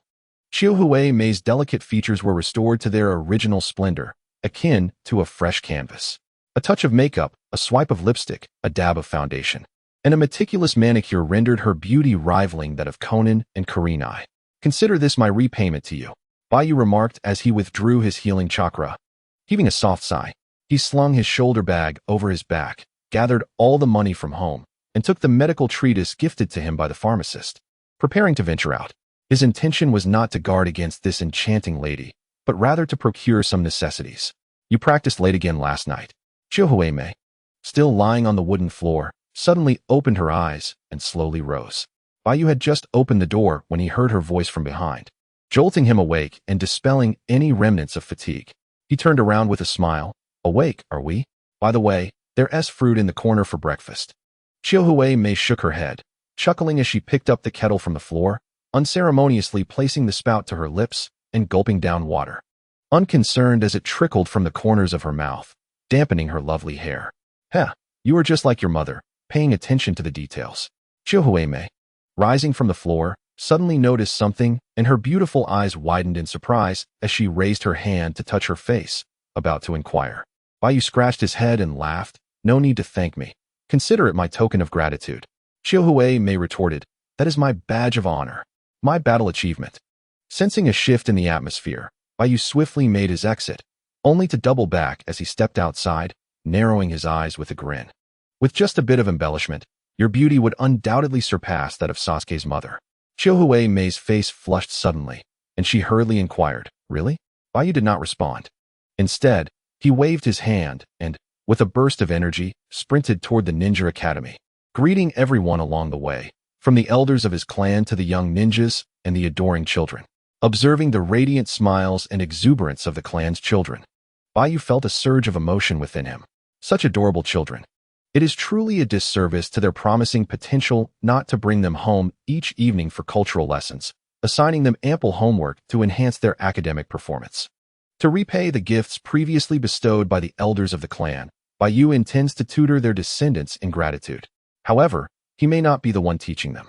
This is precisely why Baiyu has meticulously planned to relocate Iruka's training sessions to his own residence.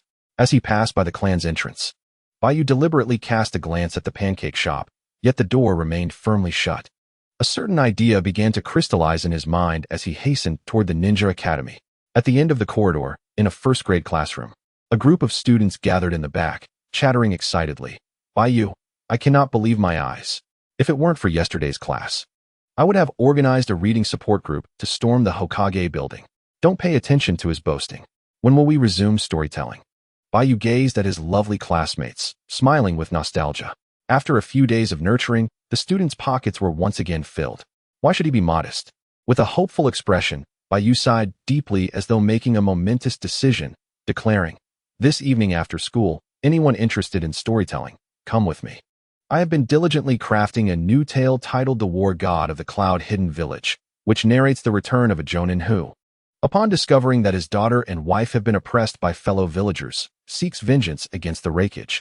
Since this is the inaugural reading of a new story, the first day will be free. Upon hearing this announcement, the classroom erupted in excitement.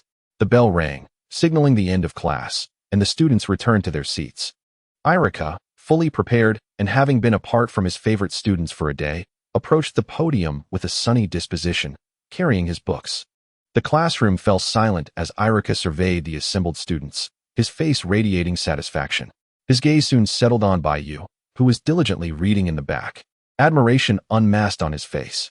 Baiyu was indeed a master at stirring up trouble, yet in his studies, he was diligent and earnest, leaving no room for criticism. A smile graced Irika's lips, for he recognized that Baiyu's current level of proficiency was nearly on par with his own as a Chunin instructor. Thus, he had no intention of monitoring what Baiyu was reading during class. Irika took out his textbook and explained that he had missed class yesterday due to heat exhaustion, advising the students to refrain from outdoor activities as summer approached, and then commenced serious teaching. To reveal the truth of his situation, being sent to the hospital by a single blow would be quite embarrassing. Fortunately, the only one privy to the truth, Baiyu, remained engrossed in his reading, allowing Irika to relax. During class, Irika occasionally glanced at Baiyu, reassured by the fact that he remained undistracted. In the back of the classroom, Naruto leaned over, curiosity piqued as he whispered, "Baiyu, what are you reading?" He shielded his face behind a thick book, inching closer to the window. "I'm reading the Human Chakra Network and Acupuncture Points. Would you like to join me?" Baiyu pushed the book toward Naruto's side of the table and inquired earnestly. No, you see, please continue." Naruto, feeling as if facing a formidable opponent, withdrew his head and ceased to disturb his desk mate's reading, instead directing his gaze toward Sasuke in the front row. Each time he beheld Sasuke sporting the same hairstyle as his own, he could hardly suppress his laughter. Baiyu, however, remained oblivious to the outside world, wholly engrossed in his medical texts. Although studying medicine could not save the Uchiha clan, under the influence of the sage arts, it could indeed enhance one's own abilities. The book by Yakushi Kabuto, upon thorough examination, left Baiyu with a singular impression. Kabuto, a notorious figure from the Fourth Great Ninja War, possessed a far deeper understanding of medical ninjutsu than he did of dream manipulation techniques.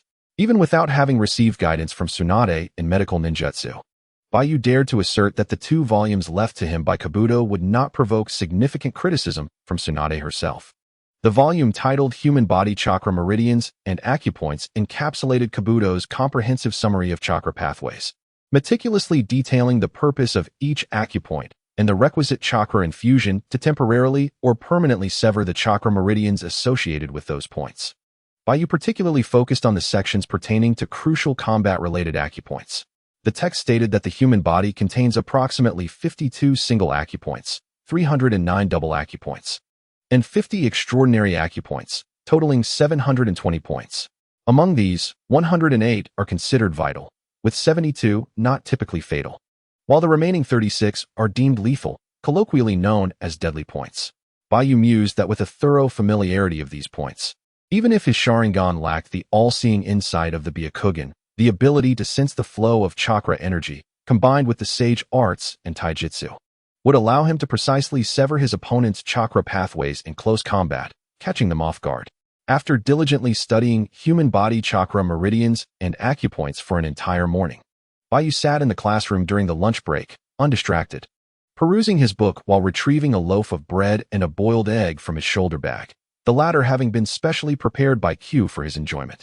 Just as he intended to satisfy his hunger with these simple provisions, a box suddenly opened with a delightful clatter, releasing a fragrant aroma.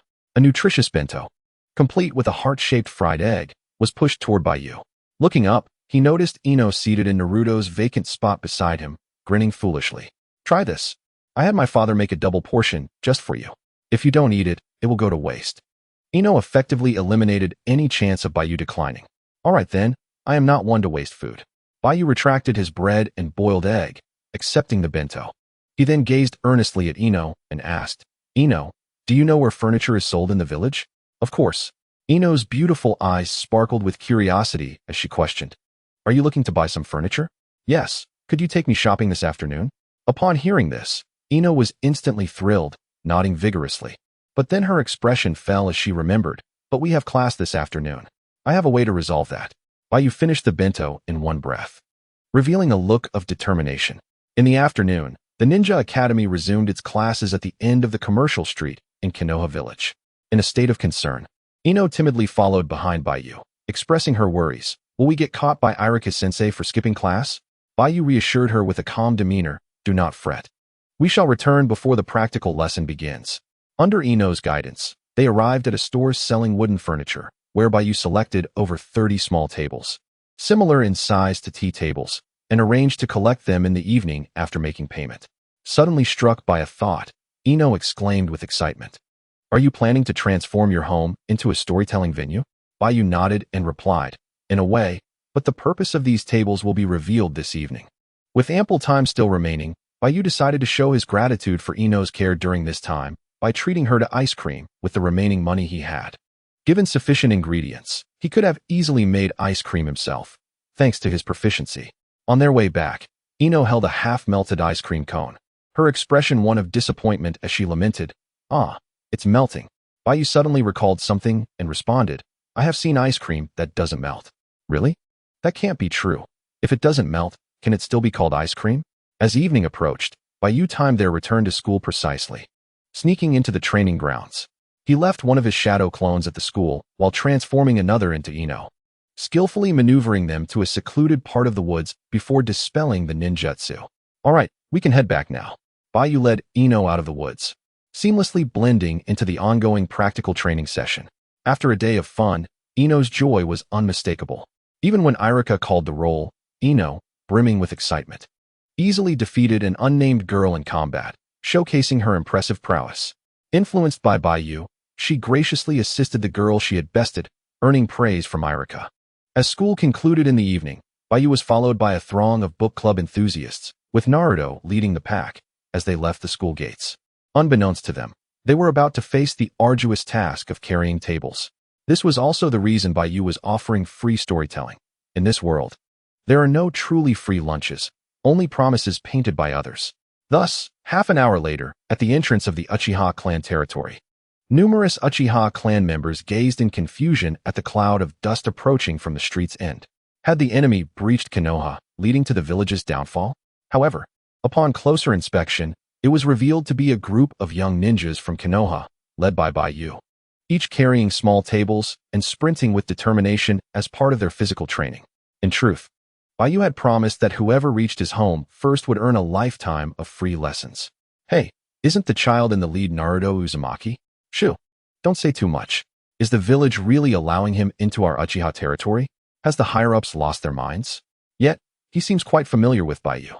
Could this perhaps serve as a political signal from the village? A group of young adults from the Uchiha clan, intrigued, emerged from their homes, standing at their doorsteps to scrutinize the lively children. The little ones, unburdened, ought to run with proper form. Use some strength and swing your arms back.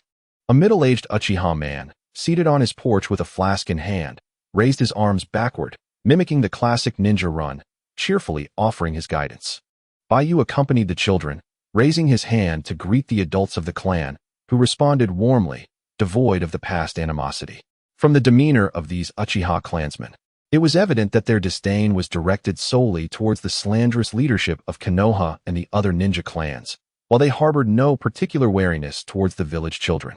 For instance, during the previous encounter, when Ino and Hiruzen brought him a token of gratitude, had Ino come alone, perhaps there would have been far fewer derogatory remarks. At this moment, leading the group of children, the one carrying a small wooden table was none other than Naruto, whose stamina far exceeded that of ordinary children. Following him were Choji and, remarkably, Kiba, who had joined the competition with Akamaru. Each child had their own reasons for not wanting to lose, along with a peculiar competitive spirit. After finishing his greetings with the clan's adults, Baiyu hastened towards the home of the eldest elder, who resided near the entrance. "Oh, it's Baiyu."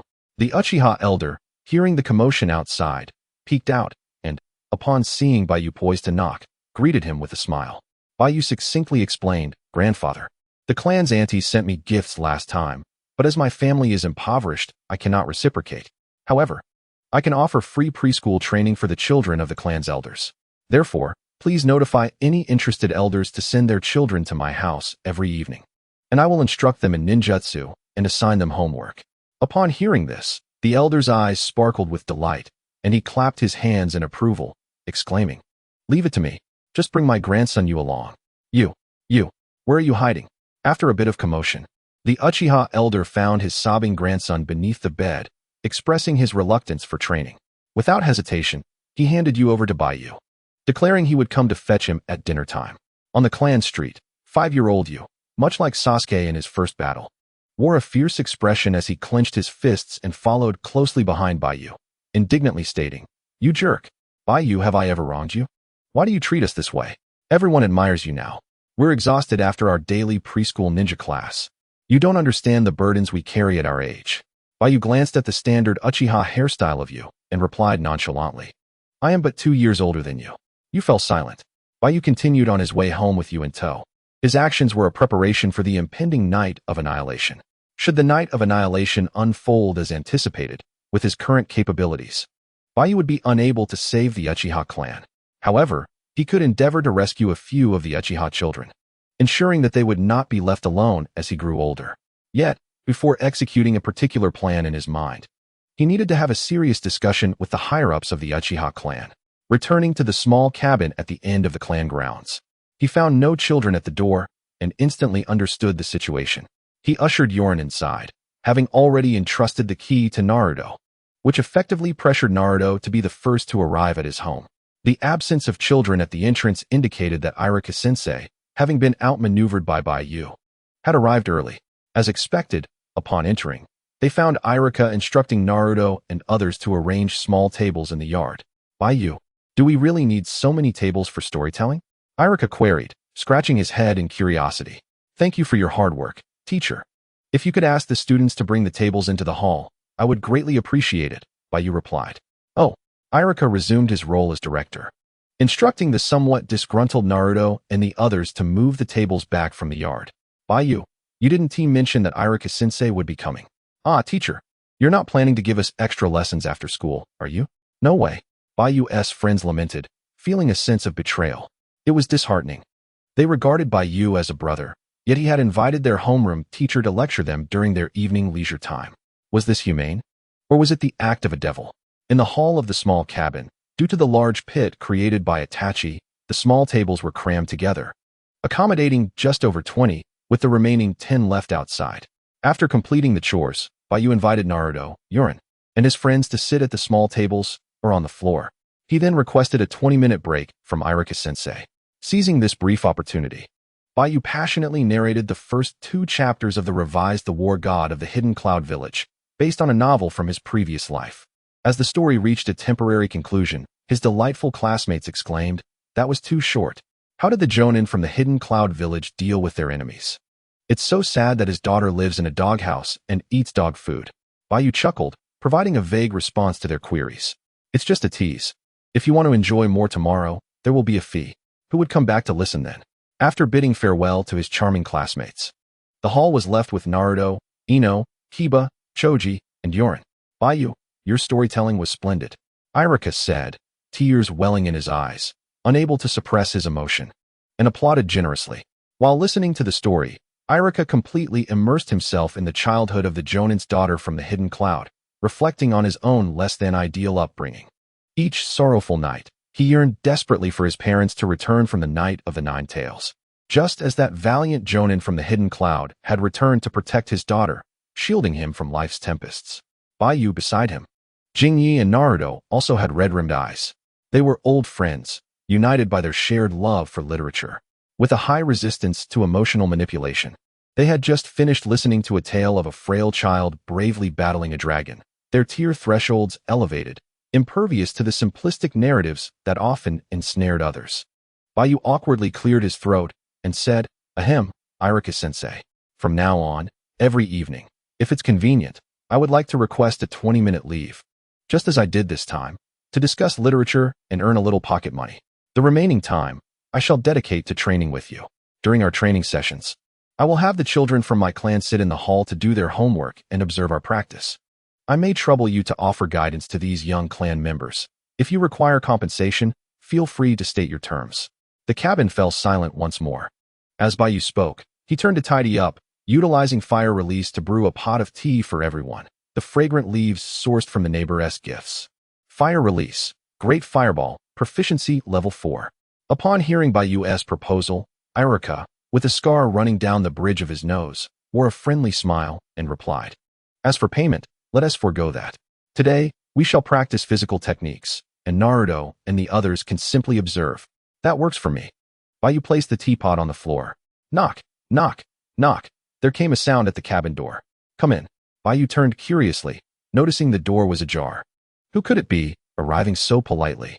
To his surprise, Sasuke stood at the entrance, holding a bundle of wooden planks. Sasuke shot Baiyu a glance, his expression sour. As he was followed by the construction crew that had come with Inari last time, all entering the cabin together.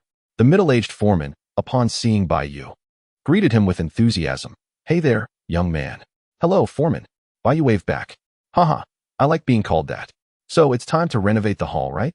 Leave it to us." The foreman observed the hall, marred by burn marks, and gestured to his workers to prepare for the task. "Yes, thank you for your hard work." Baiyu expressed his gratitude, leading Naruto and the others to follow Irika into the courtyard.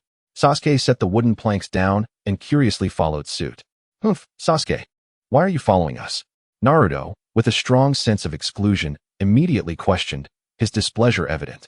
Sasuke retorted, "I'm following Baiyu, not you. What is the difference?" Naruto replied. Upon reaching the courtyard, the bamboo forest outside swayed in the wind, rustling softly, occasionally shedding yellowed, withered leaves. Baiyu and Irika stood facing each other, both forming opposing hand seals. Physical techniques, one of the 3 fundamental skills of a ninja, as the name suggests, rely on direct bodily attacks that do not require hand seals or chakra consumption. Irika initiated his explanation, continuing, "I will first provide a brief overview. Of course, there are also alternative physical techniques that incorporate chakra." Baiyu nodded in agreement. In fact, if one were to delve deeper into physical techniques, they could be categorized into pure physical techniques, ninja physical techniques, secret techniques, sage techniques, bloodline limit techniques, and bloodline collection techniques. Naturally, these classifications are derived from the characteristics of techniques depicted in the anime. Irika's teachings proved to be quite beneficial for Naruto and his companions at this stage. "Naruto, who do you think would prevail, Baiyu or teacher Irika?" Ino, seated in the corridor, sparkled with anticipation in her beautiful, watery eyes. "This should be a no-brainer. In pure taijutsu, I bet on teacher Irika," exclaimed Kiba. Naruto pondered seriously for a moment before hesitantly responding, "As a friend, I certainly hope Baiyu wins. But Irika's strength remains an enigma, and he is a chunin. Last time, Baiyu faced those 2 umbu at the school gate. Both were bona fide chunin." Ino clenched her fist with hope, declaring, "I wager on Baiyu." "Humph." Sasuke, arms crossed, leaned against the doorframe at the corridor's entrance, letting out a haughty snort. In the center of the courtyard, Baiyu smiled, saying, "Teacher, I'm ready. Bring it on." Irika replied with eager anticipation. He had heard of Baiyu's impressive feat of defeating 2 umbu using ninjutsu at the school gate, although he found it astonishing. He felt no shame in being outmatched by such an exceptional student. In the midst of Irika's thoughts, Baiyu called out, "Teacher, over here." In a swift motion, Baiyu darted around, evading Irika's line of sight, and utilizing the terrain to appear behind him, executing a precise knife-hand strike aimed at the back of Irika's neck. Well versed in the human body's vital points, Baiyu understood the fundamental principle behind rendering someone unconscious with such a strike. In essence, the neck houses major arteries on either side. With the right amount of force, one could induce arterial blockage and cause fainting. However, the duration of unconsciousness varies based on an individual's physical condition, and improper force could easily lead to fatality. In summary, this is not to be imitated without expertise. With a solid thud, Baiyu's knife-hand strike landed on the unsuspecting Irika's neck, but upon feeling the immediate feedback, his brow furrowed as he swiftly formed hand seals. Substitution technique. With a muffled sound, the body struck by Baiyu transformed into a piece of dry bamboo. While the real Irika released the hand seal for the substitution technique and charged from behind Baiyu, excitement written across his face. He seized Baiyu's neck with his left arm while his right hand attempted to disrupt Baiyu's hand seals. However, he realized it was futile. Irika promptly relinquished his grip on Baiyu. In that fleeting moment of release, A smile curved at the corners of Baiyu's mouth as he pivoted and unleashed a flurry of punches, over 30 strikes manifesting as afterimages, covering a wide area ahead. Irika was taken aback, gazing at the barrage of punches approaching him, his heart racing. This kid, he actually feigned using the substitution technique, accelerating the pace of battle during the opening. Truly a combat genius of the Uchiha clan, his grasp of battle rhythm is exceptional. Irika's eyes sparkled with excitement, palms sweating. Yet he remained undeterred, quickly retreating. Baiyu closed the distance, following in pursuit. The barrage of punches seemed to have a final destination. They would not dissipate until they struck their target. Irika found himself cornered against the wall, with no escape. Gritting his teeth, he crossed his arms, drawing in his abdomen to brace himself for the impending onslaught.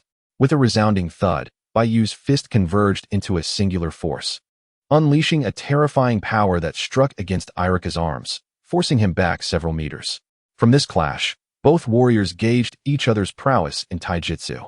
Baiyu gained a clearer understanding of his own third-level taijutsu strength, recognizing that the first and second levels merely represented the foundational training of skin and muscle, corresponding to the strength of a lower ninja.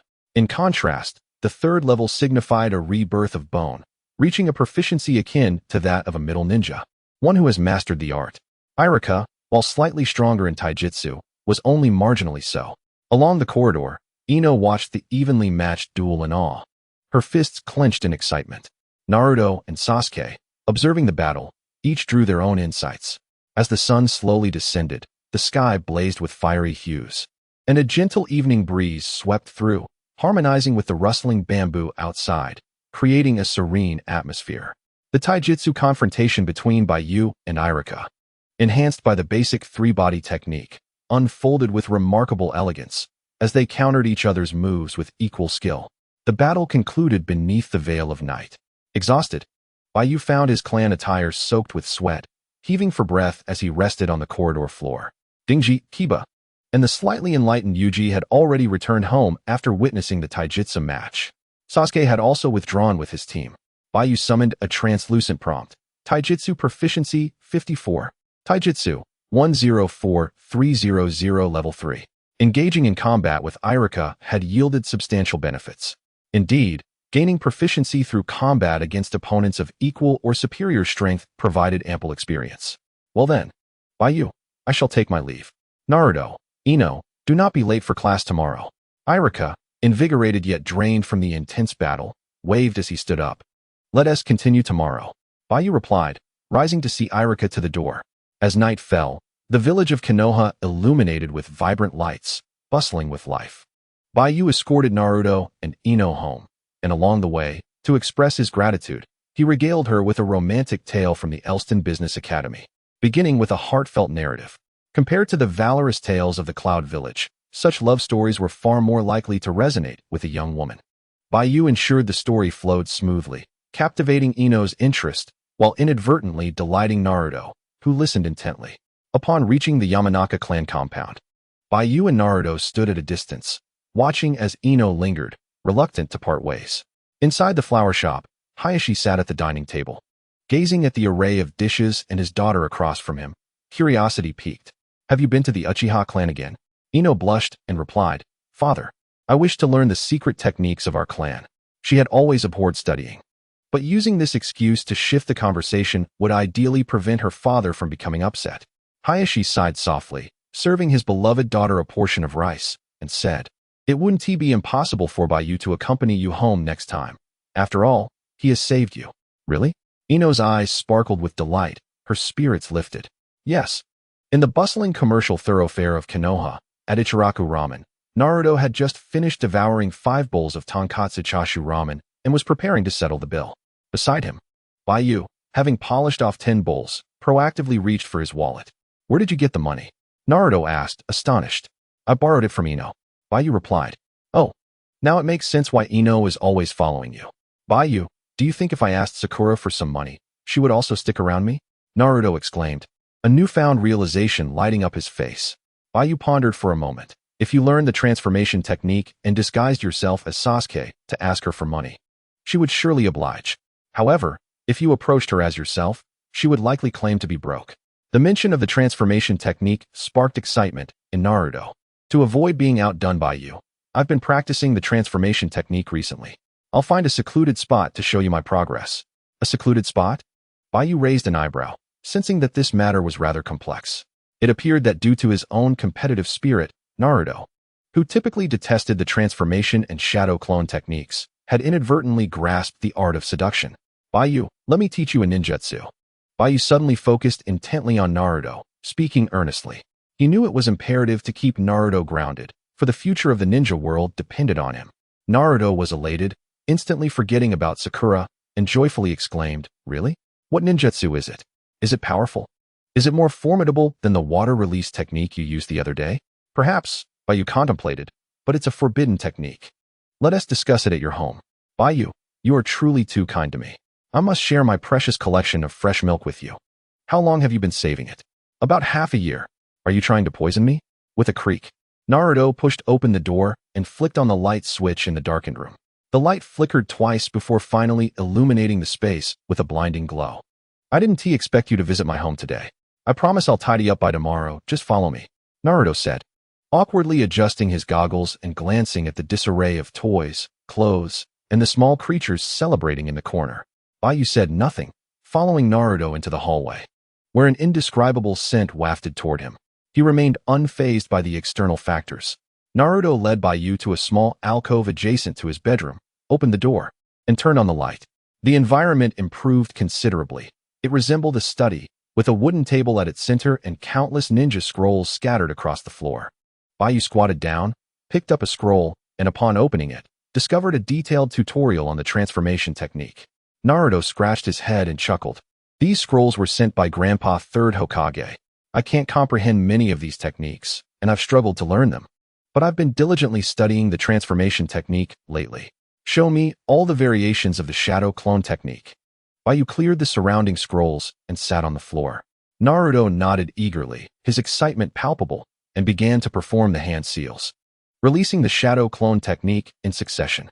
The transformation technique, alas, resulted in an unsightly visage, an oversized head, and diminutive feet, rendering it a stark contrast to the illustrious Sasuke.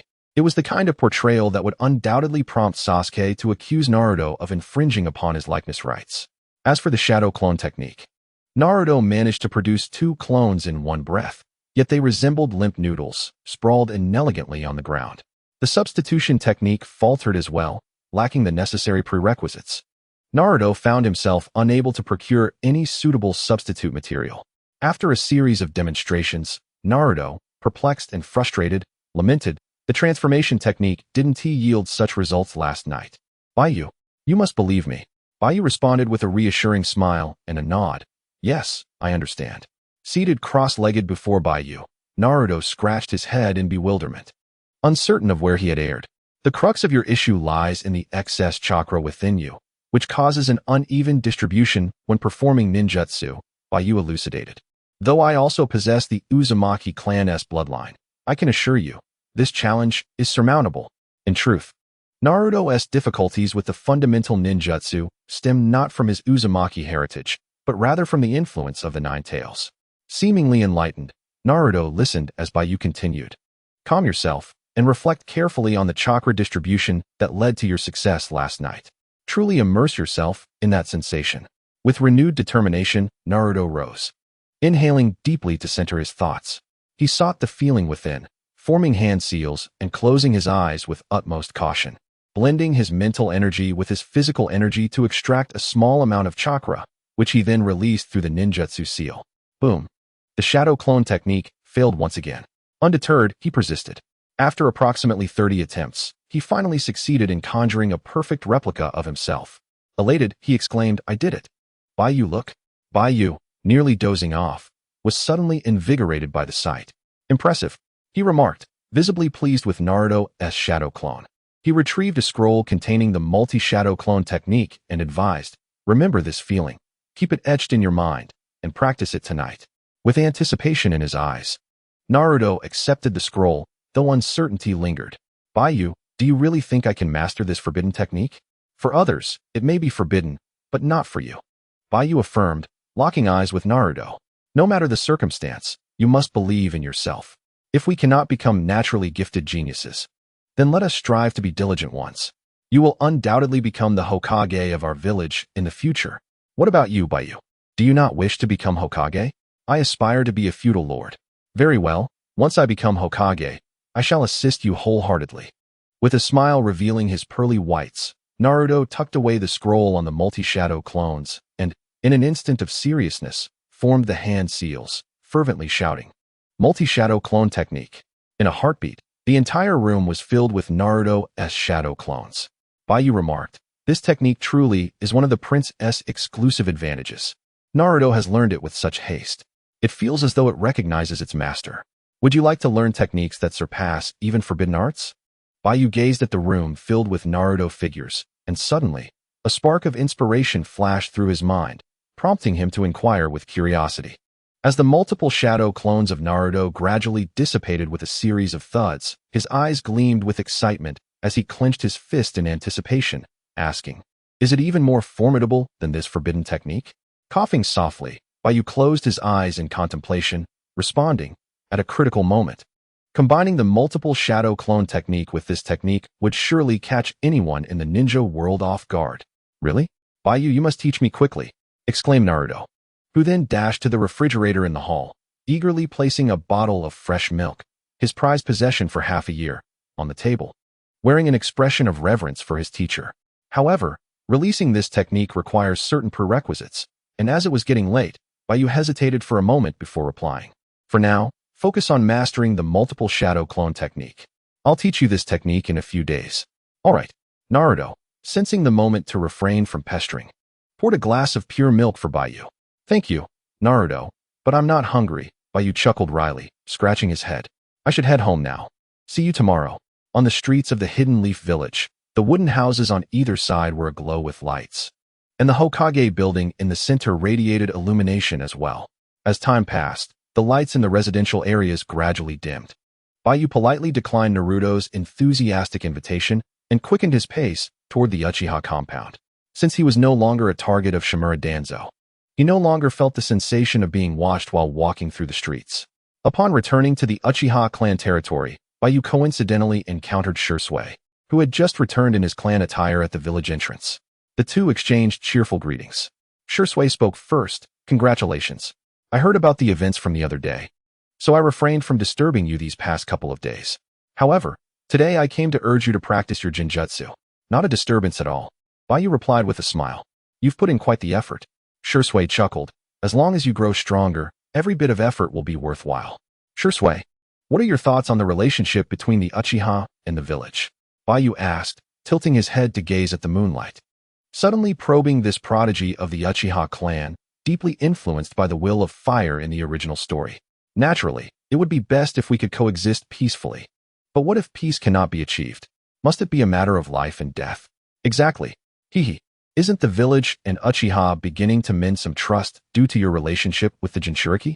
Shisui swiftly shifted the topic, scratching the back of his head while smiling at the younger boy beside him. He did not mind revealing Naruto's identity to Baiyu.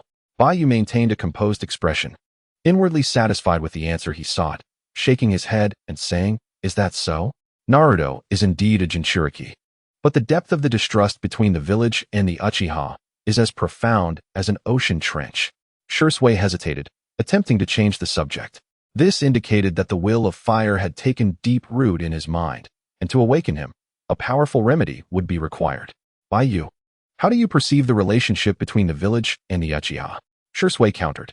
"You should know better than I do. The Uchiha and the village have always existed in a state of suspicion and wariness.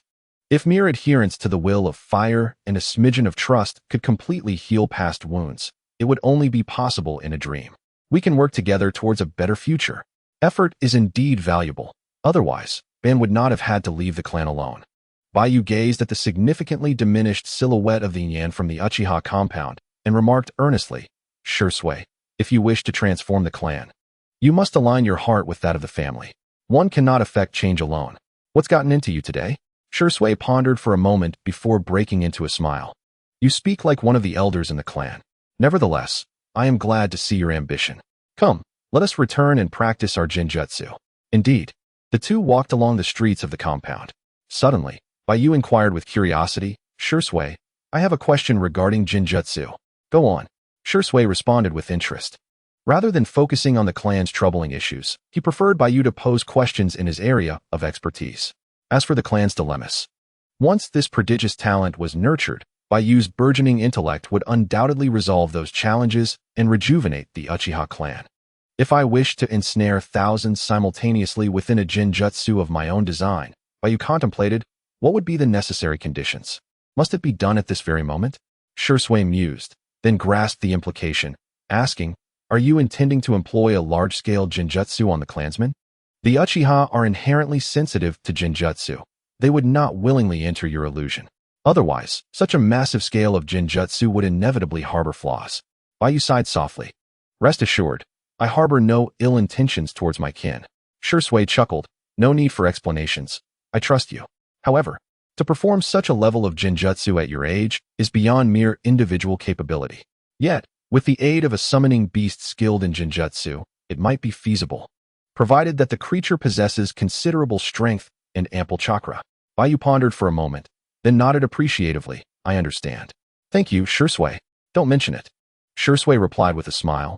It would be even better if you could share your plans with me. As they conversed, Baiyu led Shisui back to his home. The sky had grown dim. Baiyu prepared a pot of tea for Shisui, and they sat together on the ground. After a moment of deliberation, Baiyu decided to weave a tale, pointing to his eyes and stating earnestly, just as your eyes harbor special abilities, which are Jinjutsu, I have come to realize that my eyes exhibit a remarkable talent for deducing matters. Oh, Shisui responded, surprised. His own eyes had experienced a surge in Jinjutsu aptitude following the awakening of the Sharingan. Pondering Baiyu's words, Shisui acknowledged that Baiyu's gifts could not be measured against an ordinary person. It was entirely plausible for signs of talent to emerge early. With a calm demeanor, Baiyu fabricated further, upon our meeting, I discerned through my eyes that your Sharingan must contain a premier Jinjutsu capable of subtly altering a person's will, though its release demands a prolonged period of silence. Truly, you are the Uchiha's remarkable prodigy, Shisui exclaimed, impressed by the prowess and significance of such a technique. He realized that Baiyu had yet to disclose any details to anyone.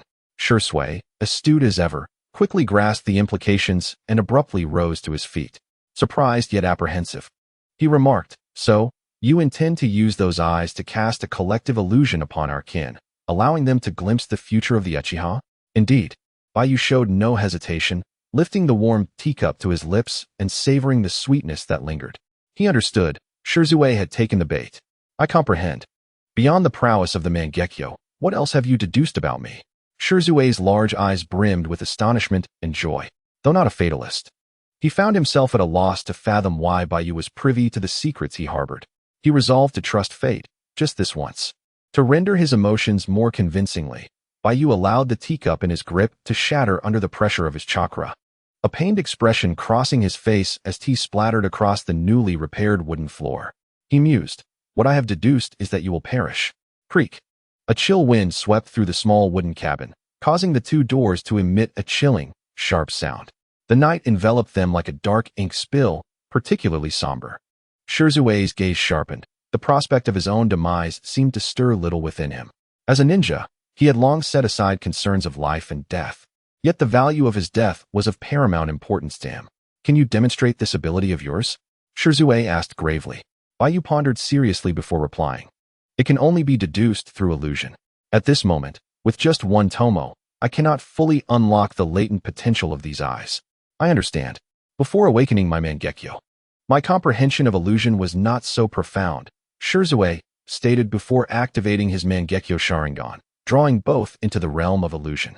Baiyu wasted no time, entering Shisui's illusion. He expertly unleashed his own in-release chakra, taking command of the secret realm of illusions. In an instant, Shisui found himself in Baiyu's domain, where he beheld countless suspended memory shards behind the young man. The sheer number was staggering, causing him to swallow hard. He had not stored so many memories in his own mind, rendering his own illusion realm quite barren. The abundance of memory shards was a testament to the terrifying talent Baiyu possessed in illusion. Baiyu afforded Shisui no time for reflection. With a flick of his right hand, he extracted a memory shard from the multitude, presenting it before Shisui.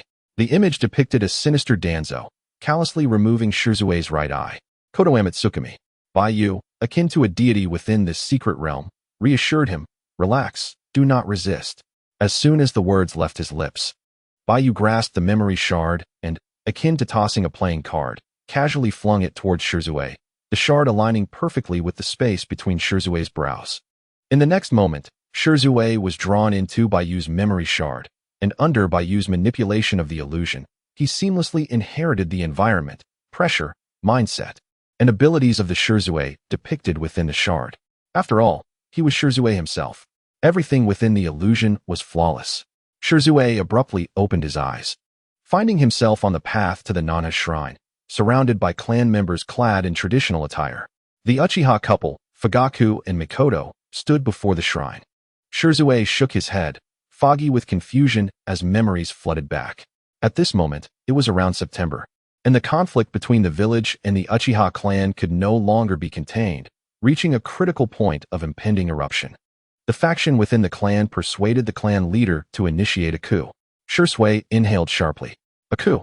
He understood all too well what this meant at such a juncture. Regardless of success or failure, both the clan and Konoha would suffer devastating losses. Moreover, just moments ago, he had proposed to the third Hokage that, during the coup led by the Uchiha upper echelons, he could employ Kodo Tsukumi to alter the will of the clan leader and the higher-ups. This suggestion was accepted by the third Hokage, but there was also Danzo present at the time. Shirzue felt a wave of emotion. This was indeed a decision made under immense pressure, and the ideals instilled by the third Hokage had subconsciously led him to align with the intentions of the village's upper echelons. Shirzue, don't dawdle. The ritual is about to begin. Oh, Shirzue, the Umbu are looking for you outside the clan. Two familiar Uchiha members approached him and spoke. Shirzue responded and glanced back at Fugaku, who nodded at him. He hurried towards the outskirts of the clan, where he encountered 3 Umbu members, his heart laden with caution as he followed them. On the way, Shirzue couldn't help but sigh. He had unwittingly become a double agent for both the village and his clan, relaying information back and forth. Was this truly appropriate? Under the guidance of the Umbu. After a lengthy trek, they arrived at a cliffside temple. The Umbu dispersed, and Shirzue saw Danzo standing in the glow of the setting sun, entering a trance-like state. He inquired, "What brings you here, Lord Danzo?" "The assembly is about to commence." Danzo, squinting his left eye, spoke coolly. "If you use your Sharingan against Fugaku to persuade the Uchiha, yet the village does not alter its treatment of them, what will you do?" "The Hokage has assured me that change will come," Shirzue replied calmly. This was the deal he had struck with the third Hokage. Even if the third Hokage advocates for you, the villagers' suspicions will not dissipate easily. "I understand, but with a bit more time." "No," Danzo interrupted, his voice low and resolute. "A person as suspicious as I will not easily change my mind." "What will you do then?" "But, Lord Danzo," Shirzue found himself lost in thought. "Will you also employ your Kodo Tsukumi against me?"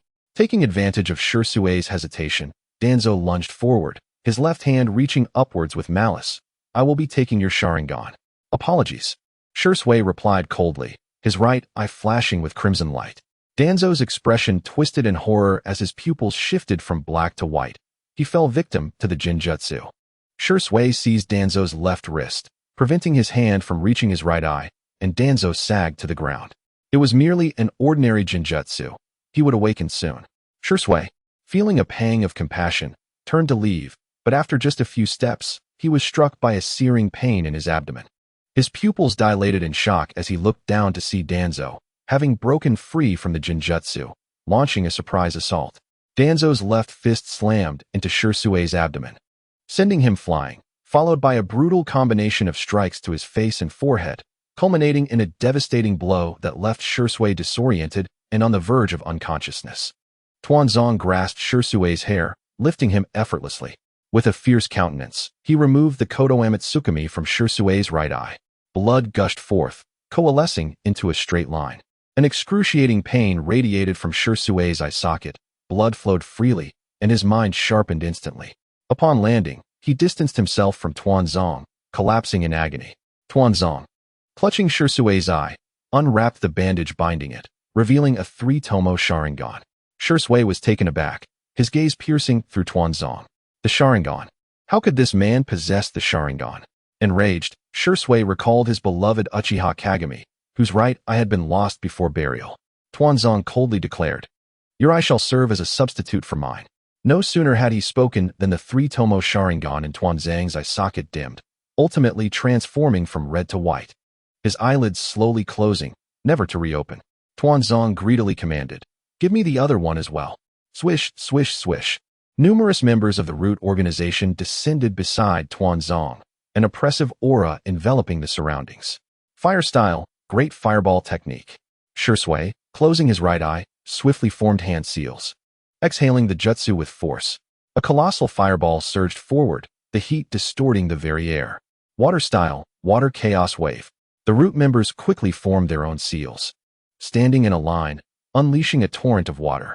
The great fireball and the water wave collided violently, vaporizing into a mist. Seizing the opportunity, Shisui vanished into the plains outside the temple.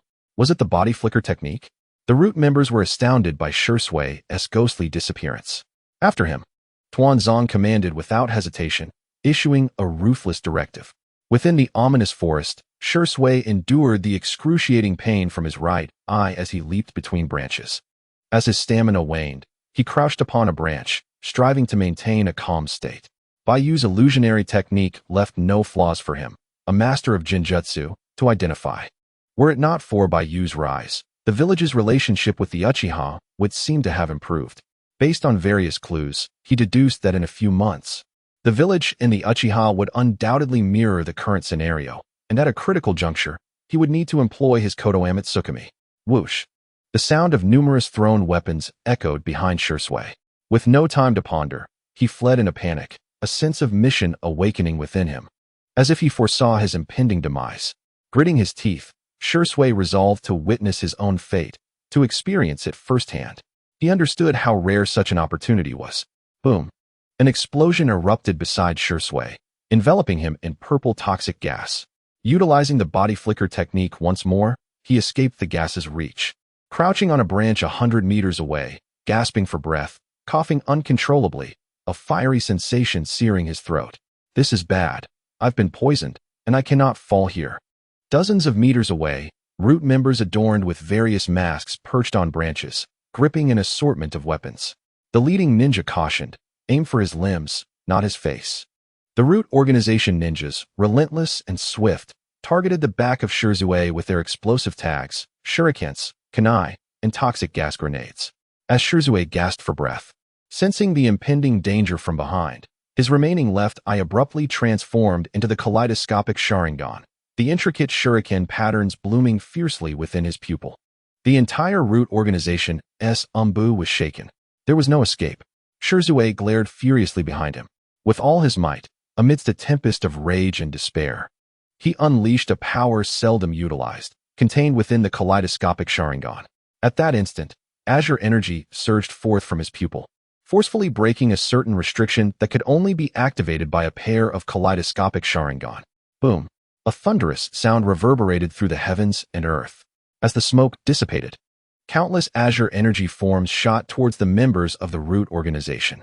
Those struck were violently hurled back into the forest, colliding with trees, their fates uncertain.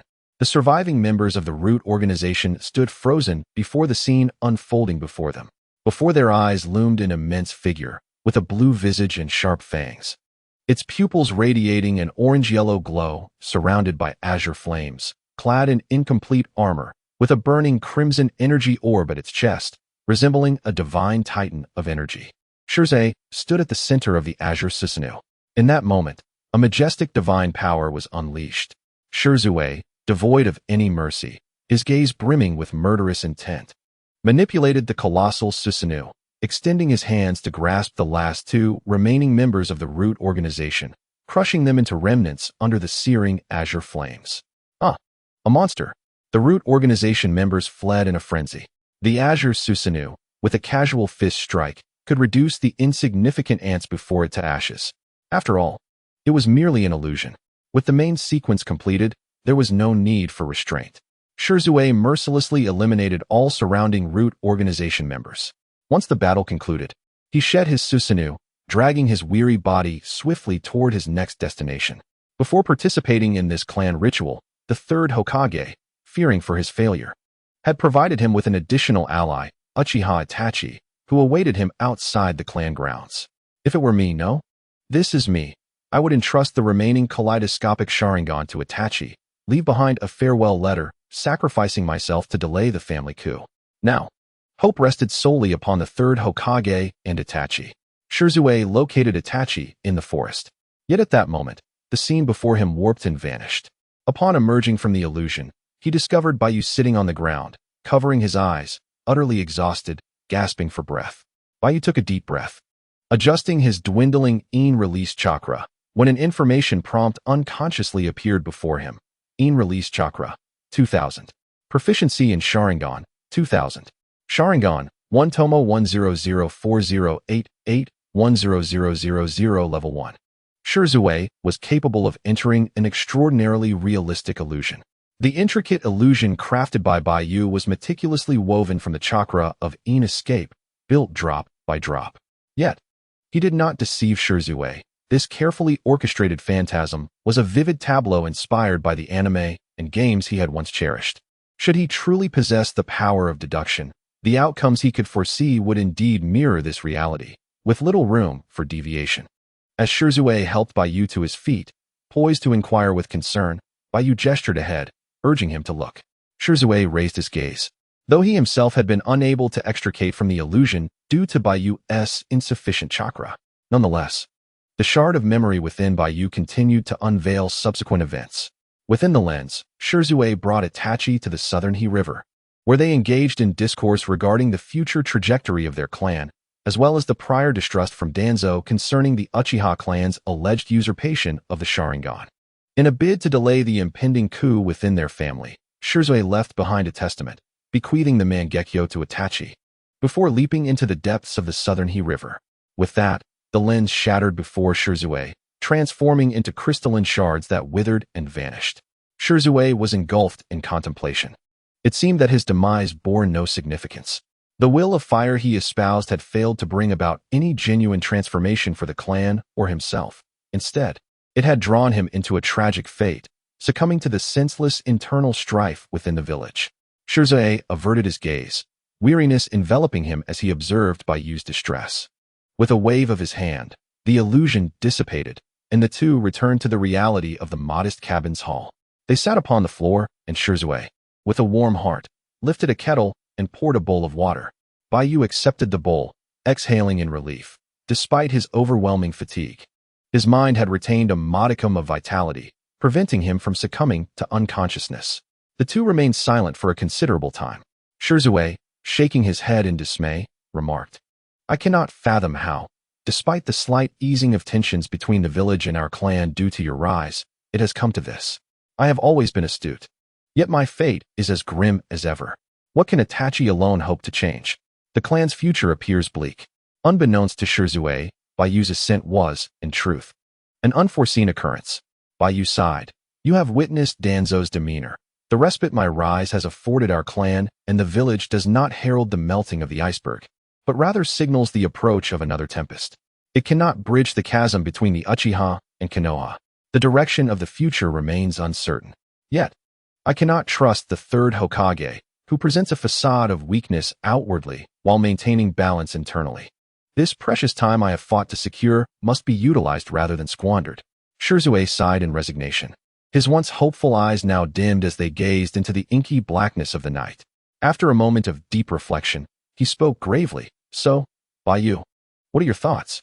If Konoha and the Uchiha can allow only one to survive, then why must we, who have repeatedly sacrificed and yielded, continue to serve Konoha? Therefore, Baiyu, do you advocate for the coup? Is there truly no path to coexistence? I do not endorse senseless bloodshed. There has always been a path to coexistence. And that path lies with the Uchiha clan, who must collectively depart from Konoha, severing all ties with it." Upon hearing this, Shirzue's expression froze. His mind plunged into contemplation, though he did not dwell on it for long. A smile gradually graced his lips as he poured himself a bowl of water and drank it in one gulp. "I trust in your deductive abilities," Shirzue declared, setting down the bowl, his gaze regaining its confidence as he looked at Baiyu. "As for the matter concerning the summoning beasts, leave that to me. What else do you require of me?" After a moment of reflection, Baiyu replied, I wish to converse with the higher-ups of the Uchiha. That poses no problem, Shisui responded, rising to his feet and gently patting Baiyu's shoulder. With a soft sigh, he continued, rest well. For now, I shall handle matters outside the clan. Since I have glimpsed the future, I will not allow it to repeat itself. You should have a plan regarding Itachi, correct? Shisui inquired as he stood at the door, turning back to ask. Indeed, but I currently lack the strength, Baiyu answered. Shisui nodded with a smile, saying, while I am eager to witness the future of the Uchiha, having seen my own, I can surmise certain outcomes. If my intuition serves me well, Baiyu, you are the savior sent by the heavens to rescue the Uchiha. Rest well, I shall return tomorrow night. With that, Shisui left behind a warm smile and vanished from the doorway using the body flicker technique. At the moment of his departure, Baiyu saw a fervent light in Shisui's eyes, an unwavering resolve that transcended the mere notion of the will of fire. This so-called will of fire was merely Shisui's misguided attempt to alter the relationship between the village and the clan, since it bore no fruit and could even backfire. Shisui would no longer adhere to it. Primarily, he genuinely believed that allowing the Kotoame Tsukumi to be seized and meeting an untimely end would be utterly futile.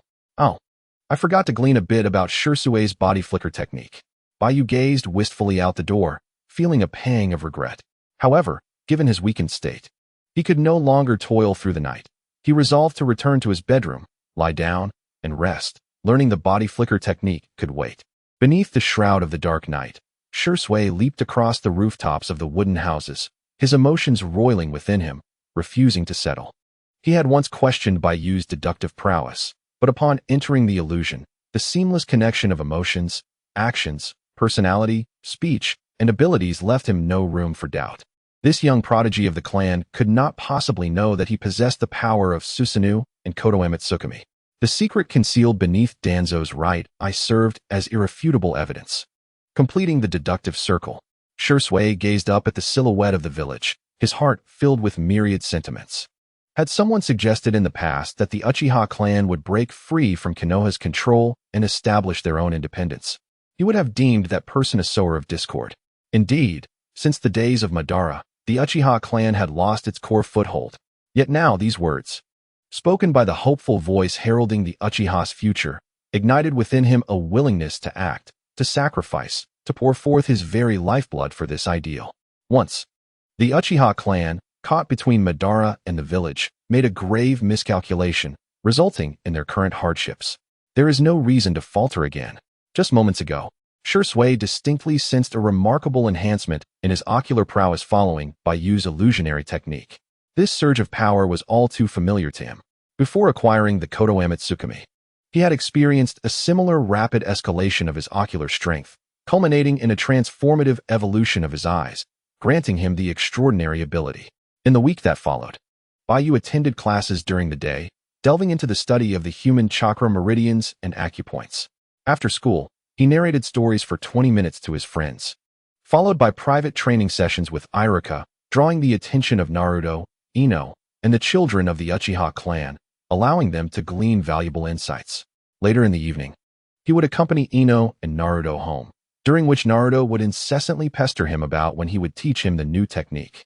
Before Friday, Baiyu secured the prerequisites for teaching Naruto ninjutsu, as illustrated by Ino's blushing sketches, and promised Naruto that he would impart the knowledge the following afternoon. Every night, Baiyu practiced illusionary techniques alongside Shisui, leaving him little time for the body flicker technique.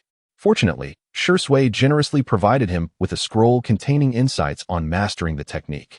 As Shisui prepared to return to the Umbu after his leave, Baiyu fully grasped the arrangement of the illusionary realm.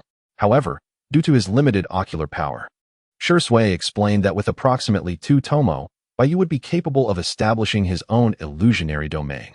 After a week of rigorous training, significant progress was evident. Vortex Physique, Chakra Amount 2001, 505, 2000 Level 1.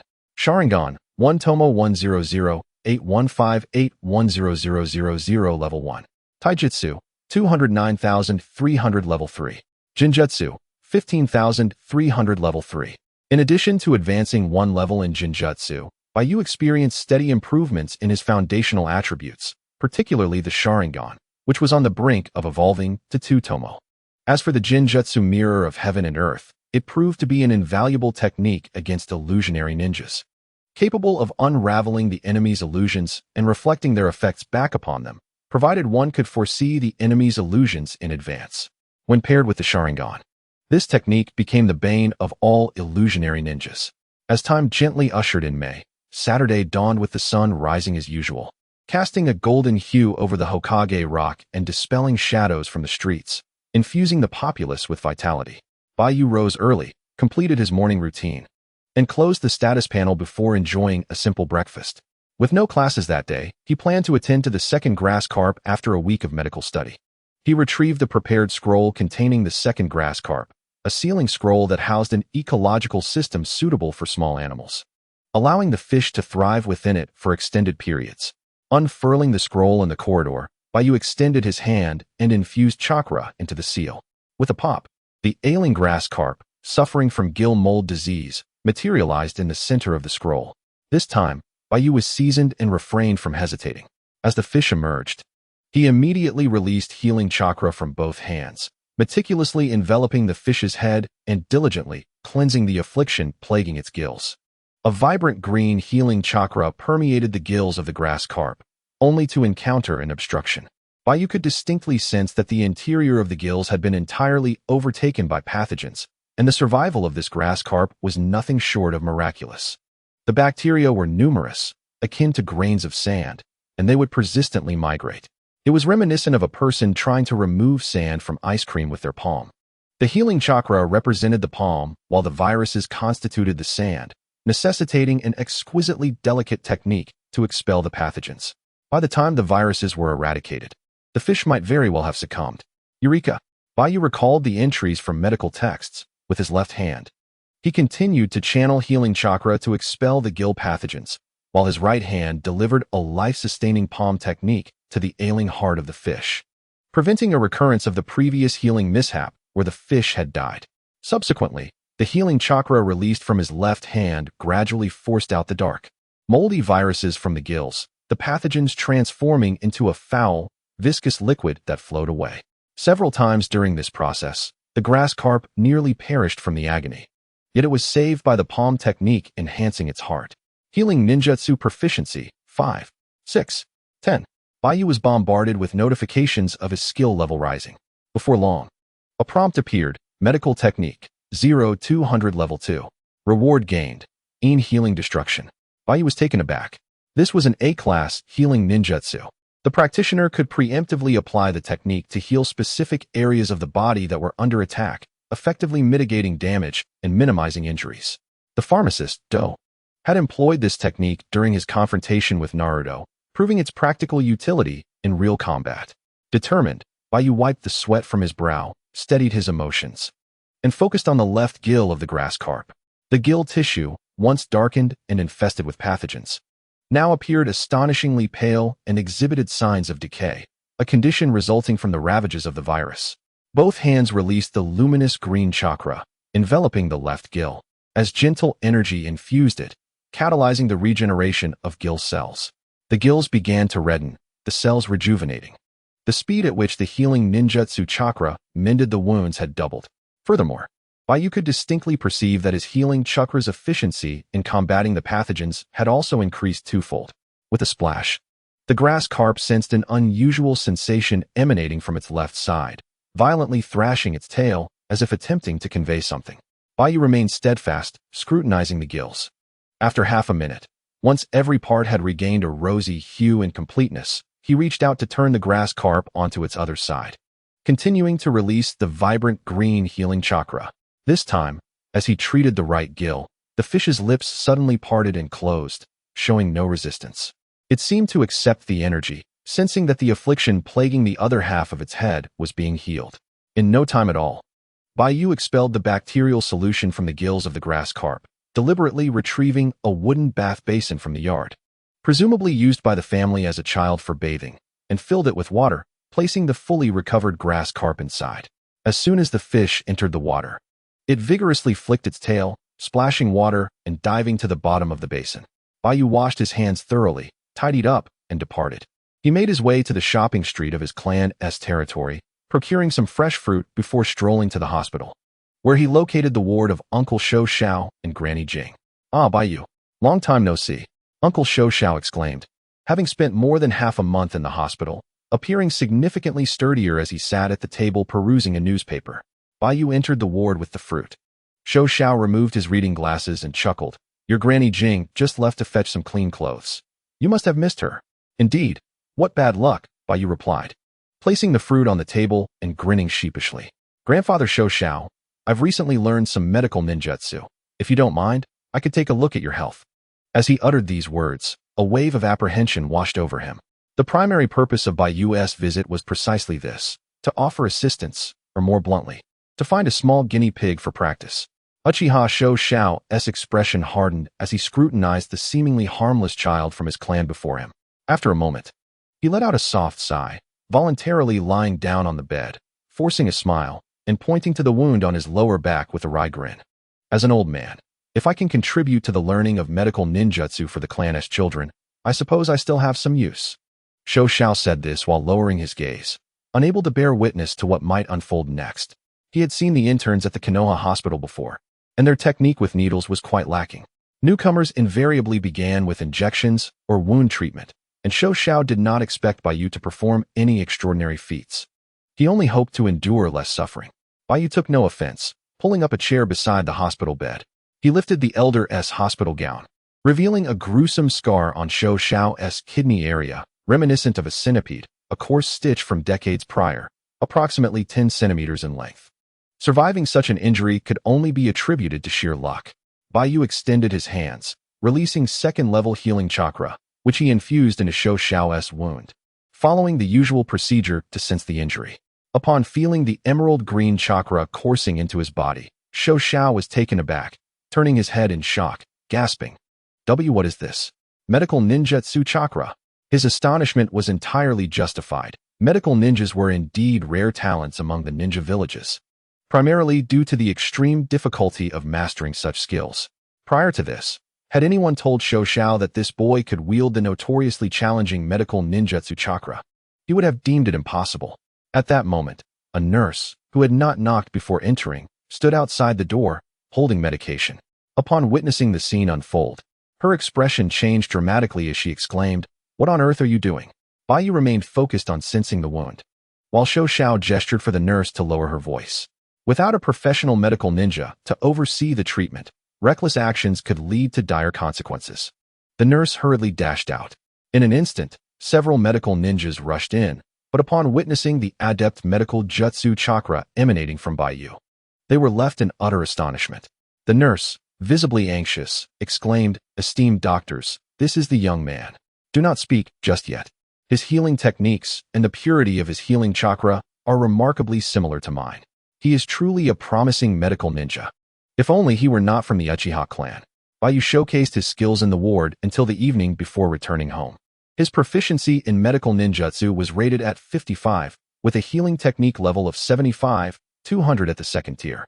He was unable to cure the elderly gentleman's chronic ailment, primarily because the second-tier healing chakra could only superficially mend wounds and combat bacteria. Perhaps only by elevating his medical ninjutsu to the third tier could he penetrate the human body and address internal maladies. This might also explain why Orochimaru had chosen to leave the task of handling the parasitic fish until the end. However, the method Baiyu employed to alleviate the elderly gentleman's muscle pain was akin to the conservative treatment methods used by the hospital's medical ninjas. The elderly man was not severely ill. His body merely suffered from lingering issues from his youth as a ninja, ailments that could not warrant the intervention of a medical jonin, yet remained beyond the curative capabilities of a medical chunin. Before Baiyu departed, the elderly gentleman expressed his desire for him to visit the hospital frequently in the future. Baiyu agreed. A medical apprentice of such caliber was hard to come by, and with just one more level of improvement in healing ninjutsu, he should be able to cure the old man's chronic afflictions. It was a mutually beneficial arrangement. Upon returning to his modest wooden cabin in the clan's territory, Baiyu had a light lunch and settled in the cool courtyard corridor. To his left lay a plate of tri-colored dango, a gift from Izumi, who had just visited to discuss recent events. Izumi was there to bid farewell, as her vacation had come to an end, and she was required to return to her ninja team for missions. Additionally, To his right rested an art book commissioned from Ino, intended to assist Naruto in practicing transformation techniques. "Hey, Baiyu, I'm here." Naruto's voice suddenly called from beyond the bamboo grove. Following the sound, Baiyu saw a sprightly young boy with golden hair, sporting goggles and clad in an orange jacket, skillfully climbing over the wall opposite him and landing gracefully before rushing into the corridor. Baiyu sighed. "Why not use the front entrance? I am not fond of the way the villagers of Uchiha gaze at me." Naruto, with his characteristic goofy smile, pulled out a nearly melted double popsicle from his pocket and offered it to Baiyu. Baiyu unwrapped the popsicle, splitting it in half for the two of them. "Here, let us eat these and then start practicing the transformation technique." As Baiyu savored the icy treat, he handed the art book to Naruto. "Why are all the pictures of girls?" Naruto asked, flipping through the pages and pointing to one with short blue hair, an oval face, and clad in a black maid outfit. "Do you know her?" "Yes, her name is Remington." "And what about this one with light pink hair, deep red eyes, and a red gown?" "Her name is Iroha." "Oh, and there is this sister with long black hair, a voluptuous figure, and striking beauty, Tifa." "Baiyu, you make me transform like this?" Naruto inquired with a hint of confusion. "Is this not merely to satisfy some private desire of yours?" Baiyu nearly choked on the popsicle in his hand, waving his hand dismissively. "I am not that kind of person. This is to enhance the effectiveness of your transformation technique in a male form. I'll have Ino draw it next week. For now, you should practice this." "Will mastering this truly be beneficial?" Naruto scratched his head in perplexity. "It should be useful." "All right, I trust you, Baiyu." Although Naruto felt as though he might be deceived, he still embraced the sketchbook, seated himself on the opposite side of the corridor, and began to memorize the features of these beautiful women, diligently practicing his transformation technique. These sketchbooks were all illustrations that Baiyu had guided Ino to create, rendered in exquisite detail. Baiyu let out a sigh of relief. He took out the body flicker technique scroll from his pocket, laid it out in the corridor, and began to study it intently. Naruto, meanwhile, was practicing his transformation technique. Each failure brought him frustration. However, this did not disturb Baiyu in the slightest. Once immersed in learning, Baiyu's mind became as tranquil as still water. While studying the scroll filled with notes on the body flicker technique, he was also able to offer Naruto insights into his transformation technique. After thoroughly familiarizing himself with the body flicker technique scroll, Baiyu glanced at Naruto, who had transformed into a large-headed ram, and said with a hint of exasperation, "Naruto, don't rush, take your time. Once you master the transformation technique, I will gift you this body flicker technique scroll." "Really?" Naruto reverted to his original form, excitement evident on his face. Baiyu nodded. He moved into the courtyard, distancing himself adequately from Naruto. Following the steps outlined in the scroll, he channeled chakra to the soles of his feet, activated his body with the chakra, and assumed a starting position, forcefully pushing off the ground. The sensation of his body, activated by chakra, felt as if he had temporarily opened the meridians, breaking some shackles within his cellular structure, resulting in a tremendous increase in speed, strength, and reflexes. Whoosh! Naruto curiously turned his head. He saw Baiyu vanish from the courtyard. When he reappeared, it was silently, standing right in front of him, smiling as he produced the body flicker technique scroll from his pocket and handed it over. "This is the body flicker technique. It's astonishingly fast." Naruto swallowed hard as he accepted the scroll. Baiyu patted him on the shoulder, shifted his feet, and disappeared once more, leaving behind an afterimage as he leaped onto the wall. At such high speeds, without the aid of the Sharingan, Baiyu found it challenging to discern his surroundings. This meant that the intensity of the body flicker technique he was currently employing surpassed the speed at which ordinary eyes could capture images. Acquired ninjutsu, body flicker technique. Body flicker technique, level 10100. A translucent dialog box popped up before Baiyu. Each execution of the body flicker technique required merely 10 points of chakra, while activating the body necessitated 100 points of chakra, totaling 110 points. Each time he released the body flicker technique, the accumulated proficiency ranged from 110, flexibly increasing based on speed and the precision of distance control. It appears that reaching the pinnacle of cultivation lies ahead. Perhaps it is possible to create a physical manifestation solely through the fleeting afterimages of the body flicker technique, thereby producing a shadow clone that remains impervious to adverse effects upon being struck.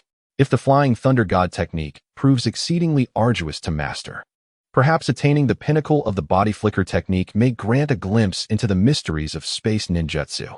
Speaking of the flying thunder god, Baiyu found himself intrigued by the manner in which the third Hokage would impart Minato's insights and scrolls to him. Lost in thought, Baiyu did not pause, activating his Sharingan as he practiced the body flicker technique in the courtyard. To Naruto's eyes, Baiyu, having mastered the technique, seemed to vanish into thin air, appearing only momentarily on the ground before disappearing once more. Observing the illustrated book in the corridor, Naruto, with unwavering resolve, continued honing his transformation technique, aspiring to become the diligent genius Baiyu spoke of. In the courtyard, after activating his Sharingan, Baiyu, enhanced by the first level of the body flicker technique, no longer had to worry about the speed of his movements obscuring his vision. Moreover, with the stimulation of his brain through in-release chakra, his senses were heightened tenfold, indirectly accelerating the speed of his body flicker technique. Throughout the afternoon, Baiyu tirelessly practiced in the courtyard, mastering the distance of the body flicker technique and controlling each landing point. Before the sun set, he finally advanced the technique to the second level. Body flicker technique, 0-200. Level 2. Acquired ninjutsu, water body flicker technique. Standing beneath the setting sun, Baiyu paused to contemplate the conditions required to unleash the water body flicker technique. Reflecting that techniques such as sand body flicker, water body flicker, and lightning body flicker were not particularly extraordinary. They merely activated the chakra attributes of the body, or perhaps differed in execution methods. Bathed in the gentle glow of the sunset, Baiyu activated his water attribute chakra, distinctly feeling himself enveloped by a soft current of water. As he moved, he left behind a trail of moisture, vanishing within the courtyard. With the enhancement of the body flicker technique, his speed had doubled. This maneuver would appear exceptionally fluid when executed in the rain or over a river. In Naruto's eyes, Baiyu seemed to materialize in the courtyard, each appearance lasting only a fraction of a second, his speed so overwhelming that Naruto could hardly react. Is this still a human? Naruto's mouth agape in shock. He stared at the puddles left behind, shaking his head vigorously, clutching the illustrated book as he continued his study. The wooden door creaked open. Baiyu halted in his tracks. Irika entered with a group of children, smiling as he exclaimed, "Baiyu." Before he could finish, he noticed Naruto hiding in the corner, engrossed in the character illustrations, and felt a surge of indignation. "Naruto, why are you slacking off in class? Hiding in the corner looking at that nonsense? Hand it over." Startled, Naruto's hair stood on end. Without uttering a word or offering an explanation, he clutched the illustrated book Baiyu had given him and scurried toward the wall, calling out, "Baiyu, see you tomorrow." Baiyu sighed softly, stepping in front of Irika to clarify, "Teacher, you have misunderstood Naruto." Irika responded, and Baiyu briefly recounted the development of new ninjutsu as the reason for Naruto's distraction. New ninjutsu? What new ninjutsu requires looking at that? Irika questioned, skeptical of Naruto's intentions. However, he had no doubts about Baiyu's words. The evening continued on. Baiyu engaged the students who had come to attend his class with captivating stories. After their departure, the children of the clan, under the leadership of Yongrun, obediently sat behind a small wooden table to complete their introductory assignments on ninjutsu. Only upon finishing their tasks would they be allowed to observe the sparring session between Baiyu and Irika. At Baiyu's request, the duel was set to take place in an open space outside the courtyard, where the use of ninjutsu was permitted, primarily to enhance his proficiency with the Sharingan. As the sun began its descent towards the horizon, Baiyu and Irika commenced their practice. In the context of wielding ninjutsu, Irika found himself unable to withstand Baiyu's onslaught, succumbing within a few exchanges. This was primarily due to his techniques, Jinjutsu, Taijutsu, and Ninjutsu, being easily discerned for their flaws by the Sharingan. In a combat scenario, Baiyu had already reached a level comparable to Irika. Following the conclusion of their bout, Irika waved his hand and remarked, "For the next few days, let us focus on Taijutsu, as at least in that domain, I can still momentarily outmatch you." Baiyu smiled in agreement as they resumed their sparring, relying solely on physical combat. Half an hour later, both were drenched in sweat, leading the Uchiha children back to the small wooden cabin. After 2 rounds of combat, Baiyu received a prompt indicating Sharingan proficiency, 759. Sharingan, 1 Tomo 100-8917-10000 level 1. Taijutsu proficiency, 64. Taijutsu, 273300 level 3. Closing the translucent prompt, Baiyu sighed in relief, confident that he would soon make a breakthrough in taijutsu. With the Sharingan advancement also imminent, Irika, taking a deep drink of water, gestured, "It seems in just a few days, you may need to change your taijutsu instructor, huh?" He genuinely felt joy at Baiyu's rapid progress. The night in Konoha was quiet and desolate, yet Baiyu often sensed an ominous feeling, given the numerous instances of upheaval in the past. Although this village was recognized as the strongest in the ninja world, Baiyu found himself grappling with an unsettling sense of insecurity, stemming from inadequate firepower.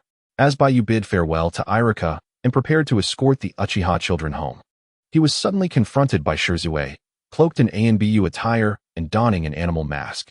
"I have secured you a seat at the clan's sacrificial meeting," Shirzue said with a smile. "I will take you there once, and thereafter, the clan members will privately contact you for future gatherings." Baiyu, taken aback, responded, "Is it truly that smooth? I did not expect the elders and the clan leader to so readily agree to allow me to participate in such a core meeting." Shirzue chuckled, "However, this fulfills your desire to converse with the clan." Baiyu nodded, acknowledging understood. "It is indeed commendable to attend a meeting of adults at my age. Of course, Baiyu, your current strength is comparable to that of a chunin, so attending an adult meeting is quite normal." The surrounding Uchiha children gazed at Baiyu and Shirzue with admiration sparkling in their eyes. Baiyu waved to the older Yongrun, instructing, "Yongrun, please escort everyone back." "Oh, certainly, Baiyu." Yongrun was called upon, his excitement palpable as he nodded vigorously, leading his younger siblings in an orderly fashion away from the small wooden cabin. After 2 days of observing the battles between Baiyu and Irika, Yongrun found himself utterly captivated by Baiyu's prowess, becoming the foremost admirer of Baiyu within his clan. As Baiyu secured the door of the cabin, he followed behind Shirzue, and the two simultaneously performed the body flicker technique, vanishing into the darkness of the Uchiha compound. During their journey, Baiyu reflected. The last encounter with Danzo yielded merely 2 insipid apologies, yet the greatest benefit was often invisible. That day, he had completely cleared himself of various suspicions, with the most significant gain being the unwavering support of the Uchiha clan. In this very moment, even if Shirzue did not mention it to his clansmen, inviting him to participate in the Uchiha clan's sacrificial meeting, he was confident that it would not be long before Fugaku and Akiheim would invite him to attend the core meetings. Without Danzo's assistance, infiltrating the Uchiha's inner circle would undoubtedly require considerable effort, even with his innate talent. However, at this juncture, Baiyu's Uchiha lineage was indisputable, leaving no room for skepticism. With this singular point, he could penetrate the heart of the Uchiha and set his plans in motion. The two arrived at the Minamikagawa shrine. Shirzue, observing Baiyu's adept use of the body flicker technique keeping pace with him, expressed his satisfaction. "You've grasped the body flicker technique already?" Baiyu did not respond verbally, but returned a smile. Indeed, considering he had already mastered Jinjutsu and medical ninjutsu with ease, the body flicker technique was trivial. As Shirzue spoke, they landed gracefully outside the shrine. He raised a hand to greet the Uchiha ninja stationed at the temple entrance, leading Baiyu inside. Suddenly, Baiyu paused on the stone path, inquiring with curiosity, "Will Itachi be attending this meeting? The third Hokage has tasked us to monitor the meeting separately, typically, when I am present." "Itachi remains on standby in the Umbu," Shirzue replied with a smile. "Rest assured, now that I have discerned the path ahead, I know what must be done for the clan." Baiyu smiled in understanding as he entered the main hall alongside Shirzue. The heavy, aromatic wooden doors creaked open, releasing a wave of oppressive incense that filled the air, reminiscent of his previous visit. At that moment, a sea of black-clad adult Uchiha stood within the hall, their gazes shifting towards Baiyu and Shirzue as they entered.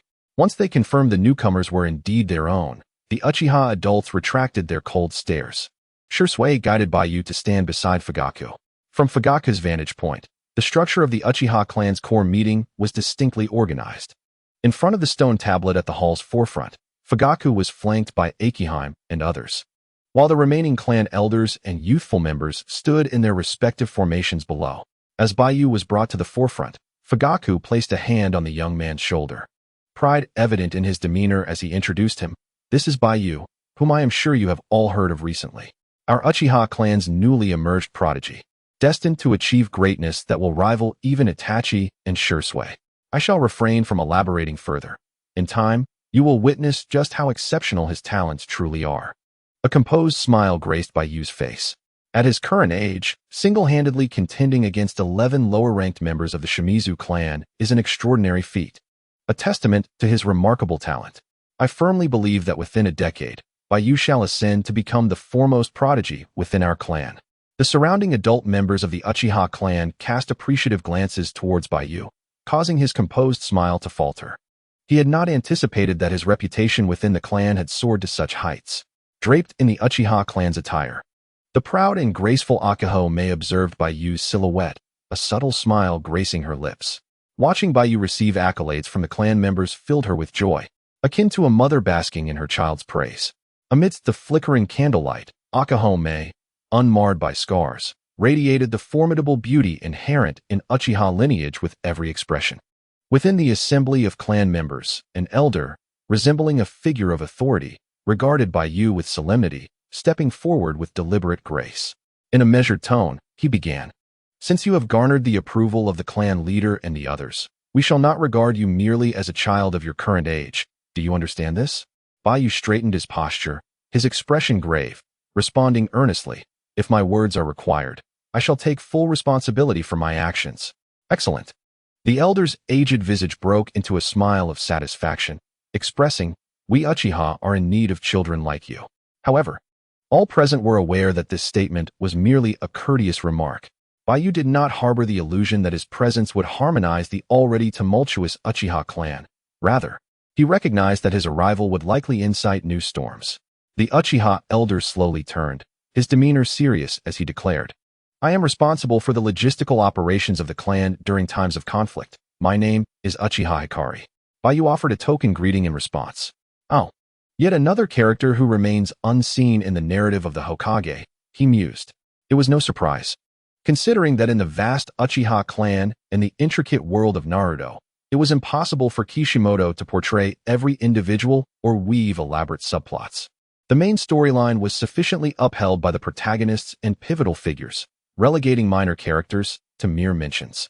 The elder, Uchiha Hikari, continued, "We were just discussing the signal of trust extended towards us Uchiha by the village due to your association with the Jinchuriki. Baiyu, how do you think we should respond to this matter?" From the elder's amiable demeanor, Baiyu discerned that he represented a faction advocating for peace, commonly referred to as the Uchiha Dove faction. He sought from Baiyu a proposal that would support harmony between the clan and the village. "Aren't you rushing to have this child take a side?" Akahome's protective instincts were stirred as she stepped forward from the right of Faike. Indeed, while Baiyu possesses a mature intellect, he has only just joined the core assembly. The hawkish supporters of Akahome began to rally, advocating for caution. The Uchiha clan, now an adult core group, swiftly divided into two factions, and the atmosphere within the grand hall became peculiar. In the South Huchuan Shrine, flickering candlelight illuminated the faces of those present, while the bonfire on the ground dispelled the chill lurking in the spacious corners of the structure. Yet, the ambience among the Uchiha members had plummeted to an icy silence. Baiyu, amidst the clamor of the hawkish faction, stepped forward to the center of the stage. Fixing his gaze upon the elder of the dovish faction, Fujitaka and Akiyuki exchanged a knowing glance. This scene felt all too familiar. The 8th generation, standing behind Fujitaka, sighed inwardly, pondering whether this young fellow would unleash the same sharp tongue he had wielded against the higher-ups of Konoha when confronting the elders of his own clan. Shursui, who had not participated in the confrontation with Konoha's elite, observed that the expressions of the clan leaders were rather unsettling. Confused, he thought, Baiyu was usually quite amiable. Much like himself, Baiyu's eyes scanned the assembly of approximately 100 individuals. Without a doubt, they were the core of the Uchiha clan. Since they were kin, Baiyu boldly inquired, "How shall we respond to the village?" "Indeed," Uchiha Huaguang replied, "if this matter were entrusted to me, I would advocate for a show of weakness to the village in exchange for a fleeting peace." Upon hearing this, Huaguang's face brightened with delight, and the members of the dovish faction beamed with approval. Conversely, Akiyuki appeared astonished, while the hawkish faction wore grim expressions. Baiyu then shifted his tone to one of gravity, asserting, subsequently, "We must utilize this hard-won peace to bolster the Uchiha military and secure an alternative path for our clan." Upon hearing this, Fujitaka, the clan leader, felt a shiver run down his spine. This was precisely the course he had contemplated. Akiyuki, upon hearing the phrase expand the Uchiha military, felt a renewed sense of anticipation flicker in her beautiful eyes, and the faces of the hawkish members softened considerably. The elder of the dovish faction interjected, however, if we expand our military, does it not convey to the village that we, the Uchiha, do not fully trust the higher-ups of Konoha, thus inviting further exclusion and adversity? Fujitaka sighed heavily. This was indeed his most pressing dilemma.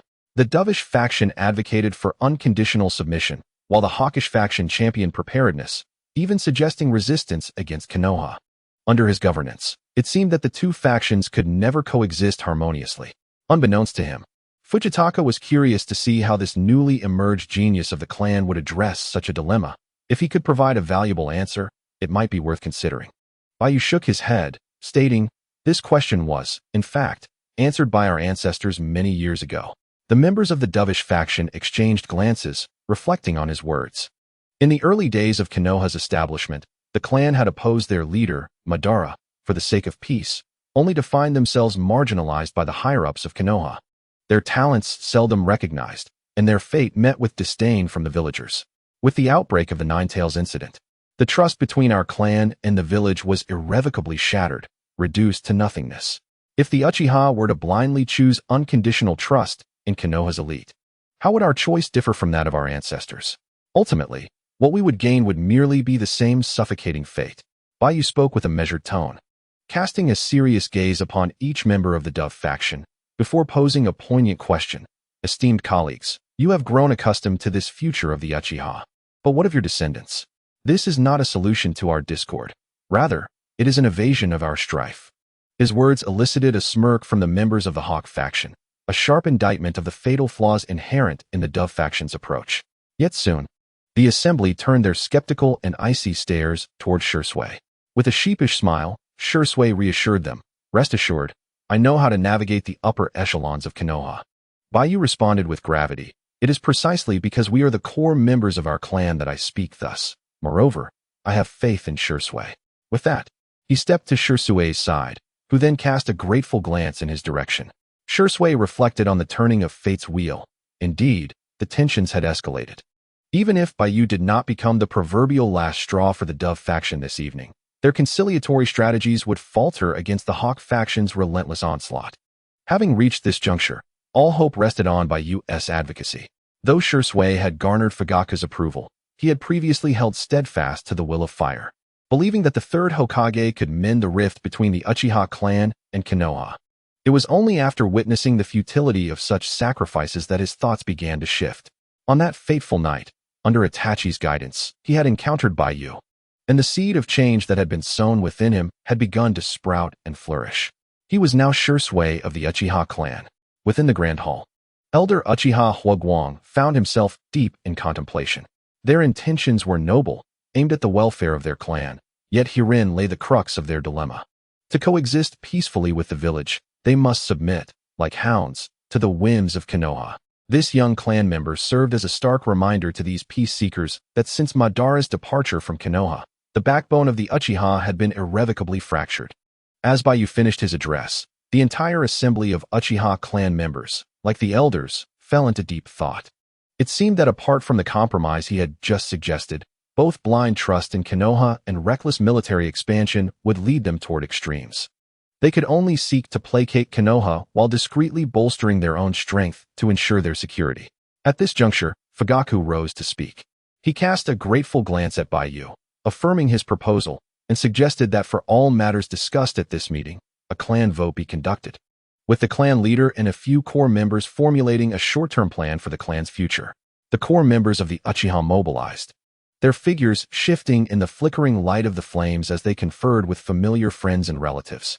Before long, the voting results were announced. Regarding how the Uchiha should respond to Konoha's overtures of trust, Baiyu's proposal garnered an overwhelming 99 votes in favor. The underlying discord, whether internal or external, inevitably led to factional alignments based on self-interest. The Dove faction sought peace, while the Hawk faction craved battle. Baiyu's proposal struck precisely at the core interests pursued by both factions. It was not that such an idea had not occurred to either side. Rather, no one had dared to voice it. Thus, the sacrificial meeting was adjourned. whether it be the dovish members or the so-called hawkish faction of the Uchiha clan. They all gathered before Baiyu, scrutinizing the young boy with the dark crimson hair. Were it not for his genuine Sharingan and the validation provided by Yamashiro Kai, they might still harbor reservations about this prodigy. However, having witnessed the child's remarkable intellect, their negative sentiments gradually dissipated. They engaged in light conversation before bidding farewell to Baiyu, Fugaku, and others. Despite differing stances, familial bonds remained intact.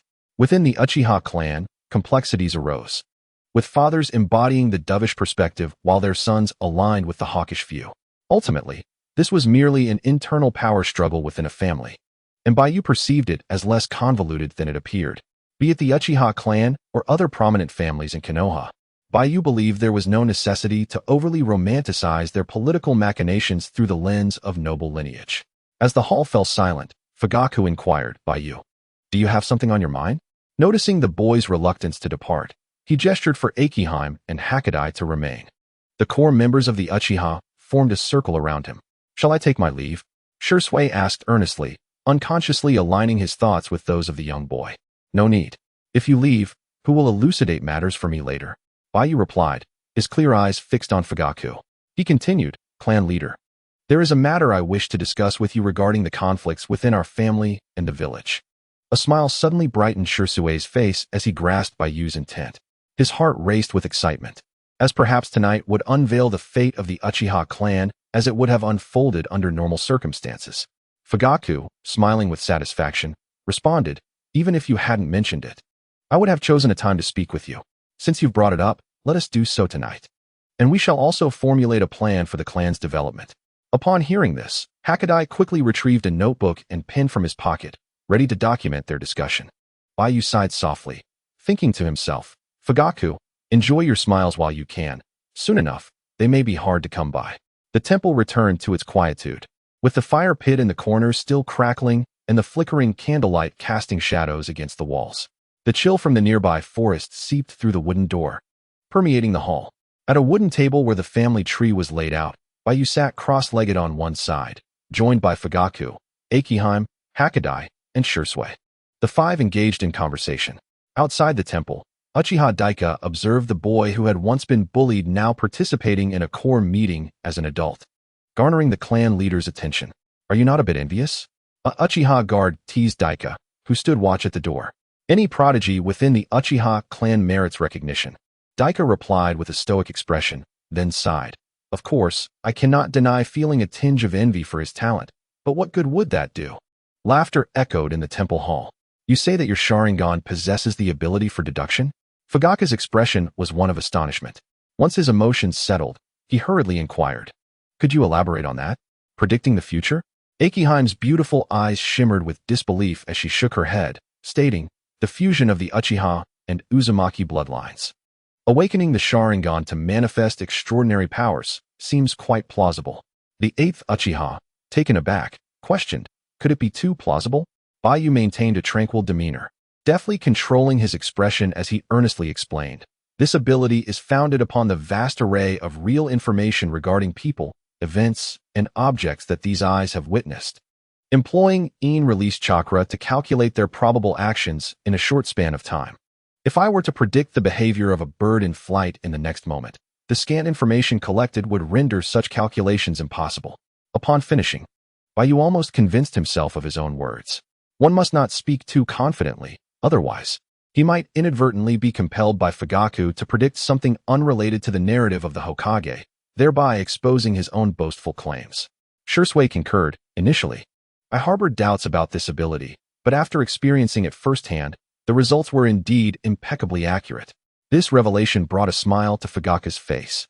With Shursui's endorsement, what was there left to doubt?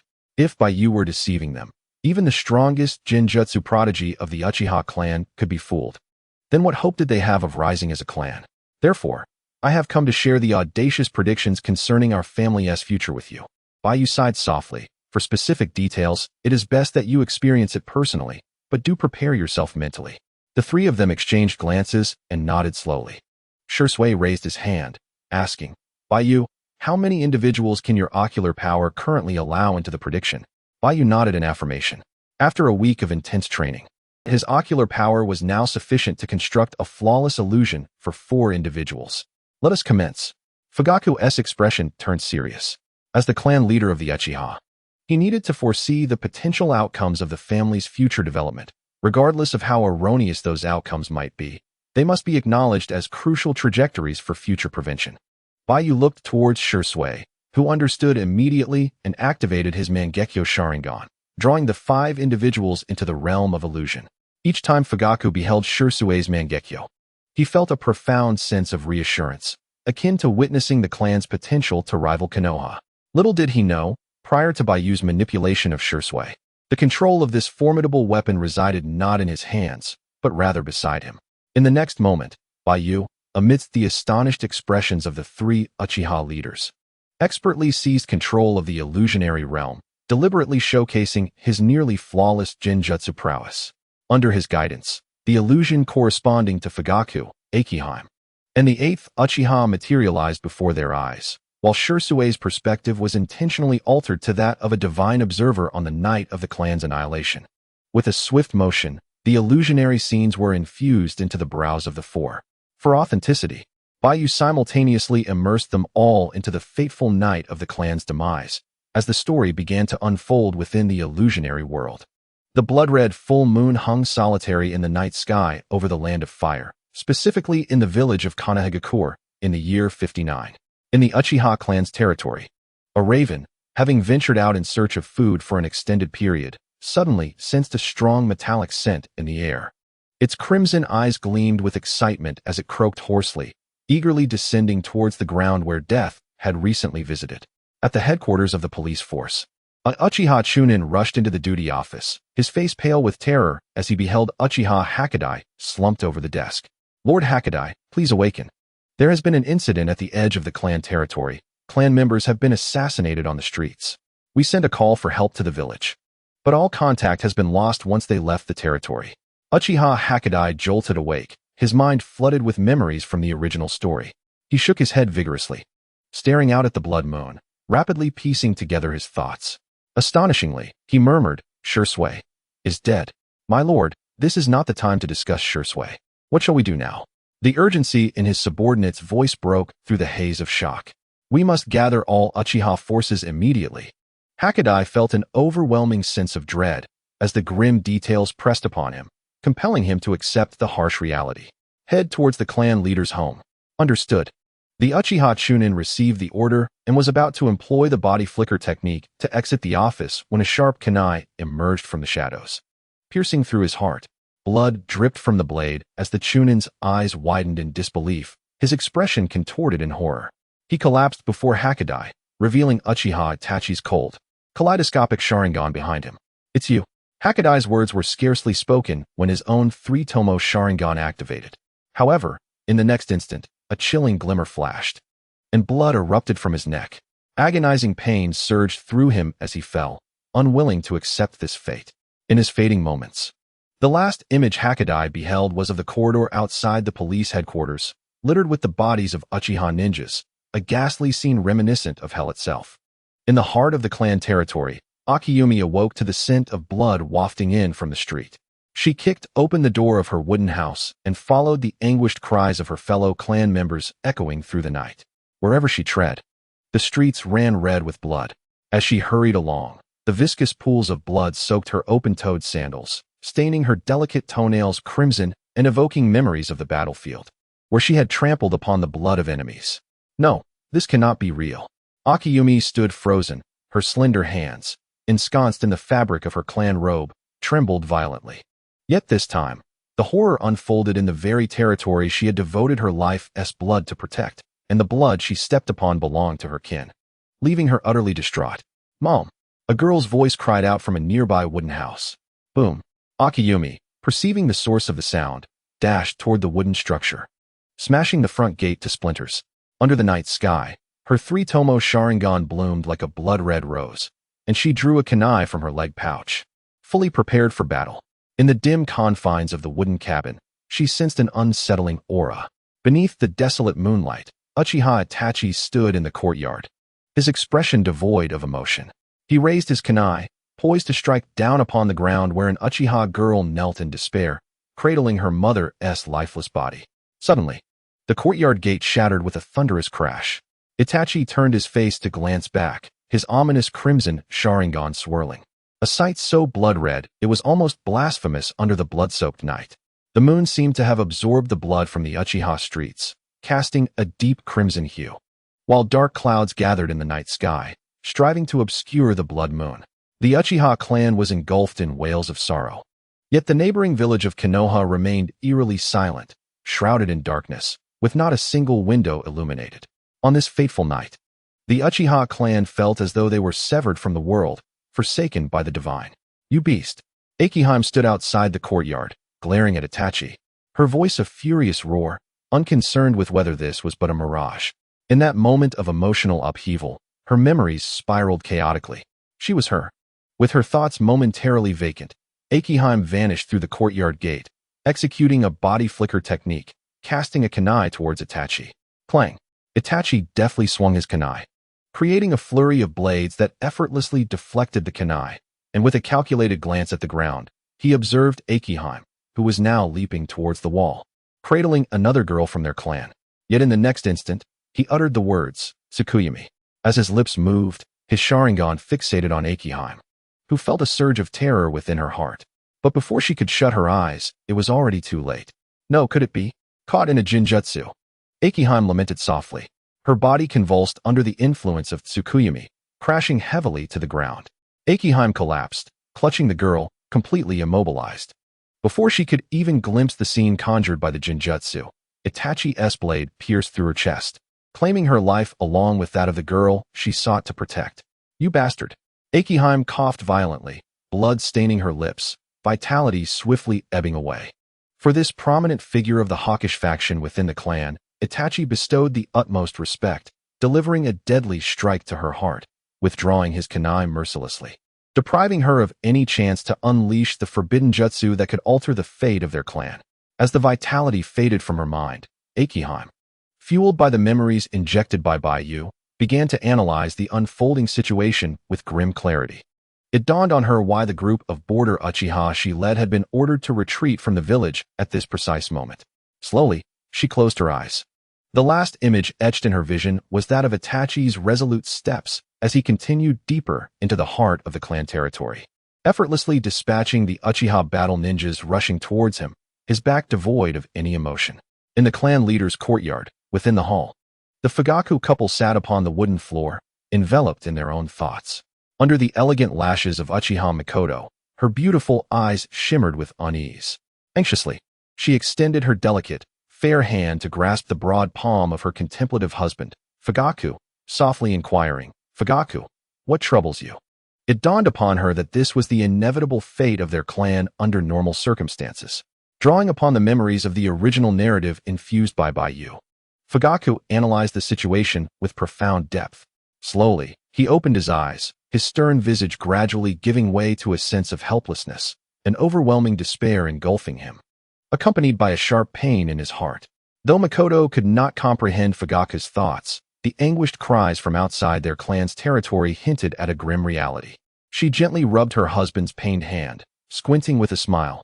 "Sasuke will be home from school soon. He should be fine, right?" Fugaku shook his head, rising to meet her gaze with a gentle promise. "I am sorry, Mikoto. No matter what transpires hereafter, please forgive me. I shall not allow reality to descend into chaos." Confusion flickered in Mikoto's eyes. She still struggled to grasp the meaning behind her husband's seemingly cold, yet consistently gentle words. "Let us return to our room," Fugaku thought, yearning to smile, but finding it impossible. The couple supported each other as they made their way back to their bedroom. Moments later, clad in his customary guard uniform, Fugaku stepped out into the courtyard, his gaze falling upon the blood that seeped from the wall's corner, accompanied by the slow, ominous footsteps approaching him. His expression remained impassive as he stood in the middle of the street, closing his eyes in meditation. The one he trusted, Shursui, was a double agent, and his own son, Itachi, was also entangled in duplicity. Shursui, in an effort to delay the coup, had left behind a handwritten note, the cause of his demise unknown, sacrificing himself to postpone the internal strife within the clan. The clan members mistakenly believed that Itachi had slain Shisui, igniting a conflict between the family and the village, leaving Itachi caught in the middle, driven to madness as he resorted to these horrific measures to quell the uprising and reconcile the feud between their clan and the village. Fugaku sighed deeply, contemplating the coup he had envisioned. His plan had been for a bloodless coup. Yet the internal divisions among the clan had deteriorated far more rapidly than he had anticipated, with two prodigies aligning against their own kin. From the very beginning, the Uchiha had been destined to lose, utterly and completely. Suddenly, the sound of footsteps, thick and drenched in blood, echoed from the street corner. Fugaku lifted his head, slowly opening his eyes as the crimson tomo of his Sharingan manifested. His gaze fell upon the figure of Itachi at the end of the street, wielding a bloodied kunai. The tomo spun, transforming into a pair of hollow pinwheels adorned with black pupils, a kaleidoscopic Sharingan. Itachi halted, his body trembling as he met his father's gaze. Itachi, I once revealed our clan's future to you. Do you wish for me to witness a different outcome? Fugaku intoned solemnly. According to Baiyu's projections, within the recesses of his memories, he had once stood before the stone tablet in the temple, attempting to persuade Itachi, who had rebelled following Shisui's death, by showcasing the kaleidoscopic Sharingan. He had shown Itachi a vision where Naruto was ensnared by the frenzied actions of their clan, compelled to unleash the Kyuubi, causing irrevocable harm to the village. Look, Itachi's double tomo glimmered with a red hue. After taking a deep breath and calming his mind, he infused the conclusion of the Uchiha clan that he had crafted with his own hands into Fugaku's consciousness. Images swirled within Fugaku's mind. It depicted the headquarters of the Guard Corps, utterly devastated. In the wooden houses of the clan's territory, everyone had been mercilessly slaughtered. Itachi's friend Izumi was ensnared by a mysterious figure in a tiger-patterned mask, bound by iron chains, trapped in a dire predicament.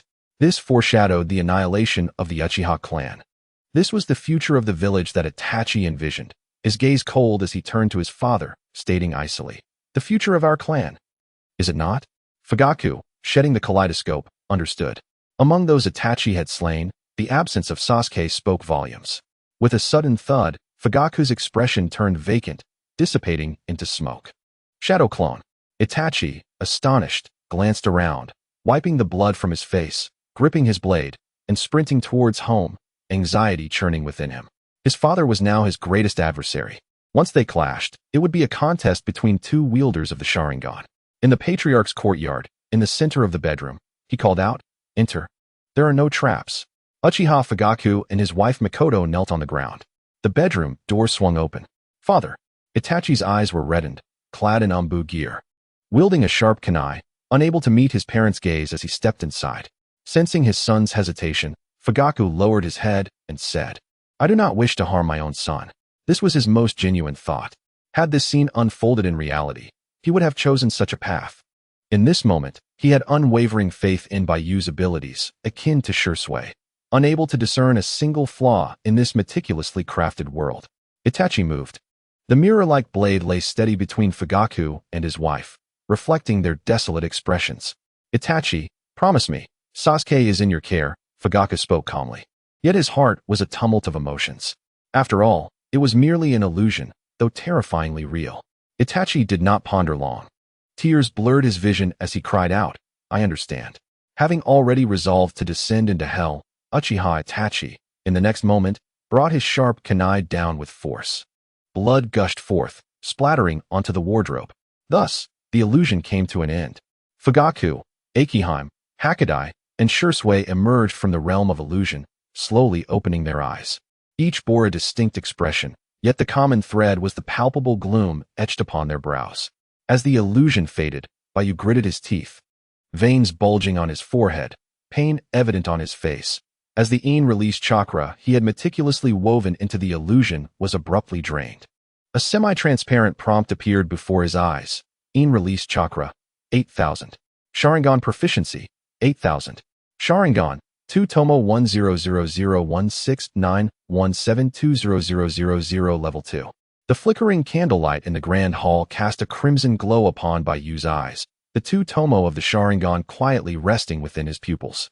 Although his ocular powers surged, beads of cold sweat poured from his forehead, and he felt utterly drained. barely able to maintain his stance with one hand propped on the table.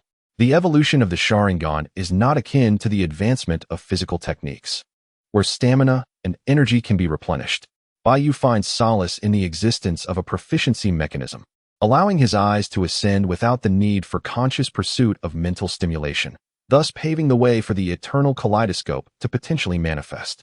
A few days prior, he had constructed an illusion for Shui, resulting in a significant enhancement of his ocular power. At that moment, he contemplated that the progression of the Sharingan could be accelerated similarly through the creation of illusions for others.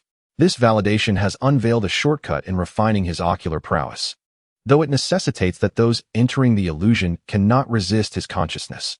Are you all right? Shui and Akiyuki simultaneously supported the young man. Baiyu, with a pained expression, weakly waved his hand, saying, "I'm fine, just a bit drained." It appears that this predictive ability carries some unseen negative consequences. He realized he must add a touch of drama to his demeanor. Otherwise, when the crisis of the clan's annihilation has passed, and Fugaku, whether out of concern or curiosity, requests him to predict the family's future trajectory, the narrative might shift, leading to unnecessary complications. Baiyu's disheveled appearance elicited concern among those present. They were unwilling to see their clan's prodigious youth perish prematurely, for he was the prophesied child of the Uchiha clan destined to lead them out of the dark abyss. After a prolonged moment, Fugaku emerged from the illusion, and the others gazed at Baiyu's two-tomo Sharingan with expressions of surprise, joy, relief, and shock, all reflecting a rise in emotional intensity. Shui and the others shared a singular thought. Baiyu must have advanced to his two-tomo Sharingan due to the immense mental stimulus from witnessing such a familial outcome through his predictions. Fugaku, after deep contemplation, regarded Baiyu with softening eyes and gravely stated, "This unprecedented ability comes at a significant cost. Do not be deceived by your current well-being. In the future, it will undoubtedly leave behind lasting repercussions. Baiyu, you must seal this power away. It cannot be revealed to others." The others nodded in agreement. Baiyu sighed, "For the sake of our clan, I fear I must employ it one final time." Fugaku, grasping the implication, nodded in understanding. He surmised Baiyu's intention to facilitate the complete resolution of divisions within the clan, deeming it essential for all clan members to witness the harrowing events of the Uchiha massacre night. Prior to this, both Fugaku and Shui had held slight reservations regarding Baiyu's capabilities, but having experienced the predictive illusion themselves, those doubts were entirely dispelled, as was the case with Akiyuki, who shared a similar lineage of the kaleidoscope. How outrageous! The clan leader, Itachi, could commit such heinous acts. The 8th generation clenched his fists, seething with rage as he struck the wooden floor. Akiyuki, her gaze somber, turned towards Fugaku, eager to discern how a clan leader reconciles the existence of such a son and how he intends to address the matter. Fugaku then turned his gaze to Shui and spoke in a low tone. Shui, exasperated, interrupted Fugaku, explaining, "Leader, I understand what you wish to inquire. If the conflict between the clan and the village were to escalate as anticipated, I would indeed disclose the coup information to the 3rd Hokage."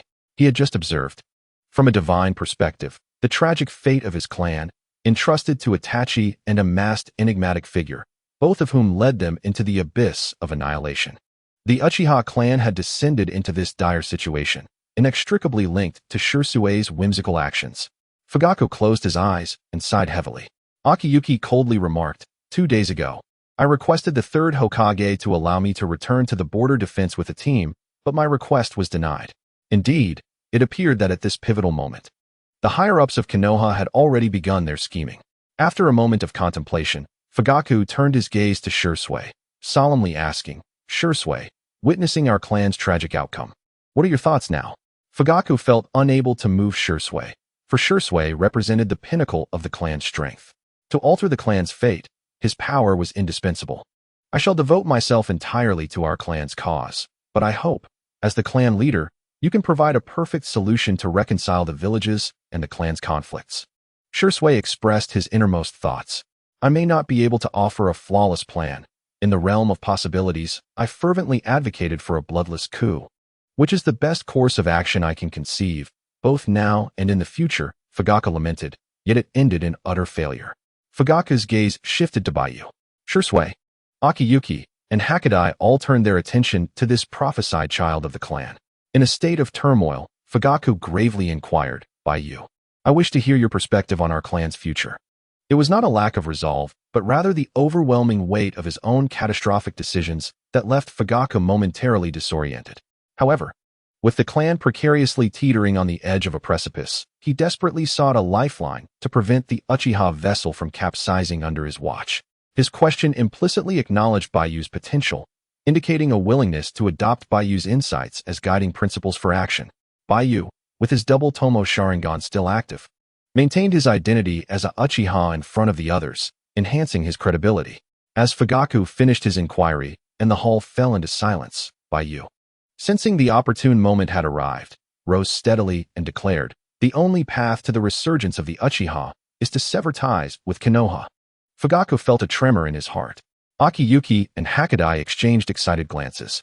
Since a coup was unfeasible, detaching from Konoha presented itself as an alternative, albeit a path potentially fraught with greater challenges. I have pondered this route before. Perhaps it was unattainable in the past, Fugaku mused, a faint smile gracing his lips. But now, Baiyu, you have instilled in me a sense of hope. The discussion continued deep into the night, as under Baiyu's guidance, numerous plans were devised, which Fugaku promptly designated as the Uchiha's highest secrets, mandating their immediate execution by the senior members present. As the meeting adjourned, Baiyu and Shisui walked along the darkened streets. Give it your all tomorrow. Baiyu encouraged Shisui, who nodded with a smile, though his palm was damp with sweat, as if he had made a significant decision. Subsequently, both pondered their respective thoughts. Baiyu began to strategize within his heart, engaging in underhanded tactics, a domain in which he was rather proficient. All was for the sake of survival. He was willing to go all out. This meeting with Shisui, he understood clearly, would undoubtedly mark a pivotal moment in the history of the Uchiha clan's development. Now aware of his destiny, he could no longer remain blindly loyal to the third Hokage. The ultimate fate of the Uchiha clan was annihilation, a reality that Shisui had not anticipated. However, this very realization rendered it unnecessary for him to disclose the power of Koto Ematsukami, transcending the limits of mortals, to the third Hokage, nor to make any further sacrifices devoid of value. His current mission was solely to protect Baiyu, safeguarding this young helmsman who could guide the Uchiha through treacherous waters, ensuring his safety as he prepared to embrace the dawn of the Uchiha that the youth himself would forge, turning a new page for the clan. Shisui couldn't help but feel a sense of melancholy. A new round of covert confrontations between the Uchiha and Konoha was about to unfold, beginning from this very night.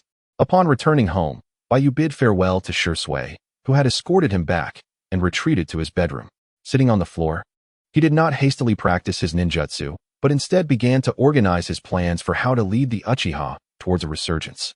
Shisui, Fugaku, the 8th Hokage, and Akiyuki, he had successfully instilled in them a new perspective. It was not brainwashing per se, they were not foolish. No one, upon witnessing the impending doom of the Uchiha, would still wish for the clan to repeat its past mistakes. What came next would surprise everyone. The one holding the Uchiha cards was, in fact, a hidden prodigy among them, a young boy, skilled yet modest. Baiyu felt a surge of emotion and suddenly recalled a well-worn cliché. Back in the day, Shindaozi could turn 20 yuan into 25 million. Here he was, Baiyu, and today, wielding the Uchiha cards. There was no reason for him to become a charitable gambler and lose to Konoha. In the Uchiha clan's main courtyard, within the wooden hall, Sasuke dined alongside the charming Mikoto. Since Itachi had joined the Umbu, Fugaku had been preoccupied with clan affairs, leaving little opportunity for the family to gather for a proper dinner. With a soft thud, the wooden door was gently pushed open. Itachi, burdened by his ninja tools and carrying a fox mask in hand, changed into wooden sandals outside before stepping back into the home. Brother, will you train with me tomorrow evening? Sasuke eagerly asked, having already reached the same level as Irika. If I don't work harder. He set down his bowl and rushed to the entrance, leaping into Itachi's embrace. Mikoto, witnessing the scene, smiled with narrowed eyes, fulfilling her duties as a mother. She tidied up the tableware, leaving the hall for this close-knit pair of brothers. Itachi looked down at his younger brother with a smile, raised his right hand, and gently touched Sasuke's forehead with his index and middle fingers, softly pushing him away. Forgive me, Sasuke, perhaps next time. In the midst of their conversation, Itachi removed his heavy gear. Having worked tirelessly throughout the day, he yearned for a bath and some rest in his room. The next occasion would see him monitoring the clan's sacrificial meetings again, a time that always weighed heavily on his heart. Just then, Fugaku entered the hall with a grim expression, having waited for a considerable time at the street corner for Itachi to return. "Has father just come home?" Sasuke joyfully exclaimed. Holding the hands of both individuals, "It has been a long time since our family went out together. Tomorrow is Sunday. How about a picnic by the lower reaches of the Southie River? Go back to your room first, Sasuke." Fugaku's voice was devoid of any emotion. Sasuke's eyes flickered, sensing something amiss. His excitement gradually morphed into helplessness and despair as he released his brother and father's hands, lowering his head as he walked towards the hallway. Yet, upon exiting, he did not leave. Instead, he crouched outside the door, observing the scene within the hall. Itachi, keeping his head down, did not inquire further. Following Fugaku into the center of the hall, the two stood facing each other. Fugaku's voice was cold and commanding, "Kneel." Itachi suddenly raised his head, confusion evident in his gaze, but he sensed something. Outside, Sasuke's pupils trembled as he watched his brother slowly kneel before their father, who then unfastened the leather belt beneath his vest. The sharp crack echoed through the wooden beams of the cabin. Sasuke trembled violently, frightened to the point of collapsing to the ground. Inside the hall, Fugaku's mind was consumed by images of Itachi's slaughter of their clan. Gripping the belt tightly, he approached Itachi from behind and, with no mercy, struck down hard on his eldest son's back, not holding back in the slightest. The sound of the blows resounded. Itachi endured the agonizing pain searing through his back, sweat streaming down as he knelt on the wooden floor, bewildered yet gritting his teeth against his father's punishment. Too afraid to resist, his screams echoing in anguish. His back, battered by the relentless strikes of the unforgiving belt, was left bloodied and bruised. Itachi did not unleash his chakra to resist, his body succumbing to exhaustion as he lay helplessly on the wooden floor, unable to move. Fugaku, growing increasingly unsatisfied, seized a wooden table from the house and brought it crashing down onto Itachi's guilt-ridden hands. With a resounding thud, Itachi could no longer contain himself, letting out a heart-wrenching scream as the sound of his forearms breaking was drowned out by the shattering wood. The table disintegrated, splinters flying. Fugaku's eyes reddened with fury. Teeth clenched, his face contorted as he showed no intention of stopping his assault. "What are you doing, Fugaku?" Makoto, hearing the commotion, rushed from the kitchen, her apron still on. Upon witnessing the scene in the hall, she was momentarily stunned and immediately rushed forward to intervene, grasping Fugaku's right arm with her frail body. Sasuke dashed in from outside, crying and clinging to his father's left arm, weeping pitifully. "Father, please stop. What has happened to my brother? If you must punish him, then punish me too." Fugaku sighed deeply. He tossed the blood-stained belt in front of Itachi, observing the panic and concern etched on his wife and youngest son's faces. He placed a hand on Makoto's soft shoulder, exhaling with some relief. "He deserves this." After speaking, Fugaku shot a contemptuous glance at Itachi, ruffled Sasuke's hair, and, without looking back, kicked Itachi's back as he walked towards the bedroom. "Are you all right, Itachi?" As a mother, Makoto was filled with anguish. She hurried to her eldest son's side, checking his wounds and asking with urgency. Itachi trembled, his hands immobile, his face pressed against the floor. With the last of his strength, he shook his head. Though he had just endured his father's wrath, he felt an odd sense of reassurance. Like a wayward child chastised by their parents, receiving the punishment they rightfully deserve, Itachi would ultimately find solace within himself. Such opportunities had been rare for him in the past. Was this a warning from his father? Itachi was uncertain. He closed his eyes and fainted, acutely aware that, given his injuries, he would be unable to undertake any covert missions henceforth. Just moments ago, a heart-wrenching scream erupted from the clan leader's courtyard. Autumn S. Beauty and Hakadai, residing nearby, could distinctly hear the agonizing cries from their wooden abodes, while other neighbors leaned out of their windows, bewildered, gazing toward the center of the clan grounds. "I too wish to administer a thorough beating to that boy," Autumn thought, recalling the brutal moment when Itachi mercilessly slaughtered their kin. Her heart ablaze with fury as she slowly rose, crushing her chair beneath her foot. However, this was not the moment for anger. Regaining her composure, Autumn retrieved a list that Hakadai had provided before the meeting adjourned. She had urgent matters to attend to that night. At the far end of the Uchiha compound, in a small wooden house, Baiyu sat in his bedroom, contemplating the prior screams emanating from the clan's center. Yet, he remained uninterested, silently continuing his calculations. The lamentations of Itachi were, in fact, his own creation. This was merely the overture. The ascent of the Uchiha clan commenced with Itachi's inaugural cry of despair. Baiyu gazed out into the inky night beyond his window, his mind racing with strategies for the Uchiha's escape from Konoha, meticulously laying out each subsequent move. However, the essence of the situation was ever-changing, and despite being aware of the narrative, he could not ensure victory at every juncture. In summary, the most crucial initial step had already been finalized before the meeting concluded, set to be enacted the following day. Baiyu continued his training, his heart heavy with concern for the Uchiha's fate. With such dedication in his past life, how could he not ascend to the pinnacle of his career and marry a woman of wealth and beauty? If one were to claim he had not faltered in his previous life, then it mattered not. As Baiyu drifted into slumber amidst his musings, the next day dawned. Sunday. He granted himself a reprieve, and after a hearty breakfast, he sat quietly at the threshold, awaiting a particular event. He waited from 7 until 8, coinciding with the villagers of Konoha awakening.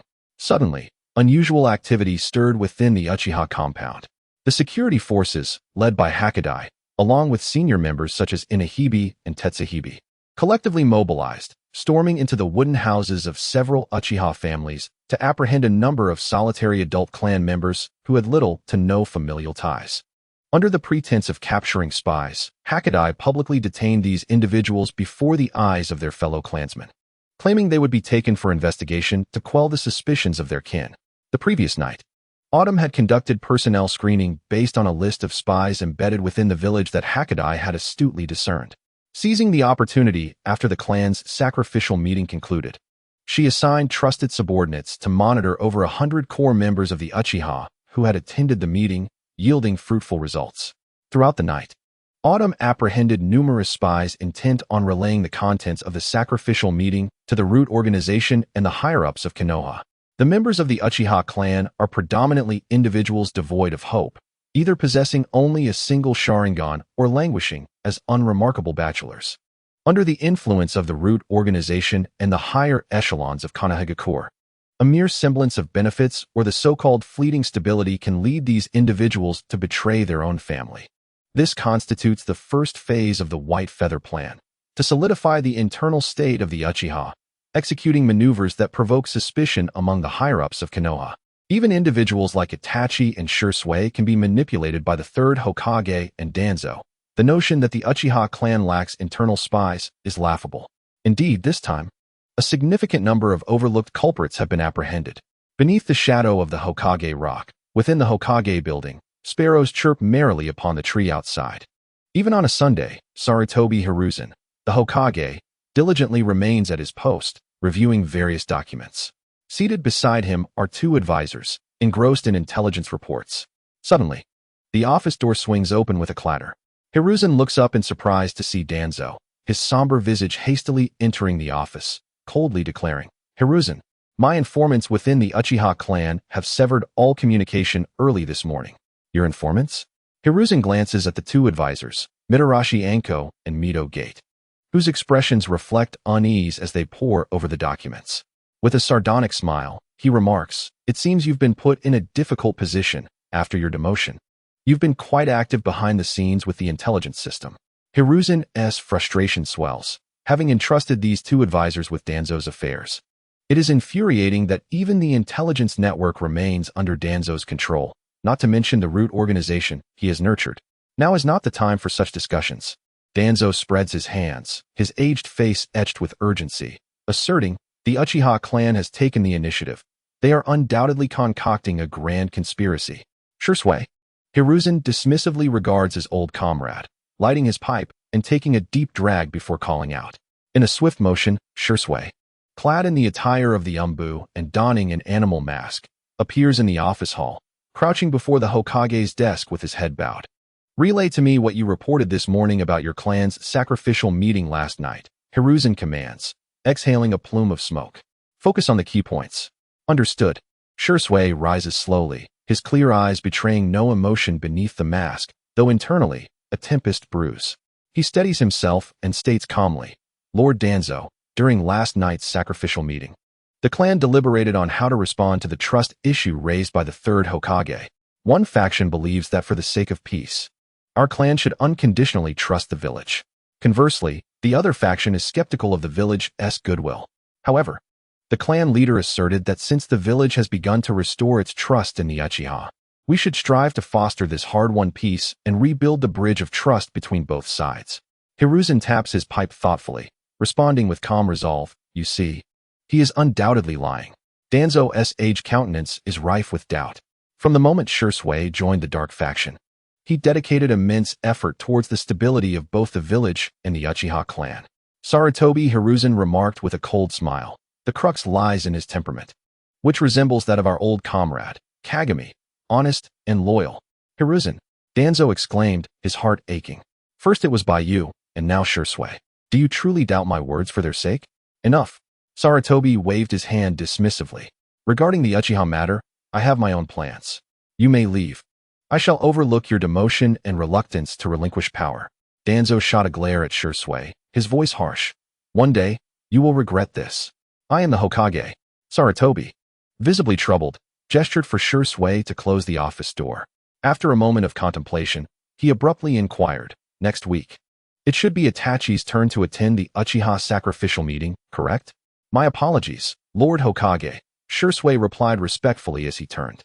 "Last night, Itachi seemed to have angered clan leader Fugaku at home, resulting in the leader's foul mood, and he was gravely injured. I had intended to request leave for him this evening." Sarutobi nearly dropped his pipe in shock, exclaiming, "Fugaku's methods of education are highly problematic. How could one resort to violence against such a fine child as Itachi?" After a moment's thought, he sighed, "Very well. You shall attend the meeting in his stead next week. Let Itachi rest at home. Please extend my regards to him." "Understood." Beneath his mask, Shisui's expression relaxed, his palms sweaty as he employed the body flicker technique, vanishing from the office. Upon returning to the adjacent office, Shisui leaned against the wall, exhaling in relief. Forcing him to lie was far more distressing than taking a life. Fortunately, he had memorized the lines as Baiyu instructed last night. Otherwise, he would have surely slipped up today. Sarutobi would never believe him. The ever-honest and loyal Shisui, having spent a few days with Baiyu, had learned to weave deceit. People do change.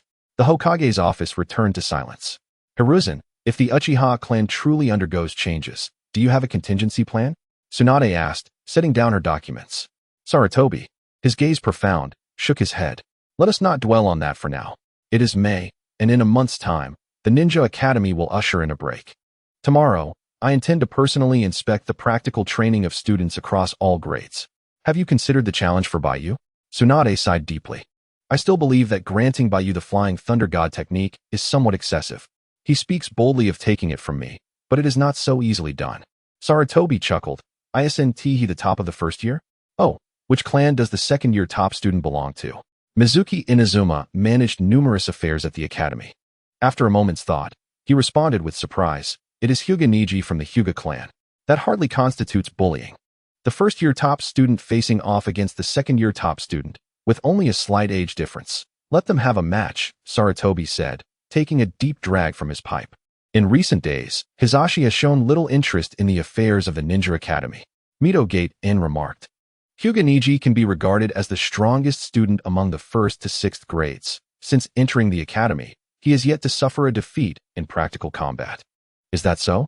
Sarutobi Hisashi's aged eyes sparkled with excitement.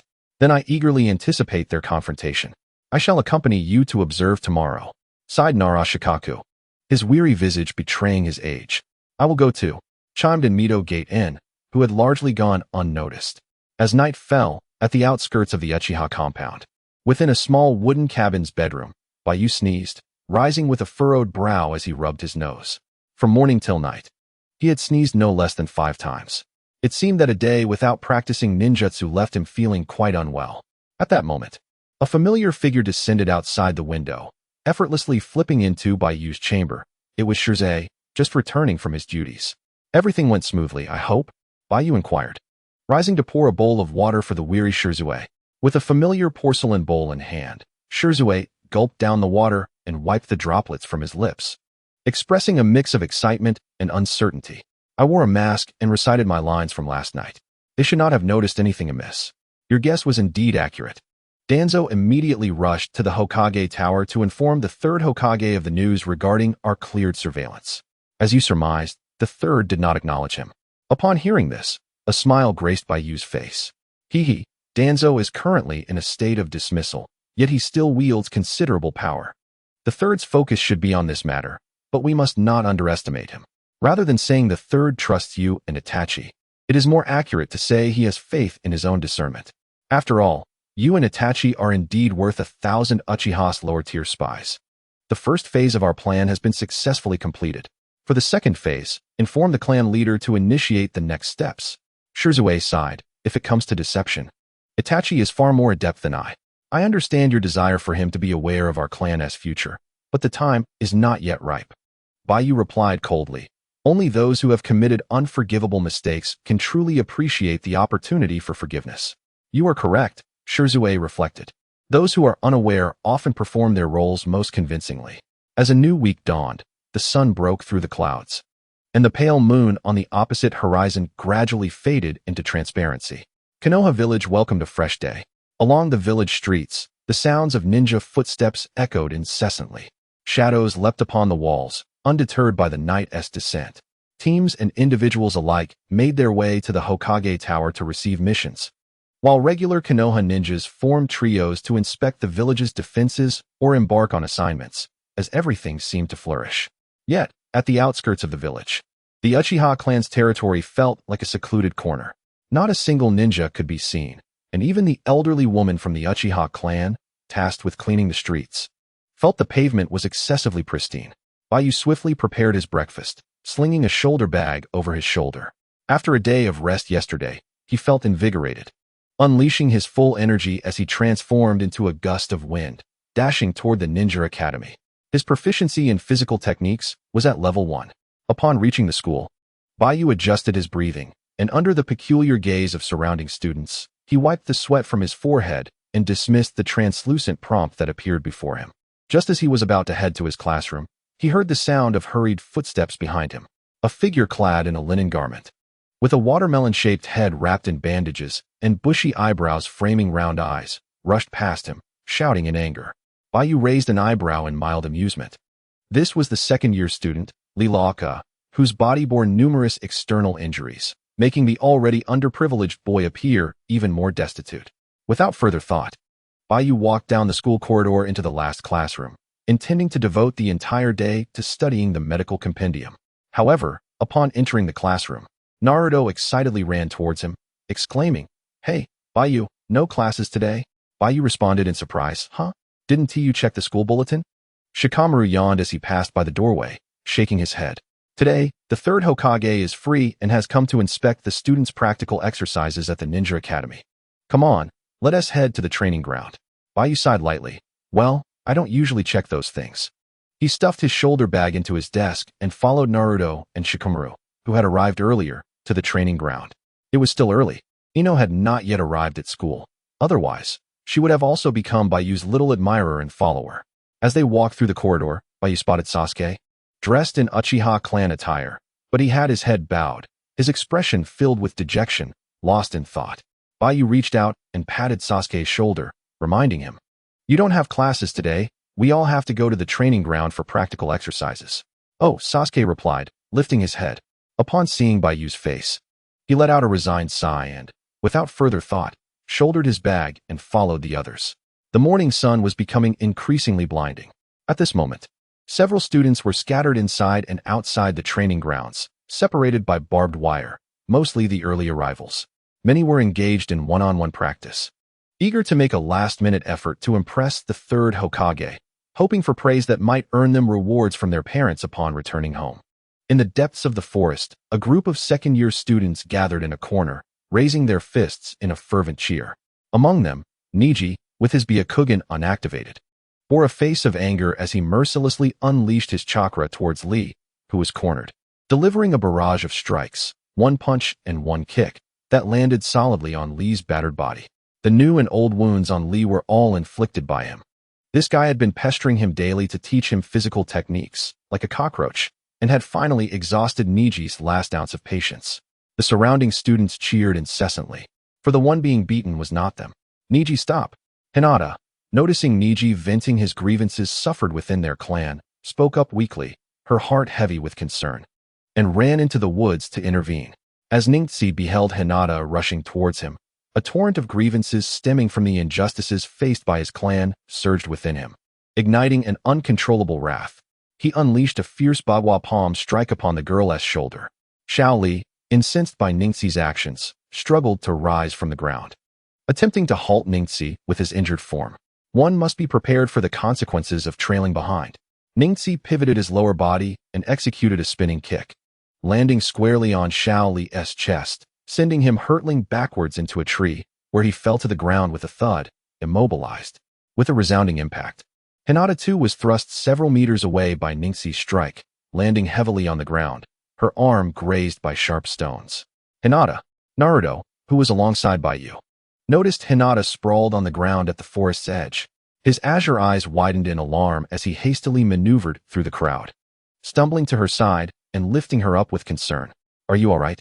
he asked, his gaze shifting to the front with fury. Before him stood Ningxi, his expression icy.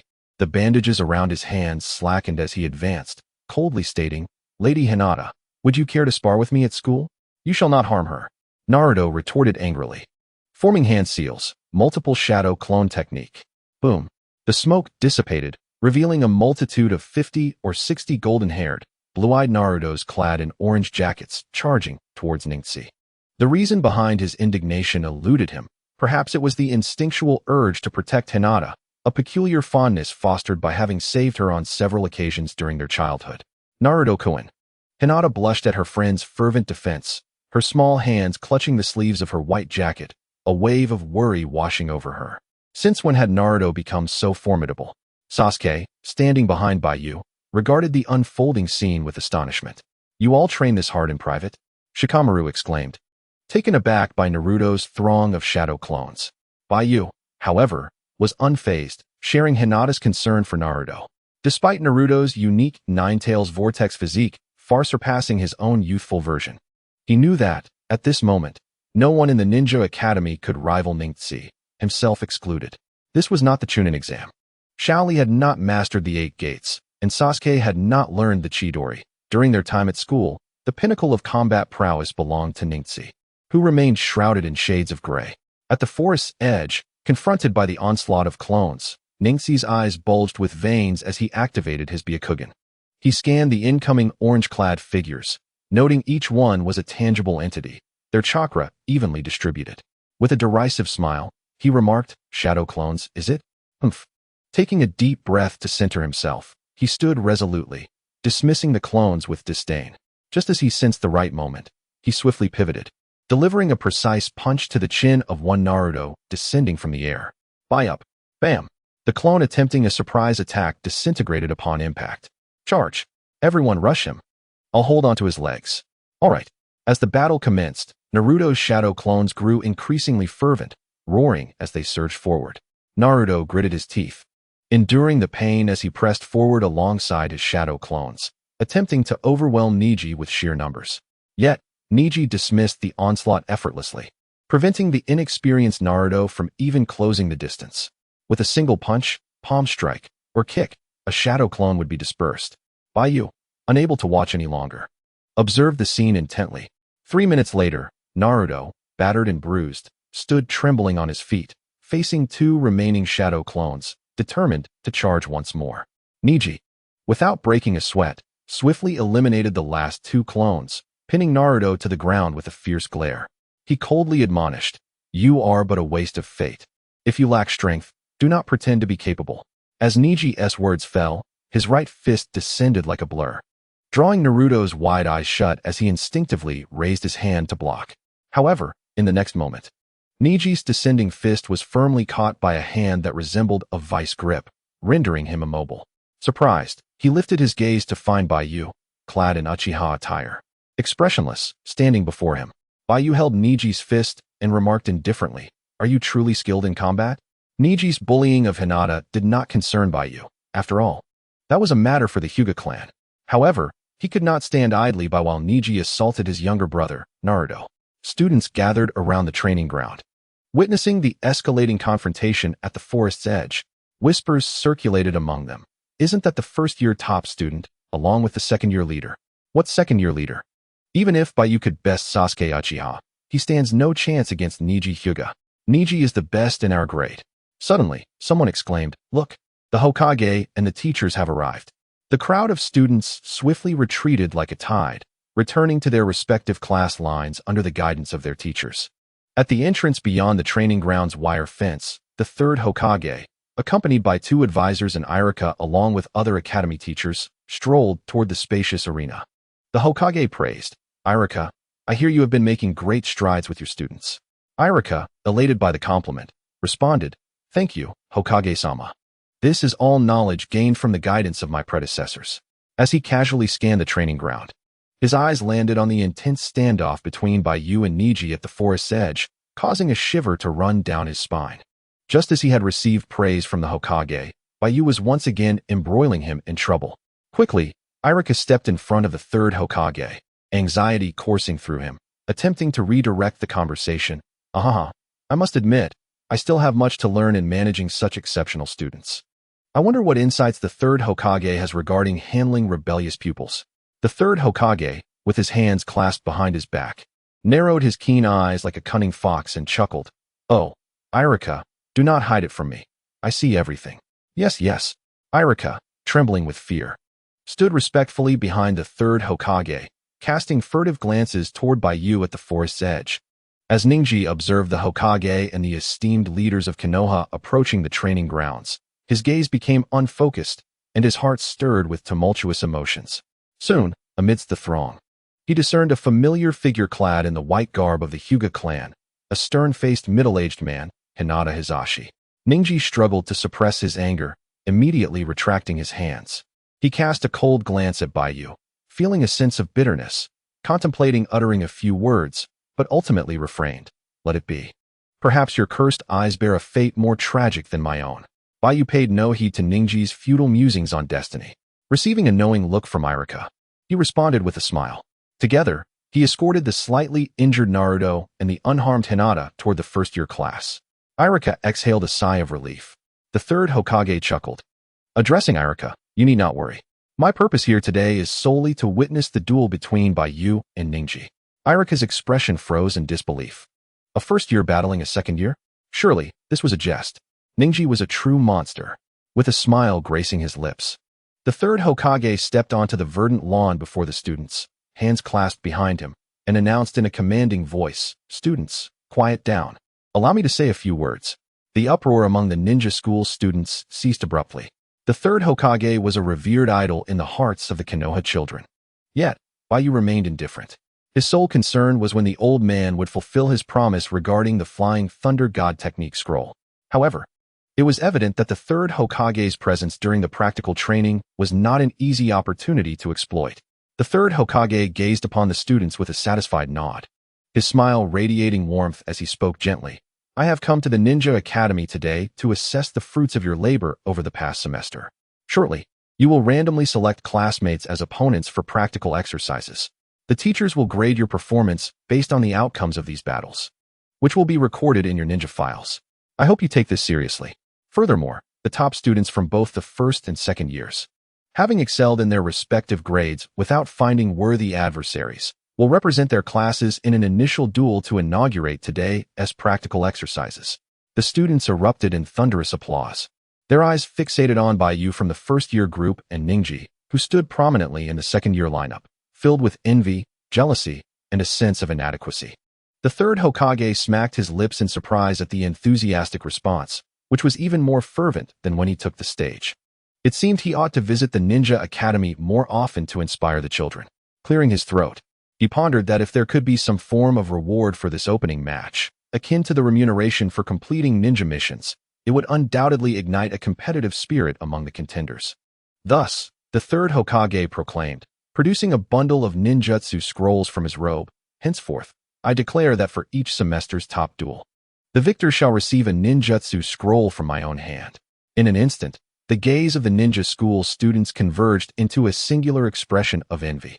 As Baiyu surveyed the fervent gazes of his classmates, his expression remained composed until he noticed the third Hokage standing before the crowd, holding a scroll and casting an unusual smile in his direction.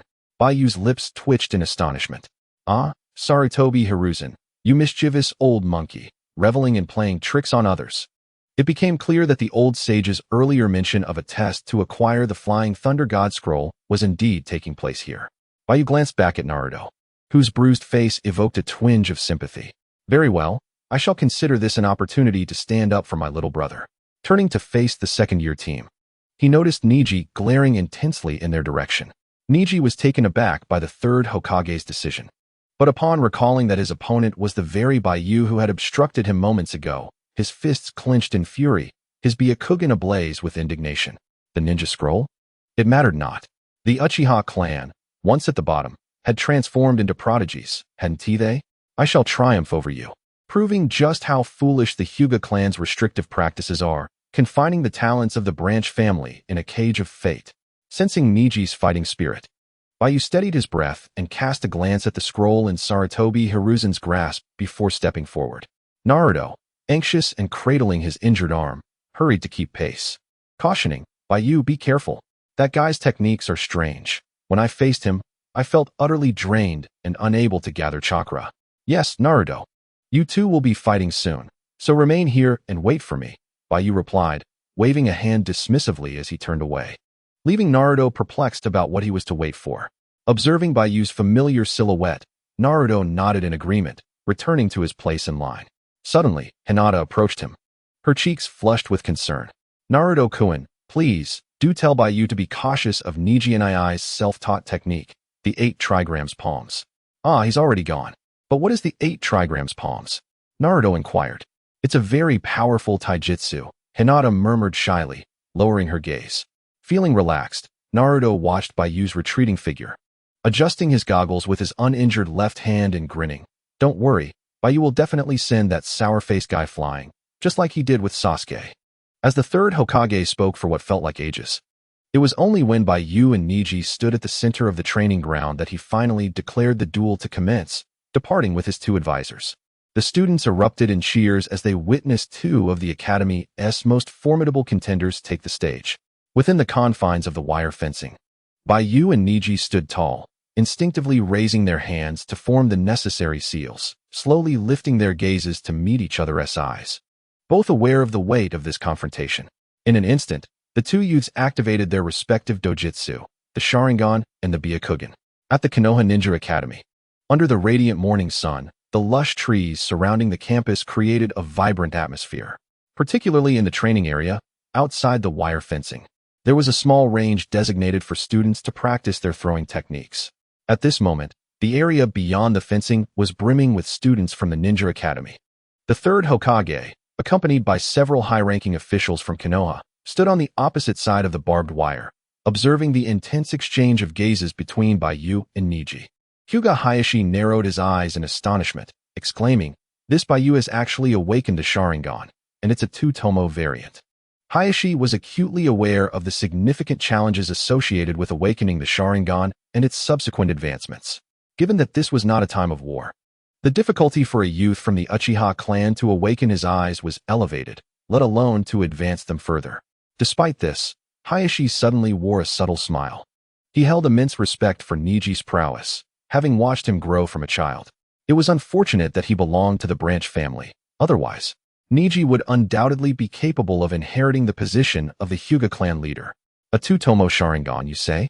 The Byakugan shows no fear of the Mangekyo Sharingan. How fortuitous.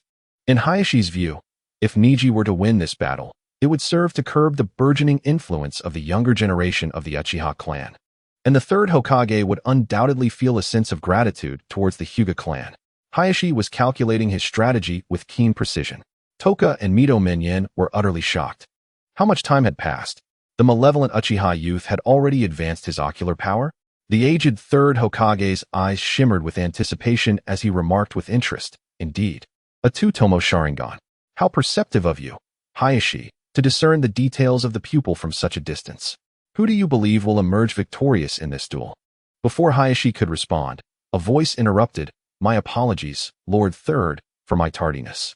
It was Fugaku, who emerged from the woods and joined the ranks of Konoha's high officials watching the contest. The duel has only just begun. Your timing is impeccable, Fugaku. The third Hokage glanced at Fugaku with curiosity, inquiring, between your clans Baiyu and the second-year top student of the Hyuga clan, Niji, whom do you favor? A jolt of apprehension surged through Fugaku. Baiyu versus a member of the Hyuga clan? This old man was deliberately seeking to undermine the Uchiha clan. Fugaku pondered deeply. He lifted his gaze to the training ground beyond the wire, spotting Baiyu's silhouette, and steadied his emotions. Turning back to Hayashi, who stood beside the third Hokage, he proclaimed with deliberate arrogance, no matter the opponent, Baiyu will prevail. Hyuga Hayashi felt a surge of indignation at the belittlement of Niji and retorted, "Oh, Fugaku, I must respectfully disagree with your assertion. Since entering the ninja academy, Niji has never suffered a defeat in actual combat. His talent is indisputable. In this battle, he has every reason to emerge victorious. Moreover, he is merely a member of our branch family." This statement effectively communicated that even a member of the branch family from the Hyuga clan excelled within the academy, implying that even if the Uchiha were to win, it would only be over a junior from the branch family. Should they lose, it would reflect poorly on the Uchiha's new generation, showing they were inferior even to the Hyuga branch family, thus lacking any grounds to compare with the main family. It was a win-win situation, placing him in an unassailable position. With the conversation concluded, Hayashi and Fugaku exchanged a brief but charged glance, their eyes betraying a simmering hostility. Since the Senju clan had fully integrated with Konoha, the Uchiha and Hyuga clans had been vying, both overtly and covertly, for the title of the foremost clan in Konoha. Their relationship was fraught with rivalry. On the surface, all appears tranquil, yet beneath lies a tangible rivalry, even though the Uchiha clan has been marginalized and expelled. However, Hisashi harbors intentions to suppress the Uchiha on behalf of the third Hokage. Fugaku, on the other hand, contemplates more profoundly. Isn't the old man of the third Hokage intent on curtailing the Uchiha? I could instigate a conflict with the Hyuga, allowing you to exert your power freely, thus obscuring your vision. He muses with a chuckle. Ha ha ha, Baiyu shall prevail, he declares decisively. You, Fugaku, truly possess the audacity to utter such words. The third Hokage bursts into laughter, observing the training ground where Fugaku and Hisashi engage in internal strife. The battle has commenced. Let us await the outcome. Initially, neither Fugaku nor Hisashi cared for the affairs of the Ninja Academy, but this morning they both received an invitation from the Hokage. The third Hokage's gaze deepens as he scrutinizes the barbed wire. The two young men stand in silent opposition, their animosity palpable, each seeking opportunities through their ocular techniques. Much like the Uchiha and Hyuga clan leaders beside him, the report from Danzo weighed heavily on his mind. As Hokage, he could not afford to disregard it. This upcoming practical exercise at the Ninja Academy serves as a clear warning to Fugaku. Do not engage in underhanded tactics, Uchiha. The strong clans of Konoha are numerous. You are not the sole bearers of bloodline limits. Tread carefully, for the sake of both your clan and the village. This is the confrontation outside the training ground. While within, the third Hokage feels no need for concern. Should Baiyu falter, all would rejoice. If Niji triumphs, he could simply reward him with a scroll of jutsu. And even if Baiyu were to secure the Flying Thunder God scroll, he had already devised a plan for the young lad's future. Contemplating this, the third Hokage lowered his cloak, flicked the sleeves of his ceremonial robe, and clasped his hands behind his back, a smile of hidden triumph emerging on his weathered face. In the center of the training ground, within the confines of the barbed wire, Niji gazes at Baiyu, who has activated his Sharingan, yet remains as calm as still water. Memories of his uncle's tranquil visage, which perpetually suppressed him in the family training hall, ignite a surge of fury within Niji. His anger becomes evident, and with a swift motion of his hands, he channels chakra, propelling himself forward with explosive speed. Vanishing from sight. What astonishing velocity. The surrounding students are left in awe. Faced with such a competitor, their only recourse is to surrender. This speed rivals that of Baiyu. Among the first-year cohort, Sasuke feels a shiver run down his spine at the revelation of such a prodigious second-year talent. It is no wonder he was unaware, as they had only just begun their academic journey this year. Inside the training ground, Baiyu's brow furrows. The double Tomo Sharingan swirling in his eyes, scanning rapidly from side to side. Although Niji's figure has vanished, the chakra energy he emits manifests as a blue mist, reflecting in Baiyu's gaze. Fortunately, it is not a single tomo, with only 100 points of ocular power available for environmental perception. He would be unable to make a judgment even if he discerned Niji's attack trajectory.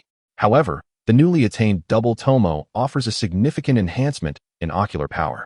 With a full 1,000 points of shadow manipulation chakra readily accessible, sufficient to accomplish many endeavors. As Baiyu pondered silently, his crimson eyes darted to the right, his figure shifting sideways. In an instant, Ningxi appeared at Baiyu's side, his fingers releasing the soft fist chakra, transforming into a razor-sharp blade aimed diagonally at Baiyu's gaze. Anticipating the trajectory of the attack, Baiyu deftly evaded by sidestepping. Ningxi retracted his palm strike, following up with a powerful diagonal slash, the force easily slicing through the flowing air. Baiyu crouched low to dodge the strike, his Sharingan firmly focused on his opponent's lower body. Ningxi, agile as ever, raised his leg, his right knee crashing towards Baiyu's forehead with relentless speed. The tempo so rapid it was almost suffocating. However, this time, Baiyu raised his hands, pressing against Ningxi's incoming knee, using the momentum to flip backward. Light as a swallow, his feet barely grazing the ground as he steadily created distance. When battling members of the Hyuga clan, one must never entertain the thought of directly withstanding their dual-handed assaults. Their Byakugan offers pinpoint accuracy, enabling them to inject soft fist chakra into the body's limbs, easily disrupting chakra pathways, making close combat exceedingly advantageous. With a proficiency in physical techniques at 20 and a level of 293, 300, Baiyu braced himself against the knee strike, his hands tingling as a translucent prompt flashed before his eyes. Fortunately, the distance was widening. Outside the wire fence, onlookers witnessed the first round of combat between Baiyu and Ningxi, their swift and fierce movements eliciting continuous cheers from the surrounding students. "Impressive," exclaimed Shaoli, seated on the grass, battered and bruised as he wrapped bandages around his wounds. Despite being bested by Ningxi in recent days, he sincerely admired Ningxi's prowess. Baiyu, able to contend with Ningxi despite being a lower-grade student, also earned a place in Xiao Li's list of formidable opponents. Meanwhile, Sasuke clenched his fists in frustration, lamenting that had he not lost to Baiyu previously, he would be the top student in his first year. Today, he too would be under his father's watchful eye. Naruto and Ino rallied the first-year students to cheer for Baiyu, creating a vibrant atmosphere. In the observation area, the third Hokage squinted with satisfaction, reflecting on how fortunate the village was to witness the emergence of such a new generation under his governance. The battle raged on, with Ningxi refusing to grant Baiyu a moment's respite. After the distance had been established, he unleashed another ferocious assault, the soft fist chakra coursing through the chakra points in his arms. This meant Baiyu could not even graze his hands. Ningxi's techniques were diverse. After delivering close-range punches, he seamlessly followed up with strikes from his palms, elbows, and knees, showcasing the pinnacle of the Hyuga clan's martial arts. This was merely the second-year Ningxi. Faced with such an onslaught, Baiyu evaded with agility, his double tomo Sharingan perpetually predicting the trajectory of Ningxi's attacks. After having braced himself against Ningxi's knee strike, Baiyu acutely sensed the relentless wave of power emanating from his opponent. His brow furrowed, and he sighed inwardly. Without the aid of external forces, at such a tender age, through rigorous training and relentless effort, one can elevate their physical prowess and martial arts to a level akin to that of a third-tier martial artist. To label Niji a genius is to insult him, for such a term undermines the labor he has invested behind the scenes. It is crucial to recognize that this level of martial arts has already reached the average strength of a typical chunin. In a moment of contemplation, a resounding thud echoed as Baiyu deftly evaded a downward strike from Niji, the ground beneath them carved into a pit by the force of the palm wind. Dust billowing forth as cracks spread outward. In Niji's Byakugan vision, Baiyu appeared as a transparent figure, his chakra flowing distinctly within, rendering all his movements transparent. What astonished Niji was the fact that Baiyu's speed was not inferior to his own. Moreover, this individual seemed to possess a unique strategy when facing the ninjas of the Hyuga clan. From the perspective of the ordinary students watching from the sidelines, Baiyu appeared utterly overwhelmed, his only recourse being a frantic evasion, barely managing to escape. Niji approached with steady steps, closing the distance without hesitation, and stated with irritation, "Is mere evasion all you can muster? You, who have climbed to the top of the first year in just a month, once inspired a glimmer of hope in me for breaking the shackles of destiny. Yet, upon reflection, I realize that your strength is merely a curse born from the burden of the Sharingan. If this is all you can offer, then you shall remain stagnant. Destiny still binds us. Your eyes, which have advanced through a more brutal path, must surely comprehend my words. Allow me to convey the message of fate. Your efforts are like a solitary boat adrift in the ocean of destiny, easily capsized by the tumultuous waves of reality, erasing everything you hold dear." With that declaration, Niji intensified his assault, his strikes transforming into a tempest of fury. Aiming to crush the boy before him, who irked him so deeply, he sought to demonstrate through action that the shackles of fate, which he himself could not escape, were beyond Baiyu's challenge. As Baiyu absorbed Niji's taunts, his gaze flickered with determination, swiftly adjusting his footwork. At last, after evading several rounds of attacks, he launched his first counteroffensive, a sidestep followed by a straightforward punch. The impact was fraught with openings, and Niji effortlessly raised his palm to contain and suppress it. Within Baiyu's two-tomo Sharingan, the word resolve was reflected. He slowly raised his head to meet Niji's gaze and questioned, "If you believe that fate is an unbreakable cage, then what drives your efforts?" Upon hearing this, Niji was taken aback, his Byakugan flickering in evasion. In a moment of fierce resolve, he clenched his teeth and released gentle fist chakra from his fingers, attempting to temporarily cripple Baiyu's right fist. Martial Arts Proficiency, 26. Martial Arts, 19, for 100, Level 4. Random Reward Acquired, Konoha Whirlwind. Baiyu dismissed the translucent dialogue box that had appeared before him in an instant. He had no time to savor the changes coursing through his body due to the enhancement in martial arts. His internal power surged, and his speed doubled as he retracted his right fist. Baiyu once again distanced himself from his opponent. With a resounding crash, his back collided with the barbed wire, producing a reverberating sound, leaving him with nowhere to retreat. Yet, his objective had been achieved. Ningxiai was taken aback, his eyes wide with disbelief as he watched the fist, which had been firmly held by his right palm, vanish, causing the chakra that had been released from his fingers to lose its intended target. Outside the training ground, in the elevated viewing area, Fuyu observed the escaping Baiyu, his lips slightly parted, and a look of astonishment graced his typically stoic features. The talent displayed by this child further solidified Fuyu's resolve in the high-risk endeavors he had clandestinely undertaken. Impossible. The speed of this Uchiha youth had evidently escalated to another level. Riri's Byakugan narrowed in surprise, quietly gasping. Had he improved during the battle? What a terrifying talent this was. Perhaps Baiyu would continue to astonish us. The third Hokage marveled aloud. He was not so old as to be unable to perceive the battle, merely from the sight of Baiyu breaking free from Ningxiai's grasp. He understood that the Flying Thunder God technique was likely to change hands very soon. At the edge of the training ground, the battle commenced anew. Baiyu fixed his gaze on the fleeting figure of Ningxiai, his expression grave. Forming hand seals, he inhaled sharply, positioning his right hand in a pinching gesture near his mouth, and exhaled forward. Fire style. Phoenix fire technique. Boom. 5 spheres of intense heat transformed into fiery blossoms, resembling birds of flame, elegantly soaring towards Ningxiai, completely blocking his movements in every direction. Bagua Palm, Heavenly Return. Ningxiai's Byakugan flared. Perceiving the incoming fireballs aimed at his trajectory, he extended his arms, channeling chakra through the pathways of his body, forming a swirling blue chakra sphere centered at his feet, completing the Heavenly Return. The powerful, high-pressure chakra stream isolated and repelled the 5 blazing spheres. Bang! The flames struck the ground with a tremendous sound, creating 5 deep craters amidst a cloud of dust. As the dust settled, Ningxiai halted his Heavenly Return and raised his gaze again, only to have his view obscured by the lingering smoke. Furthermore, Baiyu seemed to have melded into the haze, vanishing from sight. Swiftly, Baiyu reappeared, exuding an air of unshakable confidence.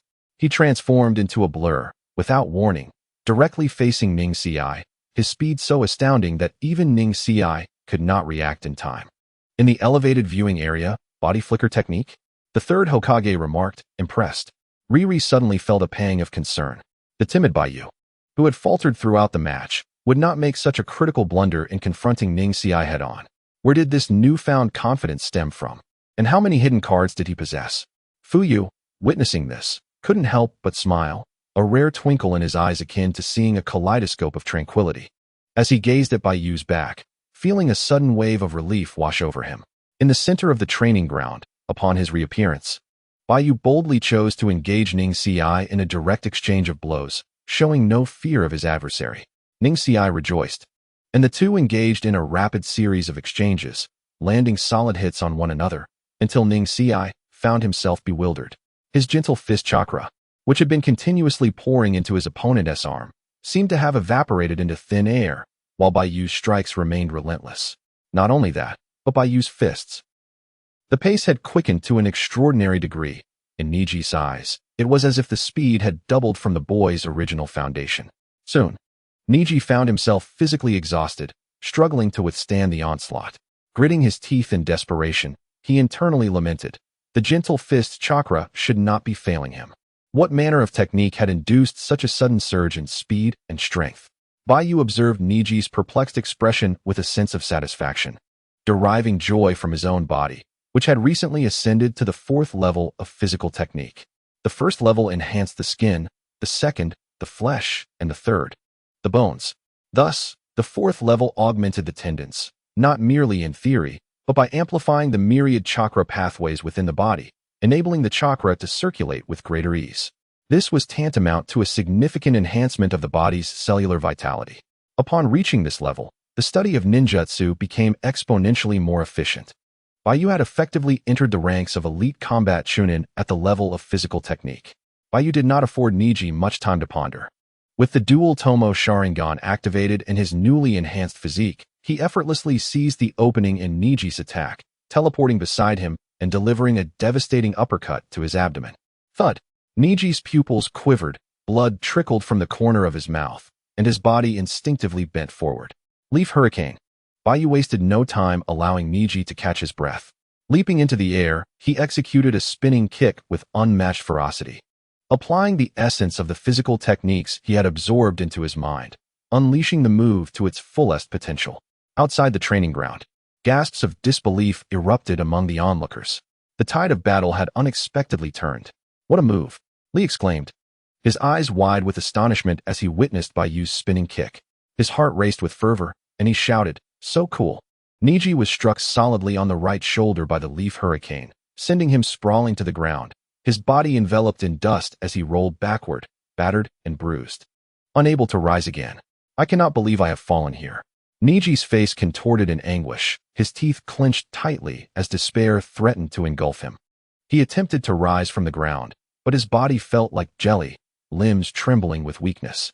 For him, defeat under the weight of family expectations signified the loss of purpose, the shackles of destiny pressing down upon him, rendering him nearly breathless. Time and again, Niji endeavored to stand, only to meet failure repeatedly. Among the first-year cohort, Sasuke watched this scene, his scalp prickling with dread and a sense of hopelessness creeping in. How could he ever catch up to such a Baiyu? Not only did he lack the Sharingan, but Baiyu's terrifying physical prowess placed him beyond reach. Hinata, witnessing her brother's grievous injury, gasped in horror. Kind-hearted as she was, she could not bear to see anyone suffer before her, especially her brother, tormented by fate. She understood Niji's plight, yet felt powerless to offer solace. Awesome! Naruto exclaimed, leaping with excitement as he watched Baiyu defend his honor. Strangely, a wave of bittersweet emotion washed over him. Perhaps this was what it felt like to have someone backing you up after being bullied. To receive care and concern from another. In the spectator area, the higher-ups observed the unfolding drama.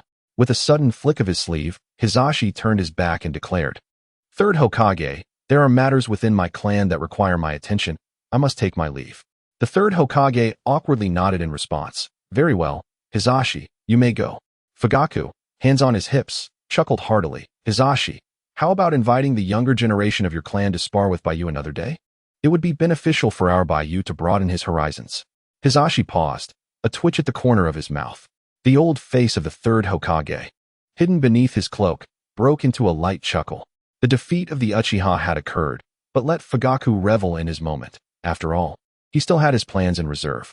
Nevertheless, he was curious about the methods Baiyu employed to neutralize Niji's gentle fist technique. However, Such details seemed trivial now. The crux lay in the fact that the Flying Thunder God technique was indeed to be entrusted to this Uchiha youth, and that was well-deserved. Humph. Hisashi shot a glare at the smug Fugaku, speechless with frustration, and hastily departed the training ground. He had no interest in how Baiyu had countered the gentle fist. The reason was simple. At that moment, Baiyu and Niji were not on the same level. Hisashi understood the limitations of the gentle fist well. While it proved effective against ninjas of equal rank, it faltered against stronger opponents, as the chakra infused into the adversary's body could easily be countered through various means. In truth, this was merely his ingrained perception. In the center of the training ground, Baiyu appeared unscathed as he slowly approached Niji, who was gritting his teeth and attempting to rise. He rolled up his sleeves and extended his arms before Niji, revealing the myriad bruises on his arms, evidence of the direct confrontations with Niji's gentle fist. Gazing at the ghastly wounds, Niji looked incredulous, his eyes widening in surprise. With a beaming smile, Baiyu grinned and, pulling his sleeves down, helped Niji to his feet, explaining, "I understand your confusion. Dealing with your gentle fist is not as straightforward as it seems." Amidst the smoke, I preemptively applied a medical ninjutsu that allowed me to anticipate the injury, thereby neutralizing the chakra you infused into me, so effectively that even your Byakugan could not discern the method. "You claim our fates are predetermined," Baiyu assisted the still-dazed Niji, and they walked towards the edge of the training ground. Looking up at the radiant sunlight filtering through the leaves and warming his face, Baiyu continued, "Long ago, during moments of solitude, I often pondered whether, in this life, any direction we choose ultimately leads to the same fate. But look here. If I had not diligently studied ninjutsu, if I had not persevered in my physical training, if I had not learned medical ninjutsu, then the person I am today would surely have faced defeat. So tell me, is our fate truly written in the stars? If you genuinely believe in fate, why do you strive so hard? Strength and skill do not deceive." After hearing Baiyu's heartfelt words, Niji's gaze faltered, the strings of his heart snapping, as if struck by an arrow of destiny. He crumpled to the ground, tears streaming from his eyes like a spring. He tore off the bandage from his forehead. The exquisite patterns of the captive bird in the cage of fate bloomed like a cerulean flower under the blazing sun. Niji gazed upward at the sky, reminiscing about his father, who had met an untimely death, and recalling that fateful night filled with aspirations, only to be marked by the despair of a caged bird. He remembered the pale defiance against the clan's rules, the excruciating pain of the cursed seal overwhelming him. His inner turmoil was stirred, and the defenses he had built crumbled. Silent tears streamed down his face. He longed to weep aloud, but found himself incapable of doing so. Perhaps the most powerless moment for a person is when faced with the tumult of a tragic fate. Baiyu slowly crouched down, picked up the bandage, and carefully wrapped it around Niji's forehead. He gently patted Niji's right shoulder, offering solace. "I have heard of the restrictions placed upon your clan. This so-called caged bird is akin to my own cursed eyes. They should serve as the stepping stones for you and me to break free from the shackles of destiny.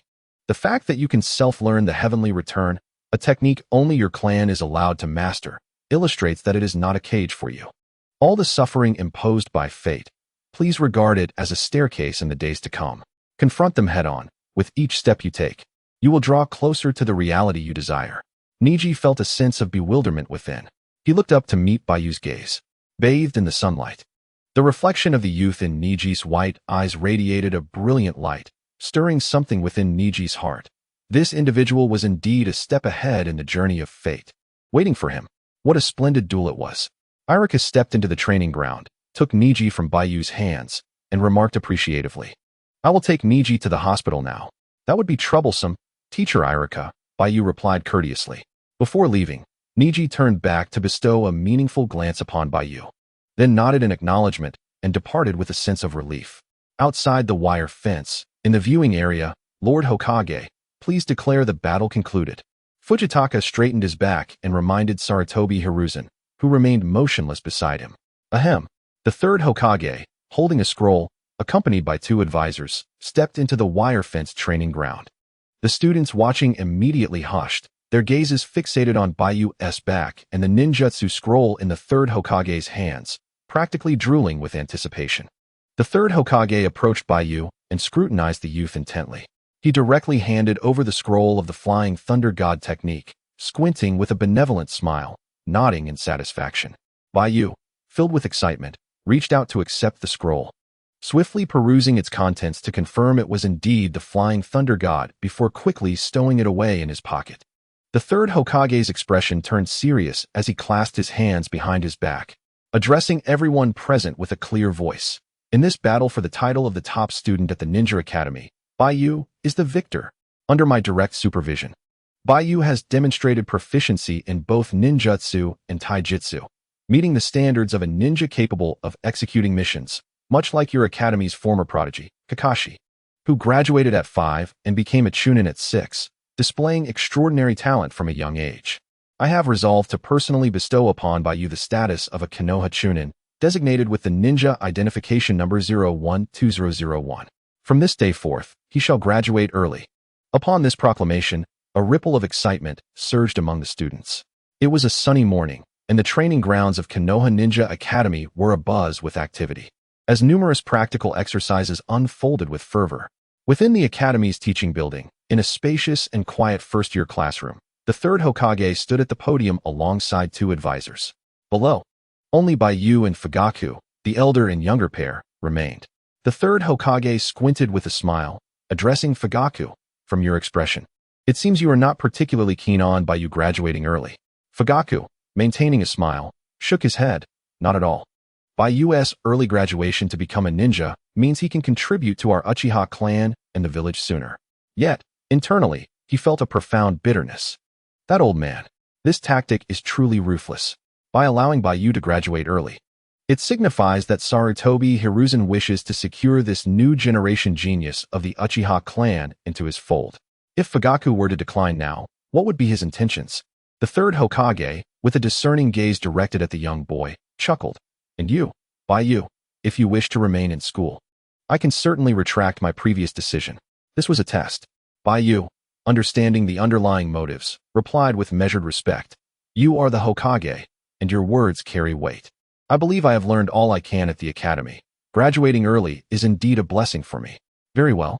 Tomorrow I will arrange for you to meet your dedicated instructor and a temporary ninja team, the third Hokage said with a smile, stepping closer to Baiyu, placing a reassuring hand on his shoulder. First, undertake lower-level missions and become a capable ninja who can support me. Yes. Baiyu's gaze intentionally sparkled with excitement. Yet his heart was a tumult of emotions. Who would his dedicated instructor be?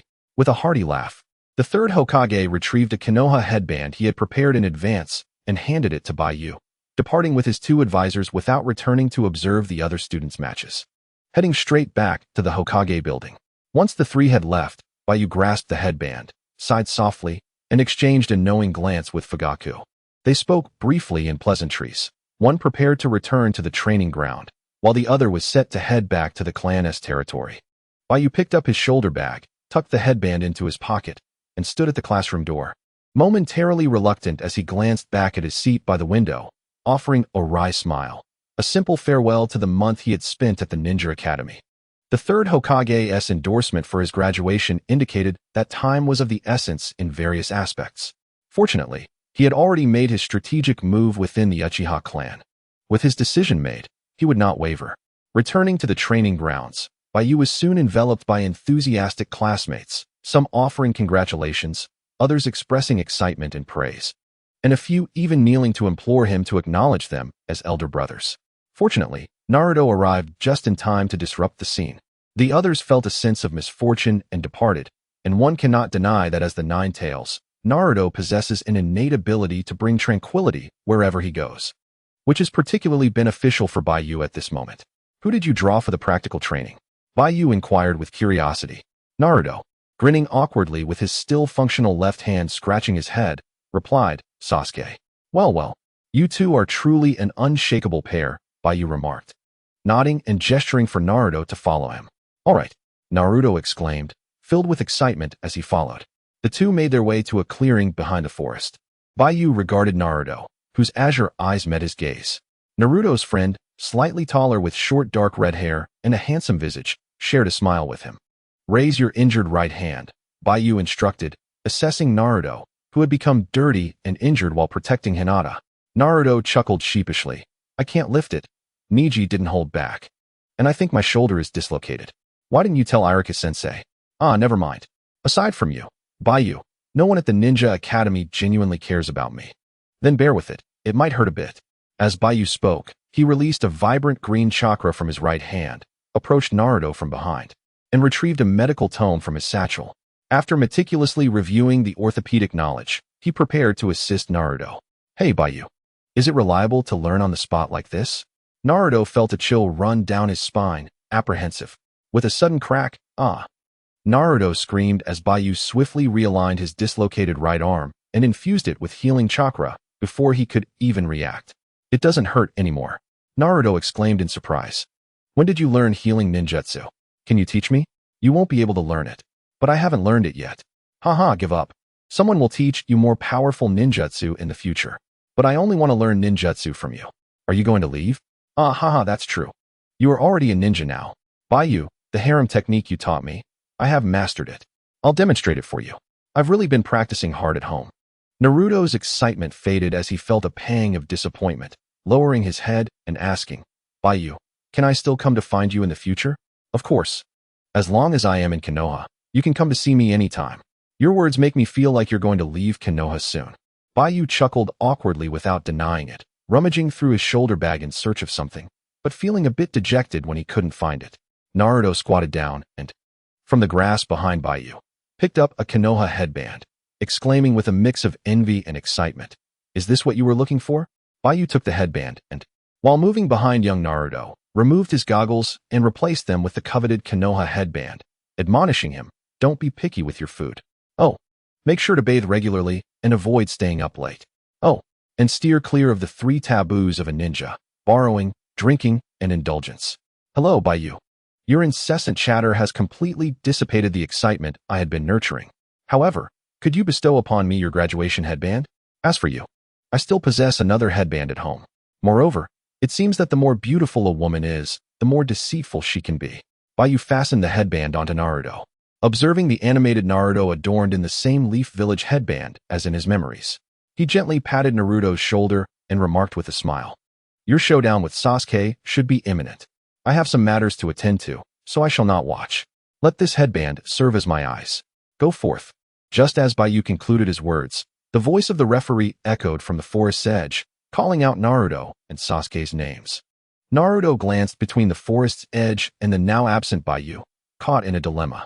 Suddenly, Baiyu gently nudged Naruto from behind, pushing him from the shadow of the leaves into the illuminated area, forming hand seals for the body flicker technique. He watched Naruto's bewildered expression as he turned around and softly murmured, You accompanied me through a tedious childhood, and now I shall accompany you for a while. Farewell, Naruto. With a puff of smoke, Baiyu vanished. This fellow's departure felt like a farewell, which was quite bothersome. Not only did he graduate early, but he also advanced to the rank of Genin. As a friend, it seemed I was also expected to prepare a gift for him. Naruto stared at the empty grassy expanse, adjusted his headband, and used nonsensical words to dispel his inner disappointment, transforming sorrow into motivation. With determination in his gaze, he stretched his limbs and sprinted towards the training ground, muttering, Sasuke, just you wait. Baiyu leapt away from the Ninja Academy, landing on an uninhabited treetop. He retrieved the Flying Thunder God technique scroll from his clan robes and began to peruse it. It was not that Baiyu was heartlessly neglecting to bid farewell to Ino and the others. Rather, from this moment forward, being in the presence of his classmates felt akin to being near a ticking time bomb. Each formula on the scroll bore a line of delicate script as annotation, presumably the handwriting of Minato. Minato, Kushina, Baiyu mused, examining the complex formulas etched upon the scroll, his scalp tingling. What you wish to convey to Naruto, I shall relay on your behalf. I do not seek your blessings. I merely hope to learn this technique and encounter fewer obstacles. As he skimmed through the scroll, Baiyu discovered 2 crudely drawn pig heads at the very end. Beneath them were 2 names. The larger pig head bore Minato's handwriting, stating, This is Uzumaki Kushina, while the smaller pig head was inscribed with the playful remark, This is Namikaze Minato, big fool. Baiyu sighed, I'm just trying to practice a technique. Do I really need to endure your couple's antics? As night fell, the sky above Konoha, blessed by its geographical position, was adorned with countless twinkling stars and a luminous full moon, with wisps of cloud drifting like delicate veils. In the Hokage building, the office was brightly lit. The third Hokage sat upright in his office chair, a pipe clamped in his mouth, inquiring of a crouching Umbu captain in the hall, "How is Itachi's condition?" "Severely injured, with all his bones in his hands fractured. I checked on him while Fugaku was away. Several of Itachi's ribs are broken," the Umbu captain replied earnestly. The third Hokage raised an eyebrow, exhaled from his pipe, and gestured, "You may leave now." "Yes." The Umbu captain transformed into a wisp of smoke and vanished. The third Hokage stood up, approached the window, and gazed at the enchanting scenery of Konoha, illuminated by a myriad of lights as night descended. He mused, "Fugaku, do you wish to express your grievances regarding the Uchiha surveillance through the punishment of Itachi? However, it will not be long before I enlist Baiyu into the Umbu. Will you still be willing to chastise him then?" At the far end of the Uchiha clan grounds, in a small cabin's hall, Shisui sat across from Baiyu, extracting a multitude of information scrolls from a ceiling scroll. With wide, clear eyes, Shisui remarked, "With so few eyes remaining within the clan, it certainly makes our tasks easier. Have you truly decided to entrust this crucial mission to Itachi?" "Indeed. The sins he has committed ought to be rectified by him," Baiyu replied, perusing the scrolls with a smile. "Otherwise, how could he expect the clan to forgive him with mere physical punishment?" Sighing, Shisui assisted Baiyu in searching through the scrolls, meticulously marking the vital intelligence he required. With Shisui, who possessed the mindset of a Hokage, Baiyu effortlessly discovered the information he most sought after within the recent intelligence gathered by the Uchiha Ninja Cat Intelligence Center. After compiling this information, he personally crafted it into a mission scroll, detailing every step of the plan within. Once this was accomplished, Baiyu smiled at Shisui and said, "Thank you for your hard work." For the family, Shisui, filled with anticipation for Baiyu's plan, could hardly wait for its execution, eager to rescue their clan from peril. "Shisui, could you lend me your forehead protector?" Baiyu grinned, awkwardly asking. "Oh, certainly." Shisui promptly unfastened his forehead protector, smiling as he said, "I have plenty at home." He did not inquire further, considering it merely a piece of cloth. Baiyu tucked the forehead protector and the mission scroll into his pocket, glanced at the night sky outside the door, and said, "Let us go." Shisui nodded, gathering the intelligence collected by the ninja cats. With a simultaneous application of the body flicker technique, both vanished from the small cabin in a plume of smoke. To avoid drawing attention, Shisui returned home to rest. His immediate task was to recuperate, as he could not assist Baiyu in finding a Jinjutsu summoning beast for the time being. Instead, the responsibility of awakening the clan's will through his analytical abilities fell upon him. In the courtyard of the Uchiha clan's leader, Fugaku remarked, "You've arrived? Just moments ago. An informant from the third Hokage visited. I deliberately waited for him to leave before returning through the back door." Sitting on the railing, Fugaku personally welcomed the young man who had emerged from the shadows. "Our time is limited, clan leader. How shall we proceed with the second phase of our plan?" Baiyu inquired as he followed Fugaku's lead. The two entered a partitioned area within the cabin. Itachi, originally left in the hall as a mere decoration, lay weakly in a wheelchair, bound in bandages. Baiyu surveyed the ailing Itachi, an inexplicable sense of dark satisfaction rising within him. Itachi, now unable to even lift his head, possessed a remarkably clear consciousness. Fugaku explained, "The second phase of the plan is proceeding smoothly. The informants have been eliminated. Explosive tags, kunai, and military provisions have been purchased in bulk through the cat ninjas from various merchants across the nations. As for the food supplies, we have stockpiled the quantities you mentioned, stored in the hidden locations from the Uchiha Warring States period. The emergency escape tunnel leading from your bedroom to the sensory barrier has also been excavated." Seated sideways in a wheelchair, Itachi tilted his head, his disheveled black hair framing a face marked by terror as he asked, "Are you plotting a rebellion?" Fugaku shot him a cold glance before turning to Shisui, sighing deeply. Is this mission truly to be entrusted to him? From his father's gaze, Itachi felt as though he were gazing upon an iceberg. Such was Fugaku's expression when confronted with a stranger. Paralyzed, Itachi understood that, in this moment, he resembled the outsider among the three, likely due to the revelation of his surveillance over the clan. For the sake of his family and the village's stability, he had conveyed village intelligence to his kin. Was his family truly intent on a coup? His eyes shifted to Shiro, and within, he lamented. This is the new hope he and Shisui have sought for the clan. If only he were informed of the plan in advance, he would never divulge such scheming to the higher-ups of Konoha. This was Itachi's current line of thought. Shiro stood before the wheelchair, contemplating before earnestly responding to Fugaku and Shirsue's earlier inquiries. Shirsue is in the Umbu. My strength is still insufficient. As the clan leader, you and Akemi and the Uchiha Jonin in the Konoha police are monitored and unable to extricate yourselves. Presently, Itachi is the most suitable individual for this mission. If he remains unrepentant, we will resort to the worst contingency measures. You know what to do. Fugaku closed his eyes, nodding. I promised the beautiful Chin of that world that I would not allow such a fate to befall the Uchiha clan. If Itachi does not repent, I know what must be done, Shiro affirmed. Then, clan leader, you should personally lead the patrol of the clan grounds tonight. Very well, Fugaku replied, expressing disdain as he glanced at Itachi before turning gravely to Shiro. I leave this to you. With a creak, Fugaku departed, the door closing behind him. Itachi sighed helplessly. Even if a coup is necessary, you needn't treat me this way. He suddenly realized something. Shiro did not regard him as a fool. This devoted son possessed a mind akin to that of a shadow, perceiving the underlying truths with ease, much like Shirsue. I will now draw you into my illusion. Shiro patiently explained, do not resist. Once inside, you will comprehend all that you need to. Itachi nodded with difficulty. Shiro activated his two-tomo Sharingan, emulating the process that Shirsue had previously imprinted in his mind, unleashing the secret realm of illusion. Itachi's heart trembled. Truly, he was the hope of the Uchiha clan. How brief a time had passed since the activation of his Sharingan, and yet it had already progressed. As Itachi's thoughts meandered, Baiyu successfully activated the illusionary secret realm for the first time. Their consciousnesses synchronized, entering the dreamlike world, and without preamble, Baiyu guided Itachi into the memories of the night of the massacre.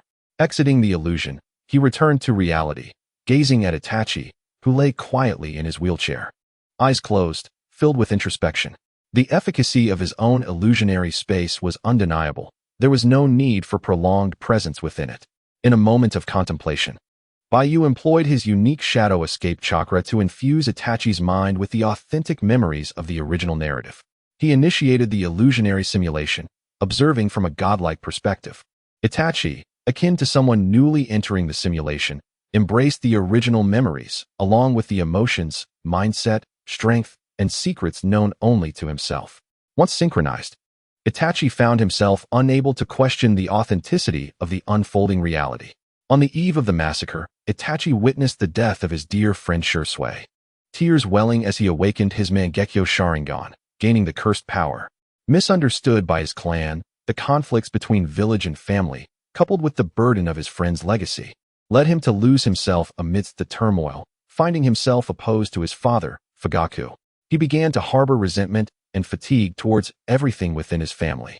Ultimately, under the pressure from Danzo, he sought out the mysterious masked man who had caused the death of his comrades and made a frenzied pact with him. On the night of the full moon, Itachi, gripping his blade, slaughtered the Uchiha clan alongside the masked figure, sparing only his younger brother Sasuke. Before turning his blade toward Fugaku and his wife, Baiyu stood transfixed, exhilaration surging within him as if he had discovered a new world. Tears cascaded down Itachi's cheeks as he slowly opened his eyes and voluntarily exited the illusionary space, his Mangekyo Sharingan, shaped like a tilted pinwheel, lying quietly within his pupils. How could I have done such a thing? Itachi thought, despair enveloping him. Yet Baiyu was overjoyed. Itachi had advanced his Mangekyo within his own illusion. However, he restrained his excitement, recognizing that Itachi's ability to awaken his eyes was likely due to the authenticity of the memories he had infused. Only by eliciting genuine emotional responses from the Uchiha could one awaken or evolve their Sharingan. Yet Baiyu remained inexplicably elated. If this were the case, Sasuke could naturally attain his own Mangekyo. With such a lineage, how could the Uchiha lack a future? Baiyu calmed his emotions, observing Itachi, who was lost in painful contemplation, and activated his persuasive rhetoric. You have seen it all, from beginning to end. You and Shirsue were mere pawns in Danzo's game. The Uchiha clan has faced oppression, slander, and exclusion since their integration into Konoha. In light of such an outcome, do you still believe the Uchiha should be eradicated? Itachi shook his head bitterly, anguish etched on his face as he asked, what should I do? Without a reasonable means to vent his emotions or achieve redemption, Itachi risked bearing the weight of uncommitted sins, potentially sinking into despair. Baiyu retrieved a mission scroll from his pocket, unfurling it before Itachi's eyes, who scanned it earnestly. His lifeless kaleidoscope of eyes suddenly trembled, igniting a flicker of hope. Itachi expressed his concern, stating, "This mission will take at least a week to complete, but given my injuries." He glanced at his body, heavily bandaged and battered, and sighed, "I will need at least a month to recover."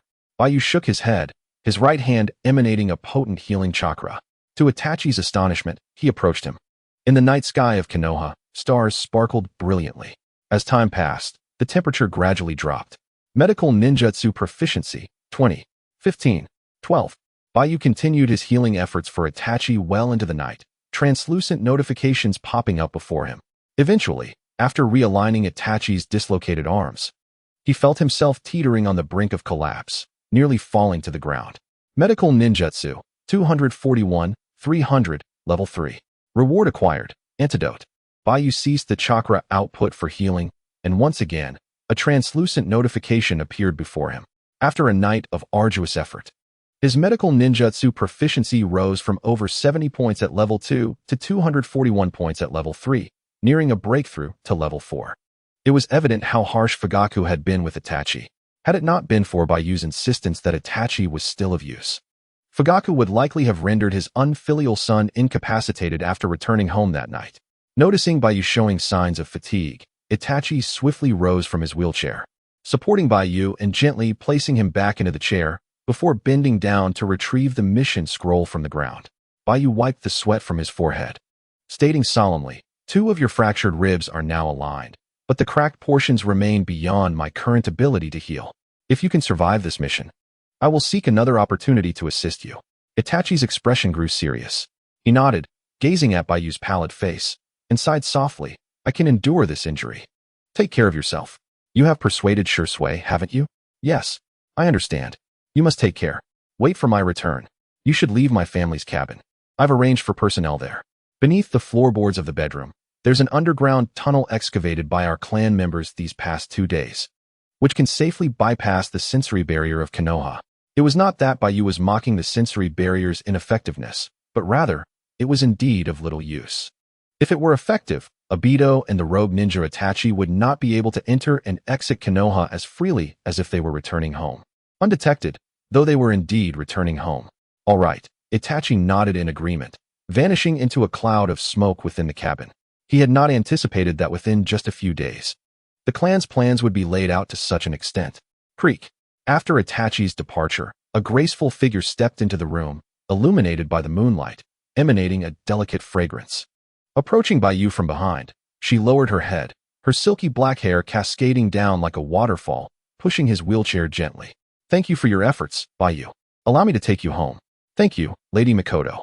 It is my duty for the Uchiha. After all, you would not wish to see Itachi perish due to this mission, would you?" Baiyu reclined in the wheelchair, exhaling in relief. Uchiha Mikoto smiled with narrowed eyes, pushing Baiyu as they exited the room. In the central area of Konoha, houses stood densely populated, and even in the late hours of the night, the streets remained brightly lit. Shimizu clan territory. In a tranquil area secluded by ancient trees, behind the grid paper door of a wooden cabin, the silhouette of Uchiha Danzo reclines.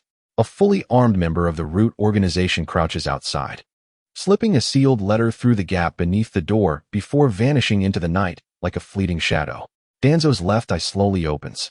He retrieves the letter from the ground, rises, and ignites an old-fashioned candle beside him. The dim light casts a glow over his aged visage as he scans the envelope, then carefully opens it, squinting to read the contents within. It is a missive from Orochimaru, informing him that an experimental subject with a unique constitution has been found, one that does not exhibit rejection towards any implanted tissue.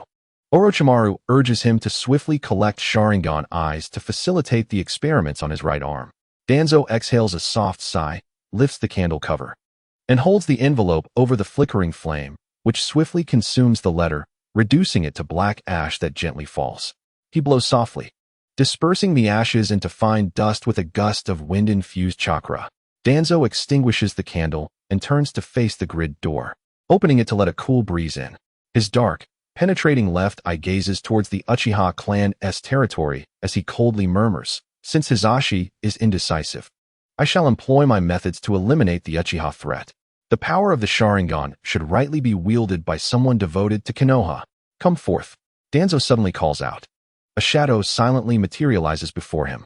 With a grim expression, Danzo instructs, tomorrow evening, arrange a meeting with Shursui. Inform him it concerns the Uchiha clan and the village's discord. Yes. The shadow rises and retreats, merging with the darkness. Contemplating the Uchiha, Danzo's mind conjures the image of the strikingly handsome Baiyu, with his dark red hair. He squints with his aged eyes and inwardly laments. That damned Uchiha brat has graduated early. Fear not, for your Sharingan's advancement, I have prepared a grand surprise. After a long night, Baiyu, who was escorted back to his room by Mikoto, remained undisturbed by the morning light filtering through the window, sleeping soundly until 10 o'clock. This was largely due to his early graduation, as the absence of school lent a sense of relaxation akin to a worker's delight at a day off. Additionally, the previous day's tension had left him utterly exhausted. In the ensuing days, even sleep would likely become a luxury. You're awake? A familiar voice jolted the sleepy Baiyu from his muddled thoughts. Upon opening his eyes, he was greeted by Shursui's visage. Baiyu was startled. It was unusual for a male friend to appear in his bedroom so early in the morning. Shursui, scratching his head awkwardly, chuckled. I saw you sleeping soundly and didn't want to disturb you. I borrowed your kitchen to prepare breakfast. I've already eaten, but I saved a portion for you. You can try it once you're done freshening up. Thank you, Baiyu replied, stretching languidly. He gazed out at the blazing sun and suddenly recalled something, exclaiming, Oh no. I promised the third Hokage yesterday that I would meet with my designated teacher and team leader. Jishui, with a bemused expression, replied, Well, we must first fill our stomachs before heading out. By the way, this morning, Danzo extended an invitation to me, suggesting we meet in the evening to discuss how to resolve the conflict between the Uchiha clan and the village. I haven't revealed the secret of my eyes to anyone. Yet he still sought me out. As expected, what is meant to come will indeed come. Baiyu's expression grew increasingly solemn as he sighed softly. Approaching Jishui, he stood on tiptoe and patted the shoulder of the taller man, speaking with the gravity of youth. This time, don't you dare die. If you perish, the Uchiha clan will undoubtedly face extinction. It matters not if Itachi dies, but if you were to fall, the Uchiha would descend into an irreversible abyss. Jishui's thick brows quivered as he smiled and shook his head, then reached out to pat Baiyu's shoulder in return. He knelt down to unfasten the pouch of ninja tools strapped to his right leg and handed it to Baiyu, saying with a grin, Rest assured, I won't die this time. How could one possibly stumble in the same place twice? Here, take this pouch of ninja tools, after all. You are now a genin and must not be without your gear. Thank you, Baiyu replied with a warm smile, not bothering with formalities as he bent down to secure the heavy pouch around his right calf. Someone's coming. I must take my leave. Jishui squinted as he sensed the presence of an outsider, giving Baiyu a knowing smile and a wave before quietly vanishing from the room. The creaking of the wooden cabin door heralded the arrival of a newcomer. Baiyu, are you there? A young ninja with short brown hair, almond-shaped eyes, and a forehead protector resembling a mask entered the hall, clad in a fluffy black combat outfit complemented by a green vest. His voice soft and sturdy like a robust tree. Here I am.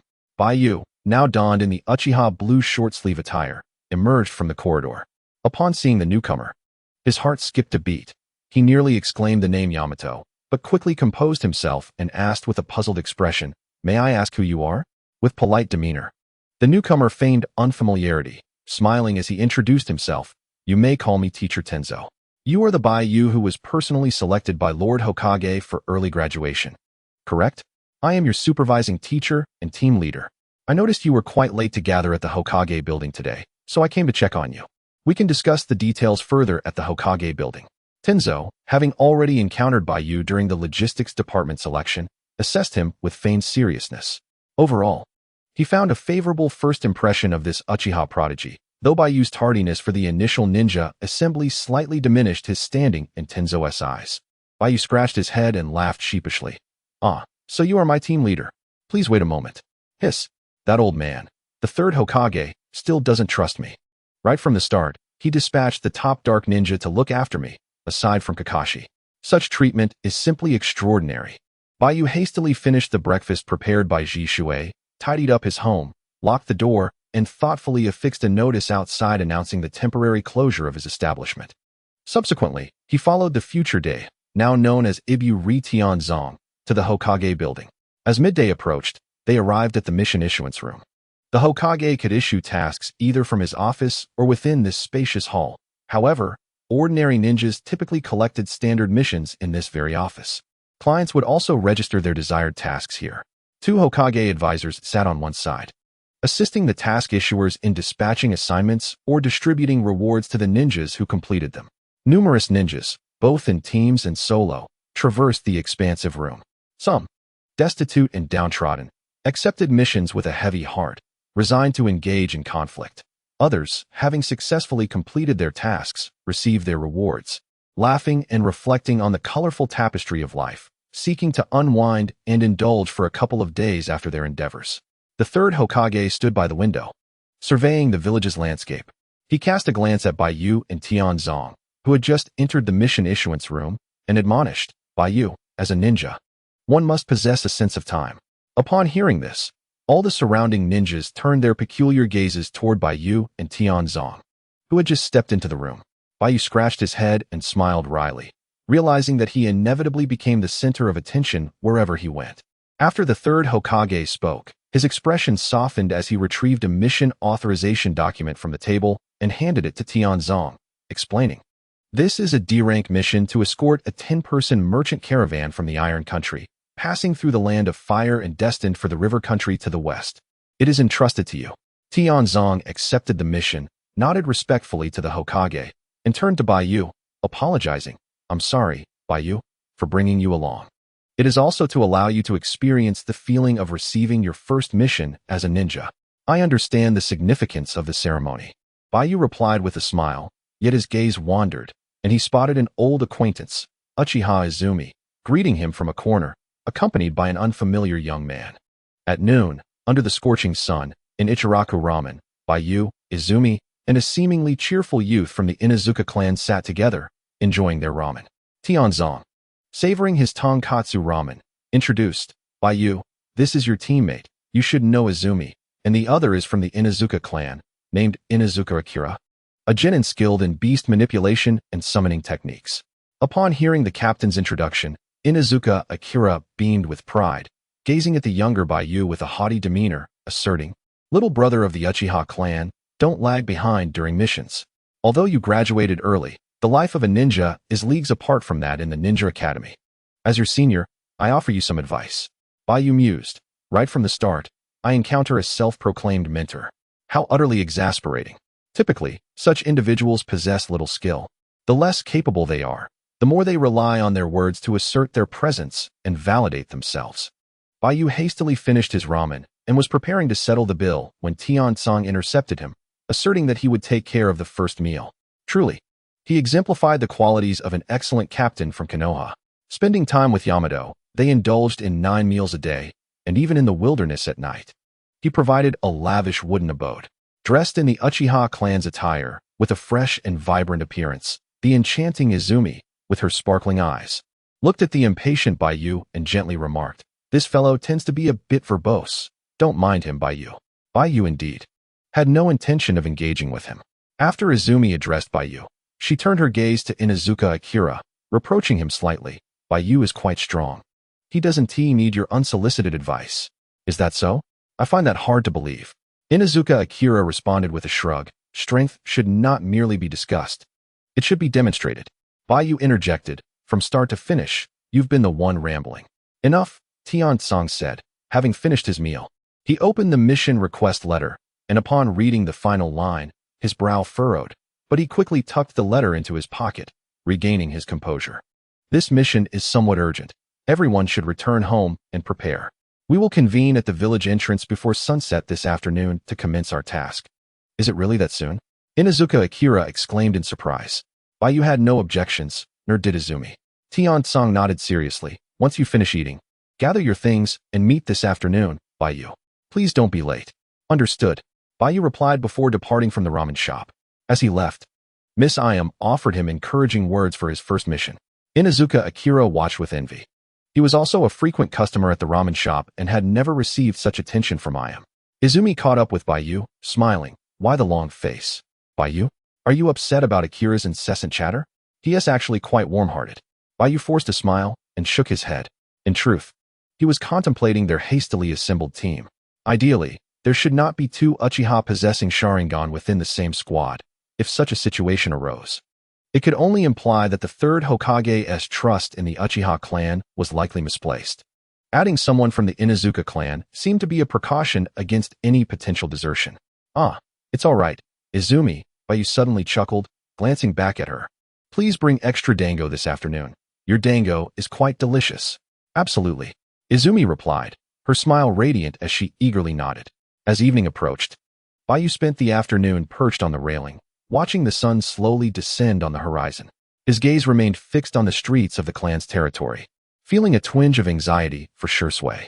The latter was exceedingly kind-hearted, possessing incredible skills yet harboring a non-lethal disposition, making him susceptible to the cunning of someone like Danzo. The sun gradually sank lower, casting elongated shadows of the wooden houses.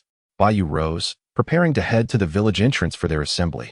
Just as he was about to lock his door and turn away, Shursui's unharmed silhouette appeared behind him, smiling. I'm back. This time, I didn't die. Baiyu was startled by Shursui's sudden appearance, exclaiming, so soon?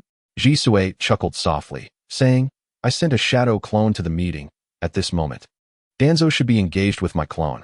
Baiyu exclaimed, good grief. When that old fiend realizes he has been outwitted by mere air for an entire afternoon, he must be seething with rage. Jisui sighed, your prophecy indeed holds true. Although your rise is beginning to alter the course of the future, Danzo has nonetheless chosen to strike against me, which clearly indicates that the village and our clan have reached an irreconcilable state. Baiyu waved his hand dismissively. As long as you survive, that is what matters. Moving forward, do not allow Danzo to deceive you again. Consult with clan leader Fugaku on any matters. If you remain close to the Hokage during the day, Danzo cannot brazenly attack you. Wait for Itachi and me to return. I cannot fathom why Danzo is so audacious, openly targeting comrades within the village, for the third Hokage would never impose severe punishment upon him. Beneath the setting sun, in the clearing of the Konoha Cliff Temple, Danzo suddenly lunged at Jisui. Jisui, as if navigating through Baiyu's predicted scenario, deftly seized Danzo's left hand with one hand and cast a simple illusion, apologetically stating, I'm afraid, Lord Danzo, this is merely a basic genjutsu. Then, displaying a mercy that spared life, Jisui turned to depart.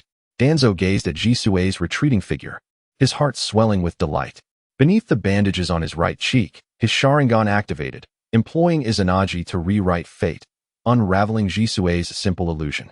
He silently materialized before Jisui and delivered a powerful blow to his abdomen, sending him flying.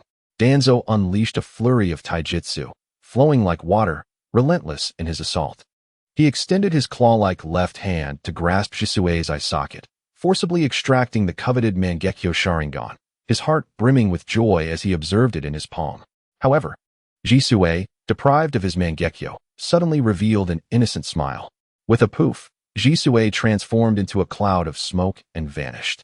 Danzo, bewildered, hurriedly glanced at the Mangekyo in his hand, only to discover that the coveted item had inexplicably transformed into a gas bomb. Boom. A purple cloud of toxic gas surged towards Danzo's nostrils. Coughing violently, he glared with his left eye while his right Sharingan permanently closed. A torrent of poison flooded his lungs, overwhelming him with excruciating pain as he clutched his throat, nearing the brink of collapse. The burning sensation in his chest made him feel like a wretched old dog rolling on the ground. Quickly, save Lord Danzo. My lord. The ambushed Root Organization members were thrown into a panic, rushing to his aid. Medical ninjas promptly began treating Danzo's poisoning. Lying on the ground, his throat hoarse, he gritted his teeth and roared, Uchiha, despicable Uchiha. Cough, cough, it's fine. I cannot catch the elder, but I will get the younger. Lord Danzo, please refrain from speaking. Get away. Danzo kicked aside the medical ninja who tried to silence him, his left eye bloodshot, in agony as he covered his right eye. Hoarsely shouting, my Sharingan, Uchiha Jisui, I will make you wish for death. At the end of the Uchiha clan's territory, a sneeze escaped Jisui as he watched Baiyu's figure fade into the street, lifting a hand to rub his nose. A flash of inspiration struck his mind as the memories of the shadow clone were transmitted back to him. Jisui, aware of the successful completion of his shadow clone's task, lifted his gaze towards the dilapidated shrine of Konoha, and shook his head vigorously. Pondering, is the shadow clone's behavior so reminiscent of what Baiyu could accomplish due to my inner influence from him? In the evening, were it not for the overcast sky, one could always witness the magnificent glow of sunset over Konoha. At this moment, the earth, scorched by the sun throughout the day, began to cool in the gentle breeze, heralding the day's imminent conclusion. At the gates of Konoha, a 10-member team was poised for departure. Clad in the unified black robes with golden trimmings of the Iron Country merchant attire. Beside them stood 5 horse-drawn carriages, laden with large crates of goods. Leading the group was a middle-aged woman named Kasahana, who donned a cloak and veil, her figure elegantly slender. With everything in readiness, Kasahana presented the Fire Nation's pass to the gate guards, Gongzi Tai and Shinyue Yiyun, completing the necessary formalities before grinning and joining the rear of the team. Tianzong, accompanied by Baiyu, Izumi, and Inuzuka Akira, trailed behind, awaiting orders and prepared for departure. This escort mission to the river country is entrusted to you all. Upon our arrival, our Iron Country merchant convoy shall offer substantial gratitude. The leader, Kasahana, assessed Tianzong and inclined her body in a courteous bow. Tianzong returned the gesture with a nod, responding calmly. The Iron Country has always maintained amicable relations with our Fire Nation. We shall execute this escort mission with utmost diligence. You can rely on us Konoha ninjas for safety. Thank you. Then let us set off. Kasahana smiled, her willow-like eyebrows arching as she turned to signal the team to commence their journey. With a rumble, the wheels of the carriages began to turn, stirring up a cloud of dust. Baiyu and Izumi exchanged a glance and smiled subtly, both bearing travel packs and adorned in the Uchiha clan's blue short-sleeve attire. With Izumi in a blue skirt, while Baiyu wore black trousers. The striking appearance of the Uchiha clan made them stand out amidst the crowd. Before reaching the village's exit, Baiyu deliberately glanced back at the gate guard Gongzi Tai, who bore an uncanny resemblance to a younger Danzo, prompting a flurry of thoughts about whether he could be Danzo's illegitimate child. Shaking off such musings, Baiyu walked alongside Izumi, taking in the familiar surroundings of the forest and reflecting that this was his first time venturing far since arriving in this world. He hoped for a safe journey ahead. My apologies, but due to the urgency of the cargo, we must travel at night, an amiable merchant at the rear of the convoy explained to Tianzong. Not a problem, whether by day or night. For ninjas on a mission, it is all the same. Tianzong replied with a smile. Thank you for your understanding. As night descended like ink, the latter half of the night brought forth the sharp calls of night owls from the treetops, accompanied by a chilling breeze that left the travelers feeling perpetually cold. The convoy traversed the official roads of the Fire Nation, having journeyed for over 6 hours. As dawn approached, nothing of note had occurred. Baiyu remained vigilant, embodying the alertness expected of a ninja, his spirit high as he continuously scanned the environment. As the early morning hours passed, it became evident that, aside from Tianzong and Baiyu, Izumi and Inuzuka Akira, who were unaccustomed to late nights, showed signs of fatigue, yawning repeatedly as they walked. Master Ninja, dawn is approaching. You may rest for a while on the cart. A merchant called out loudly to the rear. The caravan's pace significantly slowed as they began to feed the horses and halted by the roadside.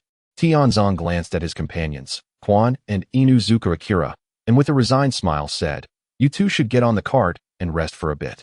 Baiyu, you too. All right. Baiyu readily agreed. His lack of fatigue did not negate the necessity for a brief respite. The trio moved towards the last cart, laden with goods. Baiyu was the first to ascend, lying atop a large box in the center, leaving space on either side for his companions. Inuzuka Akira, with a furrowed brow and an unhappy expression, chose to lie on the right side, intending to be closer to Quan.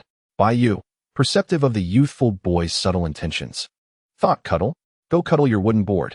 Upon boarding, Quan spread her arms wide, exhaling softly like an orchid, her supple body unfurling. She then sat cross-legged beside Baiyu and cheerfully produced a sealed scroll from her bosom. After unsealing it, she retrieved a chilled food box, distributing 3 colored dumplings first to Baiyu, then to Tianzong and Inuzuka Akira. Thank you, Baiyu replied politely, savoring the cool dumplings, chewing slowly and relishing the flavors reminiscent of sweet red bean and glutinous rice. Delicious. Hey, is there more? Both Tianzong and Inuzuka Akira, after tasting the sweet, yet not cloying delicacy, found no fault with it. However, Inuzuka Akira, still tasting the sweetness, glared at Baiyu, who lay in the middle, increasingly displeased, feeling it was unfair since he had teamed up with Quan first. Quan, holding a string of dumplings, revealed her pearly white teeth in a grin as she pushed the food box towards Baiyu. There's more. Before Baiyu could express his gratitude, a faint tremor emanated from beneath the cargo box he was seated on, resembling the sound of mice gnawing at wood. Baiyu's heart raced. Is there danger? He sprang to his feet, drawing a kunai, ready to slash at the box's lock, only to find that the lock had vanished in the darkness, leaving 2 small breathing holes. Tianzong, noticing the situation, hastily approached. Quan and Inuzuka Akira, sensing Baiyu's tension, immediately fell silent, their expressions grave as they drew their kunai. It seemed whatever resided within the box had sensed the sudden stillness outside and ceased its noise. Baiyu swept his gaze to Quan and Inuzuka Akira, and the 3 exchanged glances of understanding. Placing his hand on the corner of the wooden lid, he turned to Tianzong, who, having completed his hand seals, nodded in affirmation. After a brief pause of 3 seconds, Baiyu braced himself and swiftly pulled open the lid. With a resounding crack, the large cargo box was unveiled. Baiyu darted to the right, illuminated by the flickering torchlight surrounding the cart. The moment the box opened, his pupils constricted at the sight within. The entity inside, now exposed, was momentarily stunned, its indigo eyes wide with disbelief. Baiyu clenched his teeth, gathering his strength to avoid stumbling as he stumbled forward, extending his arms protectively in front of the box to prevent any misfire from his teammates. Tianzong, halfway through releasing a wooden stump, abruptly halted. Quan and Inuzuka Akira, witnessing this scene, were filled with astonishment as the 3 of them gathered closer. Baiyu took a torch from Quan, illuminating the entire carriage with a resigned expression. Within a crate filled with various military rations and scrolls, sat an unexpected figure. Jingyi was perched in the middle of the box, oblivious to her exposure. She was absent-mindedly munching on a bag of chips, her cheeks puffed out like a little hamster, with crumbs the size of sesame seeds clinging to the corners of her mouth. Moments later, a realization struck Jingyi. Her mouth agape in panic, she hastily discarded the chips and retreated to the corner of the crate, hugging her small head and trembling. Jingyi, stop pretending. You snatched those chips from Ding Ci, didn't you? What are you doing here? Does your father know? Baiyu exclaimed, pressing his forehead in frustration, bombarding her with a series of exasperated questions. Jingyi, resembling a groundhog, suddenly peeked out, her light yellow ponytail swaying, her large eyes wide with innocence as she implored Baiyu, you graduated early without telling me beforehand. Tianzong, recognizing the familiar face of Jingyi, inquired Baiyu what is going on. Before Baiyu could respond, Jingyi excitedly interjected, Captain Tianzong, I'm a student from Konoha Ninja Academy. My name is Yamanaka Jingyi. I can perform the body replacement technique and 1T hold you back. I want to accompany you on this mission. Absurd. Tianzong retorted. Baiyu grasped Jingyi's small arm, gently lifting her from the crate and placing her on the ground outside the carriage. He bent down to retrieve the half-eaten bag of chips Jingyi had left behind, his expression serious as he reproached her. Enough. I will personally escort you home. Jingyi swiftly wriggled free from Baiyu's grasp. Cunningly, she glanced around at the others present and quickly hid behind Quan, stubbornly pouting. Oh. I asked Irika-sensei for leave and left a letter for my father. It's fine, Baiyu. Quan looked at the little girl tugging at her clothes and hiding behind her, both amused and exasperated. No, the dangers on the road are too great, and the round trip will take over a week. If something happens to you, not only would your father break my legs, but I wouldn't be able to forgive myself either. Baiyu, suppressing his softening heart, resolved firmly. He had always considered himself a protective older brother. But seeing Jingyi, who was willing to take risks to secretly join him on a mission, stirred something deep within him. Tianzong, observing the 2 children, sighed helplessly. I must admit, she has hidden herself remarkably well. Since she has come this far, let us treat her as one of the individuals we need to protect. Let her ride with the convoy. Upon hearing the captain speak, Jingyi's face lit up with joy. She dashed to Baiyu, snatched the bag of chips, and gratefully presented it to Tianzong, saying, Thank you for your praise and acknowledgement, Captain. Allow me to treat you to some chips. Baiyu, Tianzong quickly waved his hands in refusal with a smile. Meanwhile, noticing the commotion at the rear of the convoy, the merchants sent someone to investigate. Surrounded by the group, Jingyi honestly recounted how she had followed Baiyu the previous day, hiding on the street and overhearing the merchants discussing the escort mission, cleverly concealing herself in the cargo crate. Upon hearing the commotion on his side, the merchant, realizing the urgency of their nocturnal journey and the oversight in inspecting the cargo, hastily offered his apologies to Tenzo and the others.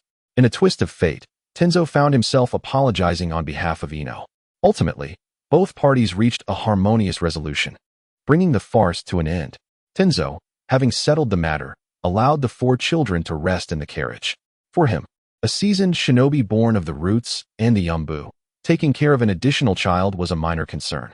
The 4 climbed aboard, with Baiyu unabashedly reclining in the center, while Ino, equally determined, nestled beside him in the spacious cargo. Inuzuka Akira, initially hopeful about seizing the opportunity to lie next to Izumi, found himself disappointed as he was relegated to the right side of the carriage, squeezed next to Baiyu and Ino. Izumi, perceptive to Ino's subtle intentions, chose not to engage in rivalry with the younger girl, instead lying quietly beside her. Baiyu, don't ignore me. Since you left school, I found it rather dull at the ninja academy, Ino lamented, her voice tinged with a playful pout as she gently poked Baiyu's back with her finger. Ugh, Baiyu sighed, turning slightly to regard Ino's carefree demeanor. Unable to resist, he reached out to wipe away the remnants of chips from the corner of her mouth, before turning back to the visibly disgruntled Inuzuka Akira and softly said, "Go to sleep." "Right," exclaimed Akira, while Ino chimed in with enthusiasm. After 4 days of travel, the convoy finally reached the borders of the land of rivers in the afternoon, just before sunset. The landscape was adorned with valleys and numerous rivers. As the caravan meandered along a narrow path by the mountains, Baiyu and Ino perched atop the final carriage, their legs dangling freely, swaying with the rhythm of the vehicle. Baiyu, absorbed in the scroll of the flying thunder god technique, had spent the days in silence, engrossed in his studies. As their journey had posed no dangers, only meals and rest interrupted his concentration. Observing Baiyu's focused demeanor from the tail end of the caravan, Tenzo was reminded of his mentor, Kakashi, who had once encouraged him to abandon his wayward path. The resemblance between the two was striking. Both had graduated early from the ninja academy and possessed the Sharingan. Tenzo held high expectations for Baiyu's potential, contemplating a certain decision as he gazed at the setting sun. Inside the carriage, Izumi was perusing the manuscript of the novel Baiyu had gifted her, occasionally stifling laughter that sent her into fits of giggles, effectively precluding any attempts at conversation from Inuzuka Akira. Looking up at Baiyu's suspended legs outside the carriage, Akira felt a twinge of envy, though it quickly subsided. "Look, Baiyu, we are about to cross the border into the land of fire." Ino pointed excitedly at the fiery clouds on the horizon, her mouth agape in awe. "It's so beautiful, but I can't find the words to describe it.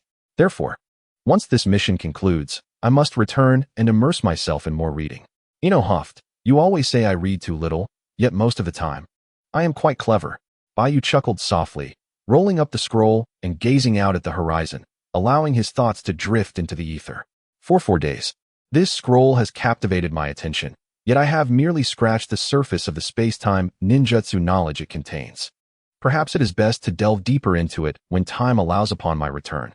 The land of rivers, in Baiyu's memory, was once the battleground where Kakashi's Team 7 and Gai's team confronted the Akatsuki's Deidara and Sasori.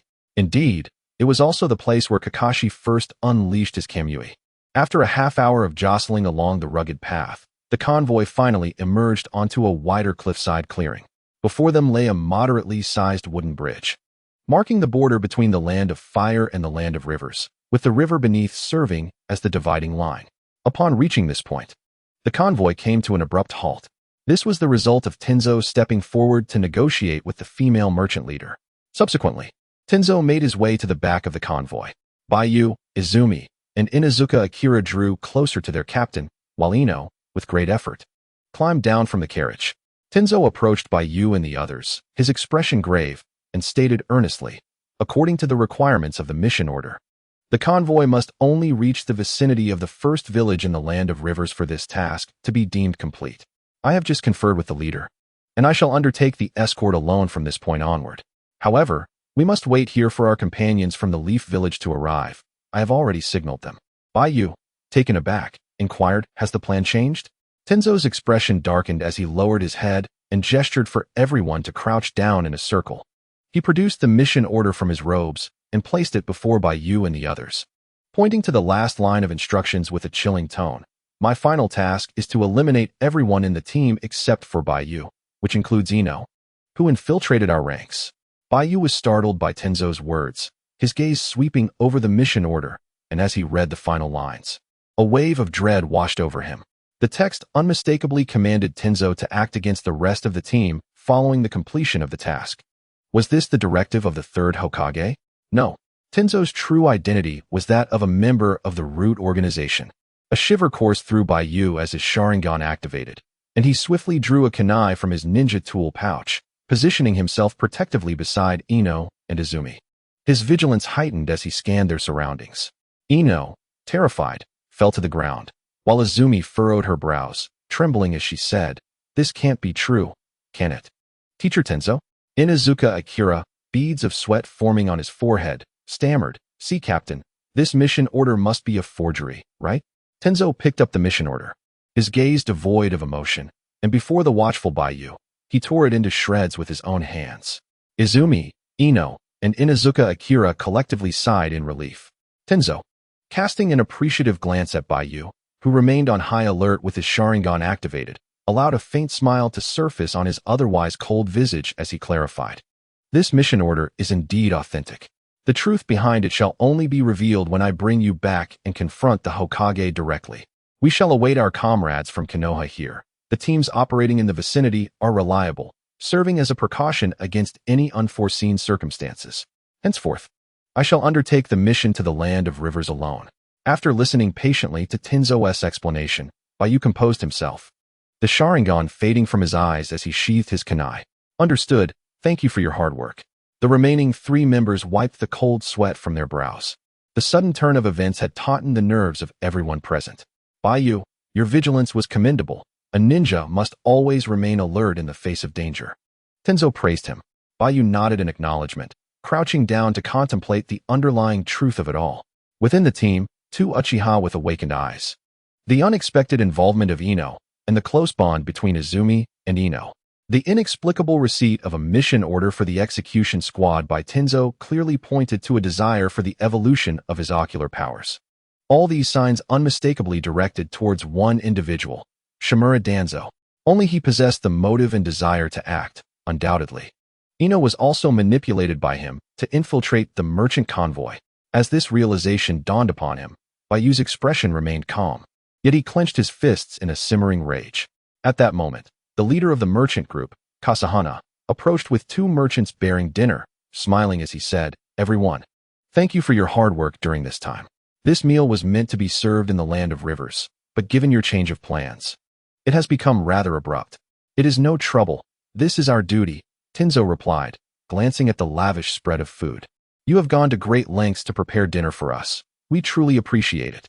With Tenzo's approval, Kasahana, with a smile, instructed his subordinates to place the dishes in the midst of Baiyu and the others before bowing and taking his leave.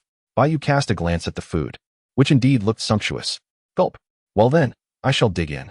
Inuzuka Akira, startled at first, felt his stomach rumble with hunger, without a second thought.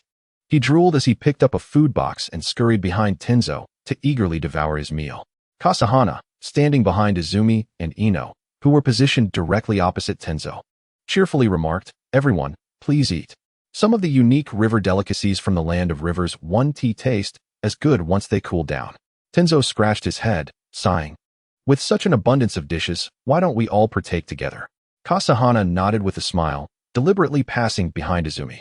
As he moved into the blind spot of Tenzo and Baiyu's line of sight, a sharp kunai emerged from his sleeve, effortlessly piercing Izumi's abdomen. "Ah!"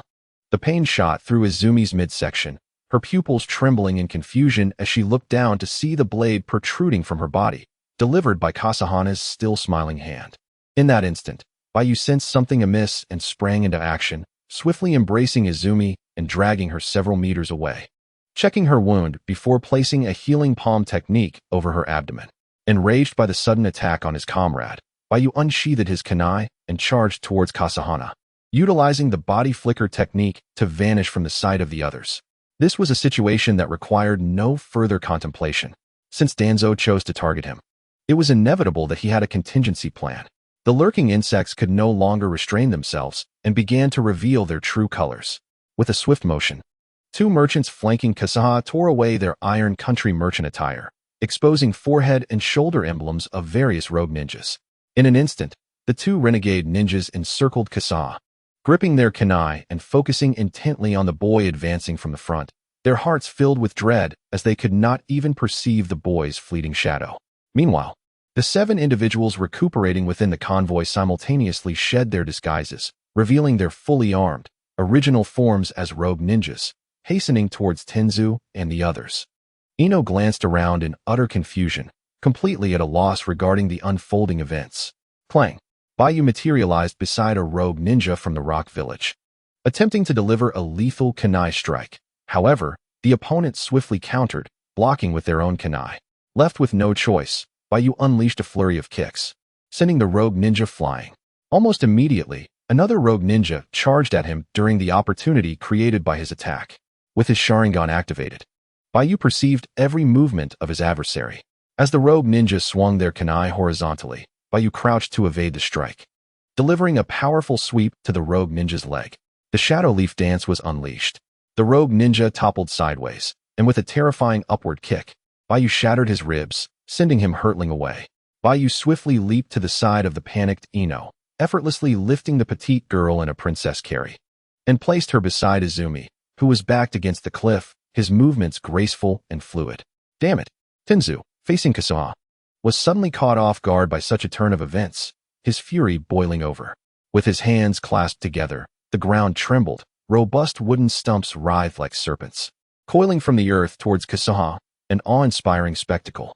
Yet, in the next heartbeat, an excruciating pain shot through Tenzu's lower back. His eyes widened in confusion as he abruptly turned, coughing blood from his lips. There stood Inuzuka Akira, his expression grim, gripping a sharp dagger hilt, having plunged the blade deep into Tenzu's spleen and twisting it, causing the elite jonin to suffer massive internal bleeding, rendering him unable to continue the fight. Collapsing to the ground, Tenzu-sensei, that esteemed individual has long been displeased with your escape from the Root organization. Why did you not execute his orders? Since you chose to refrain from action, I can only take matters into my own hands. Heh, you have no idea how much I desire the Flying Thunder God Scroll in Baiyu's possession. Now, the opportunity has arrived. As long as I eliminate you all and leave Baiyu alive, the Flying Thunder God will be mine, Inuzuka Akira declared, his gaze sharp as lightning. Withdrawing the dagger and squatting beside Tenzu, coldly musing to himself. Cursed be the one who slaughters his comrades. Tenzu spat out a mouthful of blood, his voice filled with fury as he fought for a chance. If only he could rest for a moment, the Hashirama cells within him would activate. This injury, fatal to an ordinary person, could be healed by Tenzu, who possessed Hashirama cells, given sufficient time to recuperate. Lying on the ground, the pain in his spleen contorted his face, his right hand clawing into the rocky earth, creating 5 small depressions. In truth, Tenzu had already surmised the identity of the mastermind behind the alteration of their mission. He could effortlessly enter the Hokage building and the Hokage's office, able to silently alter missions, a privilege granted only to the one he had once served. However, he never anticipated that his squad and the merchant convoy they were escorting would be infiltrated like a sieve. During his time with the Root organization, he received orders from Shimura Danzo to assassinate comrades from the village, including the 3rd Hokage and Kakashi, a trusted aide of the Hokage Zambu. This plunged him into a state of confusion, constantly pondering whether Root was truly a part of Konoha or merely Danzo's personal faction. If it was indeed Danzo's organization, why could he brazenly declare to the members of the organization that they were the very roots of Konoha while engaging in such sordid dealings? It was only when Tenzo was rescued by Kakashi, liberating both his body and spirit, that he was able to extricate himself from Root and return to the embrace of the great tree that is Konoha. Now, Danzo sought to compel him to commit unjust acts against his comrades, a notion that Tenzo vehemently rejected. As the crimson hues of the setting sun in the land of rivers illuminated the sky like a surge of blood, the encroaching night cloaked the forest in an eerie atmosphere, accompanied by the gentle murmur of the valley's streams, while countless nocturnal creatures began their revelry. Among them, the black crows, flapping their wings as they swiftly flew in search of food, and bats took the lead. At the wide clearing by the riverbank, Where the convoy had halted, numerous crows and bats caught the scent of blood, circling ominously in the air. 7 rogue ninjas drew their weapons. Surrounding Baiyu and his companions, the atmosphere thick with tension and foreboding. In a cold voice, Inuzuka Akira replied to Tenzo's curse. "Oh, naive teacher. I shall not meet a grim fate. As long as I fulfill the mission, my lord has promised me the Flying Thunder God Scroll and Uchiha Izumi as well. Of course, I will take good care of Izumi, who has lost her Sharingan. Upon returning to Konoha, my lord will allow me to re-enter the Root organization, thus evading the Uchiha clan's retribution. Tell me, how could I possibly die? And, dear teacher, do not exert yourself. The secrets you bear stem from that lord. Do you believe he would permit your cells to function? The blade embedded in your body was given to me by him, laced with a poison that temporarily suppresses your cellular regeneration." Upon hearing Akira's words, Tenzo's lashes quivered as he acutely sensed the condition within him. Blood continued to flow from his wounds, and the Hashirama cells had shown little effect. Despair began to take root in Tenzo's heart. Just then, before them appeared Baiyu, his icy countenance striking terror into Inuzuka Akira, who shuddered at the sight. Having committed a grave misdeed, he took 3 steps back, unsettled.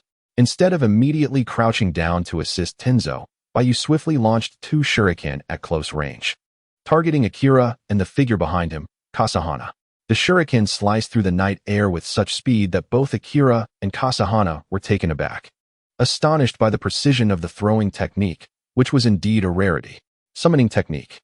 Akira glared at the incoming shuriken, retreating as he rapidly formed hand seals, biting his left thumb and drawing it across his right palm, slamming his hand onto the ground, sealing patterns enveloping him instantly. With a resounding boom, the dust began to settle. A colossal gray canine emerged seemingly from thin air, sinking its teeth into a kunai and shattering it effortlessly. The beast was immense, its eyes glowing a fierce crimson, reminiscent of a ferocious tiger. Its muscular limbs radiated an aura of menace as it coldly surveyed its surroundings, seeking prey to devour. This formidable creature was the spirit beast of Inuzuka Akira, Grey Maru. Typically, the Inuzuka clan cherished the companionship of their canine partners. Yet Akira chose to forego the customary red fang markings on his face, preferring to catch his adversaries off guard during battle. Moreover, he did not keep his pet by his side. Instead, he summoned it through spirit techniques when the need arose. Meanwhile, Kasahana removed her conical hat and sent the kunai flying, revealing a curved blade at the hat's edge that transformed into an oddly shaped, spinning shuriken, manifesting as a formidable wind-based weapon. She was not merely a merchant leader but the head of a rogue ninja mercenary group. Her subordinates comprised elite renegade ninjas gathered from various nations, and just days prior, they received a mission to eliminate a merchant convoy that was not what it seemed. Seizing the moment of vulnerability between the 2 combatants, Baiyu assisted Tianzong in rising from the ground, directing their escape toward the mountainside where Inuzuka and Izumi were sheltered. Since the onset of this upheaval, the youth had meticulously devised a battle strategy in his mind. Faced with encirclement, his first priority was to locate suitable cover to lean against. Although escape seemed impossible, he need not worry about betrayal from either allies or foes. As had just transpired with Tianzong, with so many companions around, he reasoned that he might have a chance to flee. But such an escape would spell doom for Inuzuka and Izumi. Baiyu placed Tianzong beside Izumi, his expression composed, and released healing chakra from his right hand. There was no time to provide full treatment. He could only staunch the bleeding for now. As the emerald chakra emanated from Baiyu's palm, Tianzong's face reflected shock and a glimmer of joy, as within his despair, he faintly perceived a flicker of hope. However, this hope was swiftly extinguished as Inuzuka Akira and Kasahana, accompanied by 7 other rogue ninjas, closed in. These adversaries possessed an average skill level above that of mid-level ninjas. Tianzong was consumed by frustration. The cautious man he had been throughout his life could scarcely fathom being betrayed by his comrades. After all, he had once come perilously close to betraying them himself. This was retribution. Had he not been gravely injured, vanquishing these foes would have posed no challenge. Yet now, the only capable fighter left in their ranks was Baiyu, who, despite wielding the Sharingan, remained merely a low-ranking ninja. Clenching his teeth, Tianzong drew a kunai from his pouch, struggling to rise and alleviate some of the pressure from his subordinates and the disciple he had not yet had the chance to instruct. However, Baiyu gently pressed him back down, calmly stating, "Teacher, you should tend to Izumi and Inuzuka." With that, Baiyu's gaze intensified. Even in the darkness, his two-tomo Sharingan could clearly discern the faint, unspent chakra within their adversaries. He formed hand seals and softly murmured, "Multiple shadow clone technique." With a series of resounding pops, he released 400 points of chakra from his total of 505, manifesting 140 tangible shadow clones that surged toward the 11 enemies, encircling them anew. As the dust settled in the night, the battle was far from over. The disparity in numbers instilled an inexplicable sense of pressure. The 11 individuals, including Inuzuka, Akira, and Kasahana, were utterly astonished, exclaiming in disbelief at the sheer volume of chakra possessed by the young boy. They immediately fell into a state of readiness for battle, prepared to confront the impending conflict. Tenkai, witnessing this scene, felt a twinge of surprise but was nonetheless concerned for Baiyu. Such a strategy resembled a cornered beast's desperate struggle. Once the shadow clones dissipated and Baiyu's chakra diminished, they would remain helpless, awaiting their demise. However, he was unaware that upon the release of Baiyu's shadow clones, he was met with the data he longed to see.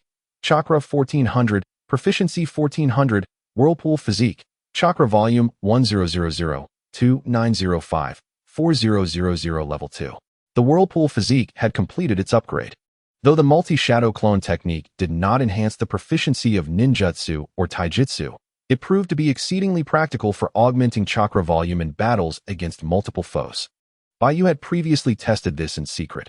Even with the shadow clone technique, the greatest gains in proficiency were achieved during combat. In that moment, Baiyu acutely felt that the spiritual energy and cellular vitality within his body had evidently doubled, as his physical state had not yet reached its zenith due to the absence of taijutsu upgrades. Nonetheless, the speed at which his chakra replenished had also doubled. With the first-level Whirlpool Physique, in terms of data calculations, resting for a mere second could restore 0.5 units of spiritual energy and cellular vitality needed for chakra production, while now, a second's rest could replenish 1 unit of chakra. This meant that for his current physique, achieving peak recovery of spiritual energy and bodily vitality required only a full hour of rest. Moreover, Baiyu's gaze shifted to his arm as he raised his hand to attentively sense the chakra energy surging to the surface of his skin with the upgrade of his Whirlpool Physique. It seemed he had unlocked a minor skill within this body. As the battle erupted, the weakness of Baiyu's multi-shadow clones, which varied in quality, was magnified infinitely, leading to their swift destruction by the wide-ranging lethal techniques of the rogue ninjas. Various sensations of pain were relayed back to him, along with useful combat details and information on the opponent's techniques. As twilight descended, veiling the last vestiges of crimson light, the battle intensified. On the expansive cliffside, the sounds of shattered shadow clones echoed alongside the furious roars of the rogue ninjas. The 140 shadow clones had only afforded Baiyu a mere 10 minutes of respite.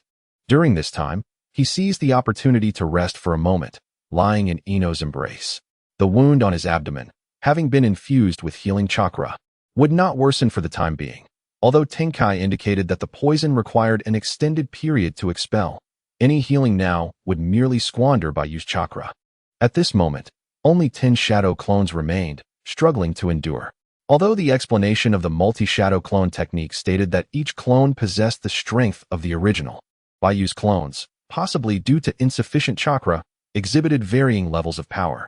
Baiyu sensed the various energies within his body, estimating that he had recovered approximately 1/4 of his vitality. He endured the pain transmitted by the shadow clone, once again drawing a kunai, gathering strength beneath his feet. He activated his chakra, transforming into an afterimage as he unleashed the body flicker technique, vanishing from his original position amidst the crowd of rogue ninjas. In silent determination, Inuzuka Mei mounted her steed, Gaiwan, and launched a surprise attack towards the location of Tenzo, nestled against the mountainside. She was gambling. If Baiyu were to handle the remaining rogue ninjas, she could effortlessly accomplish her mission, eliminate Ino and Tenzo, and seize Izumi's Sharingan.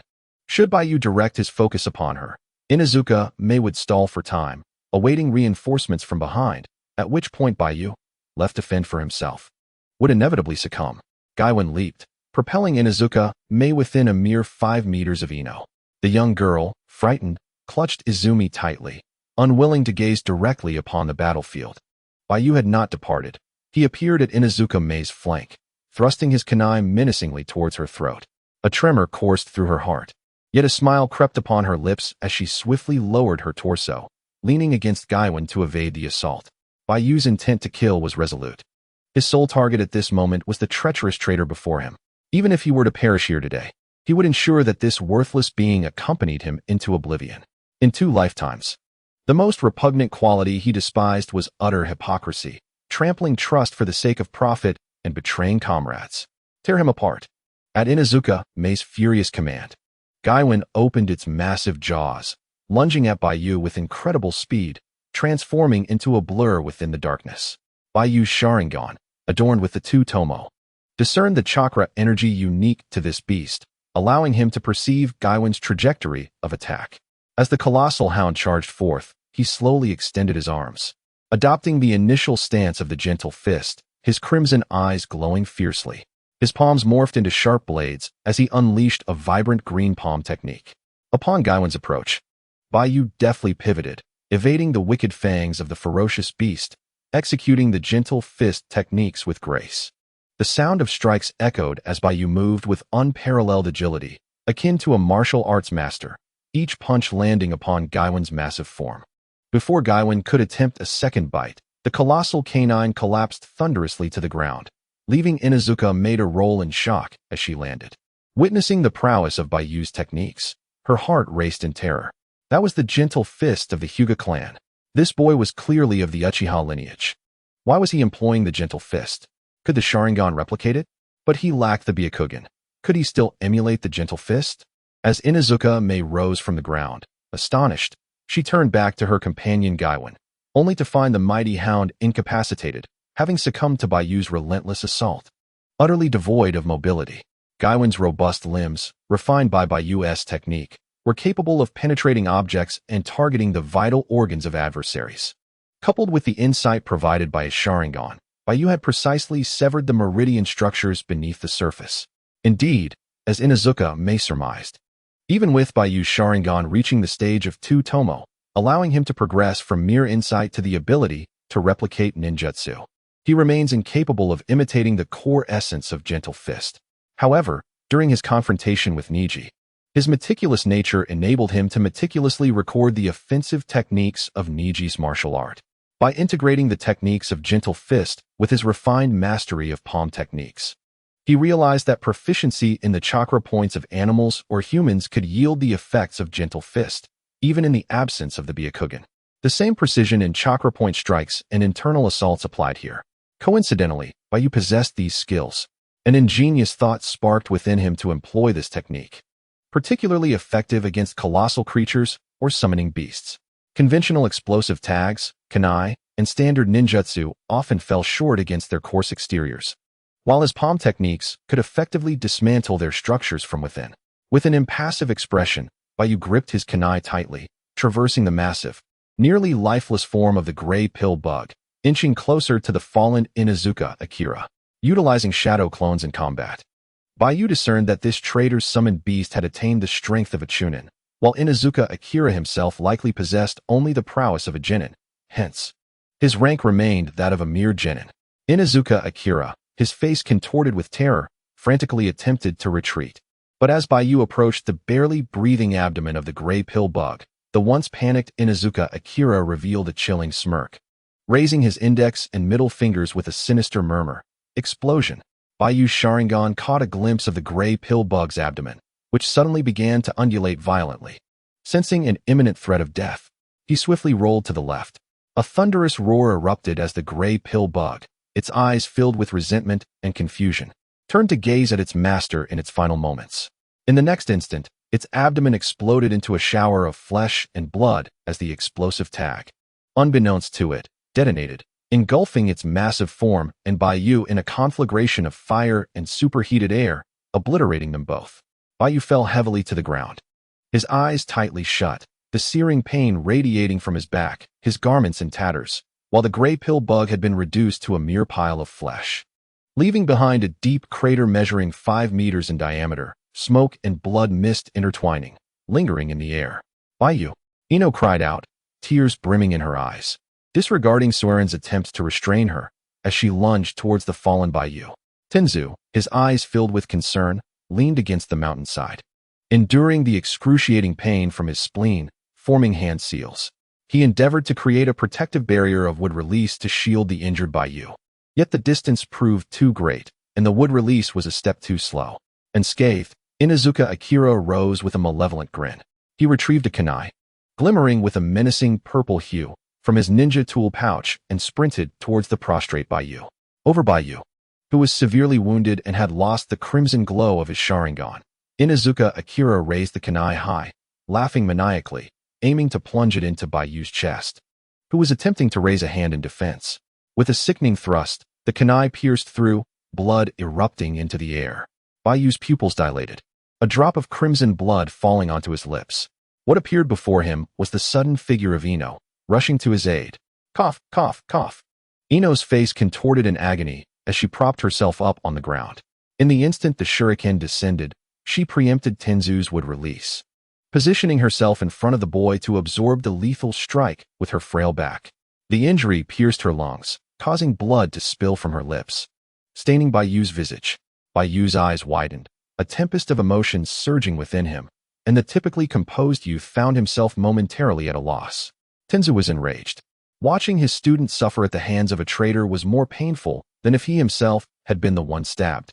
He slammed his hands together, and the wood release, arriving late, surged forth from the earth like a colossal serpent, ensnaring the panicked Inuzuka Akira's ankles.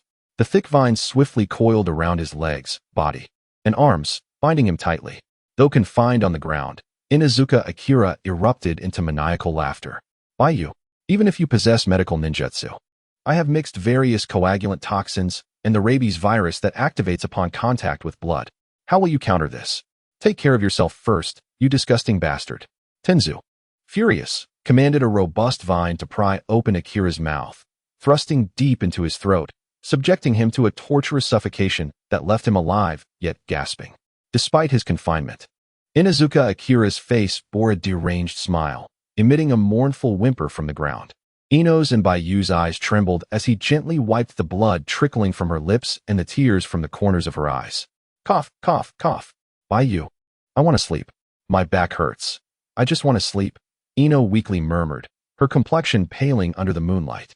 Her slender arms trembled incessantly until she could no longer maintain her posture and began to topple over. Baiyu, gritting his teeth against the pain, rose to support her. The boy's cheeks and the area around his eyes were stained with the gentle blood Ino had coughed up. His mind descended into chaos, spiraling out of control, akin to plummeting into the abyss. You should take a rest, sleep peacefully. When you awaken, we should have returned to Konoha, Baiyu reassured her. This time, I have saved you. It is your turn to express gratitude. Ino's eyes drooped as she closed them, resting her head against Baiyu's shoulder. Baiyu nodded, his expression softening, and he fell silent, supporting Ino's frail form. His right hand exuded an intense healing chakra, pressing against her chest to safeguard her heartbeat. Subsequently, he remained silent, regaining his composure, withdrew the bloodied shuriken, and, through Ino's violet top, infused chakra energy into the wound with utmost precision, extracting the toxins that had begun to spread. This was a newly acquired healing technique he had yet to employ. Detoxification technique. Under the enhancement of the third-tier medical ninjutsu, the toxins within Ino transformed into thick, blackened blood, which was meticulously extracted. Lying on the ground, Inuzuka Akira, who had previously worn a smile while bound, felt his expression freeze upon witnessing the extracted toxins. His expertise lay not only in beast mastery, but also in the art of poison. Detoxification technique. How could he be oblivious to it? What kind of monster is this fellow? At this age, Baiyu's mastery of medical ninjutsu is already astonishing. Does he also possess the skill of detoxification? Inuzuka Mei, growing frantic, immediately began to move with fervor, his eyes wide with fury as he emitted a series of growls. Casting a glance at the rogue ninja who had just dispatched Baiyu's final shadow clone. This time, he could not muster a smile. Today, Baiyu must be incapacitated, and he must personally escort him back to Konoha to present him to that esteemed individual. Otherwise, the consequences would be dire. Inuzuka Mei understood the sort of abomination he had inadvertently provoked. It seems Konoha's ninjas are not as noble as they appear, as there are quite a few traitors among them. The group of rogue ninjas cast a derisive glance at Inuzuka Mei, who lay on the ground. The leader, Kasahana, let out a cold snort before she and her agile subordinates began to encircle Baiyu. Baiyu did not cease his healing ninjutsu on Ino. He slowly raised his head, his expression fierce. He turned to face the approaching rogue ninjas, his blood red, three-tomo Sharingan eerily glowing within the sockets marred by Ino's blood, resembling a demon emerging from the battlefield. Ino, rest easy. I shall return shortly. Baiyu fixed his gaze on the crowd. Having spoken, he withdrew his healing chakra, gently placed Ino on the ground, and rose with deliberate grace. Upon witnessing this scene, Kasahana's heart sank in dread as she shouted, "Do not look into his eyes. That is a three-tomo, not a two-tomo." By the time she uttered these words, it was already too late. In an instant, all 10 of them had succumbed to the visual genjutsu. Baiyu infused the dark chakra swirling in his mind, using the three-tomo as a medium, constructing a 10-layer illusion identical to their current environment within the minds of the rogue ninjas. It is crucial to note that his ocular prowess and whirlpool lineage are not part of the same system. Even with his chakra depleted, his ocular power remained untouched. Previously, he refrained from using genjutsu due to the limitations of the two-tomo, which only afforded him the abilities of insight and replication. Though capable of casting illusions, the returns were minimal, and utilizing binding techniques for mass attack required prior preparation, making them susceptible to being dispelled by these rogue ninjas. Now, however, was a different story. Baiyu sensed that his Sharingan's fundamental abilities had been pushed to their limits on another level. Just moments ago, the distance between them in the darkness was still 30 meters. The three-tomo interference rendered them utterly defenseless. As for the 10 layers of illusion mirroring reality, Baiyu had also unlocked their ability to perceive the truth. Thereafter, Baiyu appeared like a looming iceberg, drawing his kunai from its sheath, his expression impassive as he strode toward the center of the rogue ninjas. Kasahana cried out, "Quickly, disrupt your chakra." After a brief moment of panic, their extensive battle experience allowed them to regain composure, and they began forming hand seals in unison. I've broken the genjutsu. The Sharingan's illusions are nothing extraordinary. One rogue ninja, wielding a ninja blade, sneered as he looked down at his now mobile feet. I've broken it too. Just a bluffing brat. Charge at him, incapacitate him, and eliminate the others. Kasahana furiously raised her right hand, brandishing the heavy and peculiar ninja tool aloft. A group of rogue ninjas, under the leadership of Kasahana, had scarcely taken a few steps when they abruptly turned back, only to be struck by the realization that a doppelganger of themselves remained rooted in place. This sensation was profoundly eerie, akin to a soul departing its vessel while the body remained ensnared. As they glanced back, a chill ran down their spines. Kasahana was gripped by sheer terror. Attempting once more to perform hand seals, her body remained capable of movement. Yet the stationary replica was rendered immobile and showed no signs of vanishing. In that moment, they were unable to discern which version of themselves was the true essence. 2 of the rogue ninjas, feeling utterly toyed with, were consumed by fury. Ignoring all external factors, they clenched their kunai and lunged at the approaching Baiyu. However, when the kunai struck his shoulders, it effortlessly pierced through his form, leaving him expressionless and indifferent as he continued forward. Upon reaching the initial position of the 10 immobilized bodies, Baiyu displayed an unsettling calmness as he bent down, retrieving 10 kunai from his ninja tool pouch. He then plunged 1 kunai into the heart of the rogue ninja who had first believed they had escaped the illusion, driving it 1/3 of the way in, followed by a powerful strike to the handle. With a resounding thud, the kunai pierced through the rogue ninja's chest, blood gushing forth like a blooming rose. The rogue's eyes widened in horror as they witnessed their own execution, their thoughts abruptly yanked back to reality in their final moments, their existence extinguished. The remaining rogue ninjas were left in a state of bewilderment. What sort of illusion was this? They hastily discarded their ninja tools and resumed forming hand seals, desperately attempting to disrupt the chakra within their bodies. Yet, unbeknownst to them, Baiyu, utilizing his three-tomo Sharingan, had infused their minds with a substantial quantity of in-release chakra capable of constructing 10 layers of illusion. With every layer they unraveled, another would swiftly follow, leading them deeper into despair and dread, overwhelmed by an onslaught of negative emotions. They were utterly oblivious to whether they were ensnared in an illusion or confronting reality. even with their true selves as a reference. They witnessed the chilling method by which Baiyu executed their companion, the details unfolding in agonizing slowness. Baiyu continued to deliver the kunai from his hand, one by one. With each kunai dispatched, another rogue ninja fell to their knees, losing their life before their very eyes. To Inuzuka, Akira, and Tenzo, these rogue ninjas appeared as if entranced, standing frozen in place, unable to move. Baiyu merely passed by them nonchalantly, as if harvesting wheat, simultaneously reaping the sins of their lives. Inuzuka Akira's pupils dilated with rage as he desperately attempted to move, yet was ensnared by the sturdy wooden stumps, his mind gradually succumbing to fear.